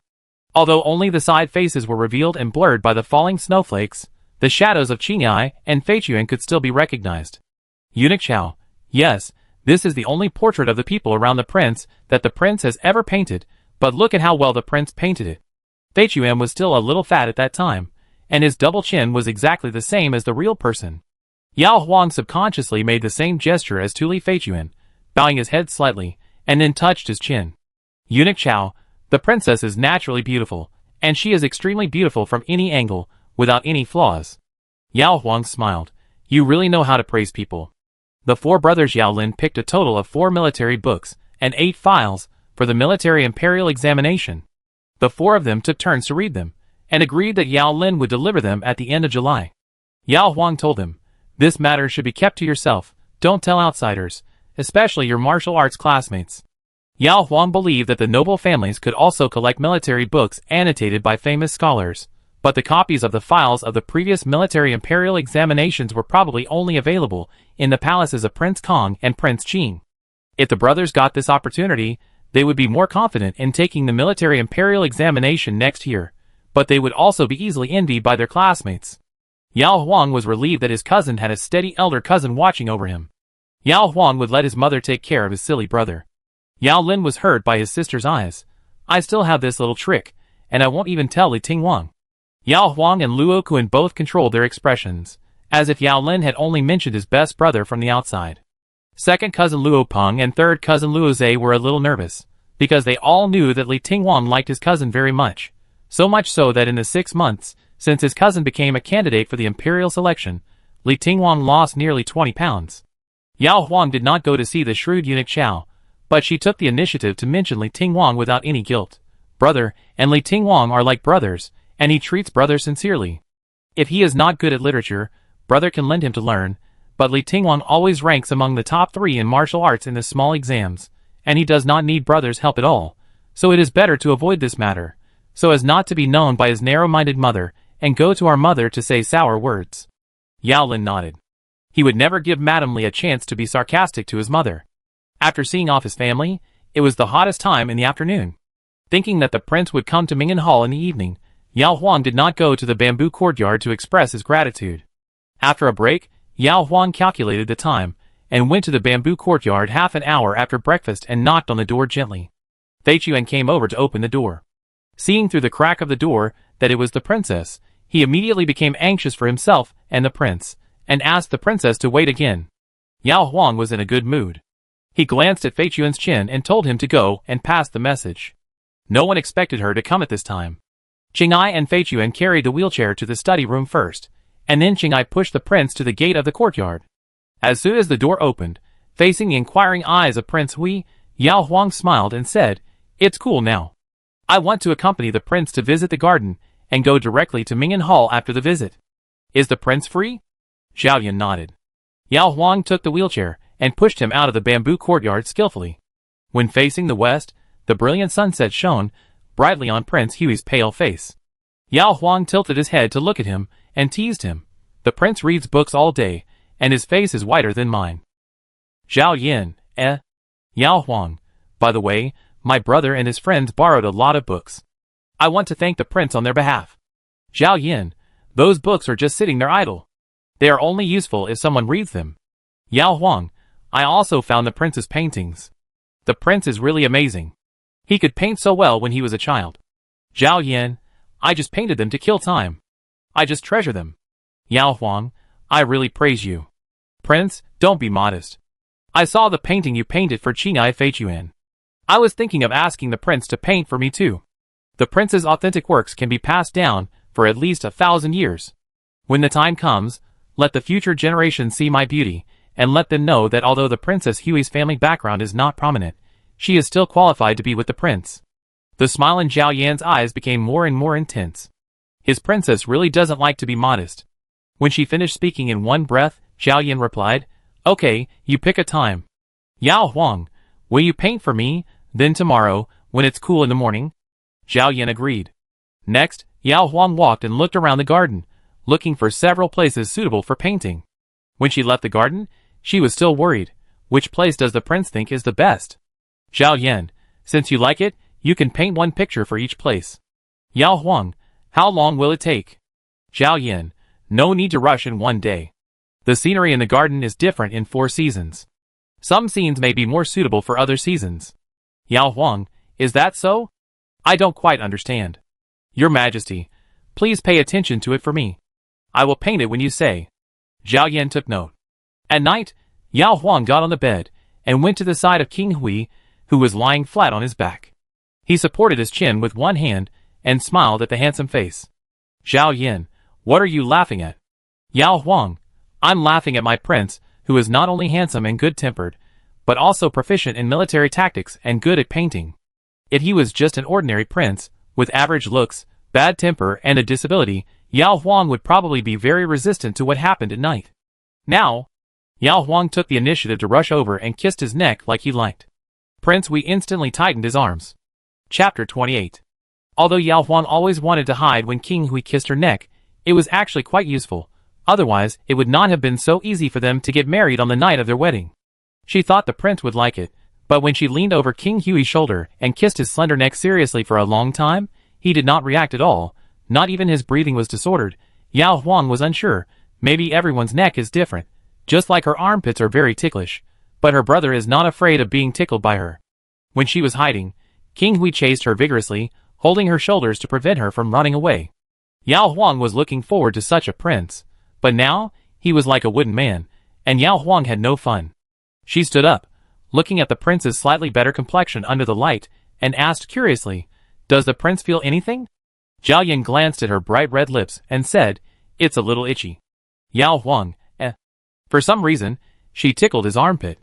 Zhao Yan, In fact, none of them were as calm as he showed, but Prince Hui had experienced 3 months of bed rest to nourish his bones, 1 month of bed rest waiting to die, and later, he was trapped in a wheelchair and bamboo courtyard for more than half a year.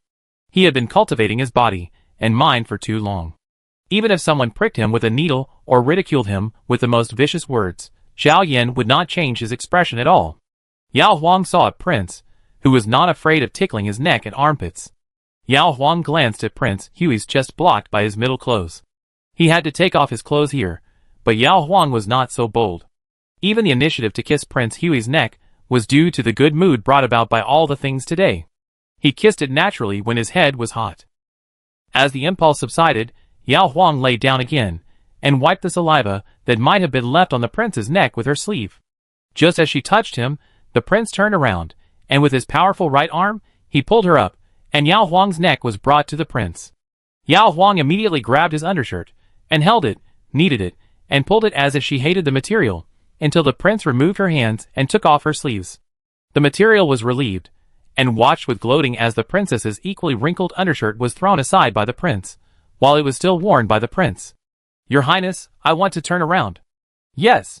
The peonies in the garden were in full bloom, and Yao Huang chose this place for Prince Hui to paint her first picture. The prince's wheelchair stopped 5 steps in front of the flower bed, the easel was placed in front of him, and the various ground paints were also placed within his reach. After finishing all this, Qinghai Feichuan retired, leaving the whole area for the prince and his wife to be alone. Yao Huang was still thinking about the pose for the painting, because once the pose was set, it could not move around anymore, and it had to be thought out in advance. Bending down to admire the flowers was too tiring, and standing straight was too stiff. She wanted to be more natural. Zhao Yan watched silently without giving any instructions. Finally, Yao Huang stopped slightly sideways in front of a purple-red peony bush. She held a delicate round fan in her left hand, and pretended to fan it lightly against her chest. Her right hand lovingly supported a peony that came over. She did not lower her head, but looked at the flowers farther away. When Yao Huang went to the suburbs to admire peach blossoms before, she saw some rich daughters and officials from afar, and deliberately imitated their gentle and quiet manners. Because she had learned etiquette in the palace for a month, Yao Huang learned it well. People who didn't know her would really think she was from a famous family. "Is this okay?" Yao Huang tilted her head to look at the prince opposite her. Actually, she didn't tilt her head too much. She just changed her gaze from the peonies on the right side of the path to the end of the path. Somewhat embarrassed, Yao Huang used a smile to cover it up, but her clear, black and moist eyes couldn't hide her shame. Zhao Yan, okay, keep looking at me. Yao Huang, forget it, the prince must know how to draw better poses and eyes than she does. However, as she looked at him, Yao Huang suddenly realized that it seemed like the first time she had looked at the prince for such a long time. When they were together during the day, they were either eating or strolling in the garden, not to mention at night. It would have been fine if she just looked at the prince, but the prince was also looking at her, with such a focused look that reminded Yao Huang of the night that had just passed.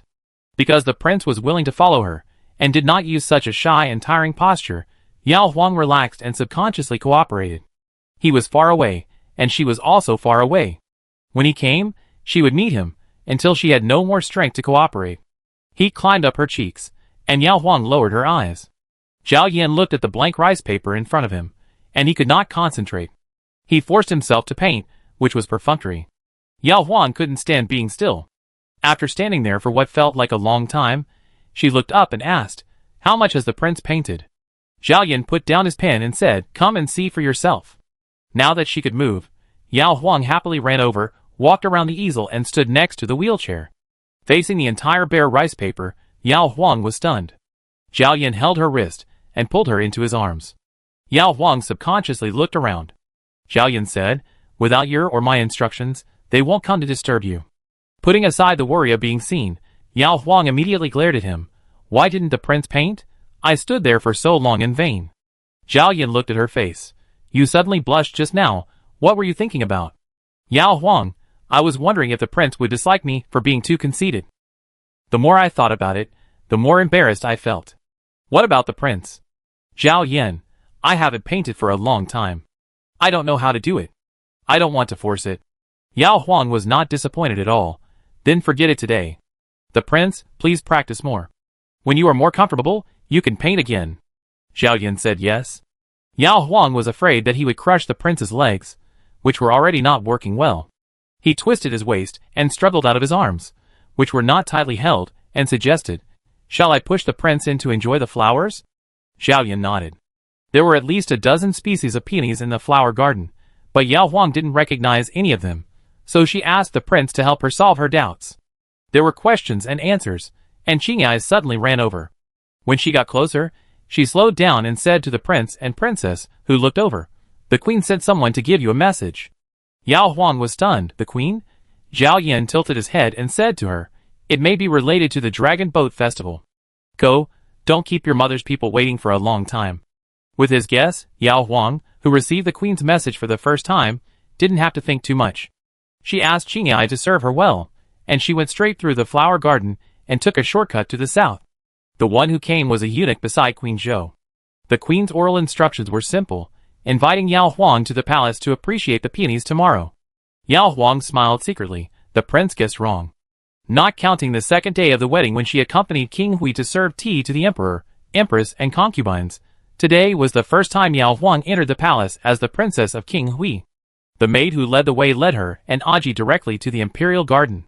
Yao Huang was a little surprised. The Imperial garden looked smaller than the back garden of King Hui's mansion. There were too many scenes squeezed in, so the peonies here only surrounded a pavilion. At this time, several noble ladies and girls in gorgeous clothes were sitting in the pavilion.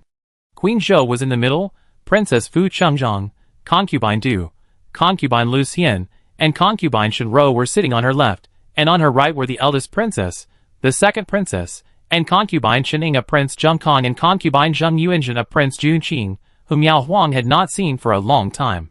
Yao Huang noticed that Princess Fu Qingzhang's seat was placed before the three concubines, which showed that the royal aunt was also a distinguished guest when she returned to her parents' home. Even Concubine Du, who was said to be the most favored concubine in the harem, had to give way to her. The maid who led the way and Aji stopped outside the pavilion. Yao Huang climbed the steps alone and said to Queen Zhou with a smile, "My mother told me not to come too early, but I ended up being the last one to come. I am really sorry for making my mother and the ladies wait for a long time." Queen Zhou was slightly startled. Princess Fu Qingcheng slightly raised her eyebrows, and Concubine Du stared at Yao Huang with a look of seeing a ghost. Yao Huang saluted Queen Zhou first, then saluted Emperor Yongcheng's sister and concubines, and smiled at the two princesses and sisters-in-law. Queen Zhou liked this generous and smiling little princess more and more. She had no son, and any of the 4 princes who inherited the throne had to respect her as the queen mother. Queen Zhou didn't have to fight for it, so she saved a lot of trouble. She treated the princesses purely based on her appearance. She was close to the one she liked, and kept her dignity with the one she didn't like. Not too late, not too late. We were already in the palace, so we came to the garden to get some fresh air. The princess and the others have just arrived. Come, take a seat. Yao Huang's seat was placed between Qining and Zheng Yuanjun. As she walked to her seat, Yao Huang blinked at Qining, who was looking at her eagerly. Because Yao Huang was new, Queen Zhou first asked about her newlywed life. Yao Huang replied that everything was going well, and everyone continued to chat about the gossip just now. Not long after, Queen Zhou asked 5 young sisters-in-law to go to the garden to enjoy the flowers. After queuing out of the pavilion, Yao Huang and Qining naturally stood together, while Zheng Yuanjun and the second princess, the daughter of concubine Du, looked at the eldest princess, the only daughter of Queen Zhou. The eldest princess didn't get along with either of them, and seeing that Qining seemed to have a lot of questions to ask Yao Huang, she chose a direction on her own. Zheng Yuanjun disdained to be cold to the eldest princess. She and the second princess could talk to each other before, but because of her unrealized marriage with King Hui, Zheng Yuanjun always felt that the second princess looked at her with mockery, so she went to see her herself. The second princess gritted her teeth and glared at Yao Huang, her half-sister-in-law, who didn't come to curry favor with her. She went after the eldest princess.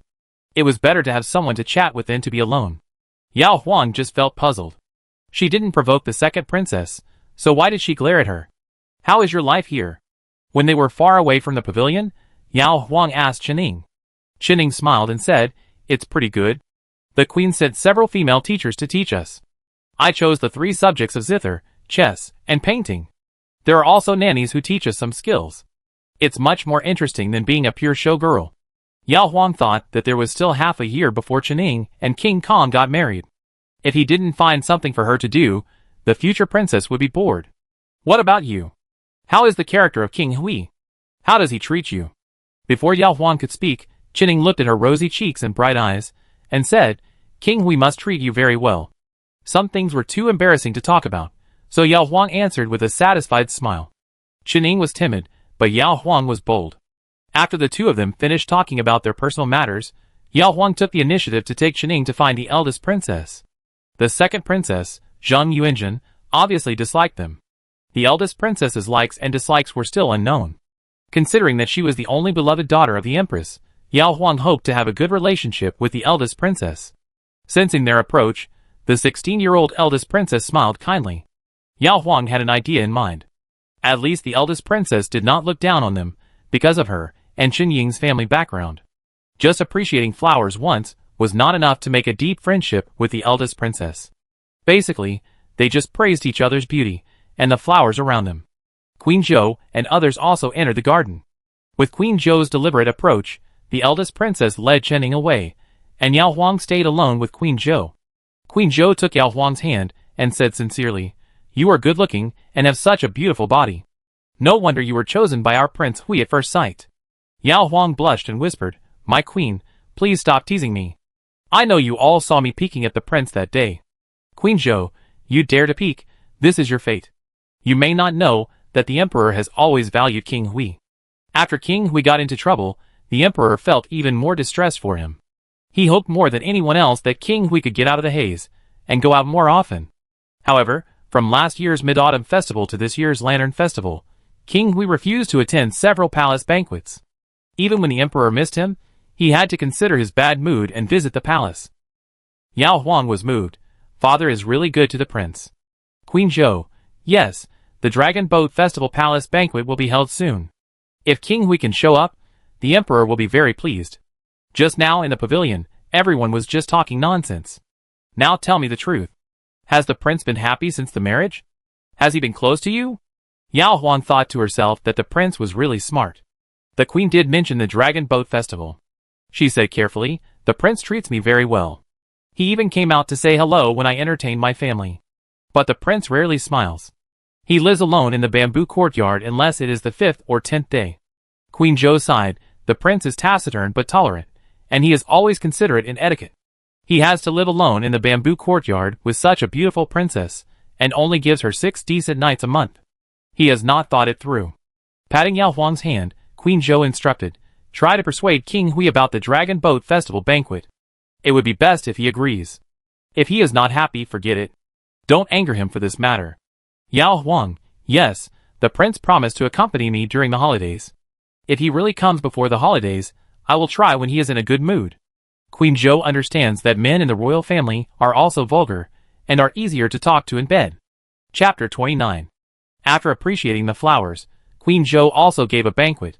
The imperial chefs in the palace were also divided into different levels. When Yao Huang was a concubine, the dishes she ate were more beautiful than those of Aunt Wu at home.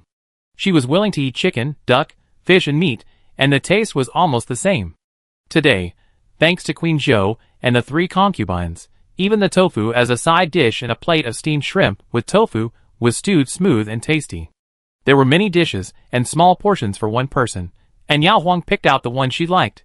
She slowly ate 4 of the 8 dishes, ate half of 2, and only took a bite of the remaining 2 because they were not to her taste. She ate the most delicious food among the 10 people present. The second princess teased, no wonder the second sister-in-law is plump, it turns out she has such a good appetite. There was also chinning between the 2 of them, and Yao Huang admired the second princess for being willing to stretch her neck to look at her. Picking up the towel prepared by the palace maid and wiping the corner of her mouth, Yao Huang smiled at the second princess. Sister, do you think I am beautiful? The second princess. Beautiful. Yao Huang, then sister, don't envy me, you can also become plump if you eat more. The second princess blushed and turned green. Who envied her? Isn't it just big breasts and thin waist? Her waist is also thin breasts. Damn, is this person deliberately mocking her for being too peaceful? Princess Fuqingcheng burst out laughing, looked at the second princess, and said, Say really needs to take more supplements. The second princess' name is Zhao Sei. A little girl always suffers when people tease her figure. The redder her face, the more she makes fun of others. The second princess looked at her mother with grievance. Concubine Du naturally had to support her daughter.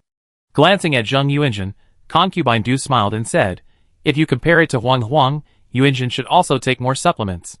Princess Fuqingcheng, Yuanjun doesn't envy her. Concubine Du, of course, Yuanjun married more happily. Although King Hui is both civil and military, he has a broken leg after all. How can he compare to the heroic appearance of King Qing? Queen Zhou glanced at her coldly. Concubine Du didn't care, and insisted on finishing her words. Prince Qing is also lucky. If the princess hadn't been reluctant to let her daughter marry early and insisted on keeping Yuanjun until she was 18 years old, it would not have been the turn of Prince Qing to marry the most beautiful woman in the capital. She deliberately emphasized the word most beautiful woman and glanced at Yao Huang with a half smile while speaking, without hiding her irony towards Zheng Yuanjun. Zheng Yuanjun looked normal, just quietly tasting the soup on the table, as if the verbal confrontation between the elders had nothing to do with her. Princess Fuqingcheng smiled faintly. Who dares to call herself the most beautiful woman in the capital in front of the imperial concubine? Concubine Shinro. Speaking of the younger generation, the imperial concubine's sister is indeed right. Yuanjun has both the best beauty and the unworldly beauty. There is no other beauty like her in the whole capital. This is a veiled criticism of Concubine Du's age. Concubine Du alone could not argue with Princess Fuqingcheng and Concubine Shinro. She snorted and glanced at Yao Huang and said, If you have poetry and books in your belly, you will be elegant. Don't just eat, read more books, so as not to be laughed at for having only a good body. Yao Huang looked confused. What are you talking about, mother? Aren't people praising me for my good looks? Empress Du, Princess Fu Chengzong and others, After the banquet, the sun was shining, and Queen Zhou arranged a sedan chair for Princess Fu Chengzong and her daughter, who lived outside the palace, and Yao Huang. Yao Huang was about to thank her, but Empress Du said in a bossy tone, Come with me to Kun Palace, I have something to tell you. Yao Huang covered her face and yawned. Is there anything important, mother? If not, let's talk next time, your daughter-in-law is so sleepy. Queen Zhou looked at Concubine Du. Concubine Du suppressed her anger and said, I am your mother. Can't I ask you to come over and say a few words to me? Yao Huang heard this, and came over to hold Concubine Du's arm, leaning on her shoulder and said, Of course, if your mother feels sorry for me, let's talk here, so that I don't have to go to Kun Palace again. It takes at least 3/4 of an hour to go back and forth. In such a hot sun, my daughter-in-law is afraid of the sun. Concubine Du was shocked by the sudden softness that pressed over her. The second princess was stabbed in the eyes by Yao Huang's intimate actions. That was her mother. Why did Yao Huang, an adopted daughter-in-law, act like a spoiled child? Queen Zhou, we are all gone, you can chat here. She left with a group of people. Yao Huang was still holding Concubine Du. Concubine Du pushed her away with disdain, sat next to the beauty on the side of the pavilion, and taught her, "This is the palace, pay attention to the rules." Yao Huang sat opposite her very familiarly, and smiled. "It is the palace, but it is also my husband's family. It is said that the mother-in-law is like half a mother. What rules should I follow with my own mother?" "Mother, don't you think so? Concubine Du, why did you bring this girl with you again? Where is Huame Bailing? Is it possible that the maid I gave you is not as useful as the little maid from your mother's family?" Yao Huang heard this and looked at Concubine Du with resentment. "Mother, you still have the nerve to say that. I don't know what the evil thing happened to the Huame you gave me." She dared to slander the reputation of the prince, and to sow discord between me and the prince. This was the first time I experienced such a thing. I had no opinion, and left it to the prince to deal with. Since then, I have never seen Huame again. Concubine Du, Huame is so stupid. Concubine Du could continue to question the past, but since the eyebrow painter was gone, it was pointless to dwell on this. Concubine Du casually said, "I was not careful in choosing the right person. How about I assign you another maid?" "Yao Huang, don't do that. The prince has already been angry once. If another eyebrow painter comes, I'm afraid it will affect the relationship between my mother and the prince. Besides, I have 4 big maids around me now, and adding more people won't make it complete." Concubine Du, forget it. What did the queen say to you when we were admiring the flowers? Yao Huang sighed. The queen asked me if I could convince the prince to attend the Dragon Boat Festival banquet. How can I be sure? Otherwise, how about my mother directly give the prince an oral order? The prince must listen to your words. Concubine Du gritted her teeth. In the past, King Hui would never refuse her oral order, and would come whenever she was called. Now King Hui dared not even obey the emperor's summons. She would be humiliating herself if she called him. What's the point of marrying you, a daughter-in-law, when you make me worry about everything? Go back and find a way yourself. Sitting on the sedan chair given by Queen Zhou, Yao Huang leisurely left the palace and boarded the carriage of her own palace. The Prince Hui's mansion was too close to the Imperial Palace, so Yao Huang arrived in the short time of a nap. She thought the prince should be taking a nap at this time, so Yao Huang went straight back to Mingyan Hall. After taking off her outer clothes and washing her face, Yao Huang climbed onto the bed to sleep. No matter spring, summer, autumn or winter, Yao Huang had the habit of taking a nap. She was sleepy in spring and tired in autumn, too hot in summer and too cold in winter, so of course she had to sleep for a while. When she woke up, Aji came in to serve her and said, Eunuch Feiyuan came and said that the prince asked you to go to Xia's Weiyuan at twilight hour. Yao Huang knew about it. After washing, she called Guoshu to discuss the festival gifts to be given out during this year's Dragon Boat Festival. There are only 2 relatives on her side, and 4 on the side of King Hui, the Prince Kang's mansion, the Prince Qing's mansion, the Princess Fuqingcheng's mansion, and the Cheng'an mansion. The maternal family of Concubine Du was named Concubine when she entered the palace in her early years. In addition to her beauty, it was also related to the fact that the Queen Mother was her aunt. The 2 princes are of the same generation, and the Princess Chong mansion and the Cheng'an mansion are elders. Yao Huang, give to my mother's family and my grandfather's family, according to the Cheng'an mansion? Guoshu, the current Cheng'an lord is the uncle of the prince, who is the brother of the concubine. The gifts given to the 2 uncles of the princess can be given according to the gift list of the Cheng'an mansion. The gifts given to the in-laws, the old man Luo, and the old lady should be increased by 20% to be in accordance with etiquette. Yao Huang smiled and said, just do as you said, and give them 2 jars of tribute wine. After dealing with some trivial matters, Yao Huang went to the bamboo courtyard a quarter of an hour earlier. King Hui sat on the bank of the pond, seemingly admiring the koi swimming in it. Yao Huang trotted over. Are you waiting for me, your majesty? Zhao Yin, admiring the fish, and waiting for you. Yao Huang smiled. If I had known, I would have set off earlier. Zhao Yin looked at her expression and asked, did you go to the palace smoothly this morning? Yao Huang sat on a lake stone facing him on the bank, and said with a smile, it was smooth, but I found that some empresses are similar to the neighbors in our Changshu lane. When they are unhappy, they will quarrel, bicker, and swear at others, but the scolding is not so bad. Isn't it strange? To be a concubine, you have to learn so many rules. You have to be dignified and virtuous. It seems that all the nobles in the palace are like this. In fact, she gave a tacit look to Prince Hui. Zhao Yan, did someone scold you? Yao Huang's smile faded slightly, and then she said indifferently, they laughed at me for being fat and having a low family background. I'm used to it. Zhao Yan, you are not fat. Yao Huang didn't feel embarrassed when being ridiculed, but now she was burning with anger. She lowered her head and said, even if the prince wants to make me happy, he can't lie with his eyes open. Zhao Yan, being fat means having extra fat. You are plump and well-proportioned, like a peony among flowers. Yao Huang can boast about herself and accept the praise from her family with a smile. But when her husband, the prince, said this in broad daylight, she was so ashamed that she covered her face and turned her back. Zhao Yan looked at the sky in the distance. When the heat on her face faded, Yao Huang slowly turned around and met the prince's gaze. Yao Huang whispered, there will be a dragon boat festival banquet in the palace on the 5th day of the 1st lunar month. Do you want to go, prince? Zhao Yan was silent. Yao Huang, if you don't want to go, don't go. Anyway, I'm not afraid of going alone. The queen and the princess are all very gentle. I also know Princess Kong.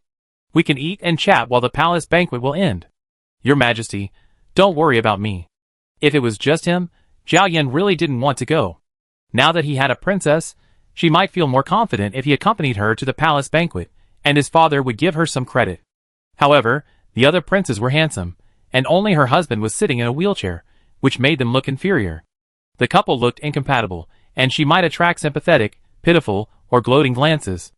Zhao Yan didn't know if she could bear such a look. Do you want me to go? Zhao Yan gave the choice to the princess. Yao Huang had thought about this question on the way back, so she immediately gave Prince Hui the answer. I want you to do things that make you happy. If the palace banquet makes you happy, you will go.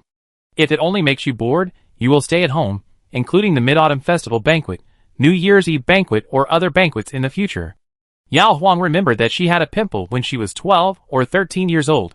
It was not serious, but she had a few pimples on her face. During that time, she stayed in the house all the time, and even her brother couldn't see it, even though she knew her brother would not laugh at her. Leg disease for the prince is probably equivalent to the pimples on her face that year. So she respected the prince's wishes. As for Emperor Yongcheng's love for his son and missing his son, that was his business. What does it have to do with her? The prince is her pillow. Chapter 30. The sunset in early summer was beautiful. After talking about the palace banquet, Yao Huang pushed King Hui to visit the garden. The luxurious wheelchair made of rosewood was quite heavy. With a prince over 8 feet tall, Yao Huang was not pushing it as easily as she pretended, so she tried to slow down her pace and continued to make up stories about Pan Xunyang to resolve the silence. Pan Xunyang lived a stable life in the blacksmith's house for a while. She was pretty, and gradually people started to matchmake for her. Pan Xunyang didn't want to remarry. Neighbors teased her whether she had fallen in love with her brother, the blacksmith. How could that be possible? Pan Xunyang didn't want outsiders to gossip, so she had to agree to go to see the matchmaker. Zhao Yu closed his eyes and listened to her nonsense. It was obvious that the blacksmith liked Pan Xunyang and blocked Pan Xunyang by force after getting drunk. Pan Xunyang was reluctant and half-hearted. After several times, the neighbors heard the noise. Pan Xunyang agreed to the matchmaker to cover up her shame.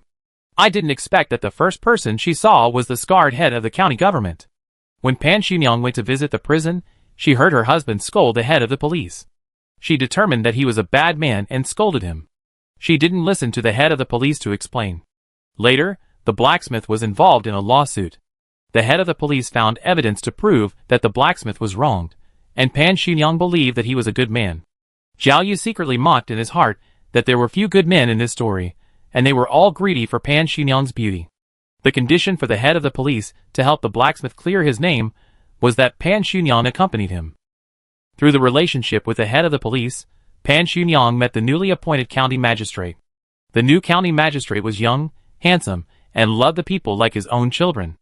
After listening to Pan Xunyang's crying and complaining about her injustice, the new county magistrate reinvestigated her husband's case, and finally gave Pan Xunyang and her husband justice. After a round of bamboo forest, Yao Huang finished the story. Zhao Yan was thinking about the last paragraph of the story, which said that although Pan Xunyang married the new county magistrate and the couple were in love, her story was not over. To know what happened next, please listen to the next chapter. With the regular sound of the wheelchair rolling on the stone road, Yao Huang pushed Prince Hui outside the bamboo courtyard. Qing'ai and Fei Chuan were waiting here. After Qing'ai took the wheelchair, Yao Huang was ready to leave. Today was only the second day of the Chinese New Year, not the day for the prince to accompany her. I will go to the palace banquet, Zhao Yan suddenly said. Yao Huang looked at him in surprise. Zhao Yan did not see joy in the princess' eyes, but only surprise. Did she not want him to go? Just when Zhao Yan regretted making this decision, the princess smiled a few steps away, looking at him expectantly with her round black eyes. Okay, it happens that I also want to celebrate the festival with the prince. Zhao Yan lowered his eyes, and Qing'ai and Fei Chuan, who were standing behind him, did not dare to face the princess's smiling eyes all the time. They were too beautiful, and they were afraid that they could not help laughing and broke the rules.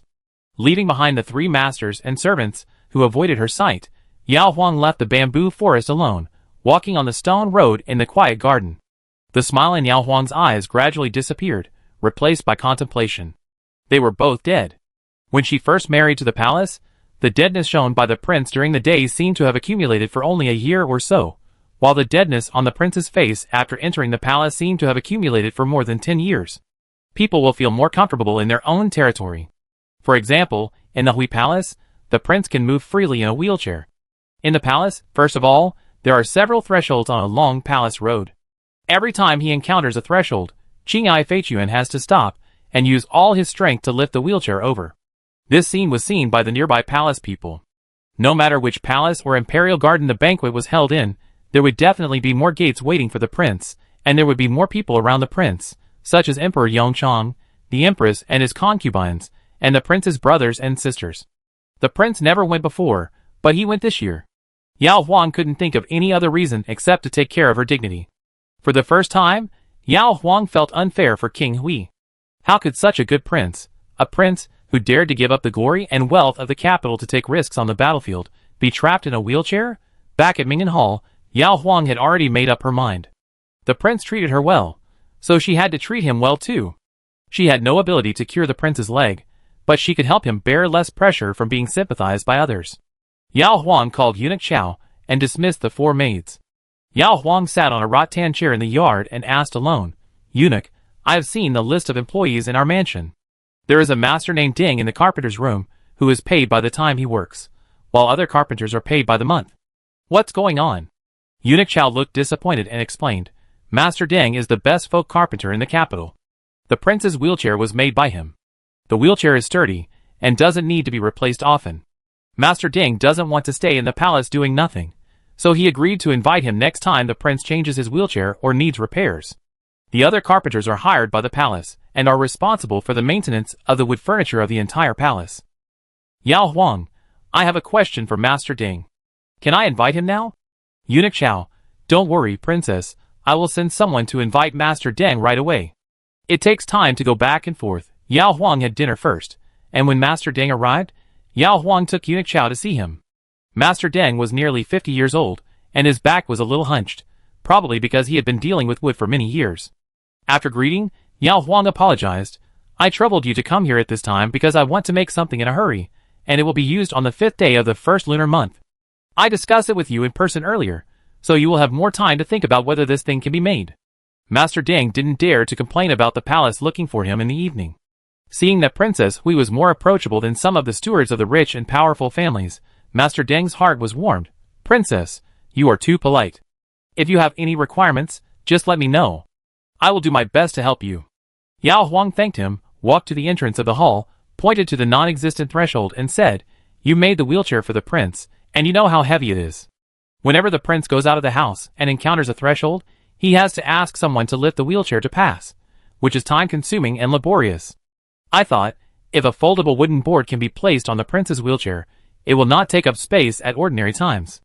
When encountering a threshold, the wooden board can be unfolded and placed on the threshold as a bridge for the prince.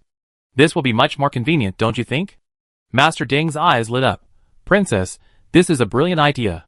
It is difficult for people to think of this thing at ordinary times, but it is not difficult to make. I will go back and start work and guarantee that it will be delivered to the palace before the 5th day of the first lunar month.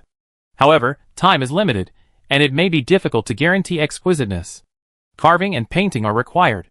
Yao Huang smiled and said, "It's just a temporary plank to build a road. It doesn't need to be so troublesome. It just needs to be strong.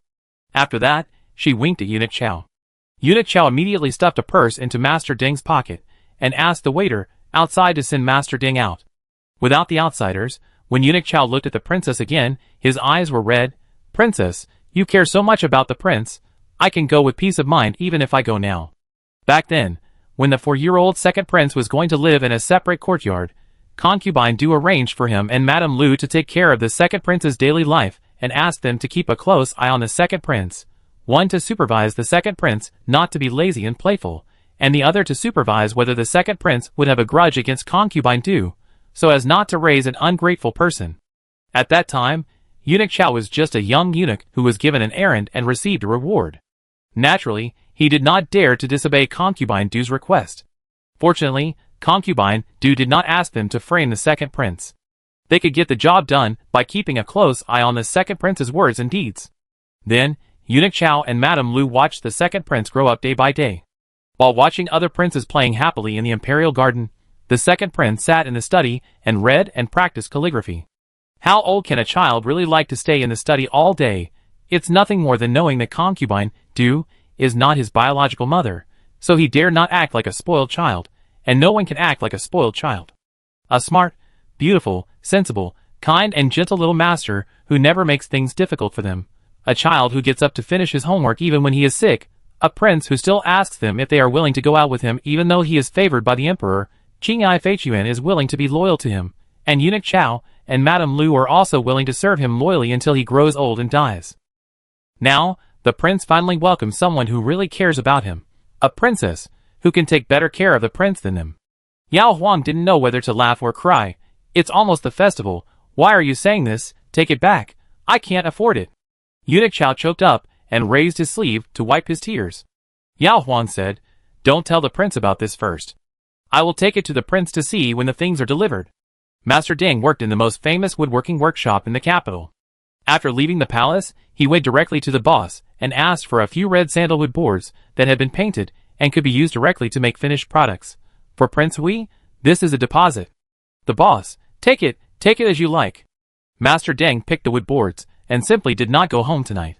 He stayed in the workshop alone to measure, draw, cut, drill, throw, and hammer. On the morning of the 4th day of the Lunar New Year, Master Deng, with 2 dark circles under his eyes, brought a pair of boards to Yao Huang. The 4 layers of red sandalwood boards were stacked. Each layer was about 1.5 feet wide and 5 feet long, and the total thickness of the 4 layers was about half a foot. The outer edges of the 2 outermost layers of boards were specially thinned, so that the 2 ends could be firmly supported on the ground when building a bridge, and it was also convenient for the wheelchair to slide up and down, reducing bumps.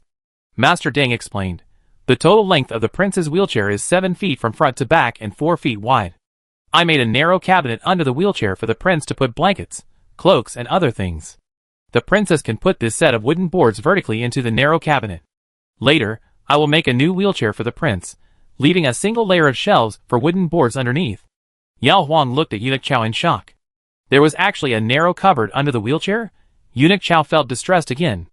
The prince had lived in the bamboo courtyard for a long time, and the cupboard had never been used. After Master Deng left, Yao Huang tried to hold 4 layers of wooden boards. They were as heavy as half a G, but they would not add too much burden if they were spread evenly on the 4 wheels of the wheelchair. After getting the gift, Yao Huang asked Eunuch Chow, are there any thresholds in the mansion that the prince can try? Eunuch Chow, servant's room? Yao Huang stared at Eunuch Chow for a while and smiled. In the bamboo courtyard, Feichuan had no idea what was happening outside. The princess came knocking on the door again. To save time, he said through the crack of the door, Princess, wait a moment. Yao Huang, you come out first. Feichuan came out obediently, and went in after being told. When Qinghai pushed the wheelchair to the inner side of the courtyard door, Yao Huang took 2 steps forward and looked at King Hui with a worried look. Your Majesty, Eunuch Chow fell down while doing errands for me just now, and his face is swollen like a bun. He said it was okay, but he must be blaming me in his heart. Your Majesty, will you accompany me to see him? He respects the prince the most. If I invite you over, he might not even feel the pain in his face. Zhao Yin. Okay. Yao Huang smiled. I also brought a gift. It's quite heavy. Can I put it under the prince's wheelchair? Zhao Yin nodded. Yao Huang walked around the back of the wheelchair and covered his eyes with her hands. It's a stupid gift. I'm afraid the prince will laugh at it. With her like this, Prince Hui naturally couldn't see what Fei Chuan stuffed into the wheelchair, but the corners of his lips still raised a little. Chapter 31. In the servants' quarters, Eunuch Chao lived alone in a small courtyard. The wheelchair came to the outside of the small courtyard and encountered the first threshold. Yao Huang did not cover King Hui's eyes again, but stopped the wheelchair. Fei Chuan quickly took out the 4 layers of wooden boards hidden in the narrow cupboard and unfolded them, while walking towards the threshold.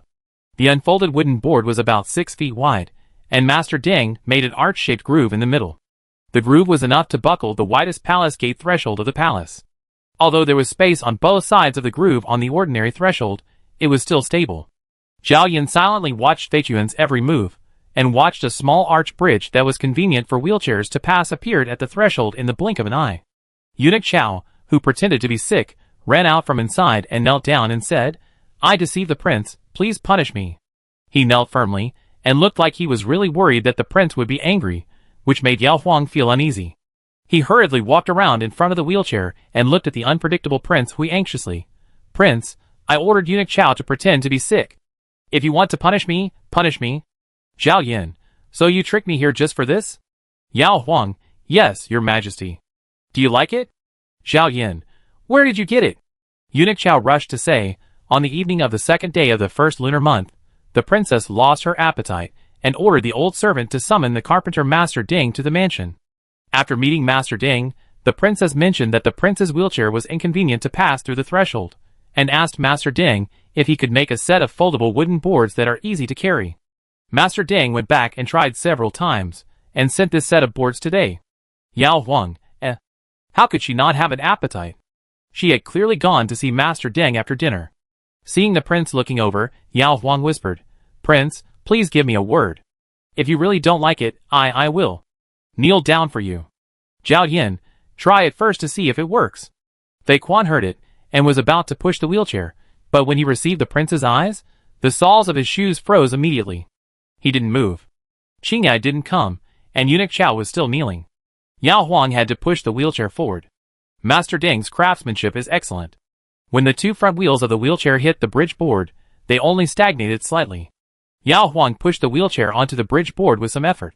The only drawback was that Prince Hui's wheelchair was too long. The front of the wheelchair was over the threshold, and Yao Huang had not stepped on the bridge board at this end. But the bridge board cannot be made too long. The longer it is, the higher it will be when it overlaps, and the narrow cabinet of the wheelchair cannot fit it. Yao Huang thought to himself that he would have to ask Master Deng to make a simpler wheelchair in the future. He didn't need to put on too much show when he was only in his own palace. It was light and comfortable. After crossing the bridge safely, Yao Huang turned the wheelchair back and asked the prince to take another closer look at the bridge plank. Zhao Yan, "Keep it, Eunuch Chao, please don't be polite." Eunuch Chao stood up happily. Yao Huang looked at his heartfelt smile and felt that her gift touched Eunuch Chao's heart, but it was dispensable to the prince. "Go back to Mingyan Hall." Leaving the servant's room, Fei Chuan followed behind. Yao Huang slowly pushed the wheelchair forward and asked curiously, "Your Majesty, are you not going back to the bamboo courtyard? Are you going to have lunch with me?" Zhao Yan, "Well, I will give you a gift after lunch." Yao Huang stopped, turned to the side of the wheelchair, and looked down at Prince Hui. "So the prince likes my gift?" Zhao Yan nodded. Yao Huang pouted, "If you like it, why does the prince keep a straight face? I thought the board was not to your liking, and I worried for a long time in vain." Zhao Yan, "I said to keep it." Yao Huang, "That doesn't mean that you like it. It only means that the prince recognizes that the board is useful. You have to smile like Eunuch Chao to show your love. Of course, I don't ask the prince to smile so brightly. It's okay if the corners of his mouth curl up." She subconsciously stared at the corner of Prince Hui's mouth. The more Zhao Yan did this, the less he could smile. Yao Huang snorted, continued to push the wheelchair, and walked out of a section and remembered the business. "What is the prince going to give me?" Zhao Yan, "Painting, or do you want something else?" Yao Huang couldn't think of anything he wanted for a while. If it was a painting, he remembered the embarrassment of looking at each other in the peony garden last time. Yao Huang muttered, "Painting is fine, but it's too uncomfortable to keep the same posture. I can't help it." Zhao Yan, "You can sit on the Luhan bed and read a book. Choose the most comfortable posture for you." Yao Huang, "Really reading, or holding a book in your hand and looking at the prince? Zhao Yin, just reading. Yao Huang suddenly looked forward to it. After lunch and a nap, when Yao Huang had a good sleep, Zhao Yin had already finished his afternoon massage in the front yard, and Qinghai Feichuan had also prepared the easel and paints. The low table on the Luohan bed can be removed. At this time, only a long pillow and a large silk pillow were placed on the west end. On the east side of the Luohan bed was a large floor-standing vase with a few green bamboos in it, and on the right was a flower table with a few bright and delicate peonies in the pastel vase. Yao Huang also prepared the book in advance, which is a storybook suitable for men, women, old and young. Feichuan and others who helped prepare it all left. Yao Huang wore a white blouse and a water-green chest-length skirt. She took off the soft-soled light green satin slippers that Bailing had given her, and sat on the Luohan bed. Just as she was about to pose, Prince Hui suddenly said, "You don't have to put the embroidered shoes so neatly. It's too deliberate." Yao Huang looked under the bed and thought about it. At least, she wouldn't put her shoes in order when she took them off at home. She tilted one of the embroidered shoes a little, and Yao Huang lay on her side facing the peony flower, with her head and shoulders leaning against the big pillow, her left elbow supporting the pillow below, and holding the book in her hand. She is beautiful, but the pose is not beautiful. Zhao Yin thought for a moment and said, "You can pretend to fall asleep while looking at the picture, push the pillow inside, put your right hand in front of your body, hold the book in your left hand, and button the book to your collar." Yao Huang did the pose as he said, and smiled after that. "I should have asked you to paint during my break, so I didn't have to pretend." Zhao Yin looked at her smiling eyes. After looking at each other for a while, Yao Huang closed her eyes, and her cheeks flushed.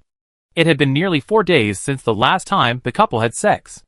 Zhao Yin was still able to concentrate on painting without any distractions.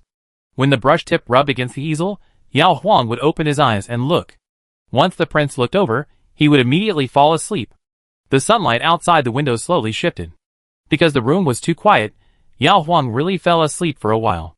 He woke up and continued to work hard until dusk. The prince put down his brush and said, "It's almost done. I continue after dinner." Yao Huang was almost numb from lying down. He sat up and rubbed his shoulders, put on his shoes, and walked around to the easel. This time, there was finally someone on the rice paper, but Yao Huang was shocked and took 2 steps back and said, "Where's my head?" In the painting, a beautiful woman lies on the bed, but it is scary that there is no head on her neck. Zhao Yin explained, "The dress will be messed up easily with the movement, so I will paint this part first and then the head." Yao Huang still felt awkward and tilted her head and said, "Then I will wait until the prince finishes the painting." Zhao Yin, "Okay, push me out." Before dinner, they went for a walk in the garden. After dinner, Zhao Yin wanted to stay in the front yard and agreed to go to find her half an hour later. Aji and 4 maids helped the princess bathe and change clothes. They gathered in front of the easel to watch the fun. Sometimes they praised the folds of the skirt, sometimes they praised the princess's fingers and wrists as real, and sometimes they praised the peonies and bamboos on both sides as lifelike. Only Yao Huang still refused to look at her decapitated self. After drying her hair, Yao Huang combed her hair in the same bun as in the afternoon, but changed her clothes into a peach-colored brocade middle dress.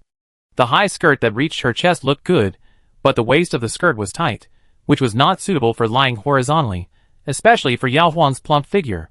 Anyway, it was getting dark, so it was a good time to go to bed after finishing the painting. Aji and Bailing moved the 2 lotus candlesticks over here. When they heard the prince coming outside, the 2 women left in time. Prince Hui, who was in a wheelchair, was also wearing only a white middle garment. He didn't see the princess after he came in, and he didn't look around. After Qinghai left, Zhao Yin went straight to check the several pigments in front of the easel. He heard footsteps, and saw the princess wearing only a thin middle garment coming out after she opened the curtain of the bed. But Prince Hui just glanced at it briefly, and then concentrated on mixing the pigments again.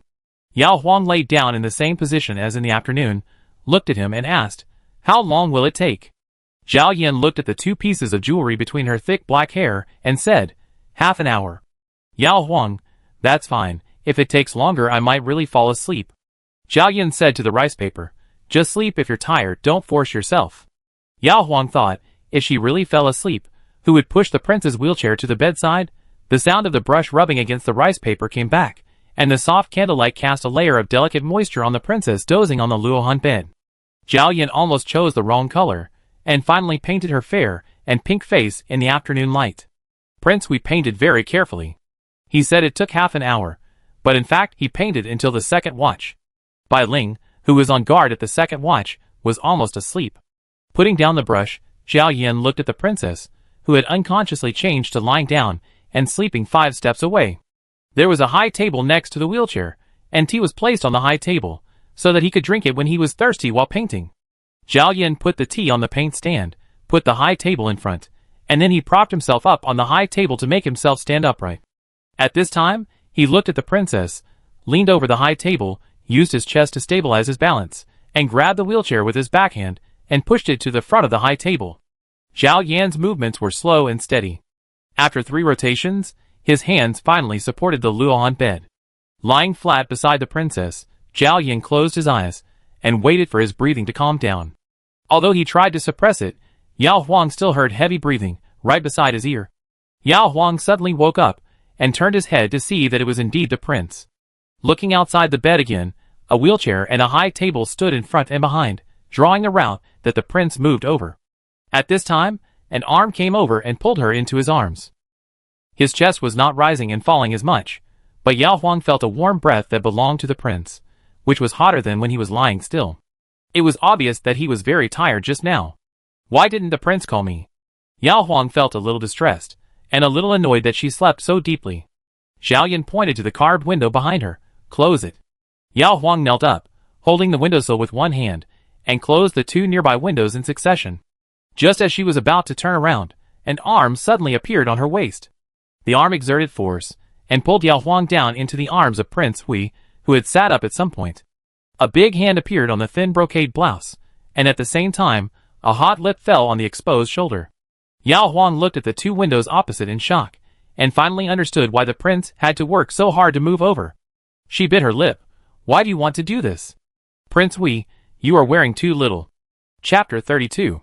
Yao Huang leaned on King Hui's shoulder, her thin eyelids closed, and she could still feel the soft light from the lotus candlestick opposite the Luohan bed. The silent night was filled with her irregular breathing, and the rustling sound of King Hui's hand moving against the brocade material. Yao Huang knew that King Hui had been looking at her, just as focused as when he was painting for her. Yao Huang hoped that she still looked good at this moment, but she couldn't control her voice. She covered her hand and whispered, "My lord, go to bed." Zhao Yan didn't respond, nor did he let go of her hand.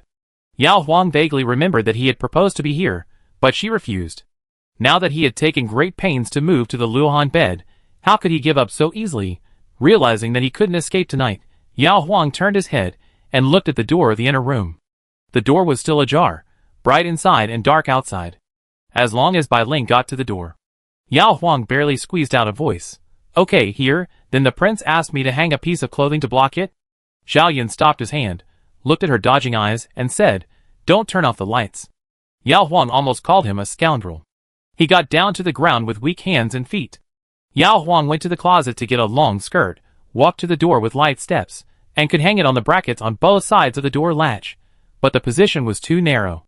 The long skirt could only block the lower half of the door gap, and could not block the gap above the waist. The upper door panel was bare, and there was nothing to hang.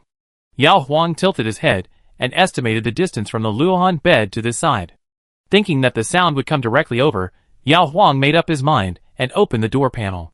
There was a light on in the back room, and the blankets were spread on the floor. Bai Ling was dozing off on the table pitifully. Yao Huang coughed. Bai Ling sat up straight suddenly, saw the princess, remembered what happened before going to bed, stood up and asked, "Is the prince finished painting? Do you want water?" There was a basin of clean water, and a pot of warm water in the room. Yao Huang couldn't bear to bother Bai Ling and the women in the water room in the middle of the night, so he said, "No, you move the blankets to the main room." Bai Ling thought of something, her face flushed, she sighed, quickly picked up the blankets, and went out, leaving the princess with a complicated look. Without the ears of the wall, Yao Huang lowered the bolt, and saw that Prince Hui on the Luohan bed actually picked up the book she had thrown aside, and pretended to read it, while leaning against the pillow. Yao Huang was no longer anxious, and walked to the easel to look at her painting. This time, Yao Huang was actually fascinated by herself in the painting. The painting with paint was definitely different from the one in the mirror, but the woman sleeping in the bed in the painting of Prince Hui could still be recognized as the princess at a glance. The ink pen outlined 2 thin eyebrows, the cinnabar dotted 2 red lips, and the cheeks were lightly smudged with rouge powder. The whole painting, from the person to the hem of the skirt, exudes a lazy and soft beauty. Do you like it? Yao Huang raised his eyes, and met the sight of Prince Hui. Yao Huang pointed to the corner of his mouth that he couldn't suppress and asked him to look. Zhao Yan, take it down and put it on the table, let it dry flat, and ask someone to mount it tomorrow. Yao Huang carefully took the drawing paper from the easel, and before putting it on the table, he carefully checked the table to avoid any watermarks on it. After laying it out, Yao Huang looked at it again, returned to the Luohan bed, lowered his head and hugged the man's shoulders, and said shyly, "For the sake of that painting, I will do whatever you want tonight." Face to face, Yao Huang was so close to King Hui's face for the first time, so close that she could bump into his eyes if she raised her head slightly. Behind Zhao Yan was the pillow and the bed guard, but he didn't want to lean down. He supported the mat with one hand to keep his balance and reached for her collar with the other hand. Yao Huang turned her face away. Zhao Yan reminded, "You have to do it yourself." Yao Huang's eyelashes trembled more violently, and then he heard the man add, "including mine." Imagining that scene, Yao Huang immediately retreated, and the reason was the one that had always been hanging in her mind. "It's better to lie down. I'm afraid of crushing the prince's legs." She always felt that the prince's legs were more fragile than those of normal people, and that they should be treated with care, and not pressed or hit. At another time, Zhao Yan might have thought too much about what the princess said, but at this moment he didn't care, but it was good to scare her a little, and the timid princess was more willing to cooperate with him. So, Yao Huang heard the prince's lifeless voice. "It won't be worse than it is now." Yao Huang, She was wrong. She shouldn't have mentioned that the legs were bad. The prince must have been hurt by her unintentional words, so he became cold. Yao Huang looked over anxiously. "Prince, I didn't mean it." "Zhao Yan, I know." After a short silence, Zhao Yan continued what he was about to do, while Yao Huang just closed her eyes and dared not say another word. As it turned out, Prince Hui's legs were not worse because of her pressure, but Yao Huang's knees were rubbed red because of long-term contact with the cool mat. Yao Huang didn't feel any discomfort when he was busy, and he could finally go down after finishing his work. When he moved, Yao Huang cried out in pain. Zhao Yan was leaning on the pillow, supporting his upper body with the pillow and the bed. When he heard the sound, he looked down and happened to see her left knee raised with a frown, which was red and shocking against the white skin around it. Zhao Yan immediately sat up and took her to the side, carefully checking her calves. Fortunately, the mat in the palace was woven finely and smoothly, so the princess didn't rub her skin. That was enough to make Yao Huang feel wronged. While grabbing her middle shirt and pants to cover herself, she complained to him in a low voice. "I said to go to bed, but the prince insisted on staying here. You are comfortable, but I am suffering." At the last moment, Zhao Yan really only cared about himself. He avoided her sight and said, "I will listen to you from now on. There is medicine in the mansion. Ask the maid to get it." Yao Huang was embarrassed and annoyed. "Are you afraid that others don't know what we did, right?" "Zhao Yan, Yao Huang pressed the most red knee. It didn't hurt so much after turning around for a while. She breathed a sigh of relief and said, "Sleep well in the second half of the night. It should be better tomorrow morning." After saying that, she stole a glance at Prince Hui, who was still hanging out. She didn't dare to look at him when he was in a bad state, but now? Zhao Yan pulled up his pants in time. Yao Huang was envious and angry. It was much easier for the prince to take off and put on his clothes. Unlike her, she had to find all her clothes and put them on piece by piece every time. "I'm going downstairs." "Turn around, prince." Zhao Yan turned his head to cooperate. Yao Huang put on a set of clothes tremblingly, picked up the kettle, and added 2 basins of warm water. One basin was brought to the Luohan bed for the prince, and the other was taken to the bathroom for her own use. When she came out, Zhao Yan had also wiped himself, and they both sat in the wheelchair. Yao Huang pushed him back to the bed, and the couple lay on each side with clear boundaries. The lights were off, but Yao Huang's mind was still reminiscing about the scene on the Luohan bed. Although it was different from what the court lady had taught her, it was almost the same. The only difference was that the prince had changed from lying flat to leaning against the pillow, and 99% of the strength was from the prince. Pulling the quilt over her head, Yao Huang turned over in the quilt. It was so embarrassing, and the prince saw it all clearly. "Don't get bored." Zhao Yan pulled the quilt off her head. Yao Huang pulled it back deliberately. Zhao Yan suddenly moved over, threw away the quilt, and hugged her tightly from behind. Yao Huang panicked for a while, and only after making sure that he had no other intentions did he let him hold her obediently, and moved her fingertips gently along his strong arms, How amazing is that? We have only known each other for half a month, and we are already like that. Since I grew up, even my mother has rarely helped me wipe my body, and it was all Aji who helped me. Zhao Yan was silent out of habit. Yao Huang, what's even more amazing is that you are still a prince. Seeing your aloof appearance during the day, who would have thought that at night a prince would also? Zhao Yan covered her mouth. Yao Huang pulled his hands away, turned around and stared at him, and said, "Why, your highness dares to do it but not to take responsibility." Zhao Yan, besides, you will cry later. Yao Huang, She secretly distanced them. Zhao Yan lay back in his original position. Go to sleep. Get up early tomorrow morning to see the situation. If it affects walking, you have to find a reason to postpone the palace banquet. Yao Huang immediately went to bed obediently. Something was on his mind, and when Zhao Yan sat up in the morning, Yao Huang also woke up, ignoring him, and first pulled open the quilt and rolled up the legs of his pants. Zhao Yan was also thinking about this, and then he saw two fair and well-proportioned calves, with only 10 toenails painted with bright red nail polish. A white palm suddenly blocked his eyes. You are not allowed to look. Zhao Yan thought about the palace banquet, and quietly moved to the wheelchair. After breakfast in Mingyan Hall, Zhao Yan said, "We will leave at the end of Chinshi. You take your time to prepare." Yao Huang nodded, watching Qinghai push Prince Hui away, wondering what was so good about the bamboo courtyard. It was less than an hour later, and this person insisted on going back to the bamboo courtyard. Yao Huang first took 4 maids to see the paintings. Aji, it's so beautiful, just like a fairy descending to earth. Bai Ling, yes, it's really beautiful. Chun Yin, I can imagine the look in the prince's eyes when he was painting the princess. Only if he really likes it can he paint it so well. Qiu Chan, 1 afternoon plus the evening. By the way, how long did the prince paint last night? Bai Ling, 2 hours. Yao Huang heard it, and said casually, how can it be that long? It was finished just after the second watch. Bailing, but I saw that it was almost 3 o'clock in the morning. Halfway through, Bailing suddenly realized that although the lights in the inner room were on from the second to the third watch, the latter watch did not mean that the prince was still painting for the princess. All of a sudden, the 4 maids blushed. Yao Huang wanted to slap her mouth. Why did she say that extra sentence? Being familiar with Eunuch Chao, Yao Huang asked someone to invite Eunuch Chao to arrange the mounting of the painting. After all, it was her boudoir painting, and it was not appropriate to show it to the chief steward Guishu. When Eunuch Chao saw the painting, he praised the prince and the princess to the skies. It was almost time, and Yao Huang, dressed up, came to the front yard. Not long after, Qinghai pushed the prince over. The prince, sitting on a red sandalwood wheelchair, wore a brocade robe with a dark-colored collar and a crimson base. If you didn't look at his face, he looked festive. The couple got on the carriage, and Yao Huang couldn't hide his excitement. Prince, is there any other way to celebrate the Dragon Boat Festival in the palace besides having a banquet? Zhao Yan, in previous years, there would be dragon boat races, and after the banquet, we would watch archery and polo. Yao Huang, I have seen dragon boat polo in folks. What is archery? Zhao Yan, put a pigeon into a gourd, tie the gourd to a willow branch, shoot the gourd and it will break, the pigeon will fly out, the one whose pigeon flies the highest wins.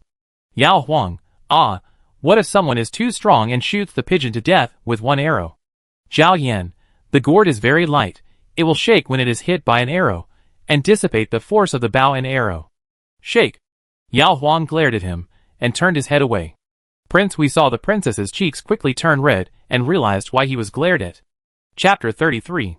Today's Dragon Boat Festival banquet was attended by not only royal relatives, but also dukes, marquises, and civil and military officials of the 5th rank and above.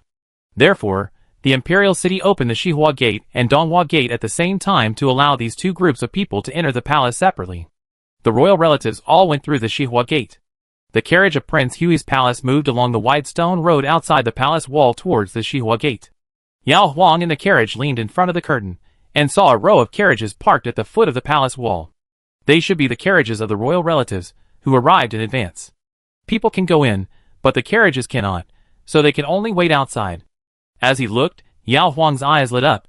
He lifted the curtain higher, pointed to an ordinary gray mule cart outside, and said to King Hui in the wheelchair, Your Highness, look, this inconspicuous mule cart must be ours. Last time, before my mother left the palace to visit the garden, she said she wanted to buy a cart so that she wouldn't have to borrow it next time if she had any problems, which would be embarrassing for her daughter and son-in-law. My grandmother also had the same idea. Anyway, both families had mules, and it wouldn't cost much to just add a wooden frame. Zhao Yan looked in the direction of her finger, and saw the ordinary mule cart sandwiched between two magnificent carriages. If the princess had changed her expression to one of frustration and shame, Zhao Yan might have suggested giving his father-in-law's family a good car, but the princess's face only showed the joy of seeing her family's car. If Zhao Yan mentioned giving a car again, it would be suspected that he minded the shabbiness of his father-in-law's family. So the emperor invited our family. Yao Huang was really happy about this. Zhao Yan reminded her, "Your family is the emperor's in-laws." Unless the emperor no longer had his disabled son in his eyes, he would forget his wife's family at such a banquet. Yao Huang thought about it, squeezed into his wheelchair, leaned on Prince Hui's shoulder, looked up at his eyes, and asked, "Other princes' wives and families are powerful, but your father-in-law is a low-ranking official. When everyone gathers together later, will the prince dislike my father?" As the two of them became closer and closer at night, and seeing his other side that wanted to be connected with her forever, Yao Huang became less and less afraid of her prince husband during the day, unless one day he used his status as a prince to scold her. The princess was like a vine, and Prince Hui did not move, no. Yao Huang was so happy that she wanted to kiss him, but she remembered that he didn't like her kissing him on the face, so she just rubbed his shoulder and continued to peek outside. When the carriage was about to approach Xihua Gate, Yao Huang saw two large carriages of the same specifications as her own carriage, which were being pulled by the drivers to the wall. The two drivers were wearing silk clothes. The carriage went forward a little further, and as several figures stopped to stare at the carriage of Prince Hui's mansion, they came into view. Yao Huang quietly lowered the curtain, simply adjusted her dress, and then went to help Zhao Yan untie the wheelchair fixing device.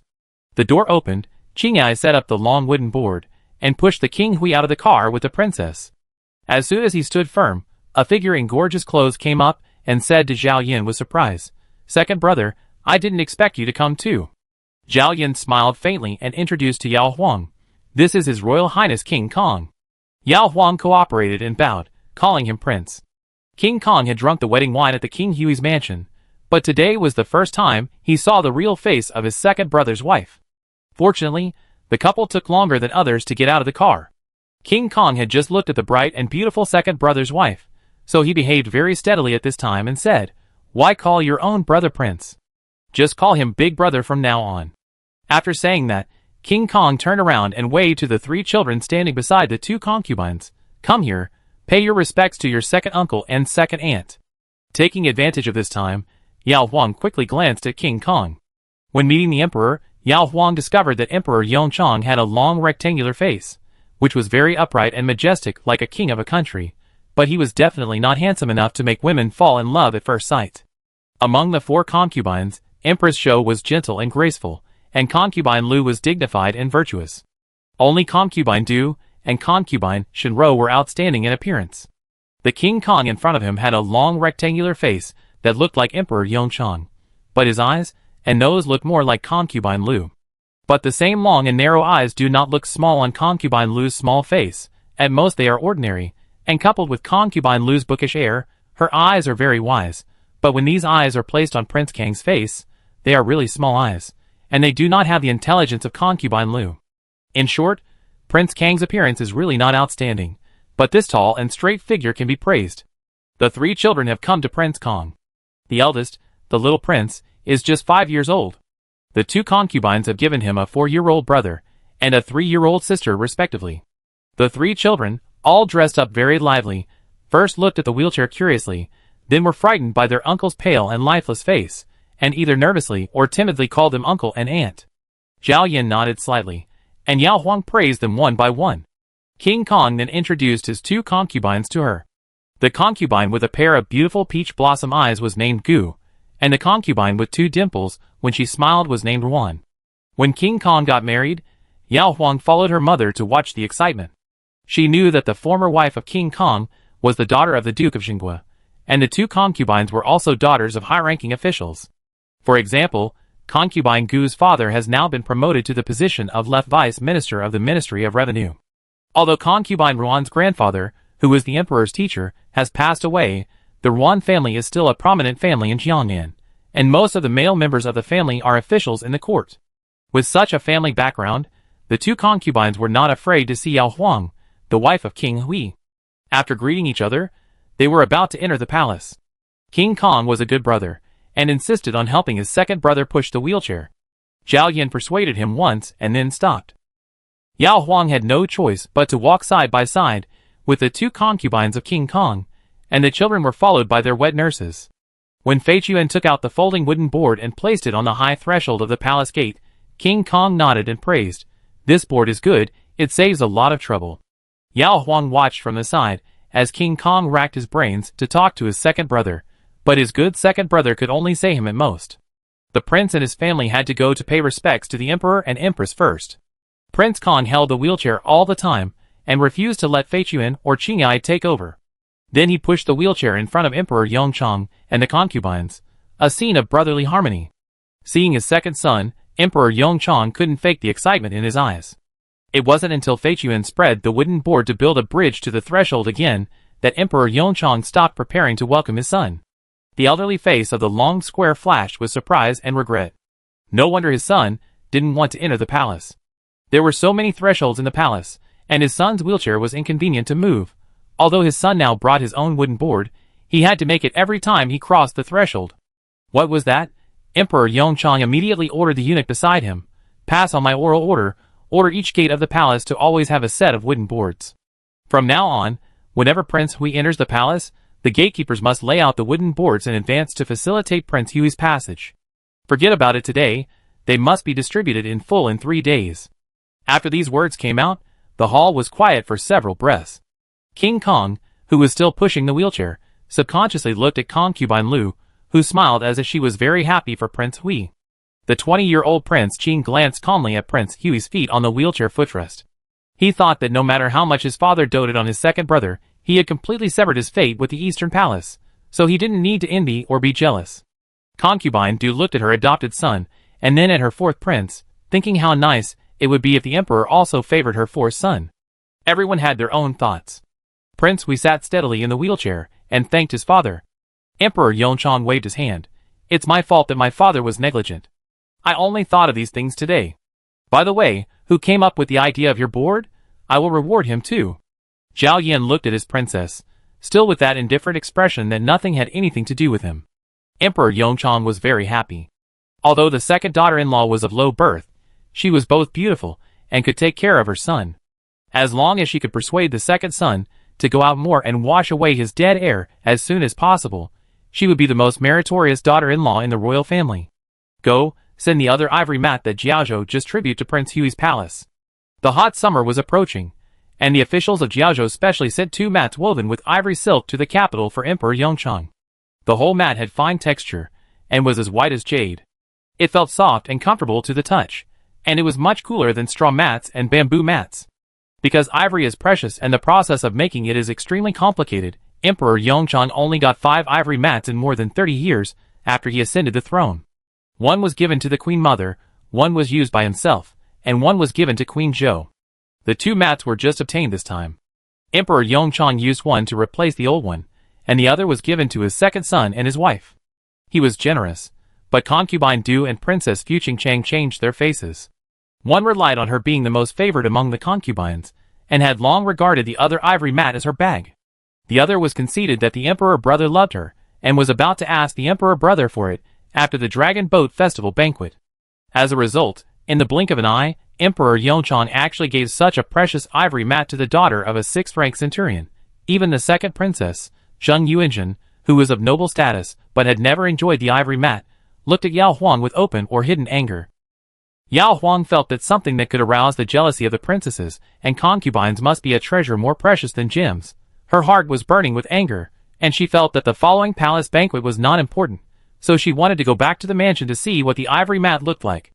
The dragon boat race was held on the moat of the Imperial Palace. At this time, Yao Huang had separated from her own prince and followed the concubines with the female relatives. She saw her mother among the noble ladies from afar. Her father and brother should be on the male guest's side, so they couldn't be seen from here.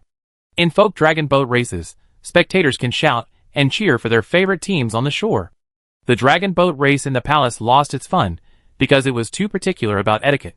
Looking around, Yao Huang saw Chening carefully peeking at King Kong, so Yao Huang also looked at the 4 princes sitting on the other side of Emperor Yongchang. King Hui was his own man, and King Kong had also looked carefully. King Qing was very handsome in his 20s, and had completely inherited the beauty of concubine Shenro. The fourth prince was obviously born to concubine Du at the age of 13. He had a good appearance that could attract the hearts of young girls. For princes gathered together. Judging from their faces, Prince Kong was the most indifferent one. Yao Huang looked at Zheng Yuanjun, who was sitting next to her. Prince Kong was the eldest son, and had the support of a group of his wife's family. Zheng Yuanjun wanted to marry Prince Qing, who was supported only by the Shen family. In addition to not wanting to be the second wife of Prince Kong, it must have something to do with Prince Kang's appearance, right? And she had taken a fancy to Prince Hui before. In addition to the fact that Prince Hui was valued by Emperor Yongchang, Prince Hui's handsome face must have contributed to it. Suddenly, Zheng Yuanjun looked at her, as if he had tolerated her for a long time, and questioned Yao Huang with his eyes what she was looking at. Yao Huang smiled foolishly. She would never tell Zheng Yuanjun how good a husband she had missed. Chapter 34. The willows swayed by the moat. After the dragon boat race, the archery will begin. Those who could show their martial arts in front of Emperor Yongchang were the best young military officers in the 4 camps of the Imperial Army, as well as the sons of the royal family, led by Prince Kong and Prince Qing. When Prince Kong and Prince Qing left the table to prepare for the field, the 2 princes glanced at Prince Hui in the wheelchair. Prince Kong thought that if his second brother's leg had not been injured, he would definitely win the first prize this year. Prince Qing thought that he had been suppressed by his second brother for several years before, and this year his second brother would not leave the field, and it was finally his turn to be in the spotlight. 2 figures flashed past Zhao Yin, and he just sat there expressionlessly, not knowing whether he was looking at the trees in the distance or the sky, until the second princess suddenly called out second sister-in-law from the opposite side of the women's seat, and Zhao Yan's eyelashes, which had been still for a long time, moved slightly. The second princess seemed to just want to show off her second brother's archery skills to Yao Huang, and her cheerful voice was full of pride. Second sister-in-law, second brother has participated in the annual Dragon Boat Festival archery since he was 15 years old. Except for last year when the palace did not hold it, and when he was not in the capital, second brother has participated 5 times in total. Guess how many times he won the first prize? Yao Huang looked at the innocent and beautiful smile of the second princess, and wondered how this princess could be so vicious. She was praising King Hui, but in fact, she was deliberately rubbing salt into his wounds. She could see this viciousness because when they were alone together, concubine Du and her daughter did not hide their ruthlessness towards Zhao Yin. But seeing the look of pride, and then regret on Emperor Yongchang's face, Yao Huang guessed that the second princess was definitely a different face in front of Emperor Yongchang, so the old emperor didn't think much about it, and maybe thought that the second princess was really just praising King Hui. Yao Huang, sister, you are so happy. Did the prince win the first prize 5 times? The second princess. Wow, my second sister-in-law is so smart. She guessed it right. The 15-year-old girl looked at her second brother with pride. The light in her eyes dimmed. She lowered her head and said sadly, "It's a pity for my second brother." Concubine Du, what's a pity? Your second brother just injured his leg. His hand is fine. As long as he is willing to play, he can still win the first prize this year. Don't you think so? Concubine Du blinked at Emperor Yongchang, looking like a loving mother who wanted to use this method to encourage her adopted son to cheer up and ask the emperor to cooperate with her.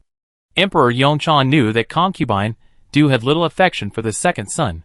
In the early years, when she could only rely on the second son, concubine Du treated him as a treasure.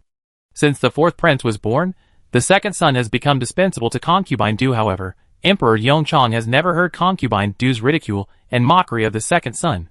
At this time, concubine Du just thought that concubine Du was trying to make up for the second princess's slip of the tongue. In any case, concubine Du had already said this, and Emperor Yongchang did not respond, which showed that he did not believe that his son could still maintain his previous magic archery skills. He could only look at his second son and ask in consultation, "Go and try?"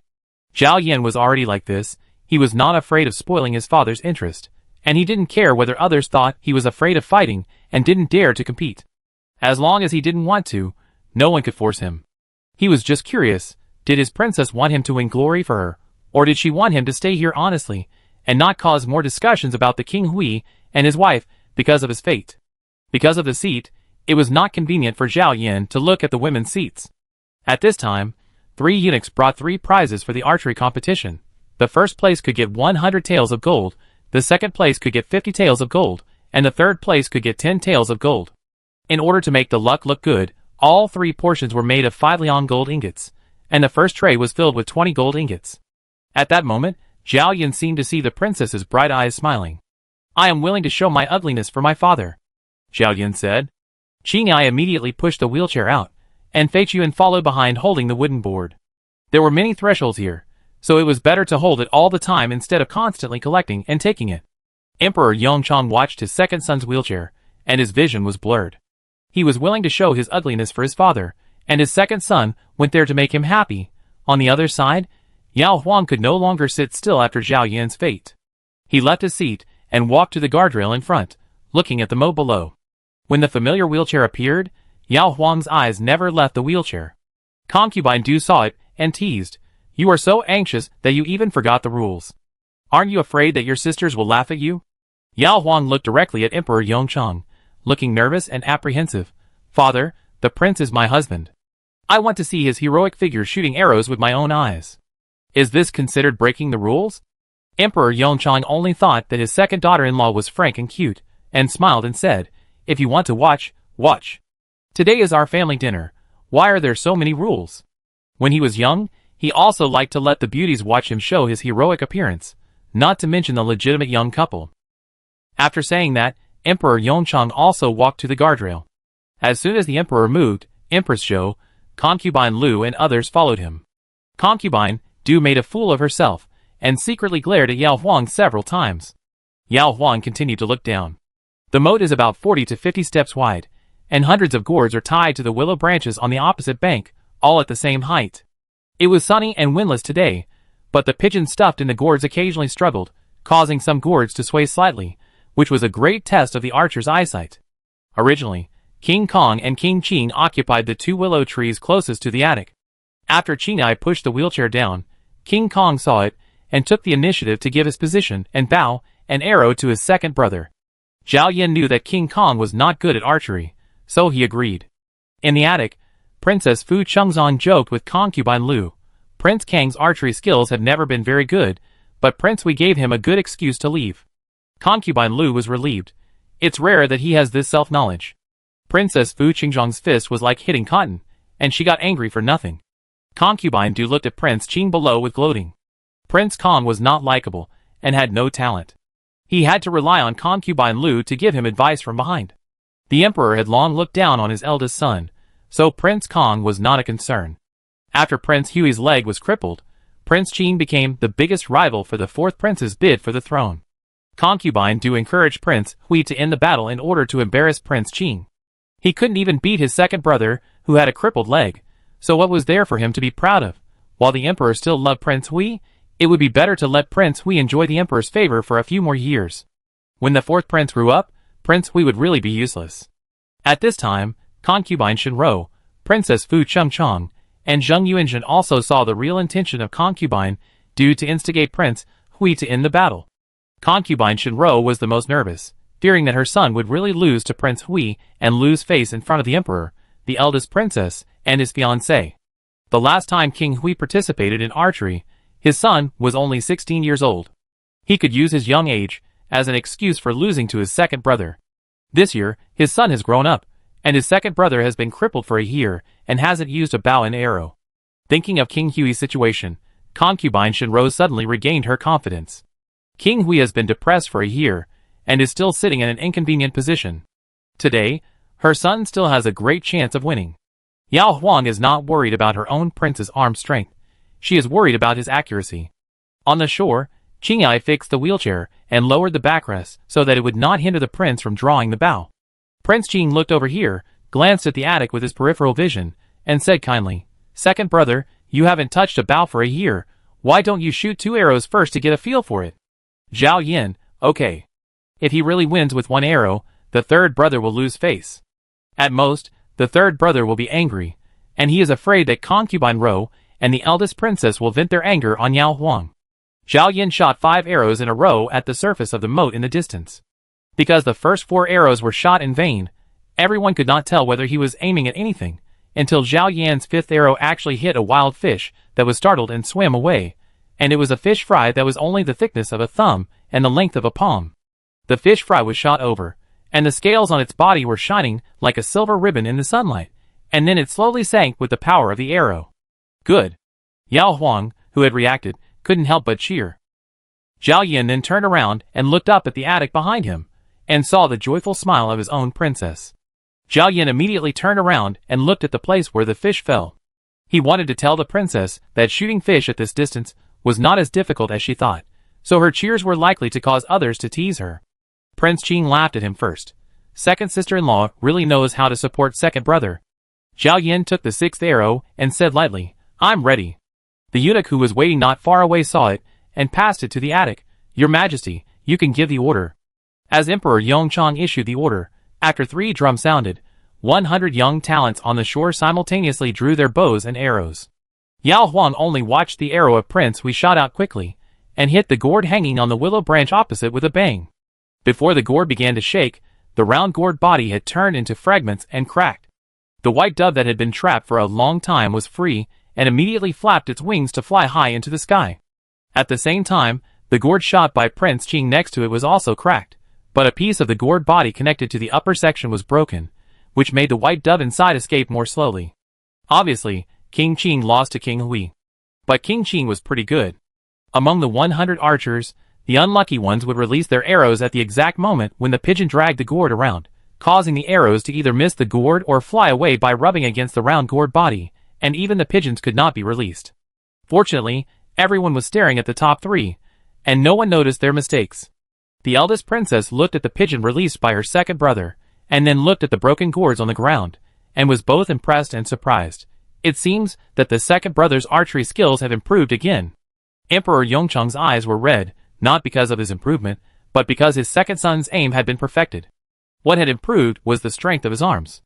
Although his second son didn't want him to visit him, Emperor Yongchang could imagine the inconveniences his son had in his daily life. With his legs disabled, he would use his hands more often every day, so how could his arm strength not improve?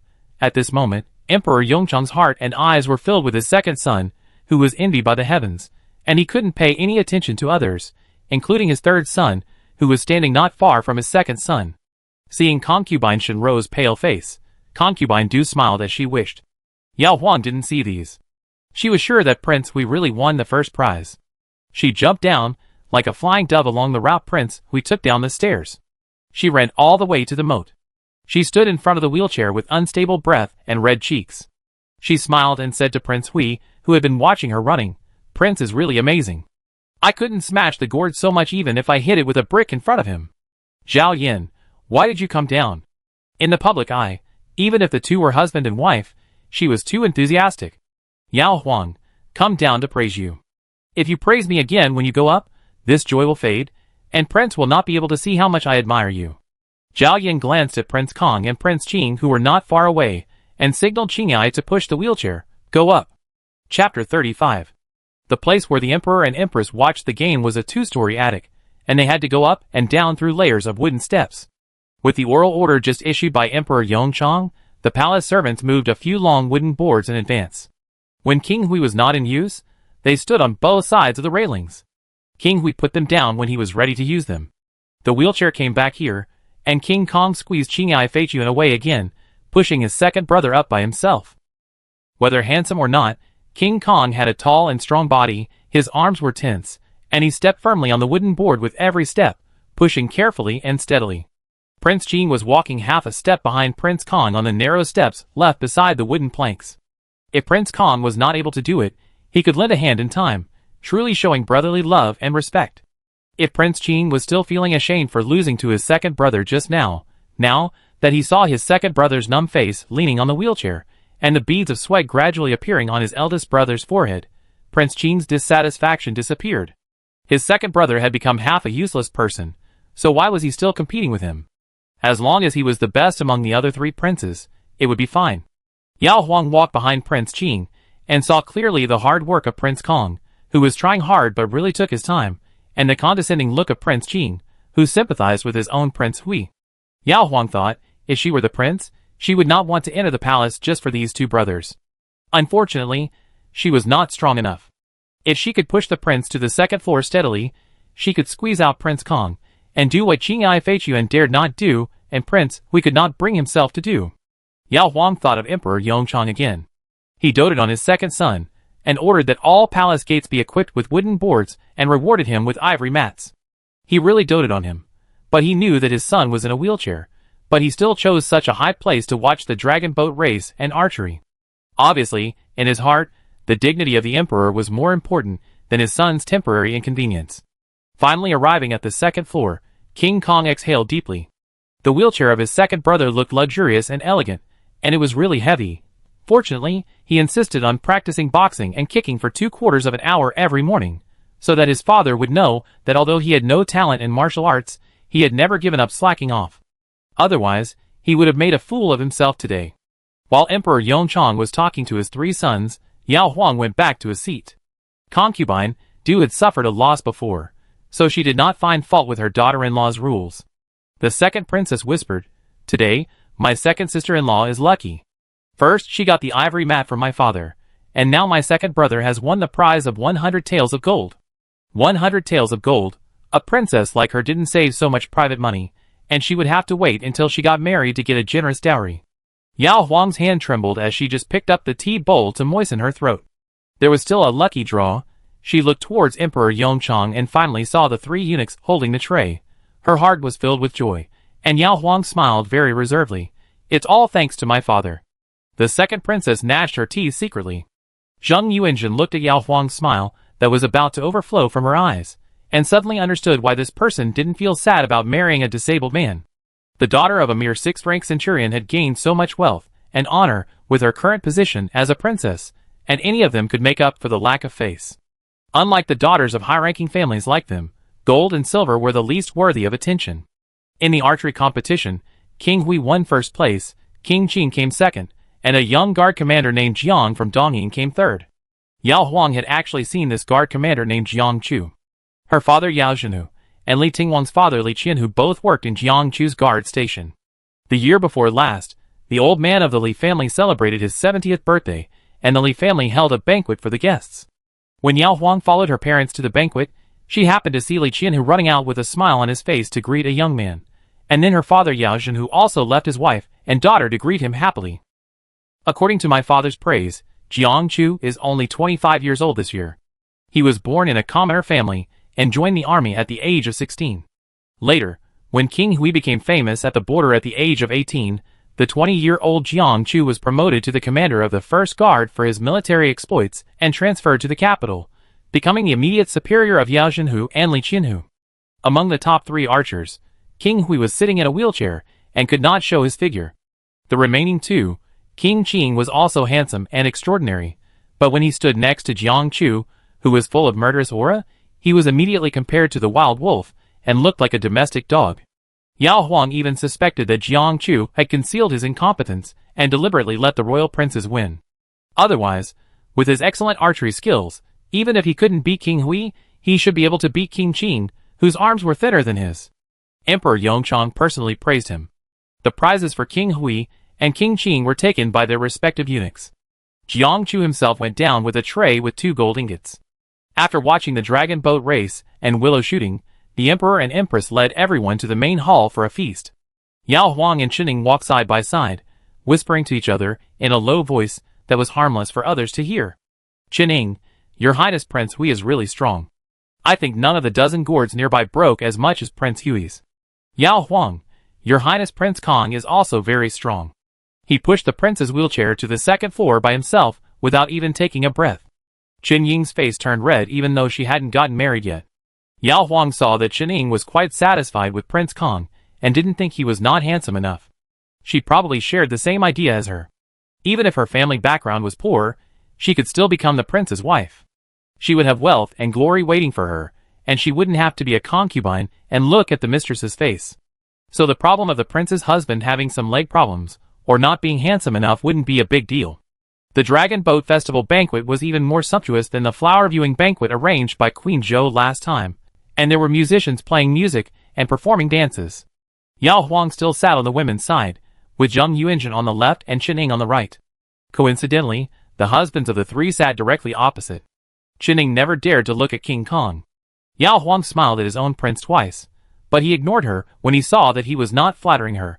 Instead, he saw that King Kong and King Qing looked at their future princess several times. King Kong rarely saw Qining. King Qing and Zheng Yuanzhen were cousins, and should be quite familiar with each other, so he smiled naturally and intimately when he looked at her several times. Of course, Yao Huang was mostly appreciating the graceful dancing of the singing girls. Qining saw this and, under the pretext of offering fruit wine, quietly reminded Yao Huang, "I heard that King Hui's biological mother was a dancer who died of dystocia, and was only posthumously named a beauty. When she was a concubine, the maids in Chushio Pavilion only served water, food, and laundry for the concubines. They had no chance to get close to them, and dared not gossip about the princes. When Qining was named the future princess, and had a trusted maid awarded by concubine Lu, she cleverly told Qining some stories about the princes. For example, King Hui's biological mother was little known among the people, but it was no secret in the palace. Qining didn't mean to look down on King Hui, but she was afraid that Yao Huang was too obsessed with singing and dancing, and if she praised today's dancers in front of King Hui again, she might accidentally offend King Hui. Yao Huang looked at Qining and smiled, "Thank you." She really didn't know about this, because she and her mother had heard gossip about King Hui in tea houses or on the streets in the early years, saying that King Hui's biological mother was a beauty, but she died young, so King Hui was adopted by concubine Du. After becoming a princess, Bai Ling, Chun Yin, Qiu Chan were all honest people, doing their jobs in a proper manner, and they dared to discuss the origin of the birth mother of the master of the family with her when they were too brave. Dancers, from high officials to common people, most people think that dancers are lowly. Yao Huang drank the sweet fruit wine, and continued to appreciate the graceful dance in front of her. She thought these dancers danced very well, just like Prince Hui's painting skills and Master Ding's carpentry skills, which must be acquired through hard practice since childhood. Dancers are considered lowly because they expose their bodies and provide entertainment for others. The question is, are they willing to be dancers? Or are they sold by their parents because their families are poor? Or are they confined to low status because their families are convicted? At this point, Yao Huang had no ability to ask Emperor Yongchang to stop watching and quickly send these poor women home, nor did she have the ability to make everyone sympathize with these women or persuade King Hui not to be ashamed of his mother's origin. She only knew that she liked to watch it, and she had been watching it with relish for a while. Suddenly, she became uninterested. Others could guess what Qining had told her.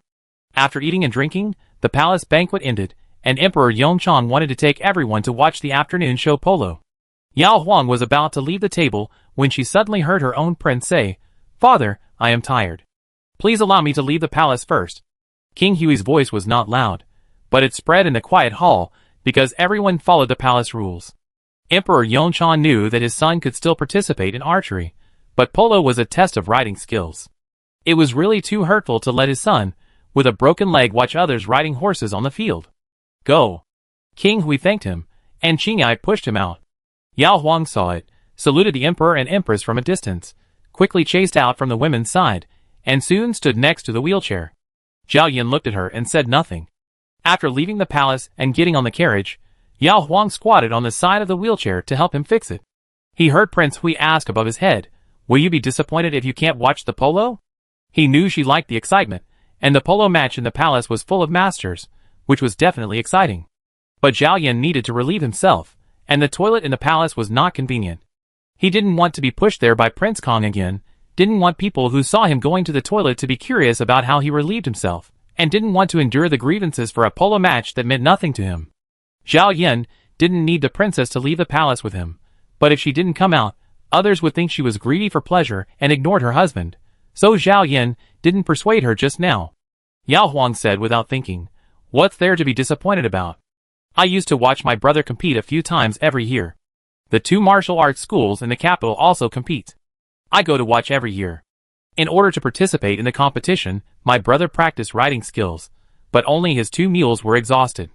Fortunately, the martial arts school provided horses when he really participated in the competition." "Zhao Yin, has your brother ever won?" "Yao Huang, he is not qualified for the competition between the 2 martial arts schools, mainly because of his low status.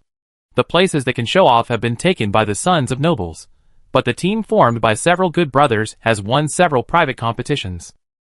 After fixing the wheelchair, Yao Huang sat on the side. Because she had just walked through the long palace road under the scorching sun, her face was flushed. Zhao Yin thought of something else and asked, "Did you drink at the table?" The way she followed the dancer's figure with her eyes, She looked like she was drunk and had forgotten herself. Yao Huang, fruit wine only has a little more alcohol smell than fruit juice. If you don't believe me, smell it. I don't smell alcohol. As she said this, she supported the wheelchair with one hand and bent over for him to smell. Even though she had pointed her lips and cheeks at Prince Hui's nose, the first thing Prince Hui saw was the white snow above her skirt waist. After a moment, Zhao Yin closed his eyes and said, "Indeed, there is no." Yao Huang smiled and sat back. Zhao Yin looked at the cabinet on the other side. Water. Yao Huang squatted in front of the cabinet skillfully, opened the two small cabinet doors on the bottom layer, and saw at a glance the mahogany tray that had been brought here at some point, and the 20 neatly arranged gold ingots inside. Yao Huang couldn't control her laughter at all. She poured water with a smile, brought it to the prince with a smile, and watched him drink with a smile. "Zhao Yin, why are you laughing like that?" Yao Huang took out the tray and showed it to him. "Zhao Yin, eh?" Yao Huang simply sat cross-legged on the ground and touched the ingots one by one, more gently than her mother touched her head when she was a child. "Prince, does the palace give this prize to the first place in the archery competition every time?" Zhao Yin, "Yes." Yao Huang, the second princess, said that the prince had won 5 times before, so the prince won 600 taels of gold just for the prize? 600 taels of gold is equivalent to 6,000 taels of silver, which is almost as much as the pure betrothal silver that the royal family gave him to marry the princess. Zhao Yin nodded. Immediately, Yao Huang looked at him as if he were looking at gold. "Zhao Yin, if you like, I can give it all to you." Chapter 36. The carriage stopped at the gate of Prince Hui's mansion, and the chief steward Guishu was already waiting there. After the prince and princess entered the house, Guishu said, "Prince, the emperor rewarded an ivory mat. Do you want to use it today or wait a little longer?" The emperor's oral order was to send the ivory mat to Prince Hui's mansion, but he did not specify whether it was for the prince or the princess. Guishu did not know how to deal with it, so he simply played a trick in his words and let the prince decide. Yao Huang secretly glanced at her prince. According to the situation before Emperor Yongchang issued the oral order, the ivory mat was a reward for her, but Emperor Yongchang deliberately made the oral order vague. Maybe he actually wanted to give the ivory mat to his second son, so as to prevent his other children from complaining that he was unfair as a father. Furthermore, ivory mats sound cool and comfortable. The prince doesn't care about gold and silver. This is a practical good thing that even the princess and the imperial concubine covet. Is the prince really willing to give it to her? If it were Yao Huang, her father would give her a treasure to relieve the heat. Yao Huang would definitely use it herself, or at most share it with her husband. She would never give it to her husband alone and suffer on a hot mat. By the same token, if the prince really asked someone to send the ivory mat to the bamboo courtyard, Yao Huang would not be disappointed. At most, she would shamelessly ask the prince to bring the ivory mat when he came to Ming'an Hall, so that she could benefit from it. The reward for the princess, leave it to the princess to decide. Glancing at the princess, who couldn't believe it, Zhao Yin signaled Qingyai to push him to the bamboo courtyard. When Yao Huang remembered to be humble, Prince Hui had already walked a long way. Guishu smiled and said, "Princess, take a rest first. I will send you the ivory mat later." Yao Huang looked at the 100 taels of gold held by Aji, and returned to Ming'an Hall in a daze. "Wash your face and change into a new double-breasted nightgown set by the embroidery room." The so-called double-breasted nightgown is to sew the collar and shoulder sleeves of the double-breasted nightgown directly on the chest-length long skirt, so that the waist of the skirt does not need to be too tight, and the collar of the double-breasted nightgown can be opened wider. Although there is a little more skin exposed, the nightgown is worn in the inner room, so there is no need to worry about being seen by outsiders. Yao Huang's dress has white sleeves and a light green skirt. The fabric is thin and light, and the skirt sways like green waves when she walks a few steps. It is so beautiful that Yao Huang admires herself in the mirror for a long time. Aji, the princess's face is rosy, like a flower bud emerging from a lotus leaf, and the 2 ankles and feet below are lotus roots. Yao Huang, nonsense, can lotus roots be as white as me? Aji, I mean the peeled lotus roots. At this time, 2 maids sent by Guishu brought the ivory mat given by the emperor. Bailing and the other 3 maids had never touched such a good thing, and they were afraid that there would be something wrong. After obtaining the princess's consent, they just helped to lift the curtain and let the 2 maids carry the ivory mat into the inner room. The ivory mat was placed in a long nanmu box, wrapped in a layer of brocade. After the brocade was removed, the 2 maids each held one end and slowly stepped back to unfold it, finally revealing the true appearance of the ivory mat. The entire ivory mat was 11 feet long and 9 feet wide, and it was just right for spreading on Yao Huang's bed. The ivory white was as smooth as jade, and it felt as smooth as silk. Reed mats and bamboo mats were prone to burrs, but ivory mats would not have this problem. Can I use it directly, or do I need to wipe it?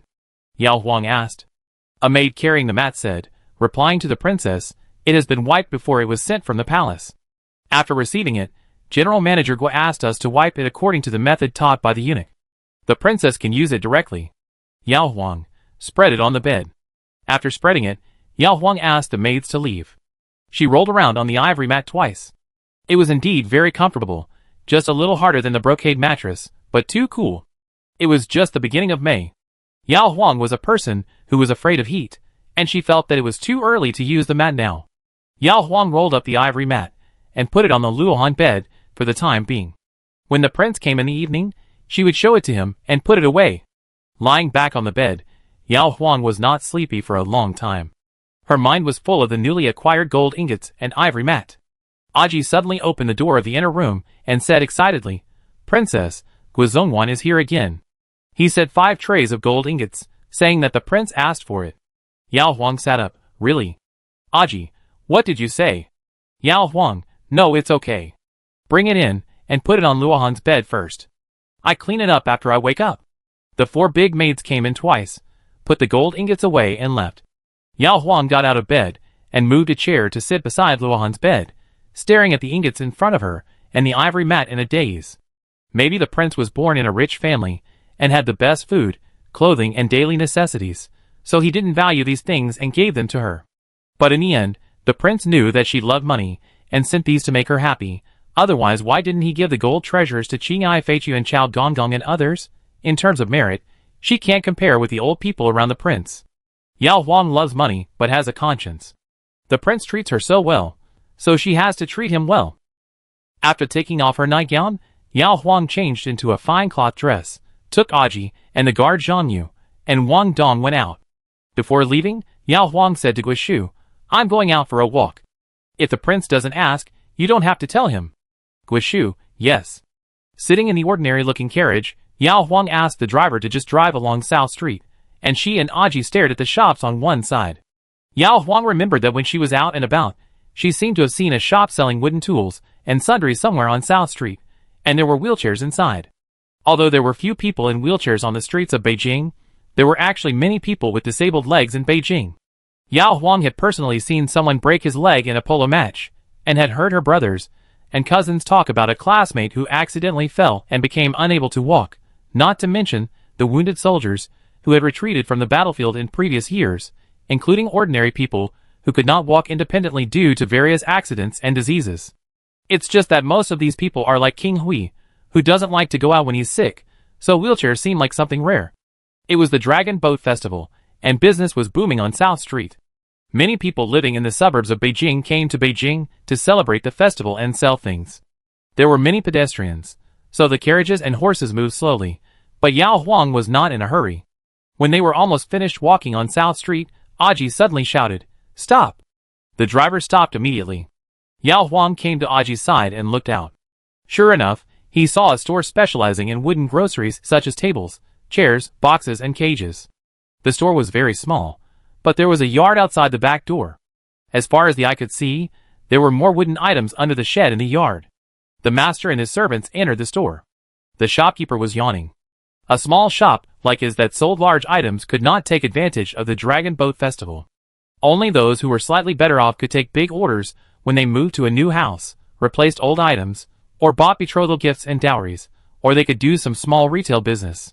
Taking advantage of the yawn, the shopkeeper squinted his eyes, and quickly looked at the people who came. Seeing that the 2 strong men behind him looked like guards, the shopkeeper immediately guessed that the beautiful young woman in front was either rich or noble. While wondering why a rich person would come to his small shop with ordinary materials, the shopkeeper smiled and greeted him. Madam, do you want to see a cabinet or a box? Yao Huang had already scanned all the wooden items in the shop and asked directly, Do you have wheelchairs? The shopkeeper, yes. Not many people buy these things.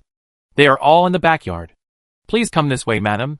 When he arrived at the backyard, Yao Huang saw 2 dusty wheelchairs in a shed. There were 2 piles of wooden basins on the seat, and chopstick cages and other small items were stuffed in the gaps between the wooden basins. The shopkeeper didn't have much hope for this business. Seeing the beautiful female customer frowning, he was even more lazy to clean up. He simply introduced, "They are all made of elm wood, strong and durable. If well maintained, they can be used for decades. If Madam likes them, I will move them out and clean them for you right away." Yao Huang circled around the two wheelchairs for most of the time. They were identical, with two small wheels in the front and two large wheels in the back. The seat was about the same width as a normal Imperial chair, with two extra handles at both ends of the backrest and a narrow footrest in front. This was a wheelchair for ordinary people, sturdy, light and durable. It was definitely not as comfortable as the one Prince Hui had, and it could be used as a recliner for sleeping. There was no extra effort to carve any decorative patterns on the chair. Yao Huang asked the shopkeeper to clean it, and she wanted to try. When the shopkeeper heard that there was a chance, he hurriedly went to get 2 towels and wiped the wheelchair up and down, front and back several times. Yao Huang sat on the wheelchair, stretched out his hands from the chair frame on both sides to hold the 2 big wheels, and tried to push it forward, but unfortunately, his face turned red, and he couldn't move the wheelchair. Shopkeeper: "Madam, you want to push it yourself? That won't work. Our wheelchair weighs more than 30 kilograms, plus Madam's weight." Sensing that a guard was staring at him, the shopkeeper hurriedly said, "That's not what I meant. It's just that no matter how heavy a person is, it's difficult for him to push himself with his hands, unless his feet can step on the ground and work together. Some people in wheelchairs just can't walk.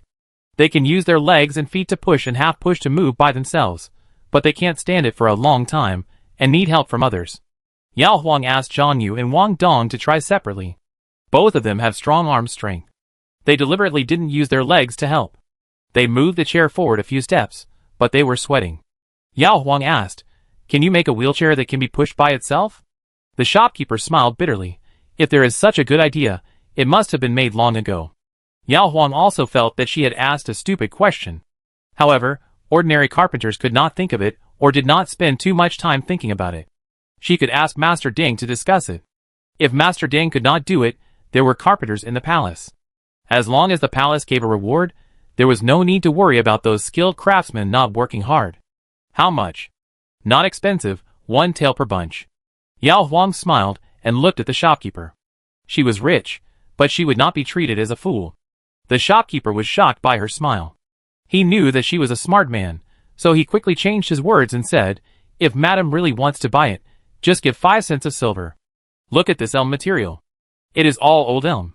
This price is just for the shop to make a little money." Yao Huang did not bargain anymore. "I want both." Yao Huang kept one wheelchair in front and waited for Master Ding to come over after the Dragon Boat Festival to discuss how to improve it. She asked the maids to clean the other wheelchair again, and then waited for the weather to cool down before pushing it to the bamboo courtyard herself. Fei Quan carefully looked at the new gift brought by the princess, and went to ask the prince with mixed feelings. Soon, Prince Hui, who was sitting in the luxurious wheelchair made by Master Ding with countless efforts, saw the simple wheelchair in the princess's hand with his own eyes. Chapter 37. What does the prince think of this wheelchair? When Yao Huang really pushed the elmwood wheelchair in front of the prince's luxurious rosewood wheelchair, he was not so confident. Zhao Yan waved his hand. Qing'ai and Fei Chuan immediately retreated back to the bamboo courtyard, until they could not hear the prince and his wife talking. At this time, Zhao Yan looked at his wife and asked, "Why do you want to make a new wheelchair?" Yao Huang hurriedly explained, "I bought this in South Street this afternoon, not made by Master Ding. I originally wanted to ask Master Ding to come over to discuss making a new wheelchair, but today is the Dragon Boat Festival and Master Ding is also celebrating with his family, so I didn't ask anyone to invite him. But I couldn't hold back, so I went to see if there was a wheelchair that suited my taste in the shops in the capital." Seeing that Prince Hui looked calm and didn't seem to be annoyed by the simple new wheelchair, Yao Huang smiled and pushed the new wheelchair in front of Prince Hui. "Look, Prince, this wheelchair is so light, I can push you around the garden for several laps without sweating, and if you sit here, I can see your face when I lower my head, and you can see me when you turn your head or look up. The back of the chair you are sitting on now is high and thick, and it is inconvenient for either of us to see each other." Zhao Yan was silent. Yao Huang simply sat on the elmwood wheelchair and looked at him face to face. "Prince, this is what I think. You see, we don't go out usually. If we only move around at home, the most important thing is that the wheelchair can make you sit comfortably and conveniently. The appearance does not need to be too fancy. Look at mine. The backrest is only in the middle, and the 2 sides are empty. In this way, The side of your waist can be blown by the wind when you walk. It is very suitable for summer. The one you have now is not ventilated, and you will definitely feel hot after a while. She turned sideways to show the backrest, and Zhao Yan looked at it. Yao Huang patted the two big wheels of the wheelchair again. What I want most is a wheelchair that the prince can push by himself, so that the prince can go anywhere conveniently, but I think too simply. There is no such thing in the shop, and it is said that it is also difficult to make. I will ask Master Ding to think of a way later to see if he can figure it out. If it can be pushed by itself, the prince would not have to work so hard to move from the easel to the Luohan bed last night. He can also do it himself when he is thirsty, and wants to drink tea or pour water, instead of having to call Qinghai Feichuan to serve him for everything. Including the prince going in and out of her inner room, it was so hot in summer, Yao Huang wore cooler and cooler clothes. She didn't want to hide from Qinghai Feichuan every time, especially in the early morning. The prince always got up earlier than her, afraid that Qinghai would see something, always covered her tightly with a quilt. Zhao Yan looked at the big wheelchair within reach of her position. Yao Huang, by the way, I know this wheelchair is not good looking. I brought it back today to show it to the prince first. If the prince likes this kind of light one, I will ask Master Ding to make a few imitations with better wood according to the prince's size, and put carvings on it, and it is guaranteed to be beautiful and comfortable, and can be used at home or out. How could she really let the prince sit in a simple wheelchair that cost only 5 coins? There are many things to change. After saying so much in one breath, Yao Huang looked expectantly at King Hui, whose expression did not change from beginning to end. Zhao Yin, try it first. Yao Huang wanted to carry him to change the wheelchair, but Zhao Yin refused after noticing that the new wheelchair had no fixing device, and called Qinghai and Feichuan to come over. Qinghai carried him, and Feichuan held the back of the elmwood wheelchair. When Qinghai squatted down steadily with his back to the elmwood wheelchair, and the distance was enough, Zhao Yin supported the armrests of the wheelchair with both hands, and sat down himself. Yao Huang had tried it beforehand. Zhang Yu and Wang Dong were both tall and strong. If the elmwood wheelchair could bear them, it could certainly bear the weight of Prince Hui, which was about 140 pounds. Qinghai and Feichuan secretly sweated until the prince sat firmly, and the wheelchair was also stable, without shaking or making any strange noises due to heavy objects. The two finally put their hearts back in their stomachs. As Qinghai walked to the side, Zhao Yin saw the princess laughing, the kind of laugh that was made when she saw something funny, but didn't want others to know. When she met his eyes, she changed to the well-behaved and somewhat flattering smile that she usually showed in front of him. I will accompany the prince to the garden to try more. Zhao Yin nodded. Leaving behind the luxurious but heavy rosewood wheelchair, Yao Huang pushed the elmwood wheelchair away. Her hands were too light, and she had to get used to it again. After leaving the bamboo forest path, Yao Huang asked, "Will the prince feel bumpy?" The bumps of the chair body that Zhao Yin felt were indeed more obvious than those of the rosewood wheelchair, but they were not unbearable. It was just as the princess said, it was indeed convenient for them to talk. She stopped and lowered her head to ask him. Zhao Yin, who was leaning against the wheelchair, actually touched her collar with his back to her clothes, but she reacted quickly, and the short-term oppression soon ended. He looked ahead and said, "Not bad." Yao Huang stood up straight and continued to push the wheelchair, and deliberately kept his body away from the prince. When they arrived at the foot of Sweeping Mountain in the north, Yao Huang pointed to a stone ramp specially built by the palace and asked, "Has the prince ever been on this road?" Zhao Yan shook his head. The people below built the ramp to deal with him if he suddenly had the interest in climbing mountains one day. Zhao Yan did have the idea of climbing mountains countless times, but in those ideas, he relied on his own feet to travel around the garden, climb mountains, and ride horses. When the idea came, it was like a surging tide, driving people crazy. When the tide receded, Zhao Yin could continue to stay in the bamboo courtyard peacefully. Yao Huang was eager to try. I pushed the prince up to see. The craftsmen in the palace were all capable people. Sweeping Mountain was not very high. The newly built ramp deliberately bypassed several scenic spots on the mountain before extending to the pavilion on the top of the mountain. Although it extended the distance, it reduced the slope of the wheelchair and saved the effort of the person pushing the wheelchair. Zhao Yin glanced at the top of the mountain and asked, "Will it be too strenuous?" Yao Huang tilted his head and smiled at him. "Your Highness is afraid that I am not strong enough and will accidentally drop you, right?" Zhao Yin pursed his lips slightly. Yao Huang snorted, "Don't worry, if I can't push it anymore, I will go back the same way. I won't let the prince fall." After that, she headed for the ramp in front. Zhao Yin asked about her giggling at the entrance of the bamboo courtyard. "Yao Huang, I told you that the prince can't be angry. Zhao Yin, okay. Yao Huang laughed out loud. Don't they say that clothes make the man? I was laughing at the prince's noble aura that was reduced by half when he first moved to this wheelchair. I felt sorry for the prince. Zhao Yin, eh? A smiling face suddenly leaned over, and the big black and watery eyes looked him up and down. Zhao Yin looked back. Yao Huang asked nervously, are you not angry? Zhao Yin, don't laugh when pushing the wheelchair. This means not angry. The prince was so generous that Yao Huang became bolder. He looked at his serious look, and suddenly loosened his hands. On the uphill road, the wheelchair lost thrust, and the four wheels moved backwards. Zhao Yin suddenly grasped the handrails on both sides, and at the same time, Yao Huang held the wheelchair again. Looking at the veins on the back of Prince Hui's hand, Yao Huang bent down and deliberately whispered in his ear, was your heartbeat very fast just now? Did you feel very excited? Zhao Yin relaxed the strength on his hands, and turned his head to meet the bold eyes of the princess. At this moment, Zhao Yin could only hear his own breathing, which was so rapid that he could not deny that he was indeed panicked just now. Zhao Yin leaned to the other side. Yao Huang suddenly pushed the wheelchair forward, and the wooden wheels rolled quickly on the stone ramp.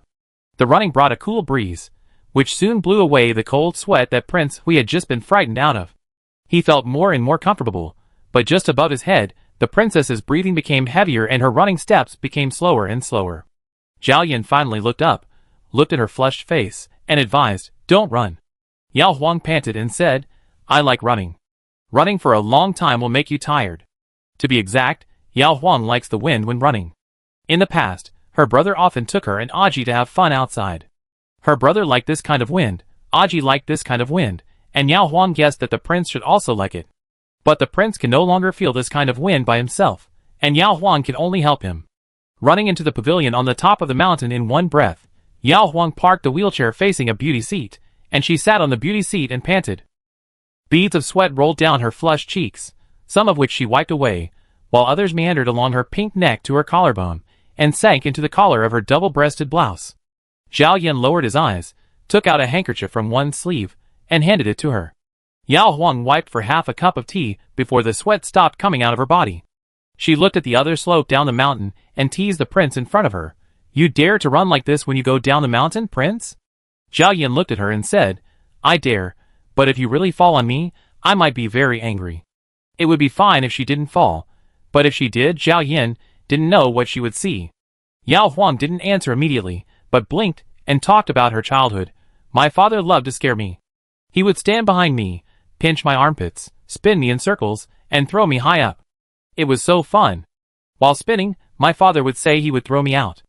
I knew he was just scare me, but when he really let go of his strength, I was still scared and screamed, and later I felt that it was super exciting. Zhao Yin had never played it, and couldn't imagine it. But the princess did let him experience a similar excitement. Yao Huang pointed to the west, and turned his wheelchair in another direction. Zhao Yin saw the sunset outside the high walls of the palace, submerging the houses lined up one after another, which was a grandeur that he would never see in the bamboo courtyard. Seeing that he was fascinated, Yao Huang also leaned on the beauty. There were many places in the palace that she liked, and the pavilion on Suiping Mountain was one of them. As they watched, more and more smoke rose from the roofs of the houses. Going back? Yes. Pushing the wheelchair to the ramp, Yao Huang first gave Prince Hui a sly smile. Zhao Yin silently held the wheelchair armrest. But Yao Huang just slowly pushed him down steadily until he got down the mountain and onto the flat road. Zhao Yin knew that his princess was not so brave. As if guessing what he was thinking, Yao Huang explained, I'm not afraid that the prince will be angry, but I'm afraid that if the prince is really injured, I will be heartbroken. Zhao Yin, eh? In front of them was the moon gate leading to the front yard. Yao Huang asked, should we go straight there, or go back to the bamboo courtyard to change wheelchairs? Zhao Yin, change. The backrest of this wheelchair cannot be moved, so it is inconvenient for him to get on the bed. When they arrived at the bamboo courtyard, Yao Huang saw Prince Hui sitting back in the big rosewood wheelchair. She had an idea and sat on the small wheelchair. She said to Fei Chuan, you push me, I will go with the prince. After pushing and running for so long, it was time for her to enjoy herself. Chapter 38. Yao Huang's elmwood wheelchair was not only shabby than King Hui's rosewood wheelchair, but also shorter. When she sat on it and looked at King Hui, the disparity made Yao Huang think of the ugly woman who imitated the ugly woman. She patted the armrest and told Fei Chuan, let's go faster. Fei Chuan didn't dare to move at all. He mustered up all his courage to look at King Hui. What if the prince thought that the princess was deliberately mocking him? Fei Chuan couldn't push her away, but had to persuade her to come down quickly. Zhao Yin, let's go! Fei Chuan, whose mood fluctuated greatly, exerted force with both arms, and the elmwood wheelchair slid forward a long distance. Fei Chuan, what a light wheelchair! 2 wheelchairs, one small and one large, turned out of the bamboo forest.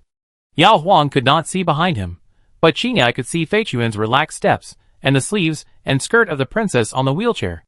Even the sound of the 4 wheels of the small wheelchair rolling on the stone road was light and brisk, like a newly grown pony, walking carefree in front of an old horse dragging its feet and carrying a heavy load.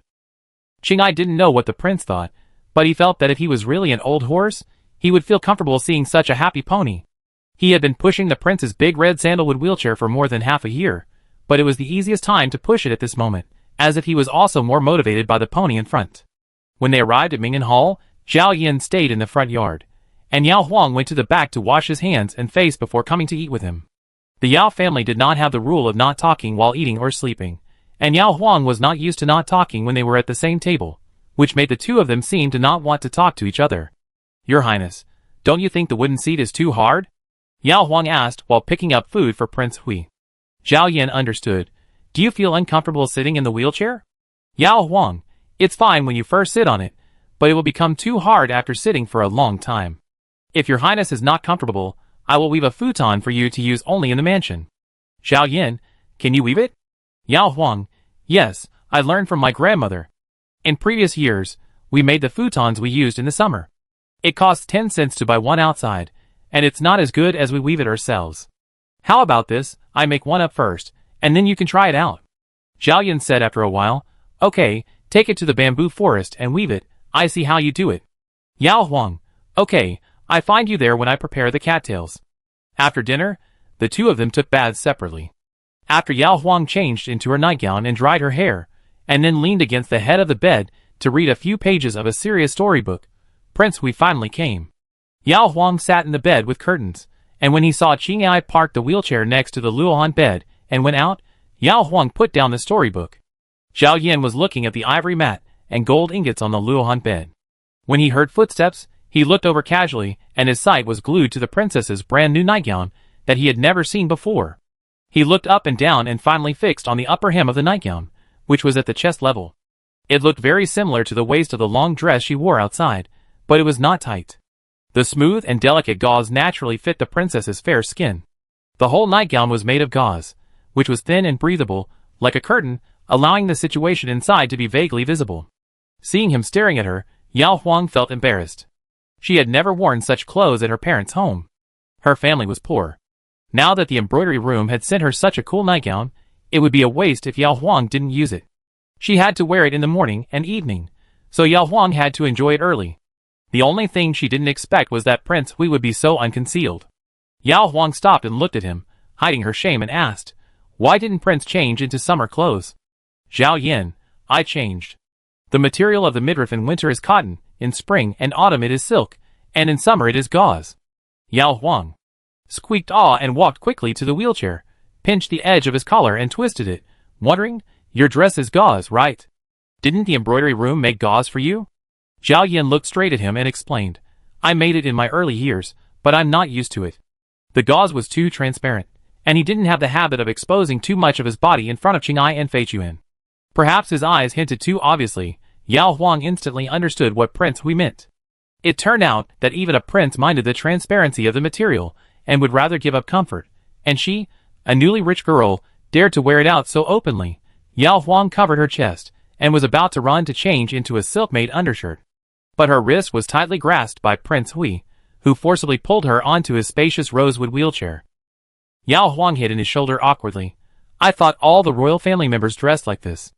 Zhao Yin, I just don't wear it, there must be people who like to wear it. Yao Huang, I don't care about others, I am your princess. I don't want to wear it if you don't, and you don't want to look at it, I want to change it back.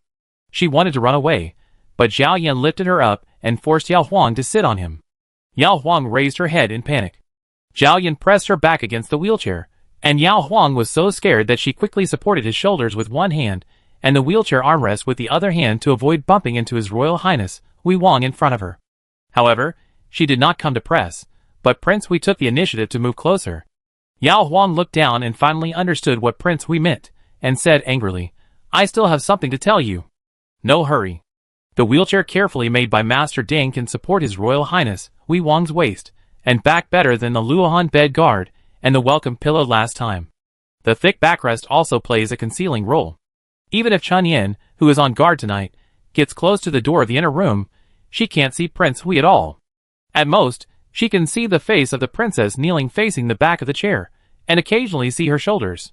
Prince Hui was in a hurry, which made Yao Huang suffer. Trapped in a wheelchair, she had no place to hide. She could only stare at the crack of the door facing her a few steps away, covering her mouth tightly, and preparing to shout away the person if she found someone approaching. Qingyai did not fix the wheelchair when she left, because she knew that the princess would push the prince to the bed soon.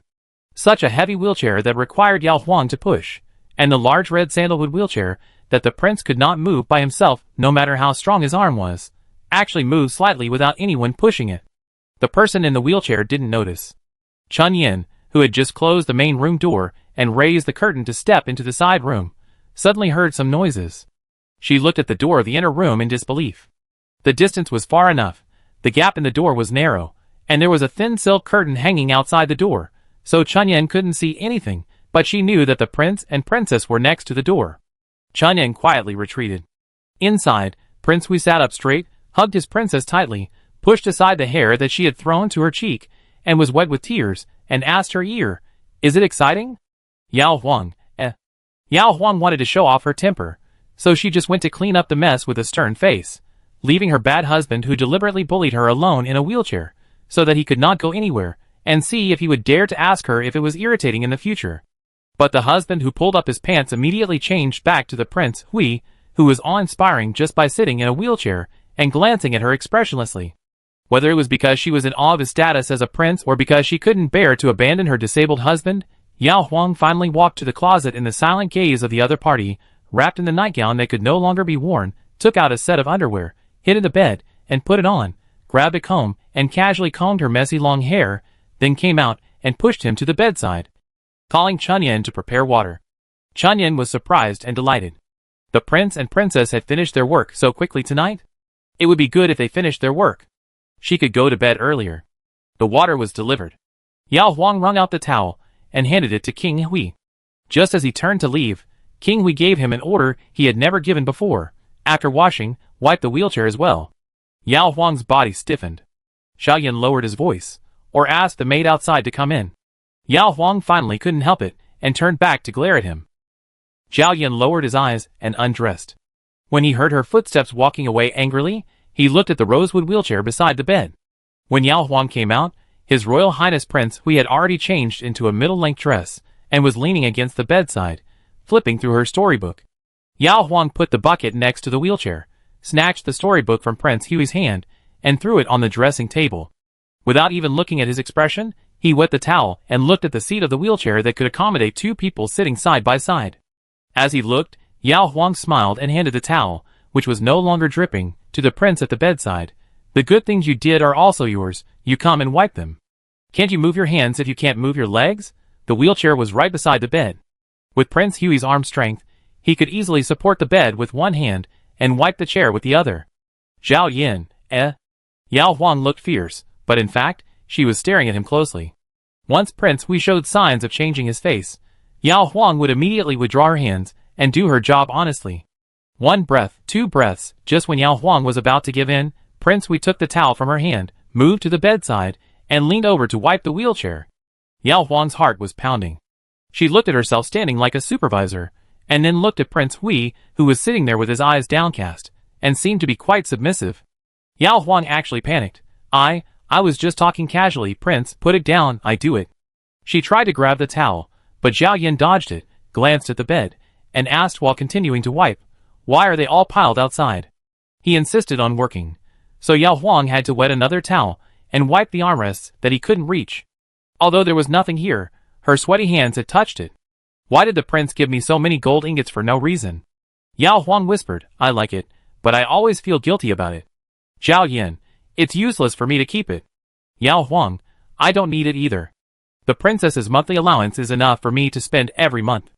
Zhao Yin, then put it away and use it when you need it. Yao Huang, okay, put it here first. When you need it, just come and get it. Prince Hui was silent. Yao Huang took a sneak peek and caught a smile that disappeared on Prince Hui's lips. Yao Huang snorted. There is also an ivory mat. Has the prince used it before? Zhao Yin told her about the rarity of ivory mats. Father only got 3 mats after he ascended the throne. One was for honoring the Queen Mother. I heard from father that he should have got 2 new ones. One was given to you, and the other one was probably for himself. Yao Huang was so shocked that he forgot to work. Only 5? Oh my god, no wonder the Imperial concubine and the princess glared at me. After Zhao Yin finished wiping, he put the towel into the bucket and shook it, took it out, and squeezed it dry with one hand, and then wiped it a second time. There was other water in the room, so Yao Huang wiped it a third time, and then he was done. Sitting on the bed, Yao Huang humbly said, such a good thing should be used by the prince. I think my father wanted to get it to you. Zhao Yin, the bamboo courtyard is cool enough. It's easy to catch a cold if you spread this. Yao Huang lowered his head, and almost couldn't hide his smile. Chapter 39. Yao Huang slept until noon again. After Prince Hui left in the morning, no maid dared to come in to disturb the princess's sleep. The south window was still closed, blocking most of the light. Yao Huang was not in a hurry to get up and wash. Her sore waist and legs did not allow her to be so energetic. After staring at the curtain for a while, Yao Huang lay flat, raised her right hand, and slowly stretched out 4 fingers. Did this prince go to bed early for the next few nights? He is so restless even though his legs are broken. If he is not broken. Yao Huang did not dare to think further. At the same time, she was more and more grateful that Prince Hui only came on the 5th or 10th day. If he really came every day, Yao Huang would also be broken. Being very thirsty, Yao Huang asked Aji to come in and pour her some water. When the princess was drinking water, Aji looked at the lilac silk underdress on her body and asked curiously, didn't the princess wear a newly made nightgown after taking a bath last night? Yao Huang glared at her unhappily because she was talking about something else. Aji thought of something and stole a glance at the bamboo basket outside the bed. Sure enough, she found a familiar color inside. Aji was not shocked by the number of times the prince and the princess were intimate. What she felt sorry for was the fine gauze, a precious material that she had to be careful to touch. How could it be rolled up like coarse cloth? Aji walked over like he was saving someone. Yao Huang lowered her head to drink water and didn't see him. When she looked up, she saw Aji holding the collar of the nightgown with one hand and gently shaking the wrinkled skirt with the other hand, muttering, the prince doesn't know how to cherish things. How can the princess be so willing to give it up? Look at it, it's wrinkled. He was stuck in the middle of his words, because Aji finally saw the torn upper skirt. Aji held the shoulders of the skirt high with both hands, causing the 2 halves of gauze in the middle to fall down weakly. If it was still hanging on the princess's body. Aji put the nightgown back into the bamboo basket, as if it was scalded, and looked at his own princess with his watery almond eyes guiltily. Yao Huang. This is good material. Don't send it to the laundry room. Take it home and wash it, then sew it and wear it yourself. It will be much cooler at night. Aji was not used to such waste, and advised, Chunyan is good at sewing, I will wash it, and she will sew it, and the princess can continue to wear it after it is sewn. Yao Huang, I don't want to see this again. If possible, she didn't even want to see the prince's big rosewood wheelchair again. Aji understood. Thinking of the 4 or 5 gauze nightgowns hanging in the princess's closet, Aji said happily, then I can take advantage of it. It just happens that my hair is much smaller than the princess's. I can cut the rotten parts and make it fit. Yao Huang gritted her teeth secretly. It might be because she was not small enough that she attracted the favor of Prince Hui. Sure enough, her mother was right. Even a noble prince could hardly look away when he saw her. Shaking off the images in her mind that no one would believe that Prince Hui could do such a thing, Yao Huang was going to take a bath. After taking a bath, she felt refreshed. After eating breakfast, Yao Huang also had strength. She called Guishu, Eunuch Chao, and Madame Lu, and asked Guishu to send someone to buy dry cattails, and asked Eunuch Chao to send someone to invite Master Ding. There may not be many for sale in Putsa City. You can go to nearby villages and towns. Master Ding, if he has something to do, you can ask him to come tomorrow. It's not urgent. After Guishu and Eunuch Chao left, Yao Huang said to Madame Lu with some embarrassment, go to the embroidery room and tell them that the gauze nightgowns said before are enough, and it's better to use silk for the next nightgown. After last night, Yao Huang decided to keep those gauze nightgowns for when the prince didn't come to Ming'an Hall. When he came, she would only wear silk clothes for him to see. Madame Lu smiled and said, "Yes, the embroidery room is making a gauze skirt for the princess to wear outside. It will be delivered to the princess in 2 days for her to try on. A single layer of gauze is too thin and transparent. Adding a few more layers will give it a hazy feeling like smoke and fog. It is enough to cover the body, and is cool and comfortable, gorgeous and noble. Among the 4 kinds of silk, satin and silk, silk is the most expensive.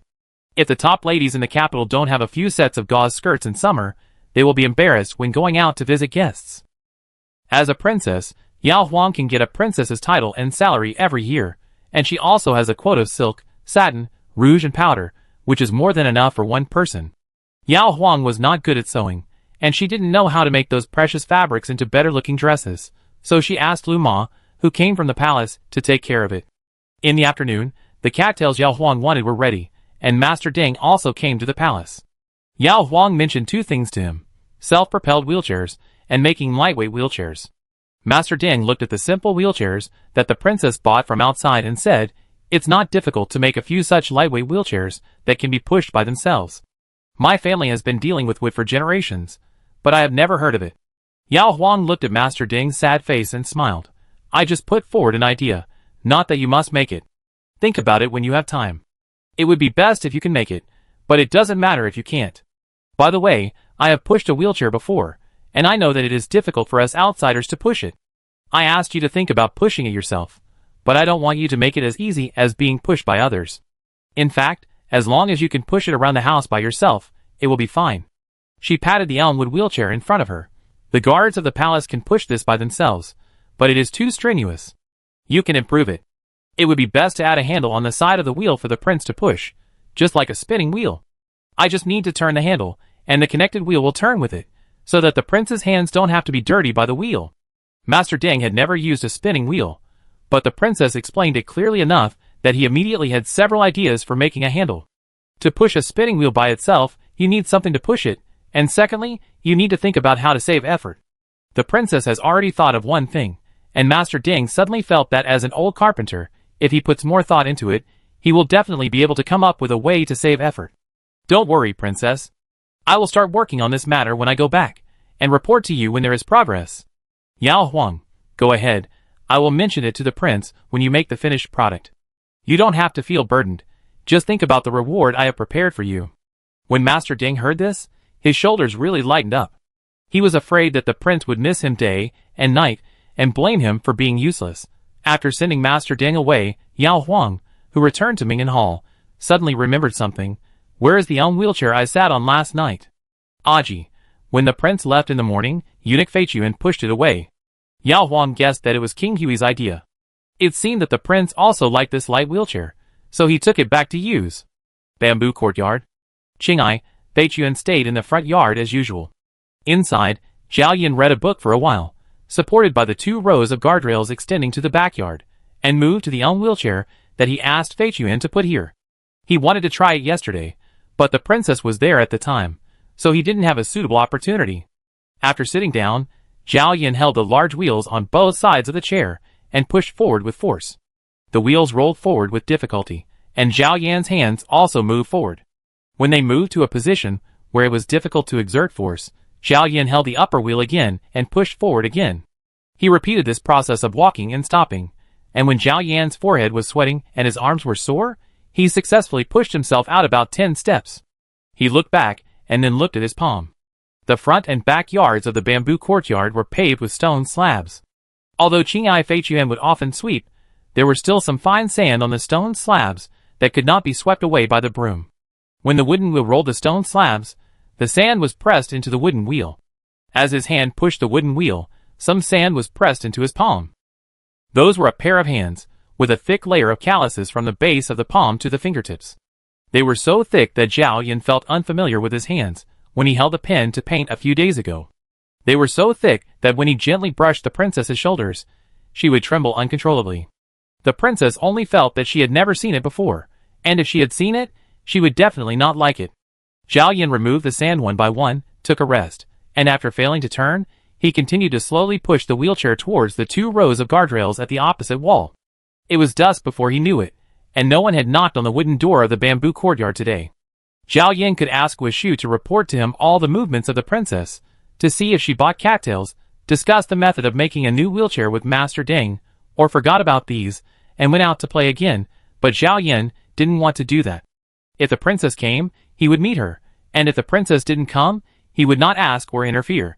Yesterday afternoon, Yao Huang saw the cattails that Guishu had sent someone to buy. For large bundles of hay filled a flatbed mule cart, enough for her to weave 2 large mats for Prince Hui. Prince Hui didn't need them, and Yao Huang didn't have the patience. She only planned to weave a mat for the prince's wheelchair first. After trying it, and finding it useful, she would weave a chair for his study. At that time, Yao Huang asked someone to take some cattails, clean them to remove the seeds and sand, and then soak them in cold water overnight. After breakfast, she asked someone to bring them over and saw that the toughness was just right. After preparing scissors, bamboo knives, silk threads, thin ropes, felt mats and other things, Yao Huang took Aji to carry a bunch of things to the bamboo forest. The big felt mat was spread on the bamboo forest path near the bamboo courtyard. After finishing the work, Yao Huang asked Aji to go back first, and she went to knock on the door. After Fei Chuan came over, Yao Huang didn't need him to open the door, and said, "Tell the prince that I brought cattails here and I'm weaving them at the intersection outside. He can come out to watch anytime." After that, Yao Huang retreated to the felt mat, took off his shoes, sat cross-legged on the felt mat, and picked out the cattails that were too wide and cut them into strips first. These things would be a mess if they were placed in the house, and the courtyard of Ming'an Hall was not as cool as the bamboo forest, so Yao Huang was willing to cooperate with Prince Hui's proposal. After cutting a few white cattails, Qingyai pushed Prince Hui out, sitting in the big red sandalwood wheelchair. Yao Huang glimpsed a shadow, and quickly looked away. The wheelchair stopped opposite the felt mat, and there was a piece of cattail between it and the princess sitting on the ground. Zhao Yin looked at the amount of cattails, motioned Qingyai not to leave, and asked the princess, "How long will it take to weave?" Yao Huang said without raising his head, "My hands are not as fast as my grandmother's. It may take 2 or 3 hours." Who made his wheelchair so big? Zhao Yin understood and said to Qingyai, "Bring the book on my desk." Qingyai went back and forth and handed the book to the prince. Seeing that the prince had no other instructions, he went to guard outside the bamboo forest. Fei Chuan closed the door of the bamboo courtyard and waited inside. Yao Huang looked around and thought that Prince Hui really liked quietness. Little did he know that the servants in the whole palace were afraid of him.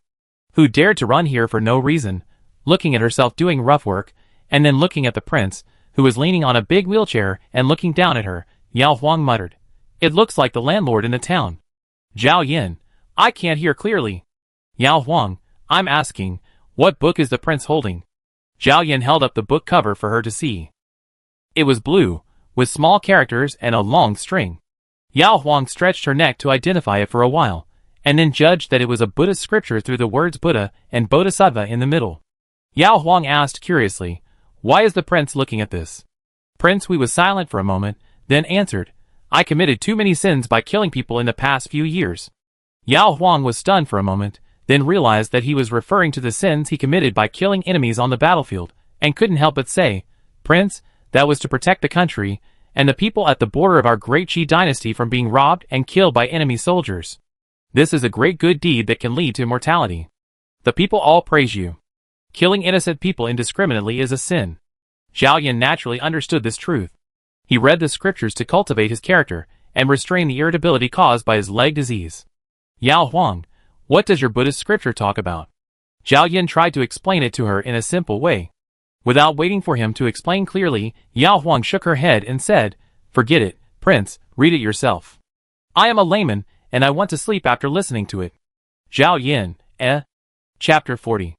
Weaving a futon is similar to sewing. Once you learn it, you can do it slowly. It takes patience. Yao Huang only did it twice with her grandmother and aunts.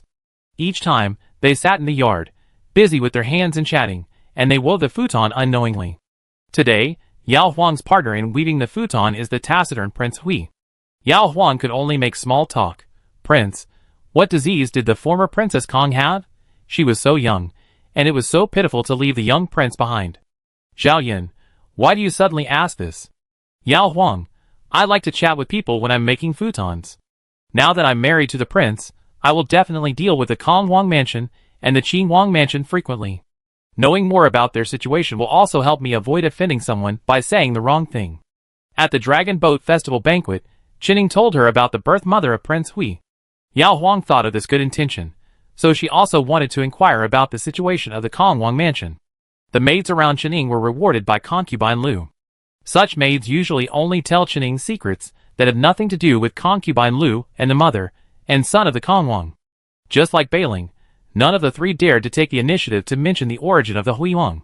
Zhao Yan recalled for a moment and said, "When I left Beijing 3 years ago, I heard that concubine Kong had caught a cold and never recovered. The next year, I received news of her death at the border. I don't know what disease it was." Yao Huang. Did Prince Kong have a good relationship with the former princess? If so, His Royal Highness Prince Kong must have been very sad during that time. Zhao Yan, not sure. He would only see Prince Kong and his wife at the same palace banquet. Not to mention that he was not curious. Even if he was curious, what could he see in such an occasion? Yao Huang, Zhao Yan saw her disappointed face and thought about how she seemed to be particularly close to a woman next to her at the palace banquet. So he asked, "Do you want to know it yourself, or do others ask you to help find out?" Yao Huang, Your Highness, did you see it? King Kang's new princess is a sister I met in Chushio Pavilion. She is timid and dare not ask me for help. I want to know it myself. If there is any taboo that she needs to pay attention to, then I must tell her, so that she will not accidentally offend His Royal Highness King Kong. Zhao Yan looked at her and said, "Whatever the relationship between the King of Kong and the former queen, it's all in the past. As long as the new queen abides by the rules, and is careful in what she says and does, she won't offend anyone. They are both queens, but the situations she and the new queen of Kong face are completely different. His side is simple, while the King of Kang's original wife and 2 concubines are from high-class families. With so many wives and concubines, it's inevitable that there will be competition for favor. The new queen may be able to live more easily by abiding by the rules." Yao Huang smiled apologetically. "Yes, Your Highness is right." She actually just wanted to listen to her own prince talk about some royal affairs to pass the time. But this man didn't know much either. He talked about the rules after just a few words, which was very boring. Since he had the Buddhist scriptures in his hand, Yao Huang simply ignored him and concentrated on turning the cattails to the sound of birds singing in the bamboo forest. Zhao Yan still remembered her words like to chat, and his eyes moved around her several times, asking, "The bamboo forest is very humid, will the ground be cool?" Yao Huang was about to say that he had to choose a cool place in summer, but he changed his mind at the last minute and said, "It seems a bit damp, how about the prince go in, and I will go back to Ming'an Hall to edit." He wanted to see the technique, and she had demonstrated it. He didn't know how to chat, so he might as well let her go back to find the 4 big maids to keep her company. Zhao Yan looked at the other side of the bamboo forest path filled with sunshine, and said in a normal tone, "Go." He called Qingyai back and asked Qingyai to help the princess move the things back, and then asked Feichuan to push him into the yard. After the prince went in and walked far enough, Qingyai asked in confusion, "Princess, why don't you eat here?" He was the prince's confidant. How could Yao Huang be so stupid as to tell the truth, and smiled. "The prince was afraid that I would catch a cold, so he asked me to go back to weave." Qingyai glanced at the stone slabs on the ground, thinking that the prince really valued the princess too much. In this hot summer, there is a layer of felt mat. How cool can it be?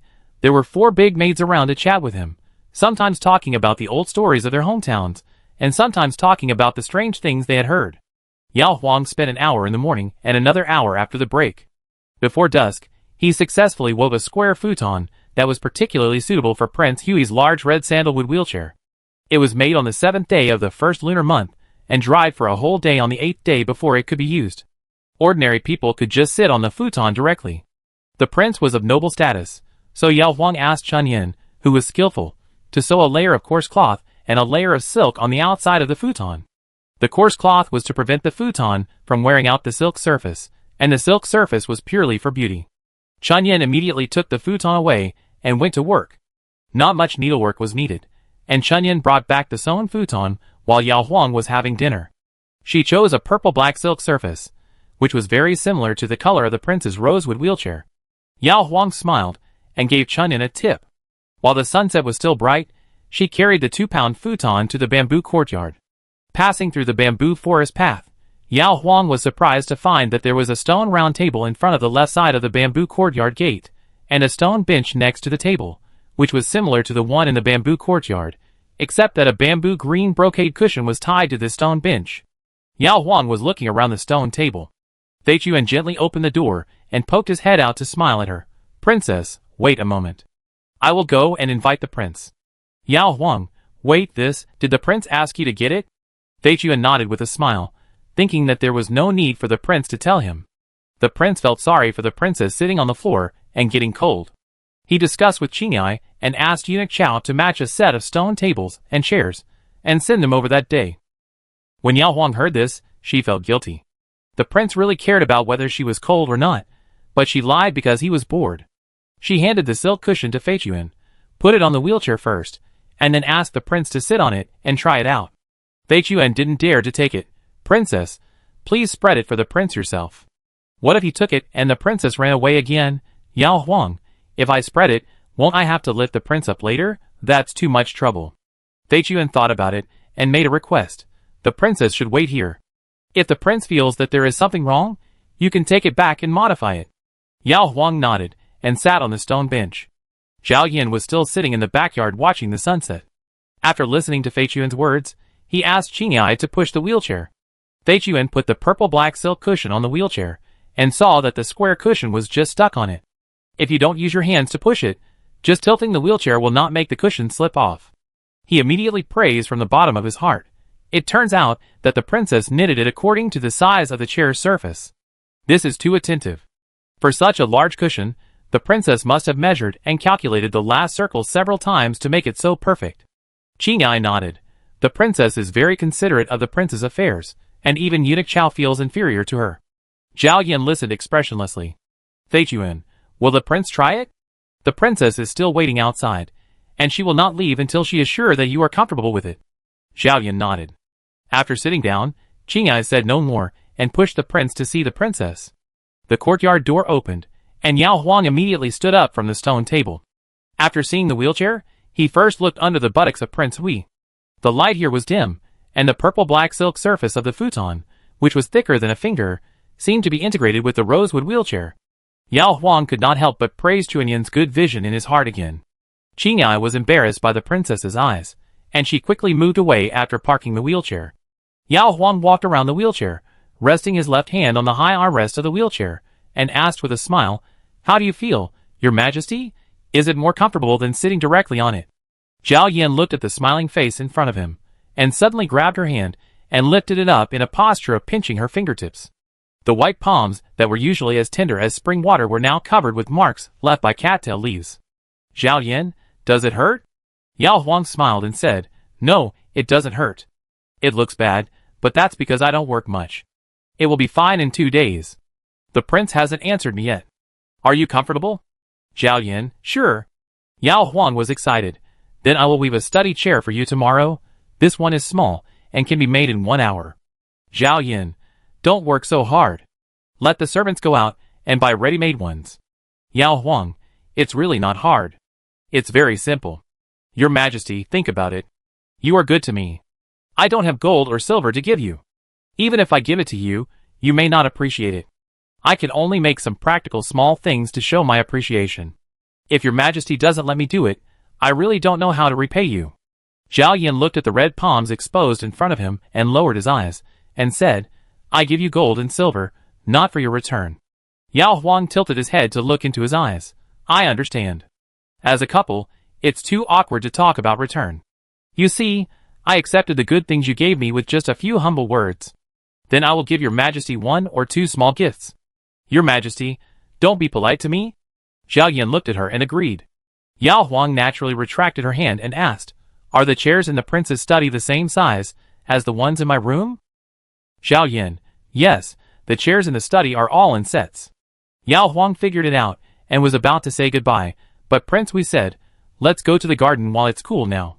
You wait here and I go change the wheelchair." Prince Hui was in a good mood, so Yao Huang had to accompany him. The elmwood wheelchair was light and compact, and it was really easy for Yao Huang to push it. Zhao Yin asked her why the size of the futon was so accurate. He was sure that she had not measured the rosewood wheelchair. "Yao Huang, before making the futon, I asked Master Ding for the length and width of the inner circle of the prince's chair. He thought I had some new ideas, but I said I was just asking and didn't tell him about the futon. My father was a rough man, and often deliberately sat on the chair she had covered with cushions. When my mother asked to make one for him, my father insisted that he didn't want it. Yao Huang didn't understand how a futon was related to a man's face, but she was willing to cooperate with the prince. After a slow walk, she came to the moon gate leading to the main courtyard, and the last ray of sunset was about to disappear. Yao Huang wanted to go to the bamboo courtyard, but Prince Hui said, "Go to Ming'an Hall." Yao Huang, Zhao Yan didn't look back, but the wheelchair stopped where it was, so he explained, "You worked hard to weave a futon for me, and the maids around you saw it. Since I accepted your gift, I should show some appreciation. Yao Huang, the prince is very good to me, and they know it in their hearts. Even if the prince doesn't go to my place tonight, they won't think too much." Zhao Yan turned sideways, looked at her and asked, "Don't you want me to go over there?" Yao Huang turned her face away and whispered, "I want to, but I'm afraid that the prince won't let me sleep all night again." Zhao Yan, "Don't worry, I won't touch you tonight." Chapter 41. Yao Huang had finished washing for quite a while, but His Royal Highness Prince Hui was still in the front yard and had not come over yet. Was he probably reading again? While he was not here, Yao Huang lay on the Luohan bed by the window and pondered over the matter of the futon. Could it be that her actions of making the futon and then running to the bamboo courtyard to deliver it really looked like a princess trying to win favor from her prince husband? Yao Huang had no such intention at all. If the prince had not mentioned it, Yao Huang would not have thought about it at all. On the way back from pushing the prince, Yao Huang suspected that this man wanted to be intimate with her and deliberately used the futon as an excuse, but this suspicion was denied by Yao Huang as soon as it came up. He is a prince. If he really wants to sleep with his princess, why does he need an excuse? As long as he comes, Yao Huang has to serve him well. He is determined to do it 3 or 4 times every night. As long as it does not hurt her, Yao Huang dare not disobey him. At most, she will try to discuss with him to do less. After thinking about it, Yao Huang felt that His Royal Highness Hui Wang may have grown up in the palace since he was a child. He was influenced by the way Emperor Yongchang and his concubines get along with each other. He regarded the fact that a man stayed in the room of his wife and concubines as the basis for whether he doted on his wife and concubines. However, he forgot that there were only the 2 of them in the entire Hui Wang mansion. He even gave her the ivory mat. Just based on this ivory mat, Yao Huang dared to say that the prince did not dote on her, and Aji dared to point at her nose and teach her not to be so conscienceless. Forget it. The prince's ideas are definitely different from those of ordinary people. The prince came out of good intentions to take care of her dignity. Yao Huang should be happy. After waiting for more than a quarter of an hour, Prince Hui finally came. Yao Huang met him at the door of the main hall, then pushed him into the inner room and turned to the step-out bed. As soon as Prince Hui leaned on the bed, he ordered, "Turn off the lights." If it were the first few nights when Yao Huang got married, Prince Hui would think it was normal to say so. But with the Luohan bed and the 2 entanglements in the wheelchair, Prince Hui's cold tone of turning off the lights sounded more like he was quarreling with her. "I have good intentions to give you dignity, but you are worried that I will not let you sleep. Then I will prove to you now that I am not the kind of lustful person you suspect." Yao Huang stood still, carefully observing the expression of Prince Hui. Prince Hui seemed not to notice her standing there in a daze, and he lifted the quilt and lay down, only glancing at her after he was lying down. Yao Huang was now wearing a silk undershirt, so she was not afraid of him looking at her, but Prince Hui's calm gaze was so intimidating that Yao Huang gave in and obediently turned off all the lights, leaving only one by the door of the clean room. On the bed, taking advantage of the darkness, Yao Huang lay directly on Prince Hui, her face against his chest, her left hand touching his right arm hanging by his side and stroking it. "Prince, why did you look unhappy just now?" Zhao Yan closed his eyes. "Did you?" Yao Huang, "Yes, the prince didn't look at me much. It was not like this the last time you came." Zhao Yan, "I don't want you to misunderstand." Yao Huang, "Misunderstanding what?" Zhao Yan was silent for a moment, then he held her wrist and said, "Since there is no misunderstanding, go to bed early." Yao Huang bit the edge of his collar. "I didn't misunderstand the prince, but the prince had a misunderstanding about me. I can't sleep well if I don't make this clear." She bit the collar inch by inch. First the tip of her teeth lightly touched Prince Hui's chest, then bit the collar of the white silk material, and when she loosened her teeth and moved upward, the white silk collar that had just been bitten fell down and stuck to Prince Hui, a little warm and a little wet, and finally formed a line extending to Prince Hui's collarbone. Zhao Yin tried his best to restrain himself from holding her wrist tightly, and waited until she stopped making trouble. Then he asked, "What misunderstanding do I have?" Yao Huang first pulled her wrist free, left his chest and turned his back, but her shoulder was still tightly against his left arm, and whispered, "Prince, you are really forgetful. You said it yourself in the garden. I don't want you to come over if there is a misunderstanding." Zhao Yin opened his eyes, and said to the top of the bed, "You hesitated at that time. You can't blame me for thinking too much." Yao Huang, "But I explained it. It's not that I don't want you to come, I'm afraid you will." She didn't say anything else, but the lingering sound made people think about it. Zhao Yin, "I also said that I won't touch you tonight." Yao Huang, "I only said that I was afraid of you doing that, but I didn't say I was afraid of you touching me.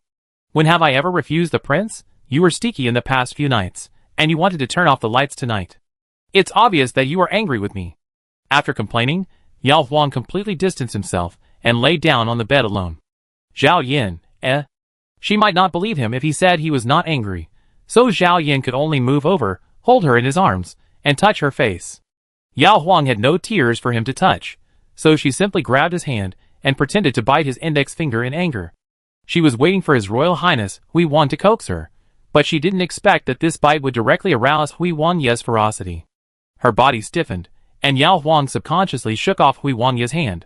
The next moment, that hand held her shoulder and turned her around. The next day, Yao Huang got up early and was refreshed. "Prince, we didn't have breakfast here," but Yao Huang didn't care. After dinner, Yao Huang sat on the futon that the beauty in the corridor used to make Prince Hui's study chair. He wanted to call the 4 big maids to chat, but Aunt Lu came. They were all familiar with each other, so Yao Huang sat still and asked with a smile, "Why are you here?" Eunuch Chow and Aunt Lu were old people who watched Prince Hui grow up, and they always used respectful titles for Yao Huang. Aunt Lu smiled and said, "I came to chat with the princess on the order of the prince." Yao Huang, Madame Lu blinked at her. Yao Huang asked Aji and the other 4 to leave, and asked Madame Lu to lean on the beauty sitting next to her. Madame Lu was afraid of disturbing the princess from leaving the futon, so she sat on the small stool left by Aji and said softly, "The day before yesterday, Feichuan sent a message for the prince, saying that the princess wanted to get familiar with the situation in the palace of Prince Kong and Prince Qing. I knew a little about it myself, and yesterday I sent someone to inquire outside. I came to report to the princess after I had almost understood it." Yao Huang stopped what he was doing completely. The prince must have seen that she disliked him for not knowing anything, so he made such an arrangement. But think about it carefully. When Princess Kong died, the prince was far away at the border. What could he know? As for the relationship between Prince Kong and the former princess, how could he, a younger uncle who lived in a separate mansion, know it? The better the prince was, the worse Yao Huang seemed to be for leaving on an excuse. Yao Huang felt ashamed, but was glad that she didn't want to quarrel with the prince last night, so she seduced the prince to have a good time. Yao Huang suppressed all the thoughts in his mind and looked at Aunt Lu expectantly. "Just tell me everything you know." Aunt Lu was indeed more suitable for chatting than His Royal Highness Hui Wang. She actually started from the childhood of King Kong, when King Kong still lived in the palace. She inevitably mentioned concubine Lu Xian, including how concubine Lu Xian raised King Kong, and how much the Emperor and Empress valued King Kong when he was the only prince in his early years. "Your Royal Highness King Kong will be crowned as a king and open his own palace at the age of 20. In the same year, he will select a princess and 2 concubines. The Emperor attaches great importance to the marriage of his eldest son. He personally appointed the daughter of the Duke of Zhengua as the principal wife of Prince Kong.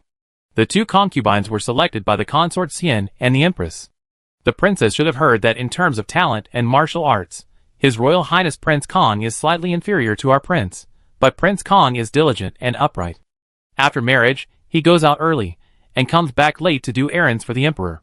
He gets along well with the concubines, and there is no news of any disputes in the harem. It's a pity that the former princess had a difficult time giving birth to the little prince. Since then, she has been weak and sick, and finally fell ill due to a cold. Alas! Yao Huang understood. King Kong was not a lustful person. In addition to the 3 concubines chosen by the elders for him, there was no concubine in the palace. The 3 daughters of high families had never caused a scandal of competing for favor. After Chening married, her situation was not difficult. "Madame Lu, if Miss Chen was my master, I would advise her to serve the prince wholeheartedly. The young prince has the dowry maids and servants arranged by the wife of the Duke of Zhengua for the former princess. Miss Chen does not need to worry too much about his daily life. She only needs to take care of him when she needs to. As for the two concubines, Miss Chen is the superior. If you get along well with them, you can talk to them more.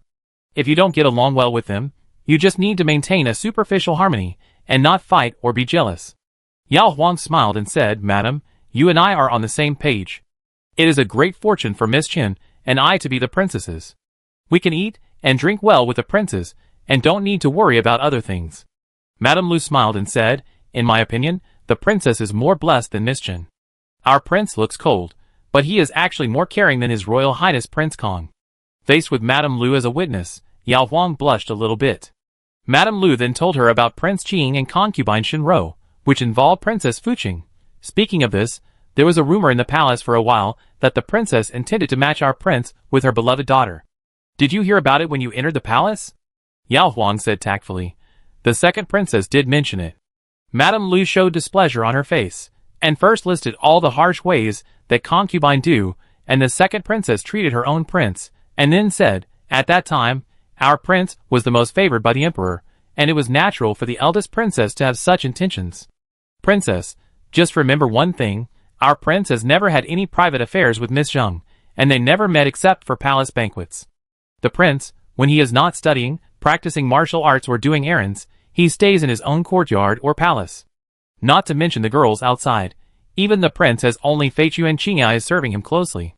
Yao Huang thought about the passion that Prince Hui had shown him at night, and had long guessed that he had no intention of Zheng Yuanjun.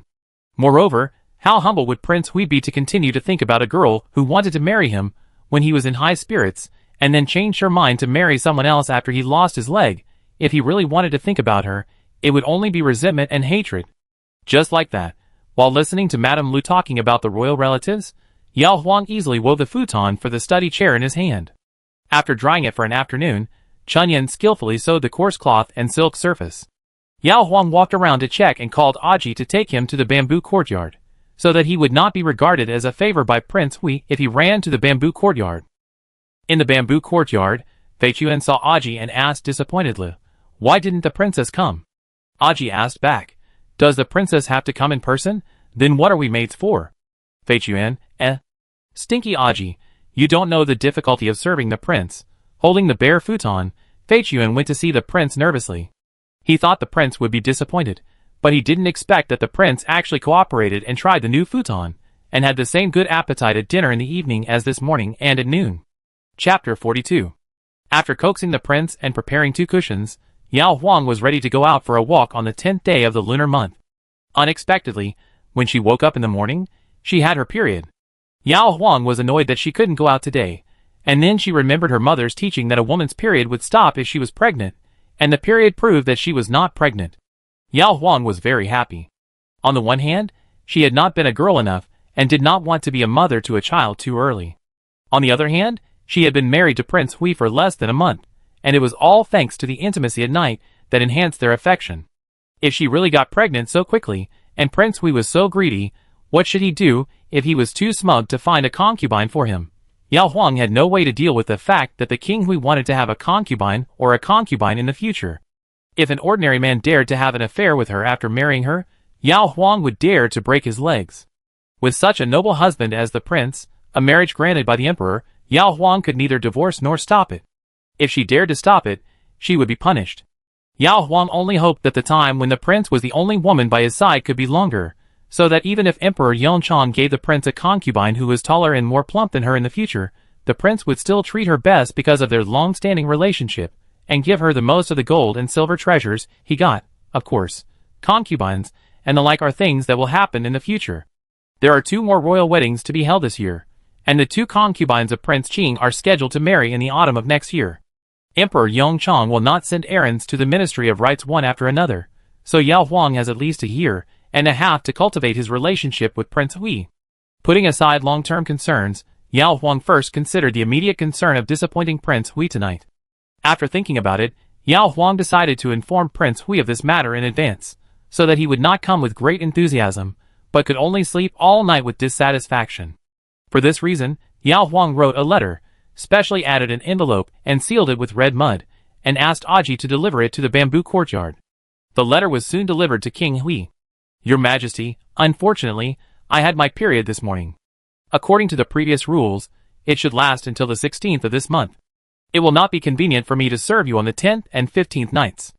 If your Majesty can bear it, come to Minghan Hall on the 17th night. I will definitely compensate you. If your Majesty can't bear it, you can come tonight on the 15th as usual. I have other ways to serve you. Zhao Yan was well-read, including medical books, so he knew what menstruation was. When reading the first paragraph of the princess letter, Zhao Yan was actually calm and had no disappointment or complaints towards the princess.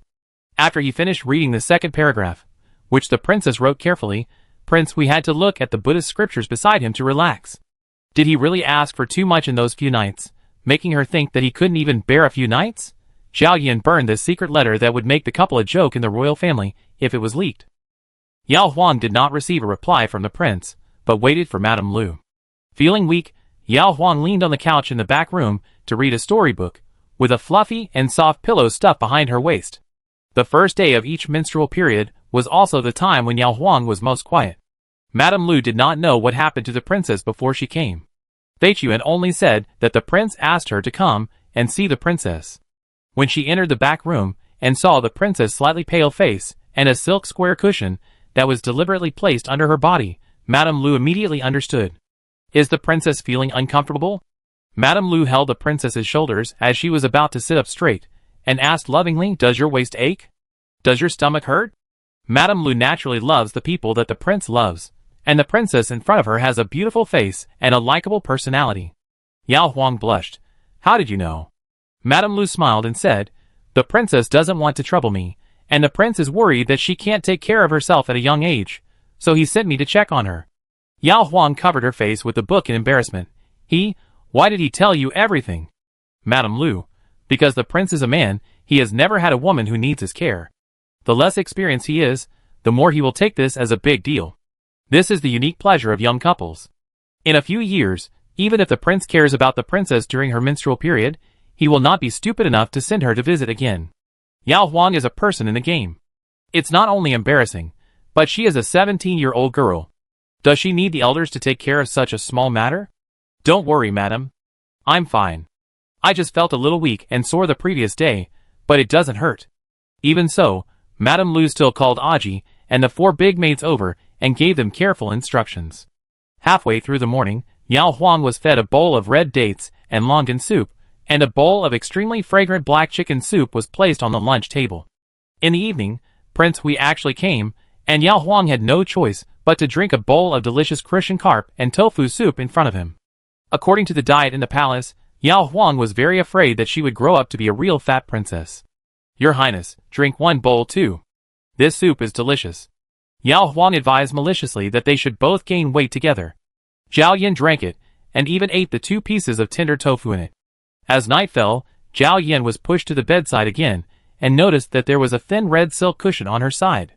Sitting on the bed, and looking at the princess standing by, Zhao Yan said in a calm tone, turn off the lights and go to bed early. Yao Huang had already experienced the insincerity of Prince Hui once, so this time she was not sure whether he really wanted to sleep or to enjoy her other ways of serving him. In any case, the lights had to be turned off. Climbing onto the bed in the dark, Yao Huang hadn't figured out how to test him yet, but Prince Hui asked first, are you feeling any discomfort? Yao Huang answered truthfully, I'd be able to run and jump tomorrow. Zhao Yan, do you want to go riding? Yao Huang, I'm just giving an example. Let's take another day off tomorrow, and go out for a walk the day after tomorrow. Zhao Yan, yes. Yao Huang tried to move towards him. If the prince was half-hearted, it meant that he was here for this. Before Yao Huang could get close to Prince Hui, who had noticed her intention, turned around in advance, held her shoulders and turned to the inside. We agreed to come every 5 or 10 days, no matter if it's convenient for you. When it's not convenient, you can just talk and sleep. He was indeed curious about her methods, but Zhao Yan really didn't need the princess to take the trouble to serve him when she was not feeling well.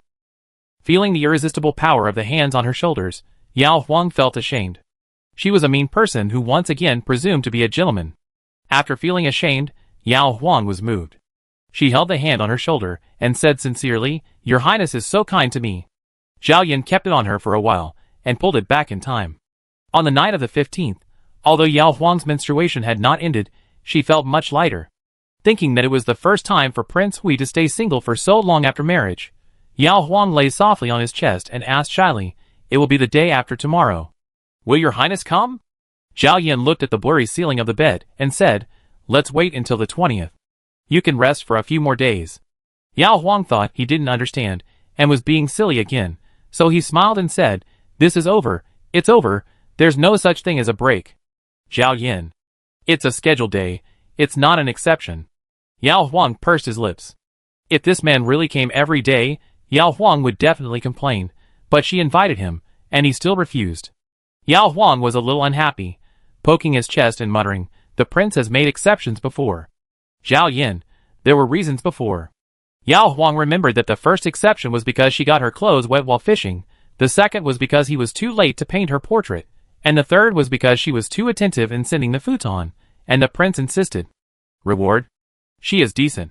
If you don't want to come, then don't come. I just said that because I'm afraid of wronging the prince. I didn't expect that. Leaving the prince who sticks to the rules behind, Yao Huang fell asleep by himself. In the blink of an eye, it was the night of the 17th, and His Royal Highness Prince Hui really didn't come to Ming'an Hall. Yao Huang couldn't help but have a wild thought. The prince insisted on the rule of every 5 or 10 days. Could it be that his physical condition did not allow it, and he had to be restrained in this regard? Or did the prince read too many Buddhist scriptures and voluntarily become pure and abstinent, and only choose 6 days a month to be immortal? Ordinary people rarely do this, but Yao Huang has heard of many crazy stories of emperors seeking immortality, such as elixirs that can make you immortal if you take too much. Yao Huang thought they were charlatans, but those emperors really believed them. The previous examples of people dying early from taking elixirs could not stop the emperors from being deceived by new masters. King Hui was not an emperor, but he was also a member of the royal family. Maybe the royal family valued Buddhism and Taoism? Just when Yao Huang began to worry that her own prince would suddenly see through the world and leave her to become a monk, the night of the 20th came as promised. After more than 10 nights of vegetarianism, His Royal Highness Prince Hui was still as silent as Yao Huang was familiar with. However, he was just not talkative and very energetic. Every time Yao Huang seemed to have just fallen asleep, he woke her up again. After saying so many soft words, Yao Huang got angry and cried and scolded him. "Why don't you become a monk?" She would rather the prince become a monk, and Emperor Yongchang reduce her title and reward because his son became a monk, rather than being his princess anymore. He was not a human being at all. Zhao Yin had heard the princess disrespectful words before, calling him a liar, a jerk, a prince, etc., but this was the first time she called him a monk. "Why do you want to be a monk?" Zhao Yin asked. As soon as he was distracted, Yao Huang got a break, and his rationality that had been thrown out of the sky came back a little. He closed his eyes and pretended that he had never said that.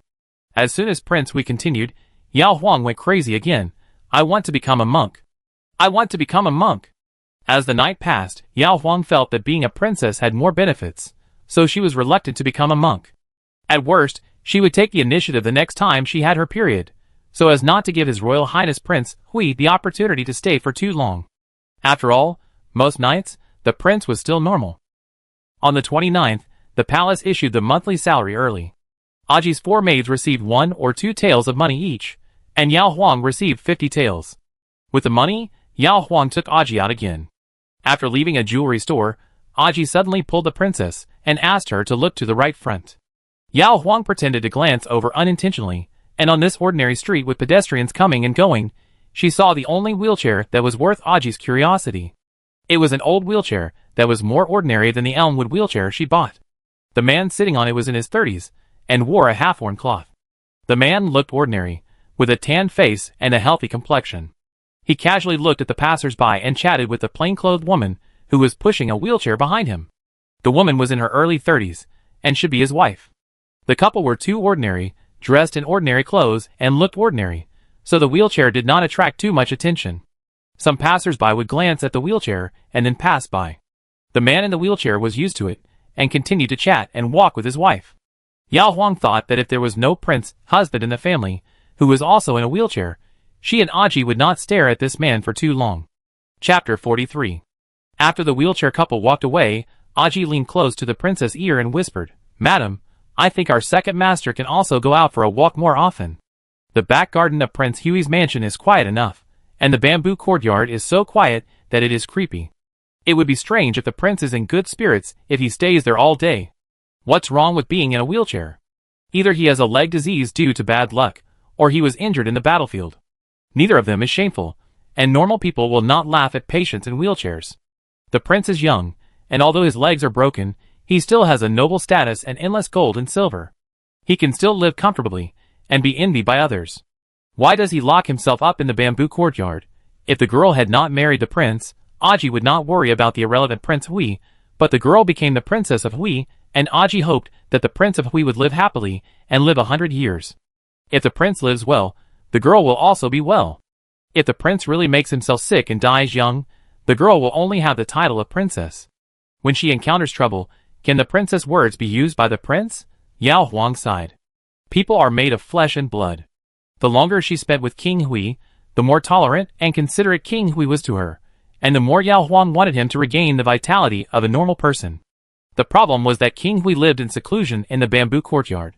Even if Yao Huang could invite him out to visit the garden and go fishing by the lake, there were still only a handful of people in the huge palace who could get close to the prince.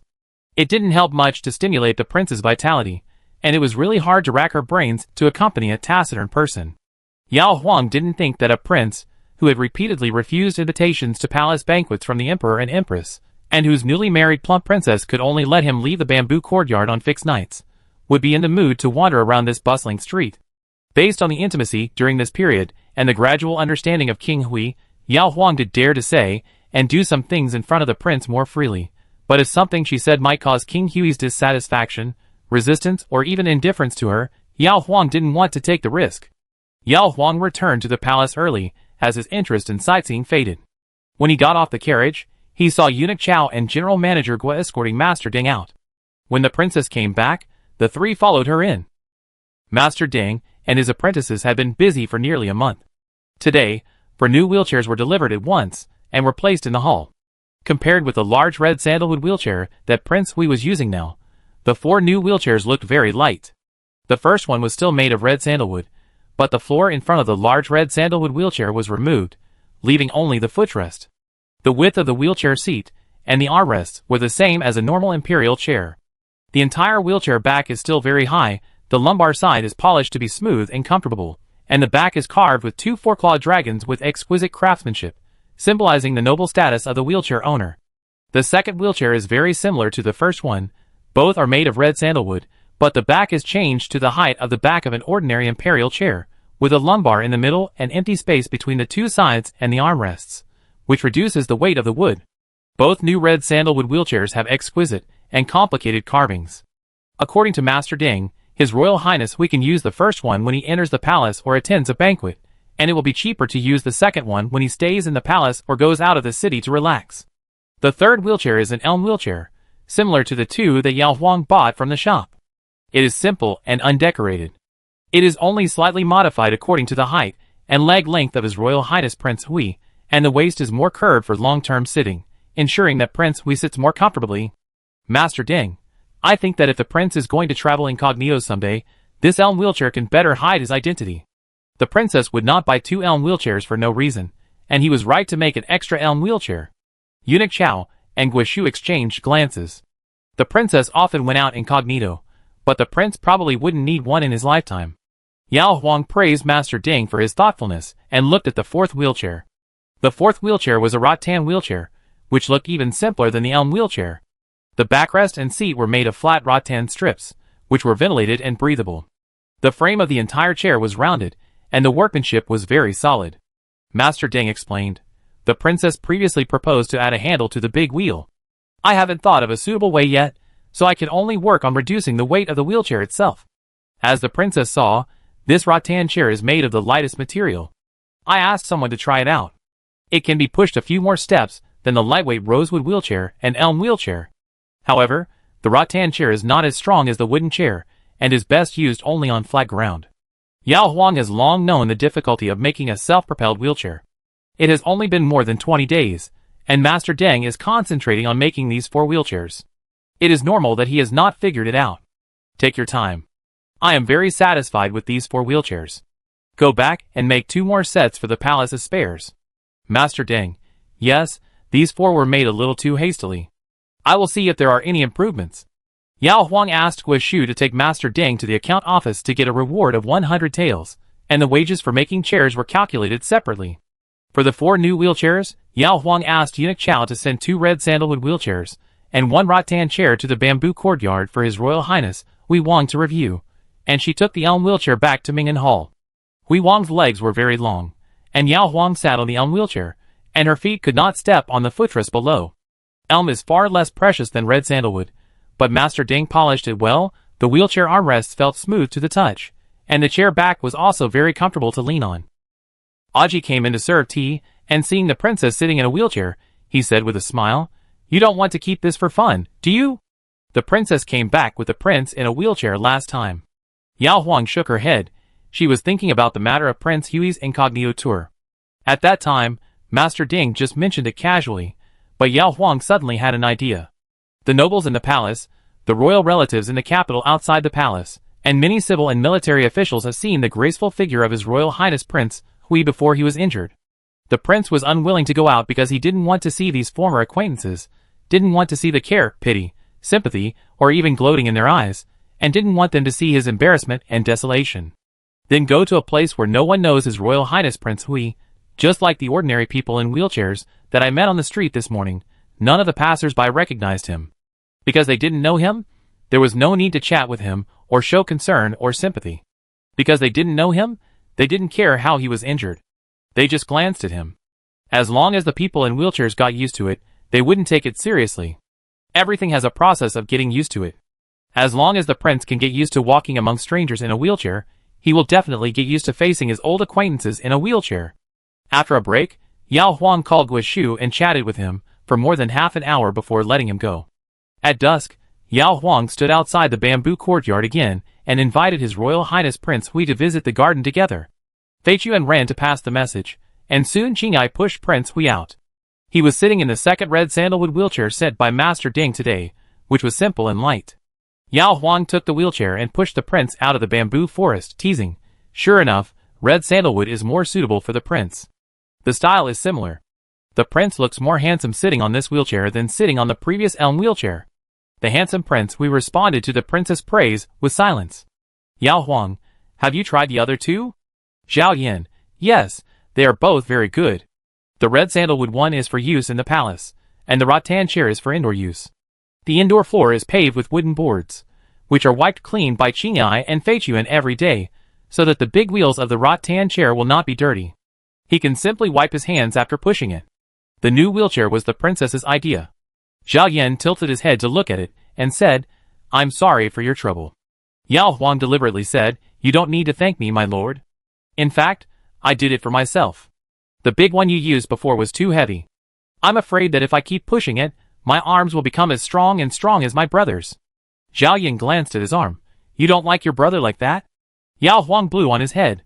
"I can like him, but the key is if I really become like that, will the prince still like him?" Zhao Yan wondered if the princess would still dare to be so rude if he could stand up. Yao Huang pushed Prince Hui into the vegetable garden. The prince's vegetable seeds were sown late, and the winter wheat of the people had been harvested long ago. The wheat seedlings on the prince's side had barely grown to knee height, but the sweet potatoes that were transplanted directly had climbed a green field. In the vegetable patch to the north, the cabbages were just tender. Yao Huang smiled and said, "I pick some tomorrow and make steamed buns for the prince to try at noon?" Zhao Yan said yes. The cantaloupe field was also lush and green, with some green buds.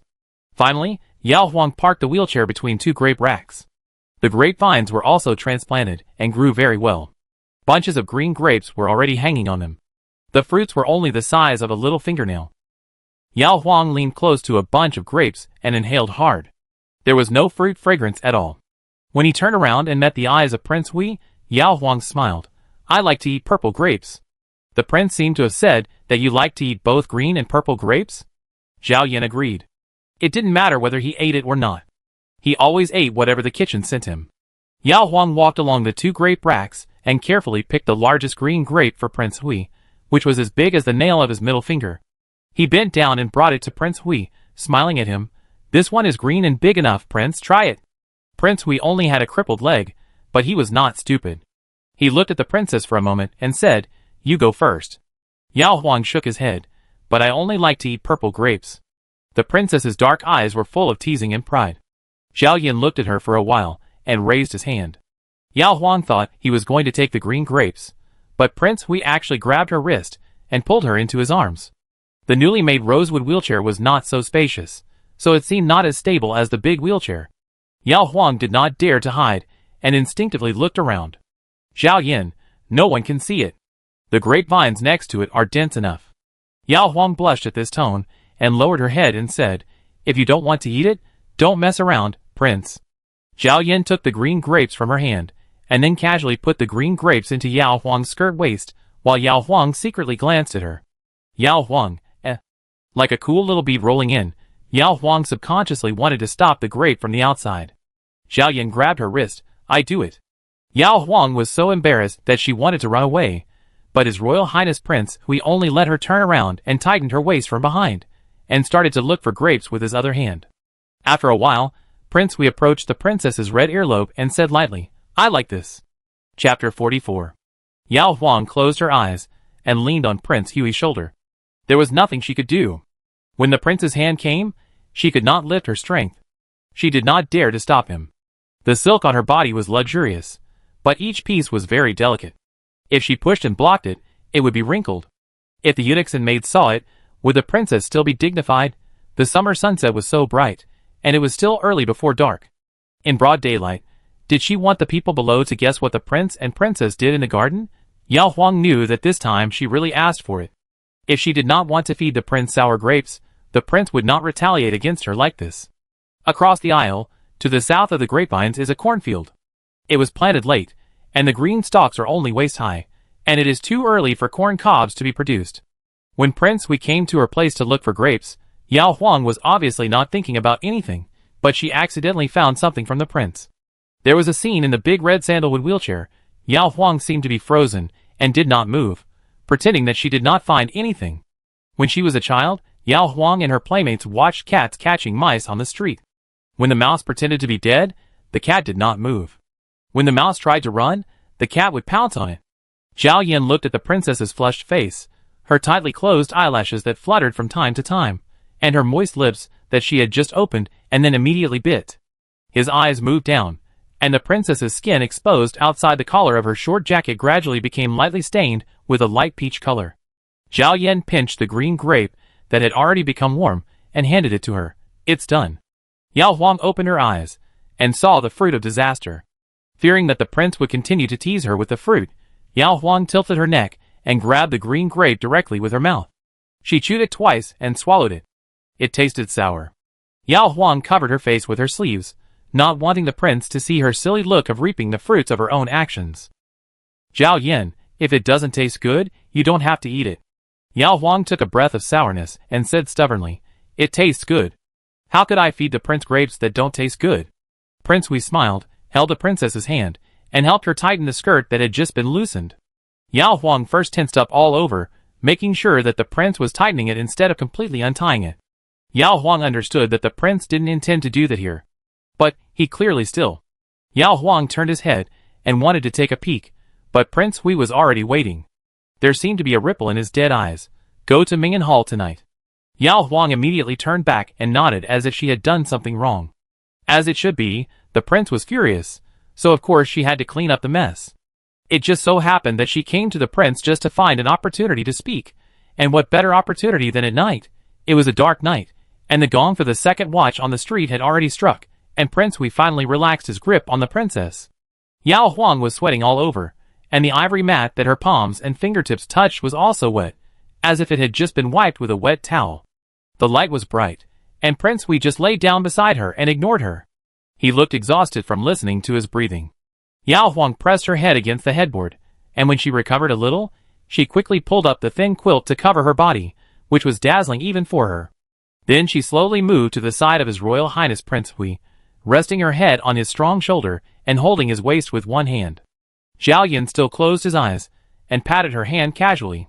Yao Huang calmed down with him, feeling that Prince Hui's chest was not rising and falling so much. Yao Huang said softly, "Prince, do you feel that although this ivory mat is good, it will get hot after lying on it for a long time, and you have to move it to a new place to cool it down?" "Zhao Yin, it's summer after all. If you're afraid of the heat, start using ice tomorrow. It's almost the end of the dog days. Yao Huang, use ice, like in the storybook, put a big cauldron in the room, put ice in the cauldron, and the whole room will be cool? Zhao Yin, yes. Yao Huang, how much ice do you need to put in a day? Is it expensive? Zhao Yin, the palace has a quota of ice and charcoal every year. The palace sends it directly, and the palace doesn't need to spend money to buy it. Yao Huang, it's great. Since I married the prince, I can enjoy all the blessings. Before, I only heard that the dignitaries in the capital would build summer villas on the mountains near the capital. In fact, those people don't have ice to use. Otherwise, they would be like the prince and live in the capital, and it would still be cool. Zhao Yin, it's different. The mountains are cool everywhere. Ice can only be used indoors. In addition, the 5th rank and above civil and military officials of noble families are given ice. The quota varies. It's not exclusive to the royal family. Yao Huang, so that's how it is. Hey prince, do we have a summer house somewhere? Speaking of excitement, Yao Huang propped up her upper body with her elbows and looked at her own prince with anticipation. The thin quilt with silk surface slipped from her shoulders. Noticing that the prince's eyes were following the quilt, Yao Huang wrapped the quilt tightly in time and glared at him. Look, isn't it enough? Prince Hui, who had eaten 2 meals in a row, continued the topic just now. Father has granted a summer palace near Beiyuan. The people in the capital have all heard of Beiyuan, which is the summer palace of the emperors. Guishu explained in more detail that for the safety of the emperor, no people lived within dozens of miles of Beiyuan. The emperors of all dynasties would only order people to build a palace in the mountains near Beiyuan to reward the royal children or the noble families who had made great contributions. Beiyuan did not fit Yao Huang's travel plan. She asked knowingly, Beiyuan is too far away. Is there one nearby? Zhao Yin, no. He has only been in office for 5 years, 2 of which he spent in battles, and 1 year recovering from injuries. He is alone, so there is no need to build a summer residence outside. Do you want one? Seeing the princess's thoughts, Zhao Yin thought for a while and said, if you want one, build one, but we will start construction this year, and it will be used next year. Yao Huang, don't, the prince has never thought of this before. As soon as I got married, I started building a house. People outside will guess that it was me and the prince who asked for it. At that time, they will definitely talk about me spending money recklessly by relying on the prince's favor. I obviously don't have much family background, but I am still so greedy for enjoyment. Zhao Yin, build it if you like, don't worry about outsiders. Yao Huang, let's talk about it in a few years. This year. Hey, has your highness heard of Lingshan? Zhao Yin, yes. Yao Huang, I haven't been there, but I've heard others mention it. They say Lingshan is in the southwest of the capital, and it takes 2 or 3 days to get there by carriage. It is said that there is a Lingshan town at the foot of Lingshan. People there live very comfortably in the summer, and they have to cover themselves with thick quilts at night. The hottest time during the day is about the same as our early summer. Zhao Yin, do you want to build a villa on Lingshan? The rich and powerful in the capital would not choose Lingshan, because it is too far away and inconvenient to travel to and from the capital, and it is also a remote place in the deep mountains and old forests, so it is not as safe as the villas in the suburbs of Beijing.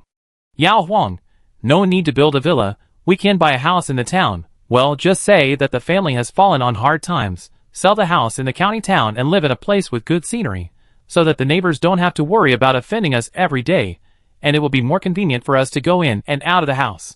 When the summer is over, we will find a reason to move out. Although the speech was prepared long ago, Yao Huang was still getting more and more excited. Your Highness knows that I am a girl from a poor family. After becoming a princess, I have to pretend to be good. Even if I build a villa in the nearby mountains, I have to worry about being seen by some noble lady when I go out to play. But if we really disguise ourselves as ordinary people and go to Lingshan town, no one knows us there. It's cool and free. I can play however I want, and no one can control me except your Highness. Zhao Yin looked at the princess's happy posture like a bird about to escape from a cage, and thought of the various inconveniences of going out. How to relieve oneself on the way for 2 or 3 days, where to stay at night. Lingshan town buys a house. Can the house in the town compare with the convenience of the palace? Pretending to be a commoner, he and she are still husband and wife. How to arrange the accompanying guards of Fei Ju and Qing'ai maid Liao Longzhou? Yao Huang can see the change of Prince Hui's expression, which is also silent. When he is in a good mood, he looks at her with gentle eyes, and his mood is usually dead. When he is in a bad mood, he simply does not look at her. Just now, Yao Huang just felt the dead air in the prince's eyes, and the next moment the prince looked away. Yao Huang said anxiously, "Your Highness doesn't like my idea. Forget it, I'm just chatting casually, I don't really want to go, maybe I forget about it after a good night's sleep. Besides, I've lived in the capital since I was a child, and I've lived through so many summers. It doesn't make sense that I'd suddenly become precious after becoming a princess, and have to find a place to escape the heat." She lay back on the man's chest, hugged him and said, "It's all because of your Highness being too good to me, and I've become more and more unruly. I dare to say anything to you, and I'm so busy being wild that I forget that you can't get used to living in that kind of rural place." Zhao Yin was not angry to begin with. The princess pressed down on him so softly, and had just been gentle with him. How could Zhao Yin make her worry and be afraid? He held the princess's hand and said, "I really can't get used to living in the countryside. If you want to go, take the maids and guards with you." "No, I just married the prince. The prince is willing to separate from me, but I can't. If you want to go, we can go together. If you don't want to go, we can't go together." Zhao Yin pulled the corner of his mouth. If they really went to Lingshan town, when she could play as she pleased, wouldn't she have to separate from him? If he went, the prince and princess would go at the same time, so that she would not be blamed by her father and framed by the people in the capital. Otherwise, if the princess left her disabled husband alone to escape the summer heat, the censors would really report her. "Call for water, I'm sleepy. His Royal Highness Prince, we spent the night in Mingyan Hall, but did not stay here for breakfast." It was the princess who got up with him. When Yao Huang ate breakfast alone, all he could think of was the lifeless face of the prince when he left. Yao Huang regretted it very much. At that time on South Street, she was still thinking that she couldn't take the risk of offending the prince. Why did she act impulsively when she saw the elmwood wheelchair made by Master Ding? The man was also stingy. If he didn't want to go, then he didn't go. She didn't beg him or coax him to go. Why was he making a fuss? You can curse the prince in your heart. Since you already know that the prince is unhappy, Yao Huang has to find a way to coax him back.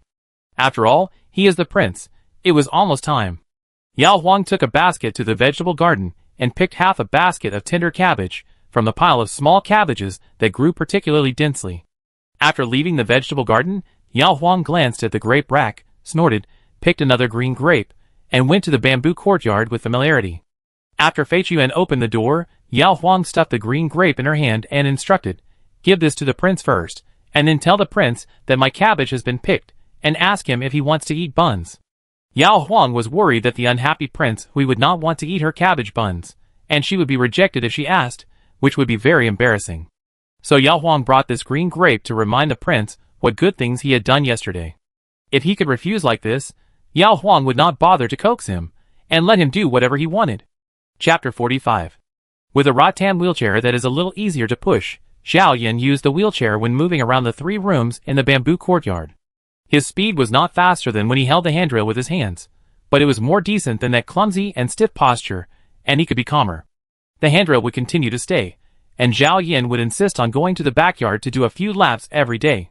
First, it was uncomfortable to sit all the time, and second, he liked to stand, even if he had to rely on his arms for support. In the past, after doing massage, Zhao Yin would go to the study to read, or go to the backyard to see the scenery. This morning, after wiping his legs and putting on his pants, Zhao Yin looked at the high window in the south that was supported by the green mist, and looked at the clear sky outside the window for a long time. The princess had been married for 40 days, and Zhao Yin had basically understood her personality. She was lively and active, but also smart and cautious. The palace was a place with many rules. She had studied in the Chushio Pavilion for a month. She could often peek at him in front of the emperor and empress. It was not because she was rash and forgot the rules, nor was it because she was really dazzled by his appearance. She knew that her beauty might not be rejected, and her family background was too low to be selected by the virtuous concubine and the gentle concubine. So she simply put her efforts on him, a disabled prince, who could choose his own wife. He was indeed not ugly, and she also had the freedom and dignity that only the prince's wife had, so she looked very satisfied, and treated him with all her heart, and her intimacy and care were all true love. But she grew up in Changsho Lane, and was not used to the dullness of the high walls of the royal palace. She liked to go shopping and horse racing, liked to go to restaurants and tea houses, and wanted to go to Lingshan in summer to escape the heat. In spring, she might want to go to the suburbs to appreciate flowers and fly kites. In autumn, go to high places to look far away, and in winter, go to the snow to look for plum blossoms. Her husband was a prince, so she didn't have to consider the expenses of food, clothing, housing and transportation. In her eyes, as long as she had enough money, she could go anywhere. But her husband is a disabled prince who needs her respect and care, so she can't leave him alone to have fun. It's better to take him with her to maintain etiquette and reputation. Zhao Yin thought, if there was no selection, she would probably prefer to marry a normal husband with a similar family background to her, who can accompany her to play around, rather than choosing a disabled prince husband, even if the latter can bring her wealth and glory. The princess loves money, but is not greedy for it. Her parents love her at home, and she is beautiful enough. It's easy for her to marry a young talent who has an official position and salary, and her life will not be bad at all. Pushing the wheelchair, Zhao Yin went to the study room. The Buddhist scriptures were obscure and difficult to understand, and Prince Wei did not turn the page for a long time. Prince, the princess wants to see you. Fei Chuan's message sounded under the eaves of the corridor. Zhao Yin tilted his head slightly and paused for a moment before saying, "Come in." Fei Chuan pushed open the south door of the main hall and closed it again. When he came to the study room, Fei Chuan bit his waist. Because there was only a small green grape, Fei Chuan could only give up the rule of handing things to the master with both hands. He held the grape with one hand and relayed the princess's meaning. "The princess asked me to give this to the prince first, and then ask if you still want to eat buns." The princess just went to the vegetable garden to pick a basket of cabbage, and is waiting outside the yard now. Zhao Yin, Everything that happened yesterday came to his mind one by one. Zhao Yin couldn't guess why she gave him this grape. Was she angry about his teasing at that time and wanted him to eat a sour fruit to get revenge? Or was she afraid that he would be angry about the Lingshan town incident and hoped that he would think more about her goodness? The former, the princess did have the courage to do so, and the latter, she was indeed afraid of angering him. "Take the princess to the kitchen over here. Master Kong doesn't need to come over at noon." "Yes." Outside the bamboo courtyard, Yao Huang said in surprise, "The prince asked me to steam buns here?" Fei Chuan smiled and said, "Yes, there are rice, flour, oil and vegetables here. The princess can serve it to the prince immediately after it is ready, otherwise it will take time to send it back and forth. It is indeed easier to do it in the bamboo courtyard." Yao Huang walked in with a basket, and saw that the door of the main hall was closed. The prince did not show his face. Yao Huang lowered her voice and asked, "Where is the grape?" Fei Chuan whispered, "The prince asked me to put it on the desk."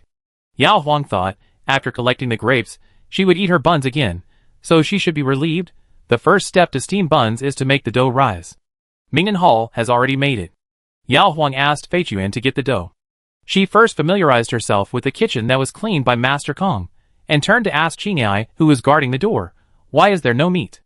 "Qingai, we have few people here, and we are afraid that the food will become stale after being stored for a long time. Master Kong always brings the freshest meat. If the princess wants it, I will go get it." "Yao Huang, go ahead. If I had known, I would have asked Fei Chuan to get noodles later. It's just right to bring them from Mingnan Hall." "Qingai, it's okay. I can run errands quickly." "Princess, please wait." After saying that, Qingai went to the eaves of the study to greet the prince, and left in a hurry after getting permission. Yao Huang scooped a basin of water from the jar, sat on a small stool, twisted off the roots of the cabbage, and then soaked the remaining leaves in the basin. After washing once, pour the water into the bucket for washing vegetables, and scoop water to wash again. After draining the leaves and preparing to chop the stuffing, there was a burst of intermittent wheelchair rolling outside. Yao Huang took 2 steps outside and looked out. It turned out that it was Prince Wei who came out of the house. He was 3 or 4 steps away from the half-closed door behind him. He was sitting in the rattan wheelchair. When they looked at each other, Prince Wei held the big wheels on both sides with both hands, and was about to exert force. Yao Huang's heart skipped a beat. He shook the water off his hands and ran out. "Prince, don't move." "I do it." The yard was paved with stone slabs. No matter how clean it was swept, there would still be dust and sand. How could he dirty and hurt the prince's precious hands? She ran fast, so Zhao Yin let go of her hand. When the princess stood behind him, he said, "Let me see how you do it." "Yao Huang, then the prince can call me. There are only 2 of us here. I will definitely hear you if you call me in the room." Zhao Yin was silent. Yao Huang pushed him into the kitchen, picked the most spacious and bright place by the window to park the wheelchair, then took a towel from the rack with a row of clean towels hanging on it, wet it, and walked over and said, "I will help the prince wipe his hands." Zhao Yan, I will do it myself, you go and get busy. Seeing that he really didn't need to be served by himself, Yao Huang walked back to the chopping board and started chopping the stuffing. Thinking that she couldn't leave the prince alone, Yao Huang turned her head while cutting the stuffing with one hand and explained, "Some families like to blanch the cabbage first, but we don't blanch it because it tastes fresher this way." Zhao Yan nodded and avoided her sight. "Yao Huang, the prince has never been to the kitchen, right?" Zhao Yan, "Yes." Yao Huang followed his sight and said to the neatly arranged cabinets in the north, "Even the kitchen in the bamboo courtyard is so spacious, as big as my boudoir in my mother's house plus a living room." Zhao Yan glanced at the sharp kitchen knife in her hand several times. Concentrate on cutting vegetables. Yao Huangba had to find words to accompany him. After cutting the vegetable filling, Fei Chuan came back first, holding a basin in his arms. When he came in and saw the prince sitting inside, Fei Chuan subconsciously put away his smile, put the basin away properly and left. There is a special place for kneading dough in the kitchen. Yao Huang felt tired standing, so she put down a low table in front of Prince Hui and lifted the panel over. She sat on a small stool to show Prince Hui her skills in kneading dough, cutting noodles, and rolling bun skins. Thinking of the past, Yao Huang laughed to herself. "I remember that my mother thought I was lazy and said that I only knew how to steam buns. If I get married and meet a shrewd mother-in-law in the future, she would be able to take advantage of this shortcoming. I didn't expect that I was lucky enough to marry a prince and have a kitchen servant to serve me." Zhao Yan just looked at her. Yao Huang was used to it. She would talk about interesting things when she thought of him. If she had nothing to say, she would hum a little song for Prince Hui. "Zhao Yan, why are there so many noodles?" "Yao Huang, it's very troublesome to make steamed buns. Since I've started, I might as well make a few more. It just so happens that Master Kong is not here, and Fei Chu and Qingyai is also counting on my steamed buns for lunch." Qingyai came back with 2 bowls of stuffing. One bowl was filled with the pork belly stuffing that Chef Kong had chopped quickly with 2 knives, and the other bowl was filled with fresh pork belly cooled in ice water, which looked too fat and ate lean. If the princess wanted to do everything herself, she could chop it again. If she wanted to save time, she could use ready-made stuffing. Yao Huang just wanted to make steamed buns, but she didn't have such a strong desire to make them by hand, so she used the ones that Chef Kong had chopped. After making a steamed bun, Yao Huang put it aside with shame. "My hands are clumsy, and my patterns are not as beautiful as my mother's. Your Majesty, please don't despise me." Zhao Yan looked at her palms and backs covered with white flour, but didn't care. There was plenty of flour and filling. Yao Huang made a total of 10 small cabbage mixed with meat fillings, and 9 pure meat fillings. After counting them, he said with satisfaction, "Enough." After putting the buns into the steamer, Yao Huang pushed Prince Hui out of the kitchen. "The smoke from the fire is too much, Prince, go wait inside." Zhao Yan did not go into the house again, but asked Qingyai Fei Chuan to move the stone table and stone bench outside the gate to the flat ground inside the bamboo forest, and he went there in advance to wait. The thick green bamboo forest blocked the bright sun, and although there was no wind, the forest was also very cool. When Yao Huang came out with the tray, he saw Prince Hui sitting quietly in the forest. The thin leaves on the bamboo tips would sway slightly with the imperceptible breeze, but Prince Hui was as quiet as a fake person carved out of white jade. Yao Huang once again had the illusion that her husband was a male demon from the mountains, but she knew in her heart that Prince Hui looked like this because of his leg disease. There was a plate, 2 bowls, and 2 pairs of chopsticks on the tray. In each bowl were 2 buns, 1 meat and 1 vegetable, and there were 4 more on the plate. After putting the tray away, Yao Huang sat opposite Prince Hui and handed him chopsticks while saying, "Prince, please try it. The buns fresh out of the pot are the most fragrant."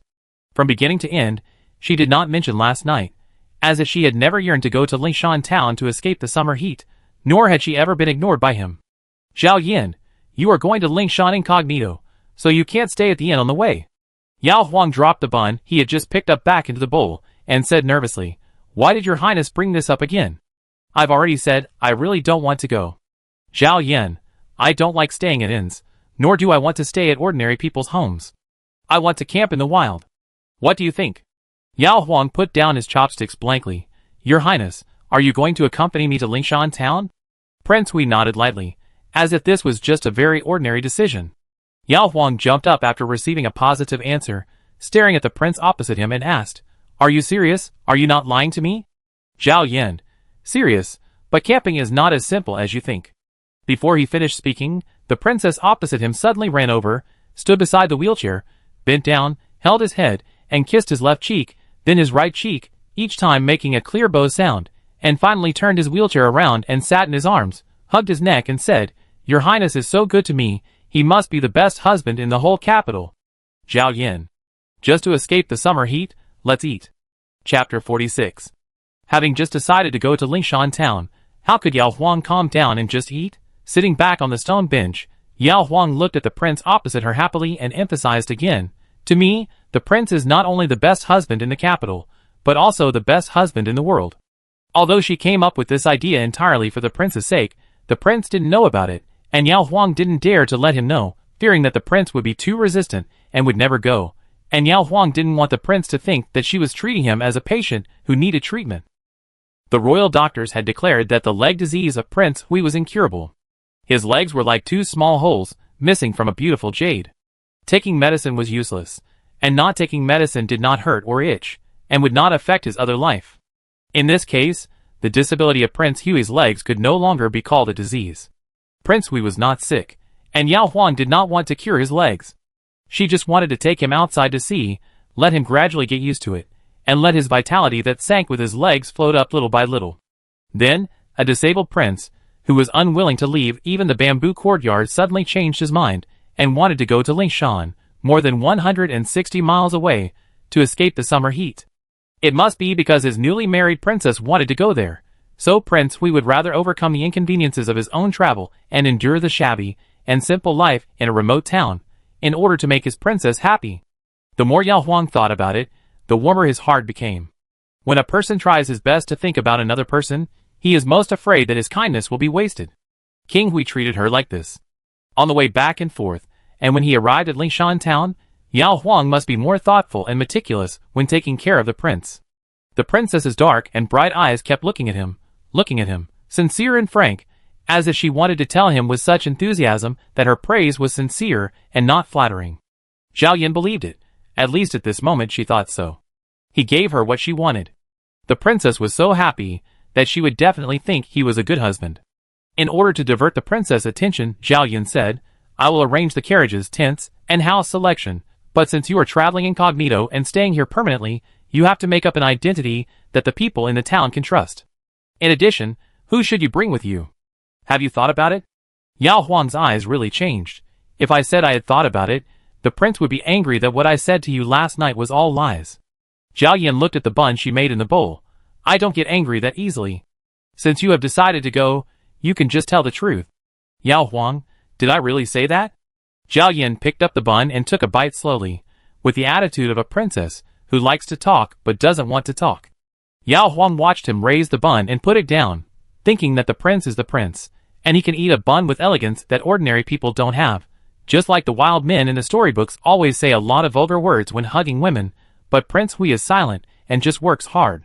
Zhao Yin raised his eyes, and found that his princess was smiling a little strangely. When their eyes met, Yao Huang quickly suppressed the inappropriate praise that the prince would not like to hear, took a bite of the bun first, and finished eating half of the words, and then drank a sip of the tea that had been prepared on the stone table, and said excitedly, "Prince, let me tell you, the people in the town love to gossip about other people's affairs the most. If we want to pretend, we have to pretend to be very real, otherwise if someone hears a mistake, those people will think of something more ridiculous." Zhao Yin nodded. "Yao Huang, as for the servants, I can take Aji with me. Who else does the prince want to take?" "Zhao Yin, I need Qingyai Feichuan to take care of my daily life. Lingshan town is remote, and you and I may not be able to adapt to the climate. Dr. Liao must also be brought along. Leave all the laundry to Aji. Can she do it alone?" Zhao Yin didn't know how many clothes a maid could wash in a day, especially since Aji was the princess's trusted maid. If the princess didn't want Aji to work hard, she could take another maid to wash clothes. "Yao Huang, it can be done. It's cool in summer, and washing clothes is not as painful as in winter. We don't do hard work, so the clothes won't be too dirty. We just need to rinse them with water to get rid of the sweat." "Zhao Yin, we still need a cook. Should we take Master Kong or the one from Mingantong?" "It's okay for him to take Master Kong or Master Mingantong. It depends on which master's cooking skill she likes more." Yao Huang quickly reviewed these people and said with a smile, "Take Madame Gao, so that we can pretend to be a big family." Dr. Liao and Madame Gao will pretend to be a couple, Qingyai and Aji will pretend to be their eldest son and eldest daughter-in-law, and the neighbors will not have to worry about introducing them to a marriage. After all, their looks and temperaments are outstanding in the town. Fei Chuan has a tender face, so he can pretend to be their youngest son, and he can refuse if someone asks about marriage. The prince pretended to be the nephew of the couple, well, a smart and handsome scholar who accidentally injured his leg. I am naturally the beautiful niece-in-law they married for you. Zhao Yan looked at the princess's face, and she really deserved to be as beautiful as a flower. Yao Huang, Dr. Liao can continue to be a doctor in the town, which shows that our family also has a way to make a living. If we have a headache or fever, he will take care of us. If we have nothing to do, he will treat the people in the town. It not only kills his time, but also benefits the people in the area, and it can also make good connections for our family. Mrs. Gao is responsible for cooking, and Aji can help her. When she doesn't have to cook, she and Aji wash clothes together. They are more like mother-in-law and daughter-in-law when they go in and out together. Qingyai and Fei Chuan are used to being eunuchs. It's easy to reveal their identities when they go out. Just say they want to dry medicinal herbs at home and go out occasionally. We have to bring guards too. Let's bring the 2 best guards in the palace, pretending to be apprentices who have signed a death contract with Dr. Liao. Let them live with us at night to guard the house, and let them work for Dr. Liao during the day. The town shouldn't be big. If we need guards, they can come in time by firing a whistle. Should there be such a thing as a whistle? Zhao Yin, yes. Yao Huang, but this is just to be on the safe side. Lingshan is only 100 miles away from the capital. I don't think there are any big villains who burn, kill and rob. I can beat 2 ordinary thieves by myself. Zhao Yin, arrange a team of plainclothes guards. Let them pretend to be merchants and stay in the inn. One of them pretends to be sick and stays in bed. The caravan guards can wander around the town by themselves during the day and keep a distance to protect you secretly. Yao Huang, a team of guards. Yes, this man is a prince who can't walk by himself after all. What if the couple is really unlucky and encounters several big villains or gangsters? Once the prince is injured or even killed, Yao Huang, the princess who instigated him to go out, will be punished. At the least, she will be ignored or divorced by the injured prince, and at the worst, she will be beheaded and confiscated by the angry Emperor Yongchang, and her entire family will be implicated. Thinking of this, Yao Huang shuddered and said anxiously, Prince, how about we not go? I suddenly feel a little scared. It's her fault that she only thought about comforting the prince and forgot that the prince was a rich man. Yao Huang lured him to go on a long journey, just like borrowing a precious egg laid by Emperor Yongchang himself. If there is any mistake, Yao Huang will be miserable. Zhao Yin looked at her and said, What are you afraid of? Since my father ascended the throne, there has not been a bandit riot with more than 10 people in the entire capital. Before leaving, I will also send people to investigate the situation around Lingshan in detail. If there is a real threat, I will not take you there. Yao Huang was relieved. After lunch, the Lingshan town group had considered almost all the major and minor matters. When pushing Prince Hui back to the courtyard, Yao Huang finally said, If you really go, Prince will have to wear cloth like me. Cloth is not as smooth as silk. I will ask someone to make one for Prince. You try it on? If Prince Hui can't even wear cloth, all the previous plans will be in vain. Zhao Yin, just make it ready-made. He did wear gorgeous clothes since he was a child, but that didn't mean he couldn't endure hardships. Compared with the wind and rain, the swords on the battlefield, wearing cloth is not a hardship. The embroidery room had the measurements of His Royal Highness Prince Hui, and it was much easier to sew cloth clothes for commoners than sew brocade clothes. In just 5 days, the embroidery room sent 10 sets of cloth clothes, shoes, and socks for Prince Hui. At the same time, they also added 5 or 6 sets of fine cloth new clothes to Yao Huang and Aji, and several sets were also sent to Dr. Liao, Lady Gao, and Qingyai Fei Chuan. This was enough, and Yao Huang told the embroidery room not to make more cloth clothes. After waiting for another 2 days, His Royal Highness Prince Hui came to Ming'an Hall and told the princess that the house and the clinic in Lingshan town had been set up. Yao Huang took the scroll he handed over and said in surprise, So soon? Zhao Yin, Liao Longzong took Zhang Yu and Wang Dong to do it. They have already settled there. You and I can leave at any time. Yao Huang was already looking at the scroll. It showed the house map of the new house in Lingshan town. It was 2 houses with 2 entrances facing the river. The house on the east side was for the prince and princess, and the house on the west side was for Liao Longzhong's family. The walls between the front and back yards of the 2 houses were opened up.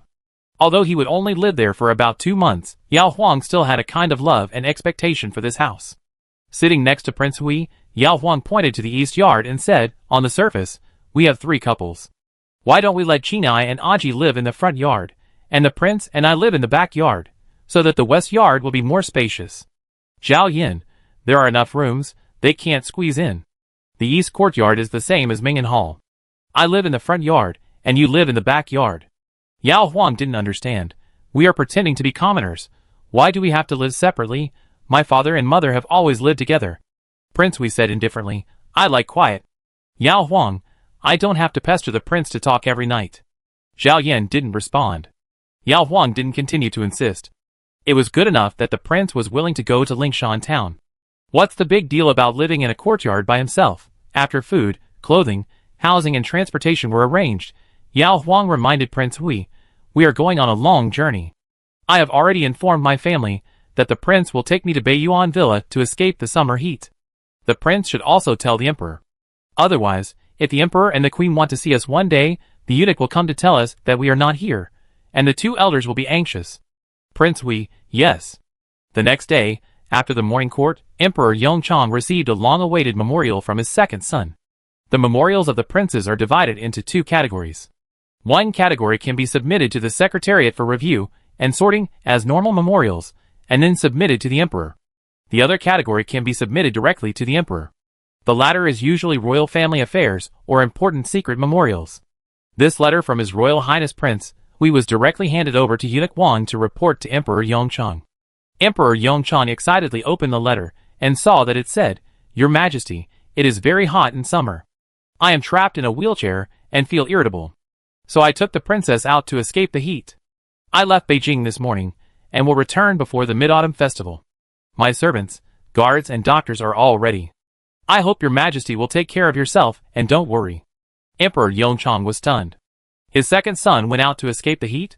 Looking at the bright sun outside the window, Emperor Yongchang suddenly felt distressed. His second son's legs were disabled, and he could only sit in a wheelchair for a long time. Even if there was ice in the room, his butt would be hot. "Last summer, my son's broken bones were not healed yet, so he had to stay in bed. This year he can move, so he must go to a cool place to escape the heat? Go. As long as my son lives comfortably, it doesn't matter where." Chapter 47. Prince Hui and the princess left the capital on the 9th day of the 6th lunar month. There were 4 carriages in total. The first carriage carried mother and son, 2 people, Gan Yangzi and Qingai. The second carriage carried the silent and solitary Prince Hui, nephew, and his good friend, little cousin, Fei Chuan. The third carriage carried Yao Huang and Aji, sisters-in-law. The last carriage was a flatbed truck specially used for carrying luggage. The board was surrounded by wooden boards to block the view of passers-by, and 2 horses were harnessed in front. In addition to the 4 drivers, there are 4 escorts. Among these 8 people, 1 is another doctor in the palace, Dr. Li, and the remaining 7 are all guards, pretending to be the coachmen hired by the Liao family. When the group arrives at Lingshan town, these 8 people will drive the carriage away. The team of guards, who really want to stay in the town to secretly protect the prince and princess, have already checked into the inn in the town in advance. Otherwise, it would be too coincidental for 2 groups of people to arrive in the town at the same time. "Madam, why did the second master prefer to ask Fei Chuan to accompany him in the car instead of you?" Aji couldn't understand. If she were a man, the long journey would become interesting with such a beautiful wife as the princess. Yao Huang smiled and said, "Maybe he just likes quietness. I can't help talking to him when I'm there." Aji, Yao Huang, who was lying on the main seat on the north side, patted his bent legs and said with satisfaction, "It's better if he asks me to accompany him when he's not happy. I can lie down however I want when I'm with you." Aji sat on the ground next to the main seat. "Come, let me massage your legs." "Yao Huang, you should stay here. You used to be as free as me at home, but you will be as busy as Qianyang in town. You only have these 2 days of good days on the road." "Aji, don't look down on me. I can do what my sister can do, and I get much more reward money than my sister. There is indeed more work in town than in the palace, but who in the palace doesn't want to show up and serve the prince and princess? Take Master Kong for example. Because Madame Gao gave him the qualification to work with her, he came to Minglantong to recommend himself to the princess. He said that he was familiar with the prince's taste and had great strength. He was not afraid of tiredness when cooking for several people. He hoped that the princess would consider him. Unfortunately, the princess chose Madame Gao for another reason. Master Kong had red eyes, but could only wait for the prince to return to Beijing. The wheels rolled along the compacted official road, stirring up yellow dust. Fortunately, it was hot and windless, so the dust could not be raised very high. Aji rolled up the bamboo curtains on both sides of the car window, leaving only a layer of mosquito-proof gauze curtain. Seeing that the princess fell asleep, Aji also leaned in the corner to take a nap. When he wanted to relieve himself, Aji took out the brass chamber pot in the bamboo basket, one for each master and servant. Yao Huang was about to lift her skirt when she suddenly understood why Prince Hui ordered Fei Chuan to ride with him. Otherwise, when Prince Hui wanted to relieve himself, wouldn't she have to serve him? The newlyweds were so affectionate that they almost became one person, but Yao Huang was not prepared for such service. Obviously, Prince Hui did not want her to witness that scene. After finishing his work, Aji fastened the lids of the two brass chamber pots and put them back into the bamboo basket. The bamboo basket was sewn with cloth outside, and the lid was closed, making it airtight. At noon, the 4 carriages stopped under the shade of a tree. Aji helped the princess get off the carriage first, and Qinghai and Fei Chuan also joined forces to push Prince Hui down. When Yao Huang sat on the wooden bench opposite Prince Hui, she saw Qinghai taking away the bamboo baskets on the 2 carriages, and Fei Chuan followed with a bucket of water. Yao Huang felt inexplicably hot on her face. Only after she had really gone on this long journey did she realize how many inconveniences there were along the way. Madame Gao, Aji took the iron pot of noodles and vegetables to the other side to cook, and several guards were responsible for collecting firewood and setting up the stove. Yao Huang looked around and whispered to His Royal Highness Prince Hui, "It's all because of me. Second Master has been tired. Zhao Yin, fortunately, we should be able to make it to town for lunch the day after tomorrow." Yao Huang, is Second Master sitting or lying in the car? Zhao Yin, he will take a break in the afternoon. The implication is that he had been sitting all morning. Yao Huang looked at the rattan wheelchair that Prince Hui was sitting on. It had a waist support of normal height. It was uncomfortable to think about sitting like this for half a day. She stood up, walked around to Prince Hui's back, and massaged his shoulders. As soon as she put her hand on him, Prince Hui took it away and said in a low voice, "There are many people around, so pay attention to the rules." Yao Huang looked at the guards, who didn't dare to look over here, and retorted, "What rules? You are my husband, and I massage your shoulders to show that I care about you. This is called gentleness and consideration. How is it against the rules?" After saying that, he put his hand on it again. "Zhao Yan, you are the princess, you don't have to do this. The princess has her own dignity." He didn't want the people below to see her so attentive. It would be easy to be looked down upon. "Yao Huang, where is the princess? I am the niece-in-law of Dr. Liao. I dare not dream of being a princess." Zhao Yin, Yao Huang not only helped him to massage his shoulders, but also turned to the front of Prince Hui, trying to pull his hand to help him stretch his arms. Zhao Yin clenched his fists, motionless. "Yao Huang, you've read so much that your head is numb, and you only know the rules and regulations. If you have the ability, you can remember these rules and regulations at night." Zhao Yin, Lunch is vegetable pancakes and cucumber egg soup. It's hot, and it's hard to bring fresh meat, so I just eat simple food these 2 days. Mrs. Gao was able to enter the palace to take charge of the princess's meals. Her cooking skills are not inferior to Master Kong. The simple vegetable pancakes are yellow in skin and tender in the middle. The fillings are also fragrant and fresh. The slightly salty cucumber egg soup is even more refreshing and thirst-quenching. After eating and drinking, they rested for half an hour and continued on their way after the hottest afternoon. The route was explored in advance by Zhang Yu and others. When it was getting dark, they came to a shallow stream more than 2 meters wide. As usual, the prince and princess rested, and the others had their own division of labor. Yao Huang watched the 7 guards skillfully set up 3 tents. "Zhao Yin, I will live with Qinghai Fei Chuan. You will live with Aji Gaonyangzi, and the other one will be for Dr. Li and the guards." Yao Huang nodded in agreement. At night, they had to boil water to wipe their bodies, etc. It was indeed more convenient for the couple to live separately. After dinner, Qinghai and Fei Chuan carried 2 buckets of water to the tent of the prince and the princess respectively. Yao Huang said goodbye to Prince Hui. When she left, she heard Prince Hui whispered, "People will be reflected in the tent. Light the lamp after you finish dressing up."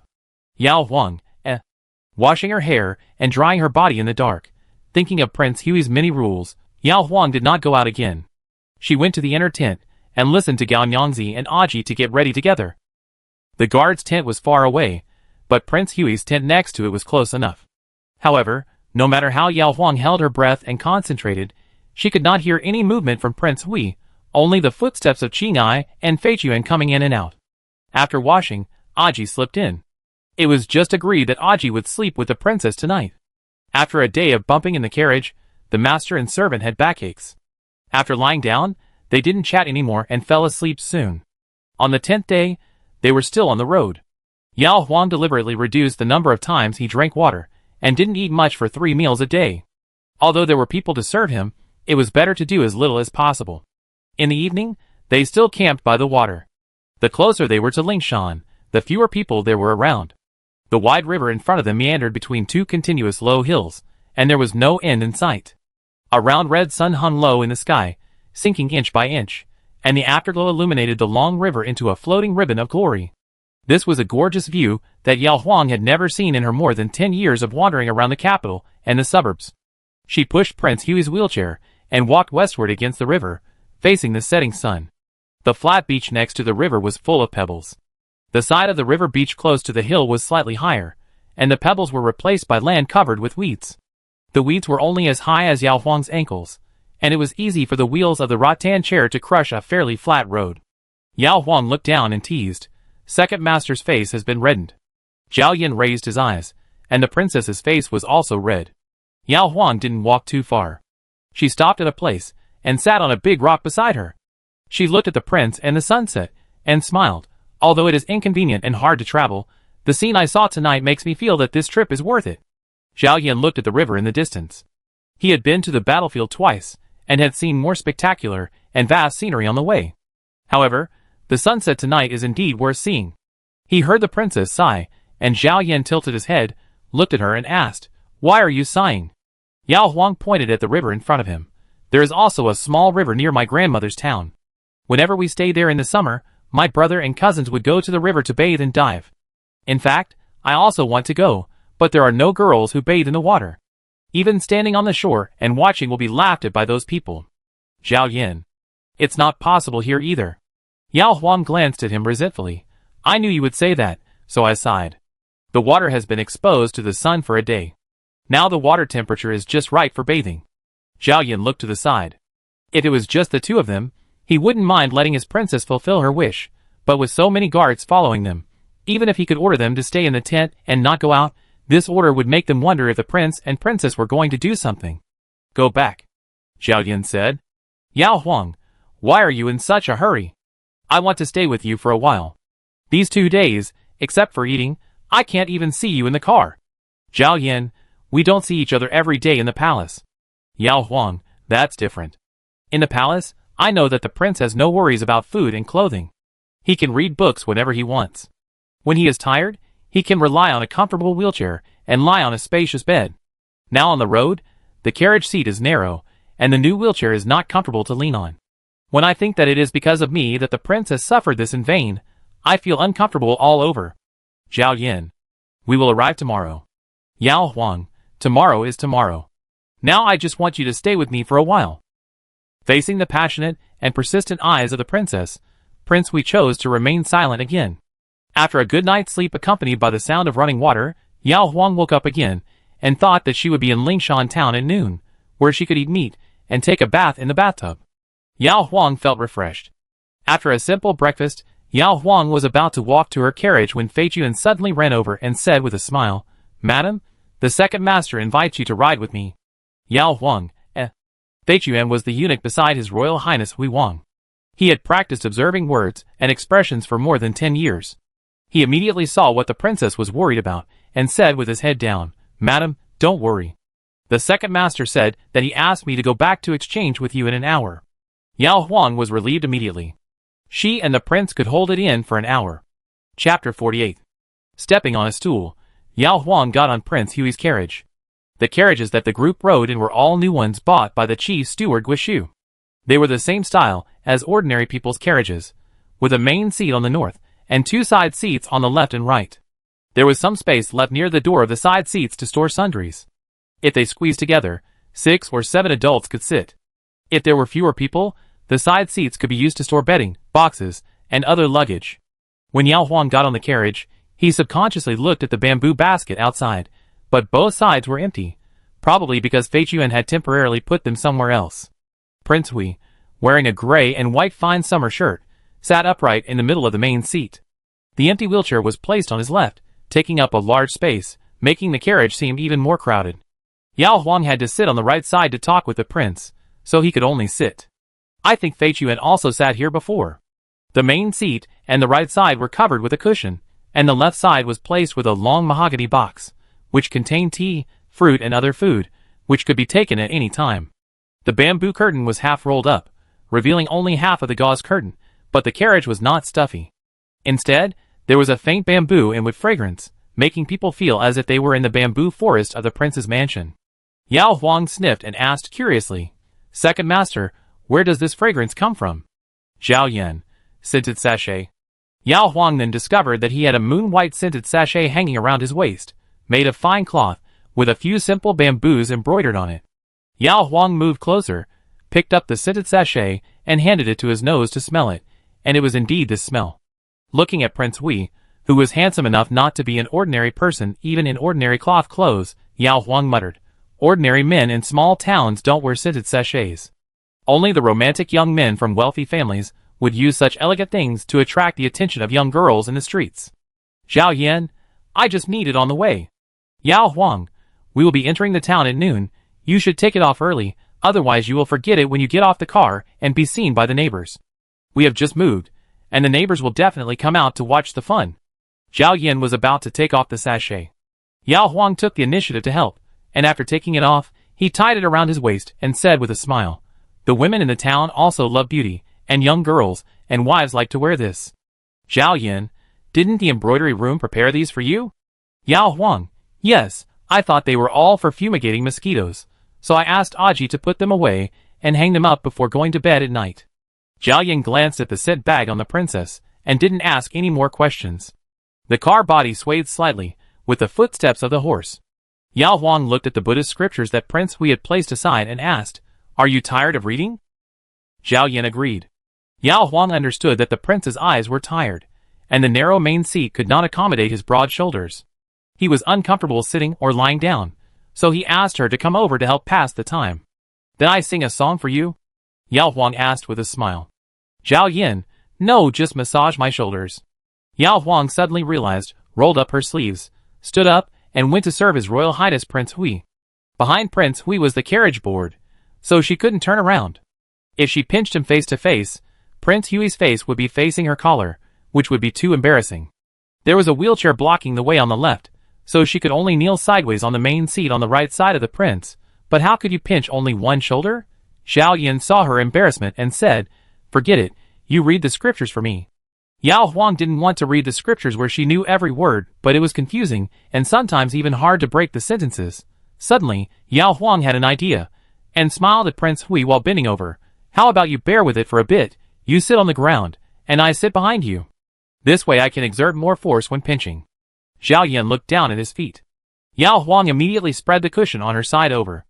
The princess was like this. Zhao Yan paused, then first put his legs forward flat, supported his body with his hands to leave the main seat, and finally sat steadily on the cushion below, and then changed his legs to a cross-legged sitting position. Yao Huang climbed to the main seat, carefully straddling his shoulders on both sides, and seeing that Prince Hui's straight back was still some distance away from the main seat, she pressed his shoulders back. "It's so tiring to keep tense, lean on it." Zhao Yan's back was firmly against her, but his shoulders were actually pressed against her legs. They were so close that the back of his head seemed to touch her. Yao Huang noticed it earlier than him, so she also leaned back. Anyway, she could still pinch Prince Hui's shoulders with both hands. After pinching for a while, Yao Huang sighed. "Second master's shoulders are really strong. Could he have been stronger than my father and brother?" With a father, who was a centurion, and a brother who practiced martial arts, Yao Huang knew that a man's good physique needed to be maintained by practicing martial arts all year round. Once he neglected it, the flesh would fall off. His Highness Prince Hui has been in disuse for more than a year, but his shoulders, arms, chest, waist and abdomen are still strong, which shows how strong he was when his legs were intact. Only a strong person could have made meritorious deeds on the battlefield several times. Zhao Yan, His princess looks like a flower, but she speaks too bluntly. Zhao Yan has never been called arms in his life. Yao Huang interpreted Prince Hui's silence as unhappiness. After all, he mentioned his glory before he became disabled, and quickly made amends. In fact, being too burly is not good. I can't stand it when Second Master loses weight. If Second Master doesn't lose weight, I might really die in your bed. The more he spoke, the softer his voice became, until the last few words were almost silent, and his hands, which had been strong just now, became weaker and weaker. Zhao Yan closed his eyes, and the sound of horse hooves and wheels rolling outside the car became clearer and clearer, reminding him where he was at the moment. Go on, I sleep for a while. Yao Huang understood again. The prince was hinting her to shut up and stop nagging. The less she said, the less mistakes she made. Yao Huang cooperated very well, concentrating on massaging Prince Hui's shoulders, then her arms, and then her fists along Prince Hui's spine all the way to the seat, and then inch by inch, and then imitated Bailing's technique to press Prince Hui's forehead, eyes and head, and it was over after one time. Zhao Yan, where did you learn this? Yao Huang, Bai Ling, are you feeling well? Zhao Yan nodded, and when he heard her breathing become heavier, he told her to rest. Yao Huang, I comb your hair again. Your hair is all messed up. There was also a comb in the car. Yao Huang untied Prince Hui's hair, carefully combed his hair, and tied it into a bun with a cloth belt. Zhao Yan thought of something. The journey was bumpy. How have you been these past 2 days? Yao Huang, not bad. Although my waist is a little sore, I think I recover after a good night's sleep tonight. Zhao Yan, it's inconvenient to eat on the road, so when we get to town, let Madame Gao make you some nourishing soup. Yao Huang, okay, let's both nourish ourselves. Zhao Yan, you haven't had your period yet? Yao Huang, it's coming soon, probably these days. It's not like it came on the 10th of last month, and it will definitely come on the 10th of this month. It's common to delay it by 1 or 2 days, or 2 or 3 days. The carriage was quiet for a while, until Yao Huang remembered to make way for Prince Hui to sit back in the main seat. Zhao Yan glanced at the Buddhist scriptures, then at the princess with her eyes downcast and a slightly red face, and pointed to the cushion below and said, Come here, I help you massage it too. Yao Huang was flattered. No, I've been lying in the car for a long time these 2 days, so I'm not tired. Zhao Yan reached out to her. Yao Huang had to reach out her hand, and then Prince Hui pressed her to sit on the cushion. Her shoulders were not that wide, and Prince Hui's hands were very slender. When his thumb and index finger pressed on her shoulders, the middle fingers of his left and right hands could actually touch the waist of her long skirt. Regardless of whether Prince Hui noticed it or not, Yao Huang's whole body was on fire. She pushed herself up and crawled back to the side from Prince Hui's front, twisting her head and saying, Second Master, I appreciate your kindness, but I'm really not used to asking you to serve me. Don't be so awkward, so forget it. Zhao Yan looked at her flushed face, and the princess's clothes rising and falling with her rapid breathing. The sound of wheels continued in his ears. He picked up the Buddhist scriptures and handed them to her. Left page. Start reading from the 4th column. Now Yao Huang felt that reading the scriptures was a good job. She found the position pointed out by Prince Hui and read it word by word. Unexpectedly, she encountered an unfamiliar word in the next column. Another fire of shame and anger ignited in Yao Huang's body. Of course, she was not a well-educated lady, but she really studied with a female teacher for 9 years. She had read so many storybooks and had never seen new words. If she got stuck in front of the prince today, would the prince despise her shallow knowledge? In a short moment, Yao Huang made up his mind and continued to read word by word. I only hope that the Buddha will be merciful to the people. Zhao Yan, people? Yao Huang, Zhao Yan, I men, men is the same as men, which means pity. Yao Huang, I read men, did you hear it wrong, sir? Zhao Yan, yes, continue. Yao Huang read on calmly, and the next column actually jumped out. For characters, the first one was so crowded that it almost blinded Yao Huang's eyes. Yao Huang thought that this word was probably pronounced as sway, but she had already learned her lesson once. What if this word was pronounced as something that had nothing to do with sway, and she couldn't even make up for it, which would be even more embarrassing? When the princess was reading the scriptures, Prince Hui closed his eyes and rested. The princess suddenly stopped talking. Zhao Yan opened his eyes, and saw that she was holding her stomach with one hand and frowning. Zhao Yan, what's wrong? Yao Huang said with a bitter face, my stomach hurts. Maybe it's my period. I want to go back and see. Zhao Yan immediately shouted, stop the car. Fei Chuan followed outside the carriage, and respectfully took the princess out of the carriage. Zhao Yun sat inside and kept looking at the princess until she turned to the back. He ordered Fei Chuan, asked Dr. Li to check the princess' pulse. The journey was hard, and the camp was cold at night. She was weak and might get sick. All 4 carriages stopped. Yao Huang just got back to her carriage and breathed a sigh of relief. But Fei Chuan brought Dr. Li over, which embarrassed her. Dr. Li confirmed that the princess was fine, and then followed Fei Chuan to report to the prince. When Zhao Yun heard him say that the princess' pulse was stable and her abdominal pain had disappeared, he thought that her period had really come. Only women know how menstruation feels, maybe it just hurts occasionally. After Dr. Li left, Fei Chuan came up. Without the prince's instructions, he took up the cushion that was spread on the ground for some reason and put it on the opposite side seat, then picked up the Buddhist scripture on the right seat and handed it to the prince with both hands while keeping the page open. Zhao Yun took it and casually glanced down along the position where the princess had read and saw the sentence. The car was so small that Fei Chuan was of course secretly paying attention to the prince's expression, so he saw his own prince smile at the Buddhist scripture, a real smile, as fast as a silver snake appearing in a thunderstorm night. Chapter 49. When Yao Huang got off the carriage of Prince Hui, he saw a mountain range in the south. From a distance, it was more than 20 miles away. That was Lingshan. Lingshan was a 2.5-day drive from the capital. The dignitaries in the capital basically did not have the time to come to Lingshan to escape the summer heat. At most, the young and martial nobles, who had not passed the examination would come here on horseback for a short trip of 2 or 3 days, or climb the heights to enjoy the scenery or shoot bows to hunt. But Lingshan was actually a famous mountain in the Central Plains. Not only had the emperors come here to tour and worship, but also the 3 schools of Buddhism, Taoism and Confucianism built temples, academies here. Therefore, people came here from time to time. With more tourists, some small towns where people gathered appeared around the foot of the mountain. Opening restaurants, tea houses and inns was more or less profitable than farming. The most magnificent and worth-seeing peaks of Lingshan are mostly on the east and west wings. The most famous temples, Taoist temples, and academies are basically built on the east, south, and west sides. The north of Lingshan is the place least visited by tourists. Yao Huang specially asked Guozongwan for detailed information, and then chose Lingshan town at the northern foot of Lingshan as the place for summer vacation. First, the north of the mountain is indeed cooler than the south, and second, there are fewer tourists and it is quieter. When the convoy was only 2 miles away from Lingshan town, Lingshan became a huge tiger lying on the road, and the carriages and horses had to detour for hundreds of miles before they could continue to go south. There are mountains in the distance, low rolling hills in the near distance, and also continuous flat fields. Yao Huang leaned against the window, enjoying the breeze brought by the carriage and admiring the scenery with relish. After walking for a while, Yao Huang waved to a horseback guard behind him. The cloth-clothed guard dressed as a bodyguard immediately stepped forward and asked respectfully, "What do you want, princess?" Yao Huang smiled and looked at him. "What did you call me?"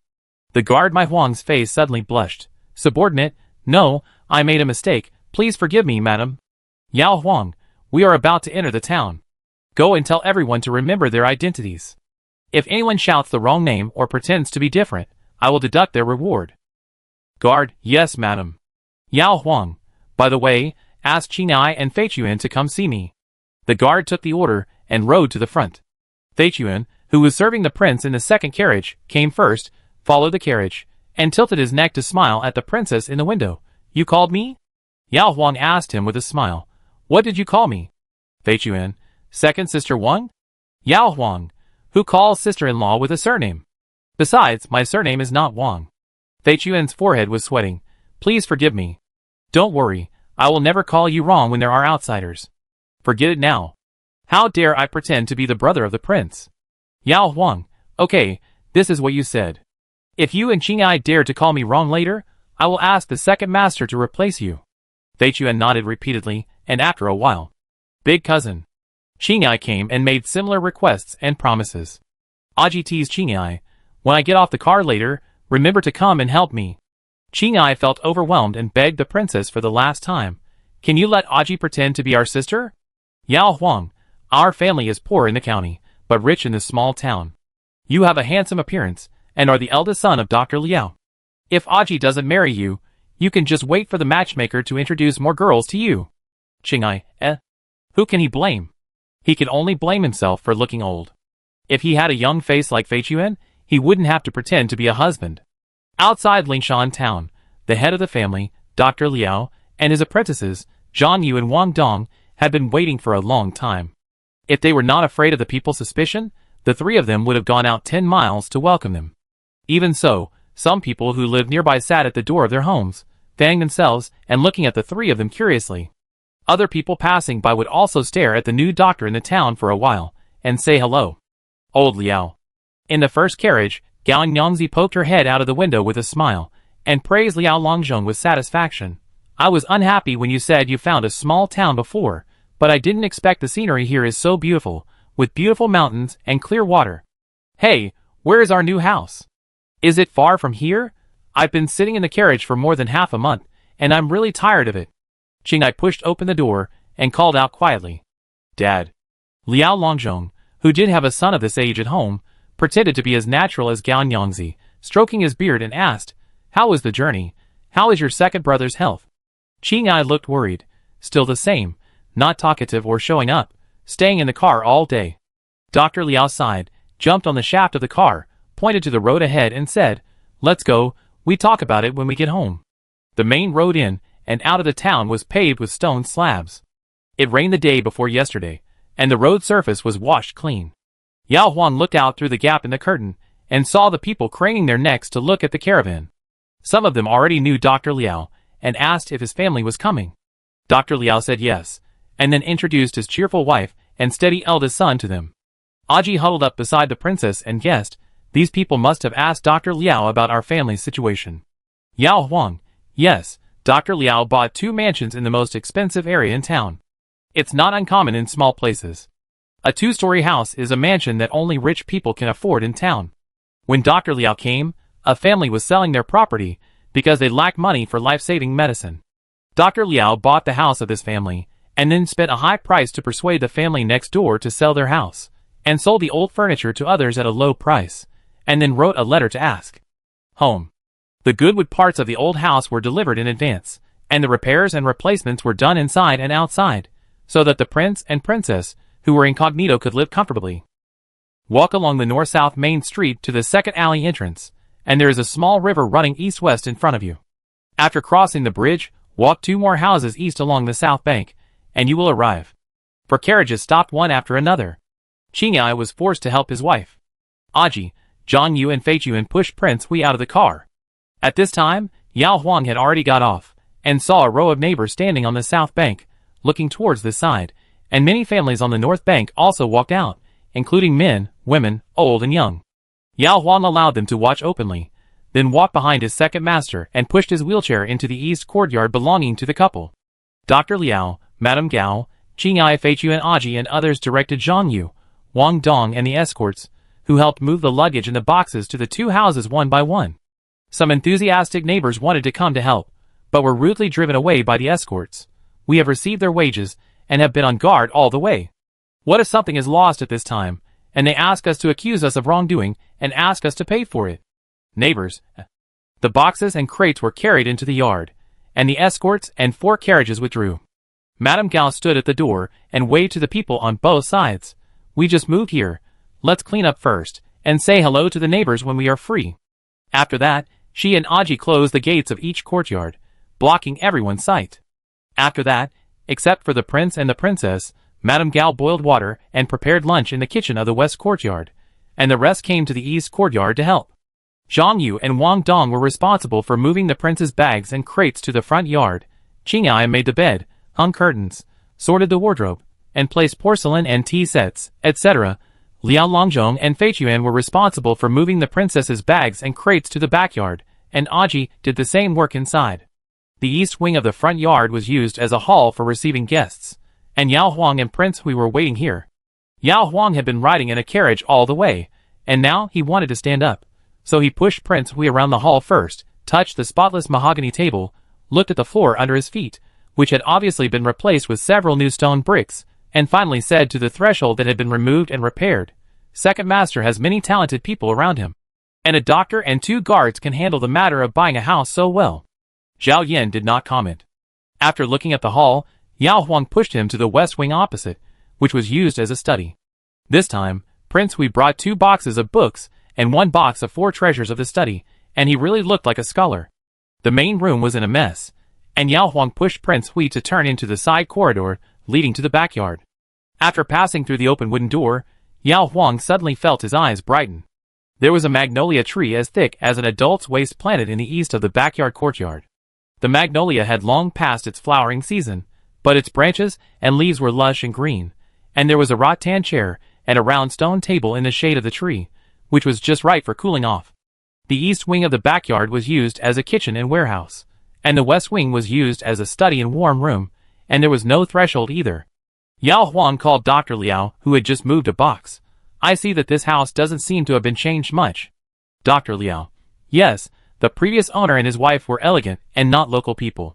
They seemed to come here to cultivate their character, and have lived here for 7 or 8 years. As soon as I proposed to buy the house at a high price, they agreed after we agreed on the price. I think they had already thought about moving to another place.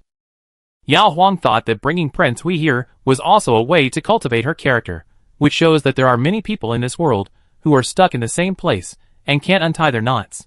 After everything was moved, Dr. Liao and Qinghai left the princess's yard. The water at Madame Gao's place was ready, and she came to ask the prince and princess if they wanted to bathe now. The west room of the 3 upper rooms on Yao Huang's side was used as a bathroom, and there was a cypress barrel inside that was suitable for 2 people to bathe together. Yao Huang knew that everyone in the group was very tired, and she and the prince both wanted to bathe, so if they bathed separately, they would have to carry more water. Asking Madame Gao to go to the kitchen to continue cooking, Yao Huang looked at Prince Hui, who was motionless in the wheelchair, her face flushed, and she asked in a low voice, "How about I and the second master use the same barrel? First, wipe it with a towel outside, and then soak in the bucket together to relieve fatigue." Zhao Yan looked at her and asked, "Didn't you have your period?" Yao Huang. "No, I don't know why I felt pain at that time, maybe it was coming soon." Prince Hui seemed to think about it for a while, and then agreed to bath together. Yao Huang asked Aji to call Qinghai to fetch water. Zhao Yan looked at the bathroom that had not been cleaned up yet, and waited for Aji to come back, and ordered, "Put up the screen." Prince Hui was very particular, and brought 2 4-panel screens from the palace. For everything that was used in the inner and outer rooms, and could not be seen by others, the couple still used the ones in the palace. It can be said that they were simple on the outside and rich on the inside. The couple waited in the east room first. After Aji had set up the screen and Qinghai had mixed the warm water, Yao Huang pushed Prince Hui over. The bathtub was half full of warm water, and 2 buckets of warm water were placed outside, as well as 3 stools. Qinghai was very familiar with the prince's bathing style, and directly placed a stool, a bucket of warm water, and a hanger with clean towels and clothes on the other side of the screen. Zhao Yan signaled the princess to push the rattan wheelchair to the side of the screen, and then said, "I clean it, you go ahead, don't come over without instructions." Yao Huang looked at the wheelchair, then at the big bathtub, and understood why the prince didn't want to take a bath. Perhaps in the front yard Qinghai, Beijuan could carry the prince into the bathtub, but Yao Huang couldn't do it alone. Carrying a big man on your back is different from carrying him. Then, the prince should take a bath first. I go outside to have some tea. If she didn't want to take a bath, why would Yao Huang risk her face to undress in front of the prince in broad daylight? She retreated quickly and closed the door from the outside in a blink of an eye. After waiting for a while, Prince Hui called her. Pushing open the door, Yao Huang saw Prince Hui wearing a white silk undershirt and sitting on a narrow couch by the south window. The couch was probably designed to facilitate the owner to change clothes. Yao Huang stepped in and was about to push Prince Hui's wheelchair when he heard the man say, "Close the door and bolt it." There was a bang in his mind, and Yao Huang looked up in disbelief. Prince Hui looked back without allowing any discussion. Chapter 50. Yao Huang couldn't figure it out. She just felt sorry for the group of people who had to travel a long way and had to clean up the new house in a hurry, so she asked Qinghai to prepare only 1 bathtub in the backyard.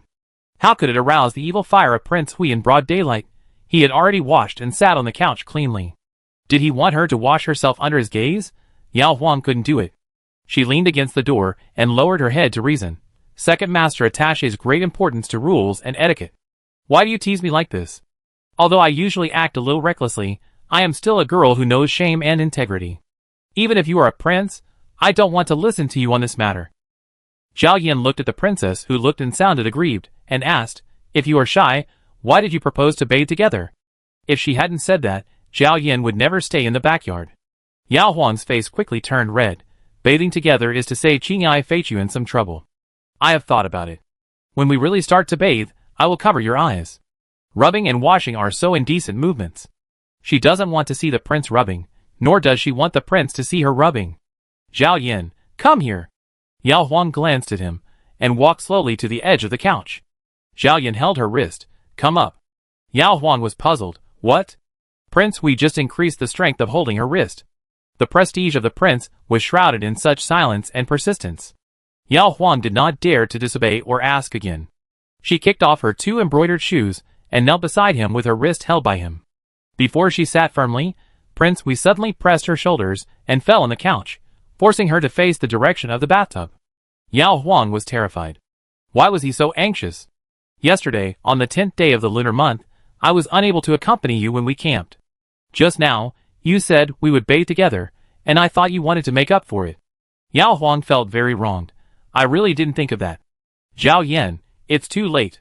Yao Huang understood that because of the misunderstanding that Prince Hui was provoked by her, he had been burning in the room for a long time, and it was impossible to put out the fire just by saying so.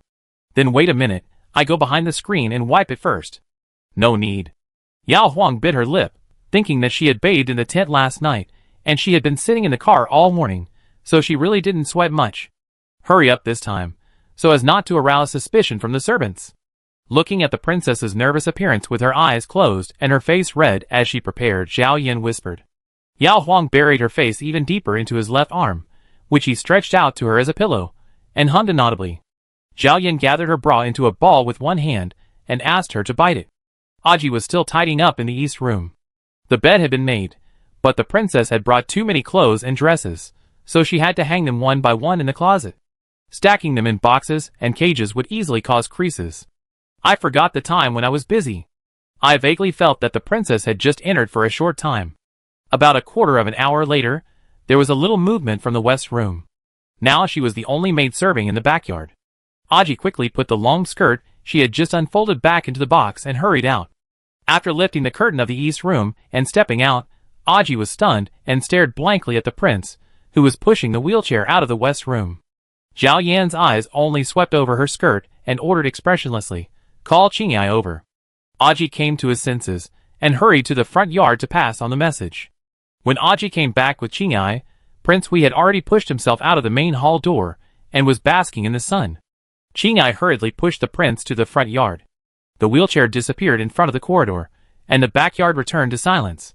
Aji came to the door of the west room and was about to speak when he suddenly heard the sound of water when someone stepped in or out of the bathtub.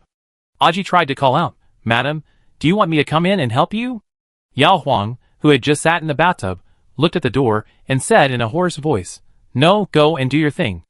Aji only felt that the lady's voice was trembling, and he had some vague guesses, but he felt that the time was completely wrong, so he simply shook his head and continued to work.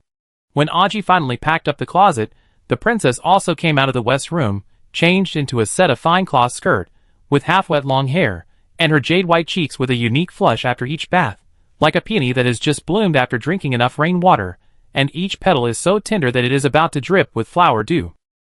Even after watching for more than 10 years, Aji was still infatuated. The girl is so beautiful, you are born to be a queen with this appearance.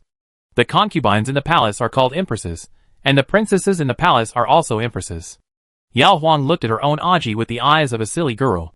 The prince and princess are noble, but at that time, they were not ordinary men and women. They were not much different from the peasants in the storybooks. They just talked more or less, and their words were rough or elegant. Seeing that tea was already placed on the tea table in the north of the hall, Yao Huang walked over and drank 3 cups in a row, finally moistening her throat. Biting her bra only blocked the sound she made. Yao Huang's throat was not idle for a while. The damn Prince Hui, when he was anxious, he looked even more like a human being. But when he put on his clothes, he became depressed and did not love the world. The prince is in the front yard? Yes, he left after washing. Yao Huang hated this man for pretending to be a polite prince, but also liked that he pretended well. As long as one of the couple went to the front early, the servants of the 2 courtyards would not suspect that the prince and princess did such a ridiculous thing in broad daylight. Thinking that they would have to take a break after dinner, Yao Huang asked Aji to go to the west courtyard to help Madame Gao, and went to the front courtyard with her hair down. Liao Longzhong, Zhang Yu, Wang Dong and Qingyai all went to the west courtyard to pack their rooms and bags, and only Fei Chuan was waiting in the shade under the corridor. Seeing the lazy and charming princess with her hair loose, Fei Chuan lowered his head in time. Yao Huang, you go and clean up, I take care of the second master. Fei Chuan agreed, and whispered before leaving, Madam, if it's not necessary, the second master doesn't like me and Qingyai to go into his bathroom and toilet. You better not go into these two places. The second master's temper is also good and bad. If he is unhappy, madam. Yao Huang glanced at the west room in the front yard, and the toilet separated from the east room. He guessed that there must be some items added specifically to take care of the prince. Otherwise, if it was exactly the same as the backyard, what would the prince have to be taboo about? Perhaps this is why the prince insisted on living in a separate courtyard with her when he came here. Got it. Yao Huang agreed happily. Anyway, she had her own place to bathe and relieve herself, so there was no need to go to the prince's two places. Fei Chuan left. Yao Huang walked to the door of the main hall, and saw Prince Hui sitting in a rattan wheelchair on the north side, reading a book.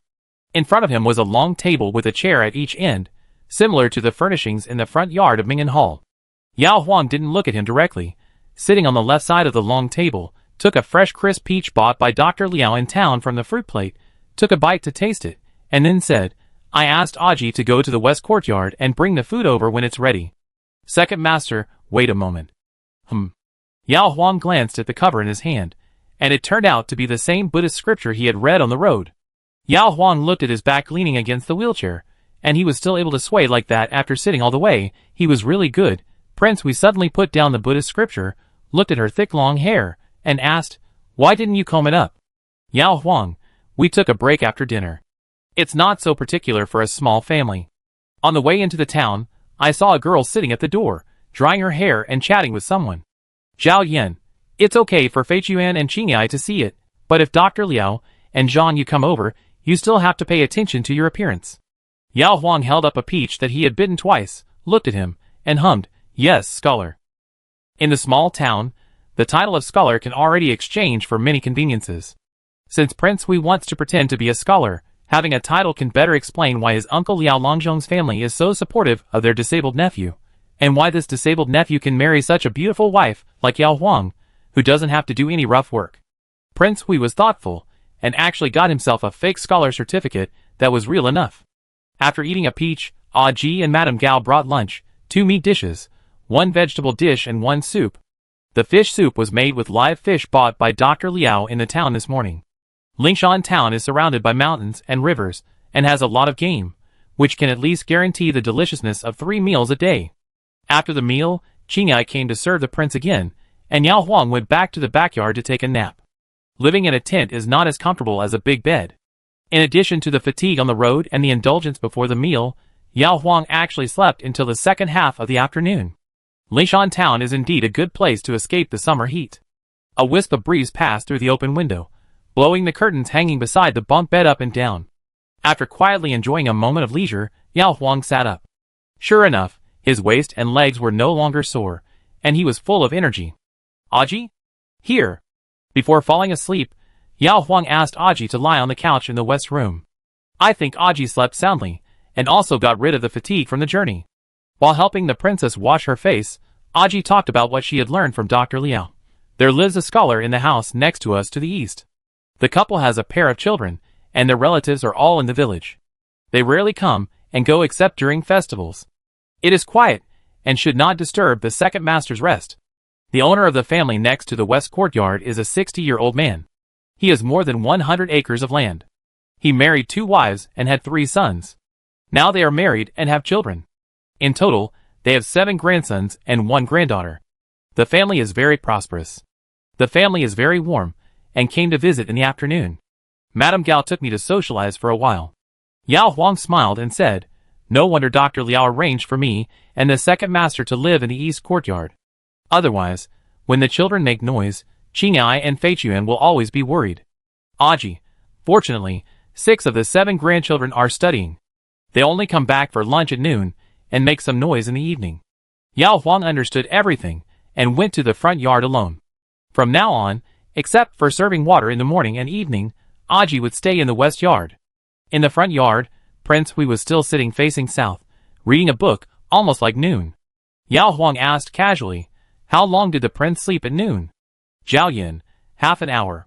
Yao Huang secretly admired. You have been reading books since you woke up? Zhao Yin acquiesced, but actually asked Dr. Liao to massage him for 3/4 of an hour, and walked back and forth for half an hour holding the railing of the west room. The rest of the time was spent reading or resting, which was quite fulfilling. Yao Huang looked at the closed door opposite the screen wall, and said with longing, There is a river outside the door, and the weather is getting cooler. Let's go for a walk by the river after dinner. Zhao Yin lowered his eyes, and said, You can take Aji with you. Yao Huang looked at him eagerly. I have been taking Aji for more than 10 years, and now I want you to accompany me. In Zhao Yan's field of vision, there were his legs that could not move at all, and the armrests of the wheelchair on both sides. I said that I like quietness, and there is no need to mention this matter again.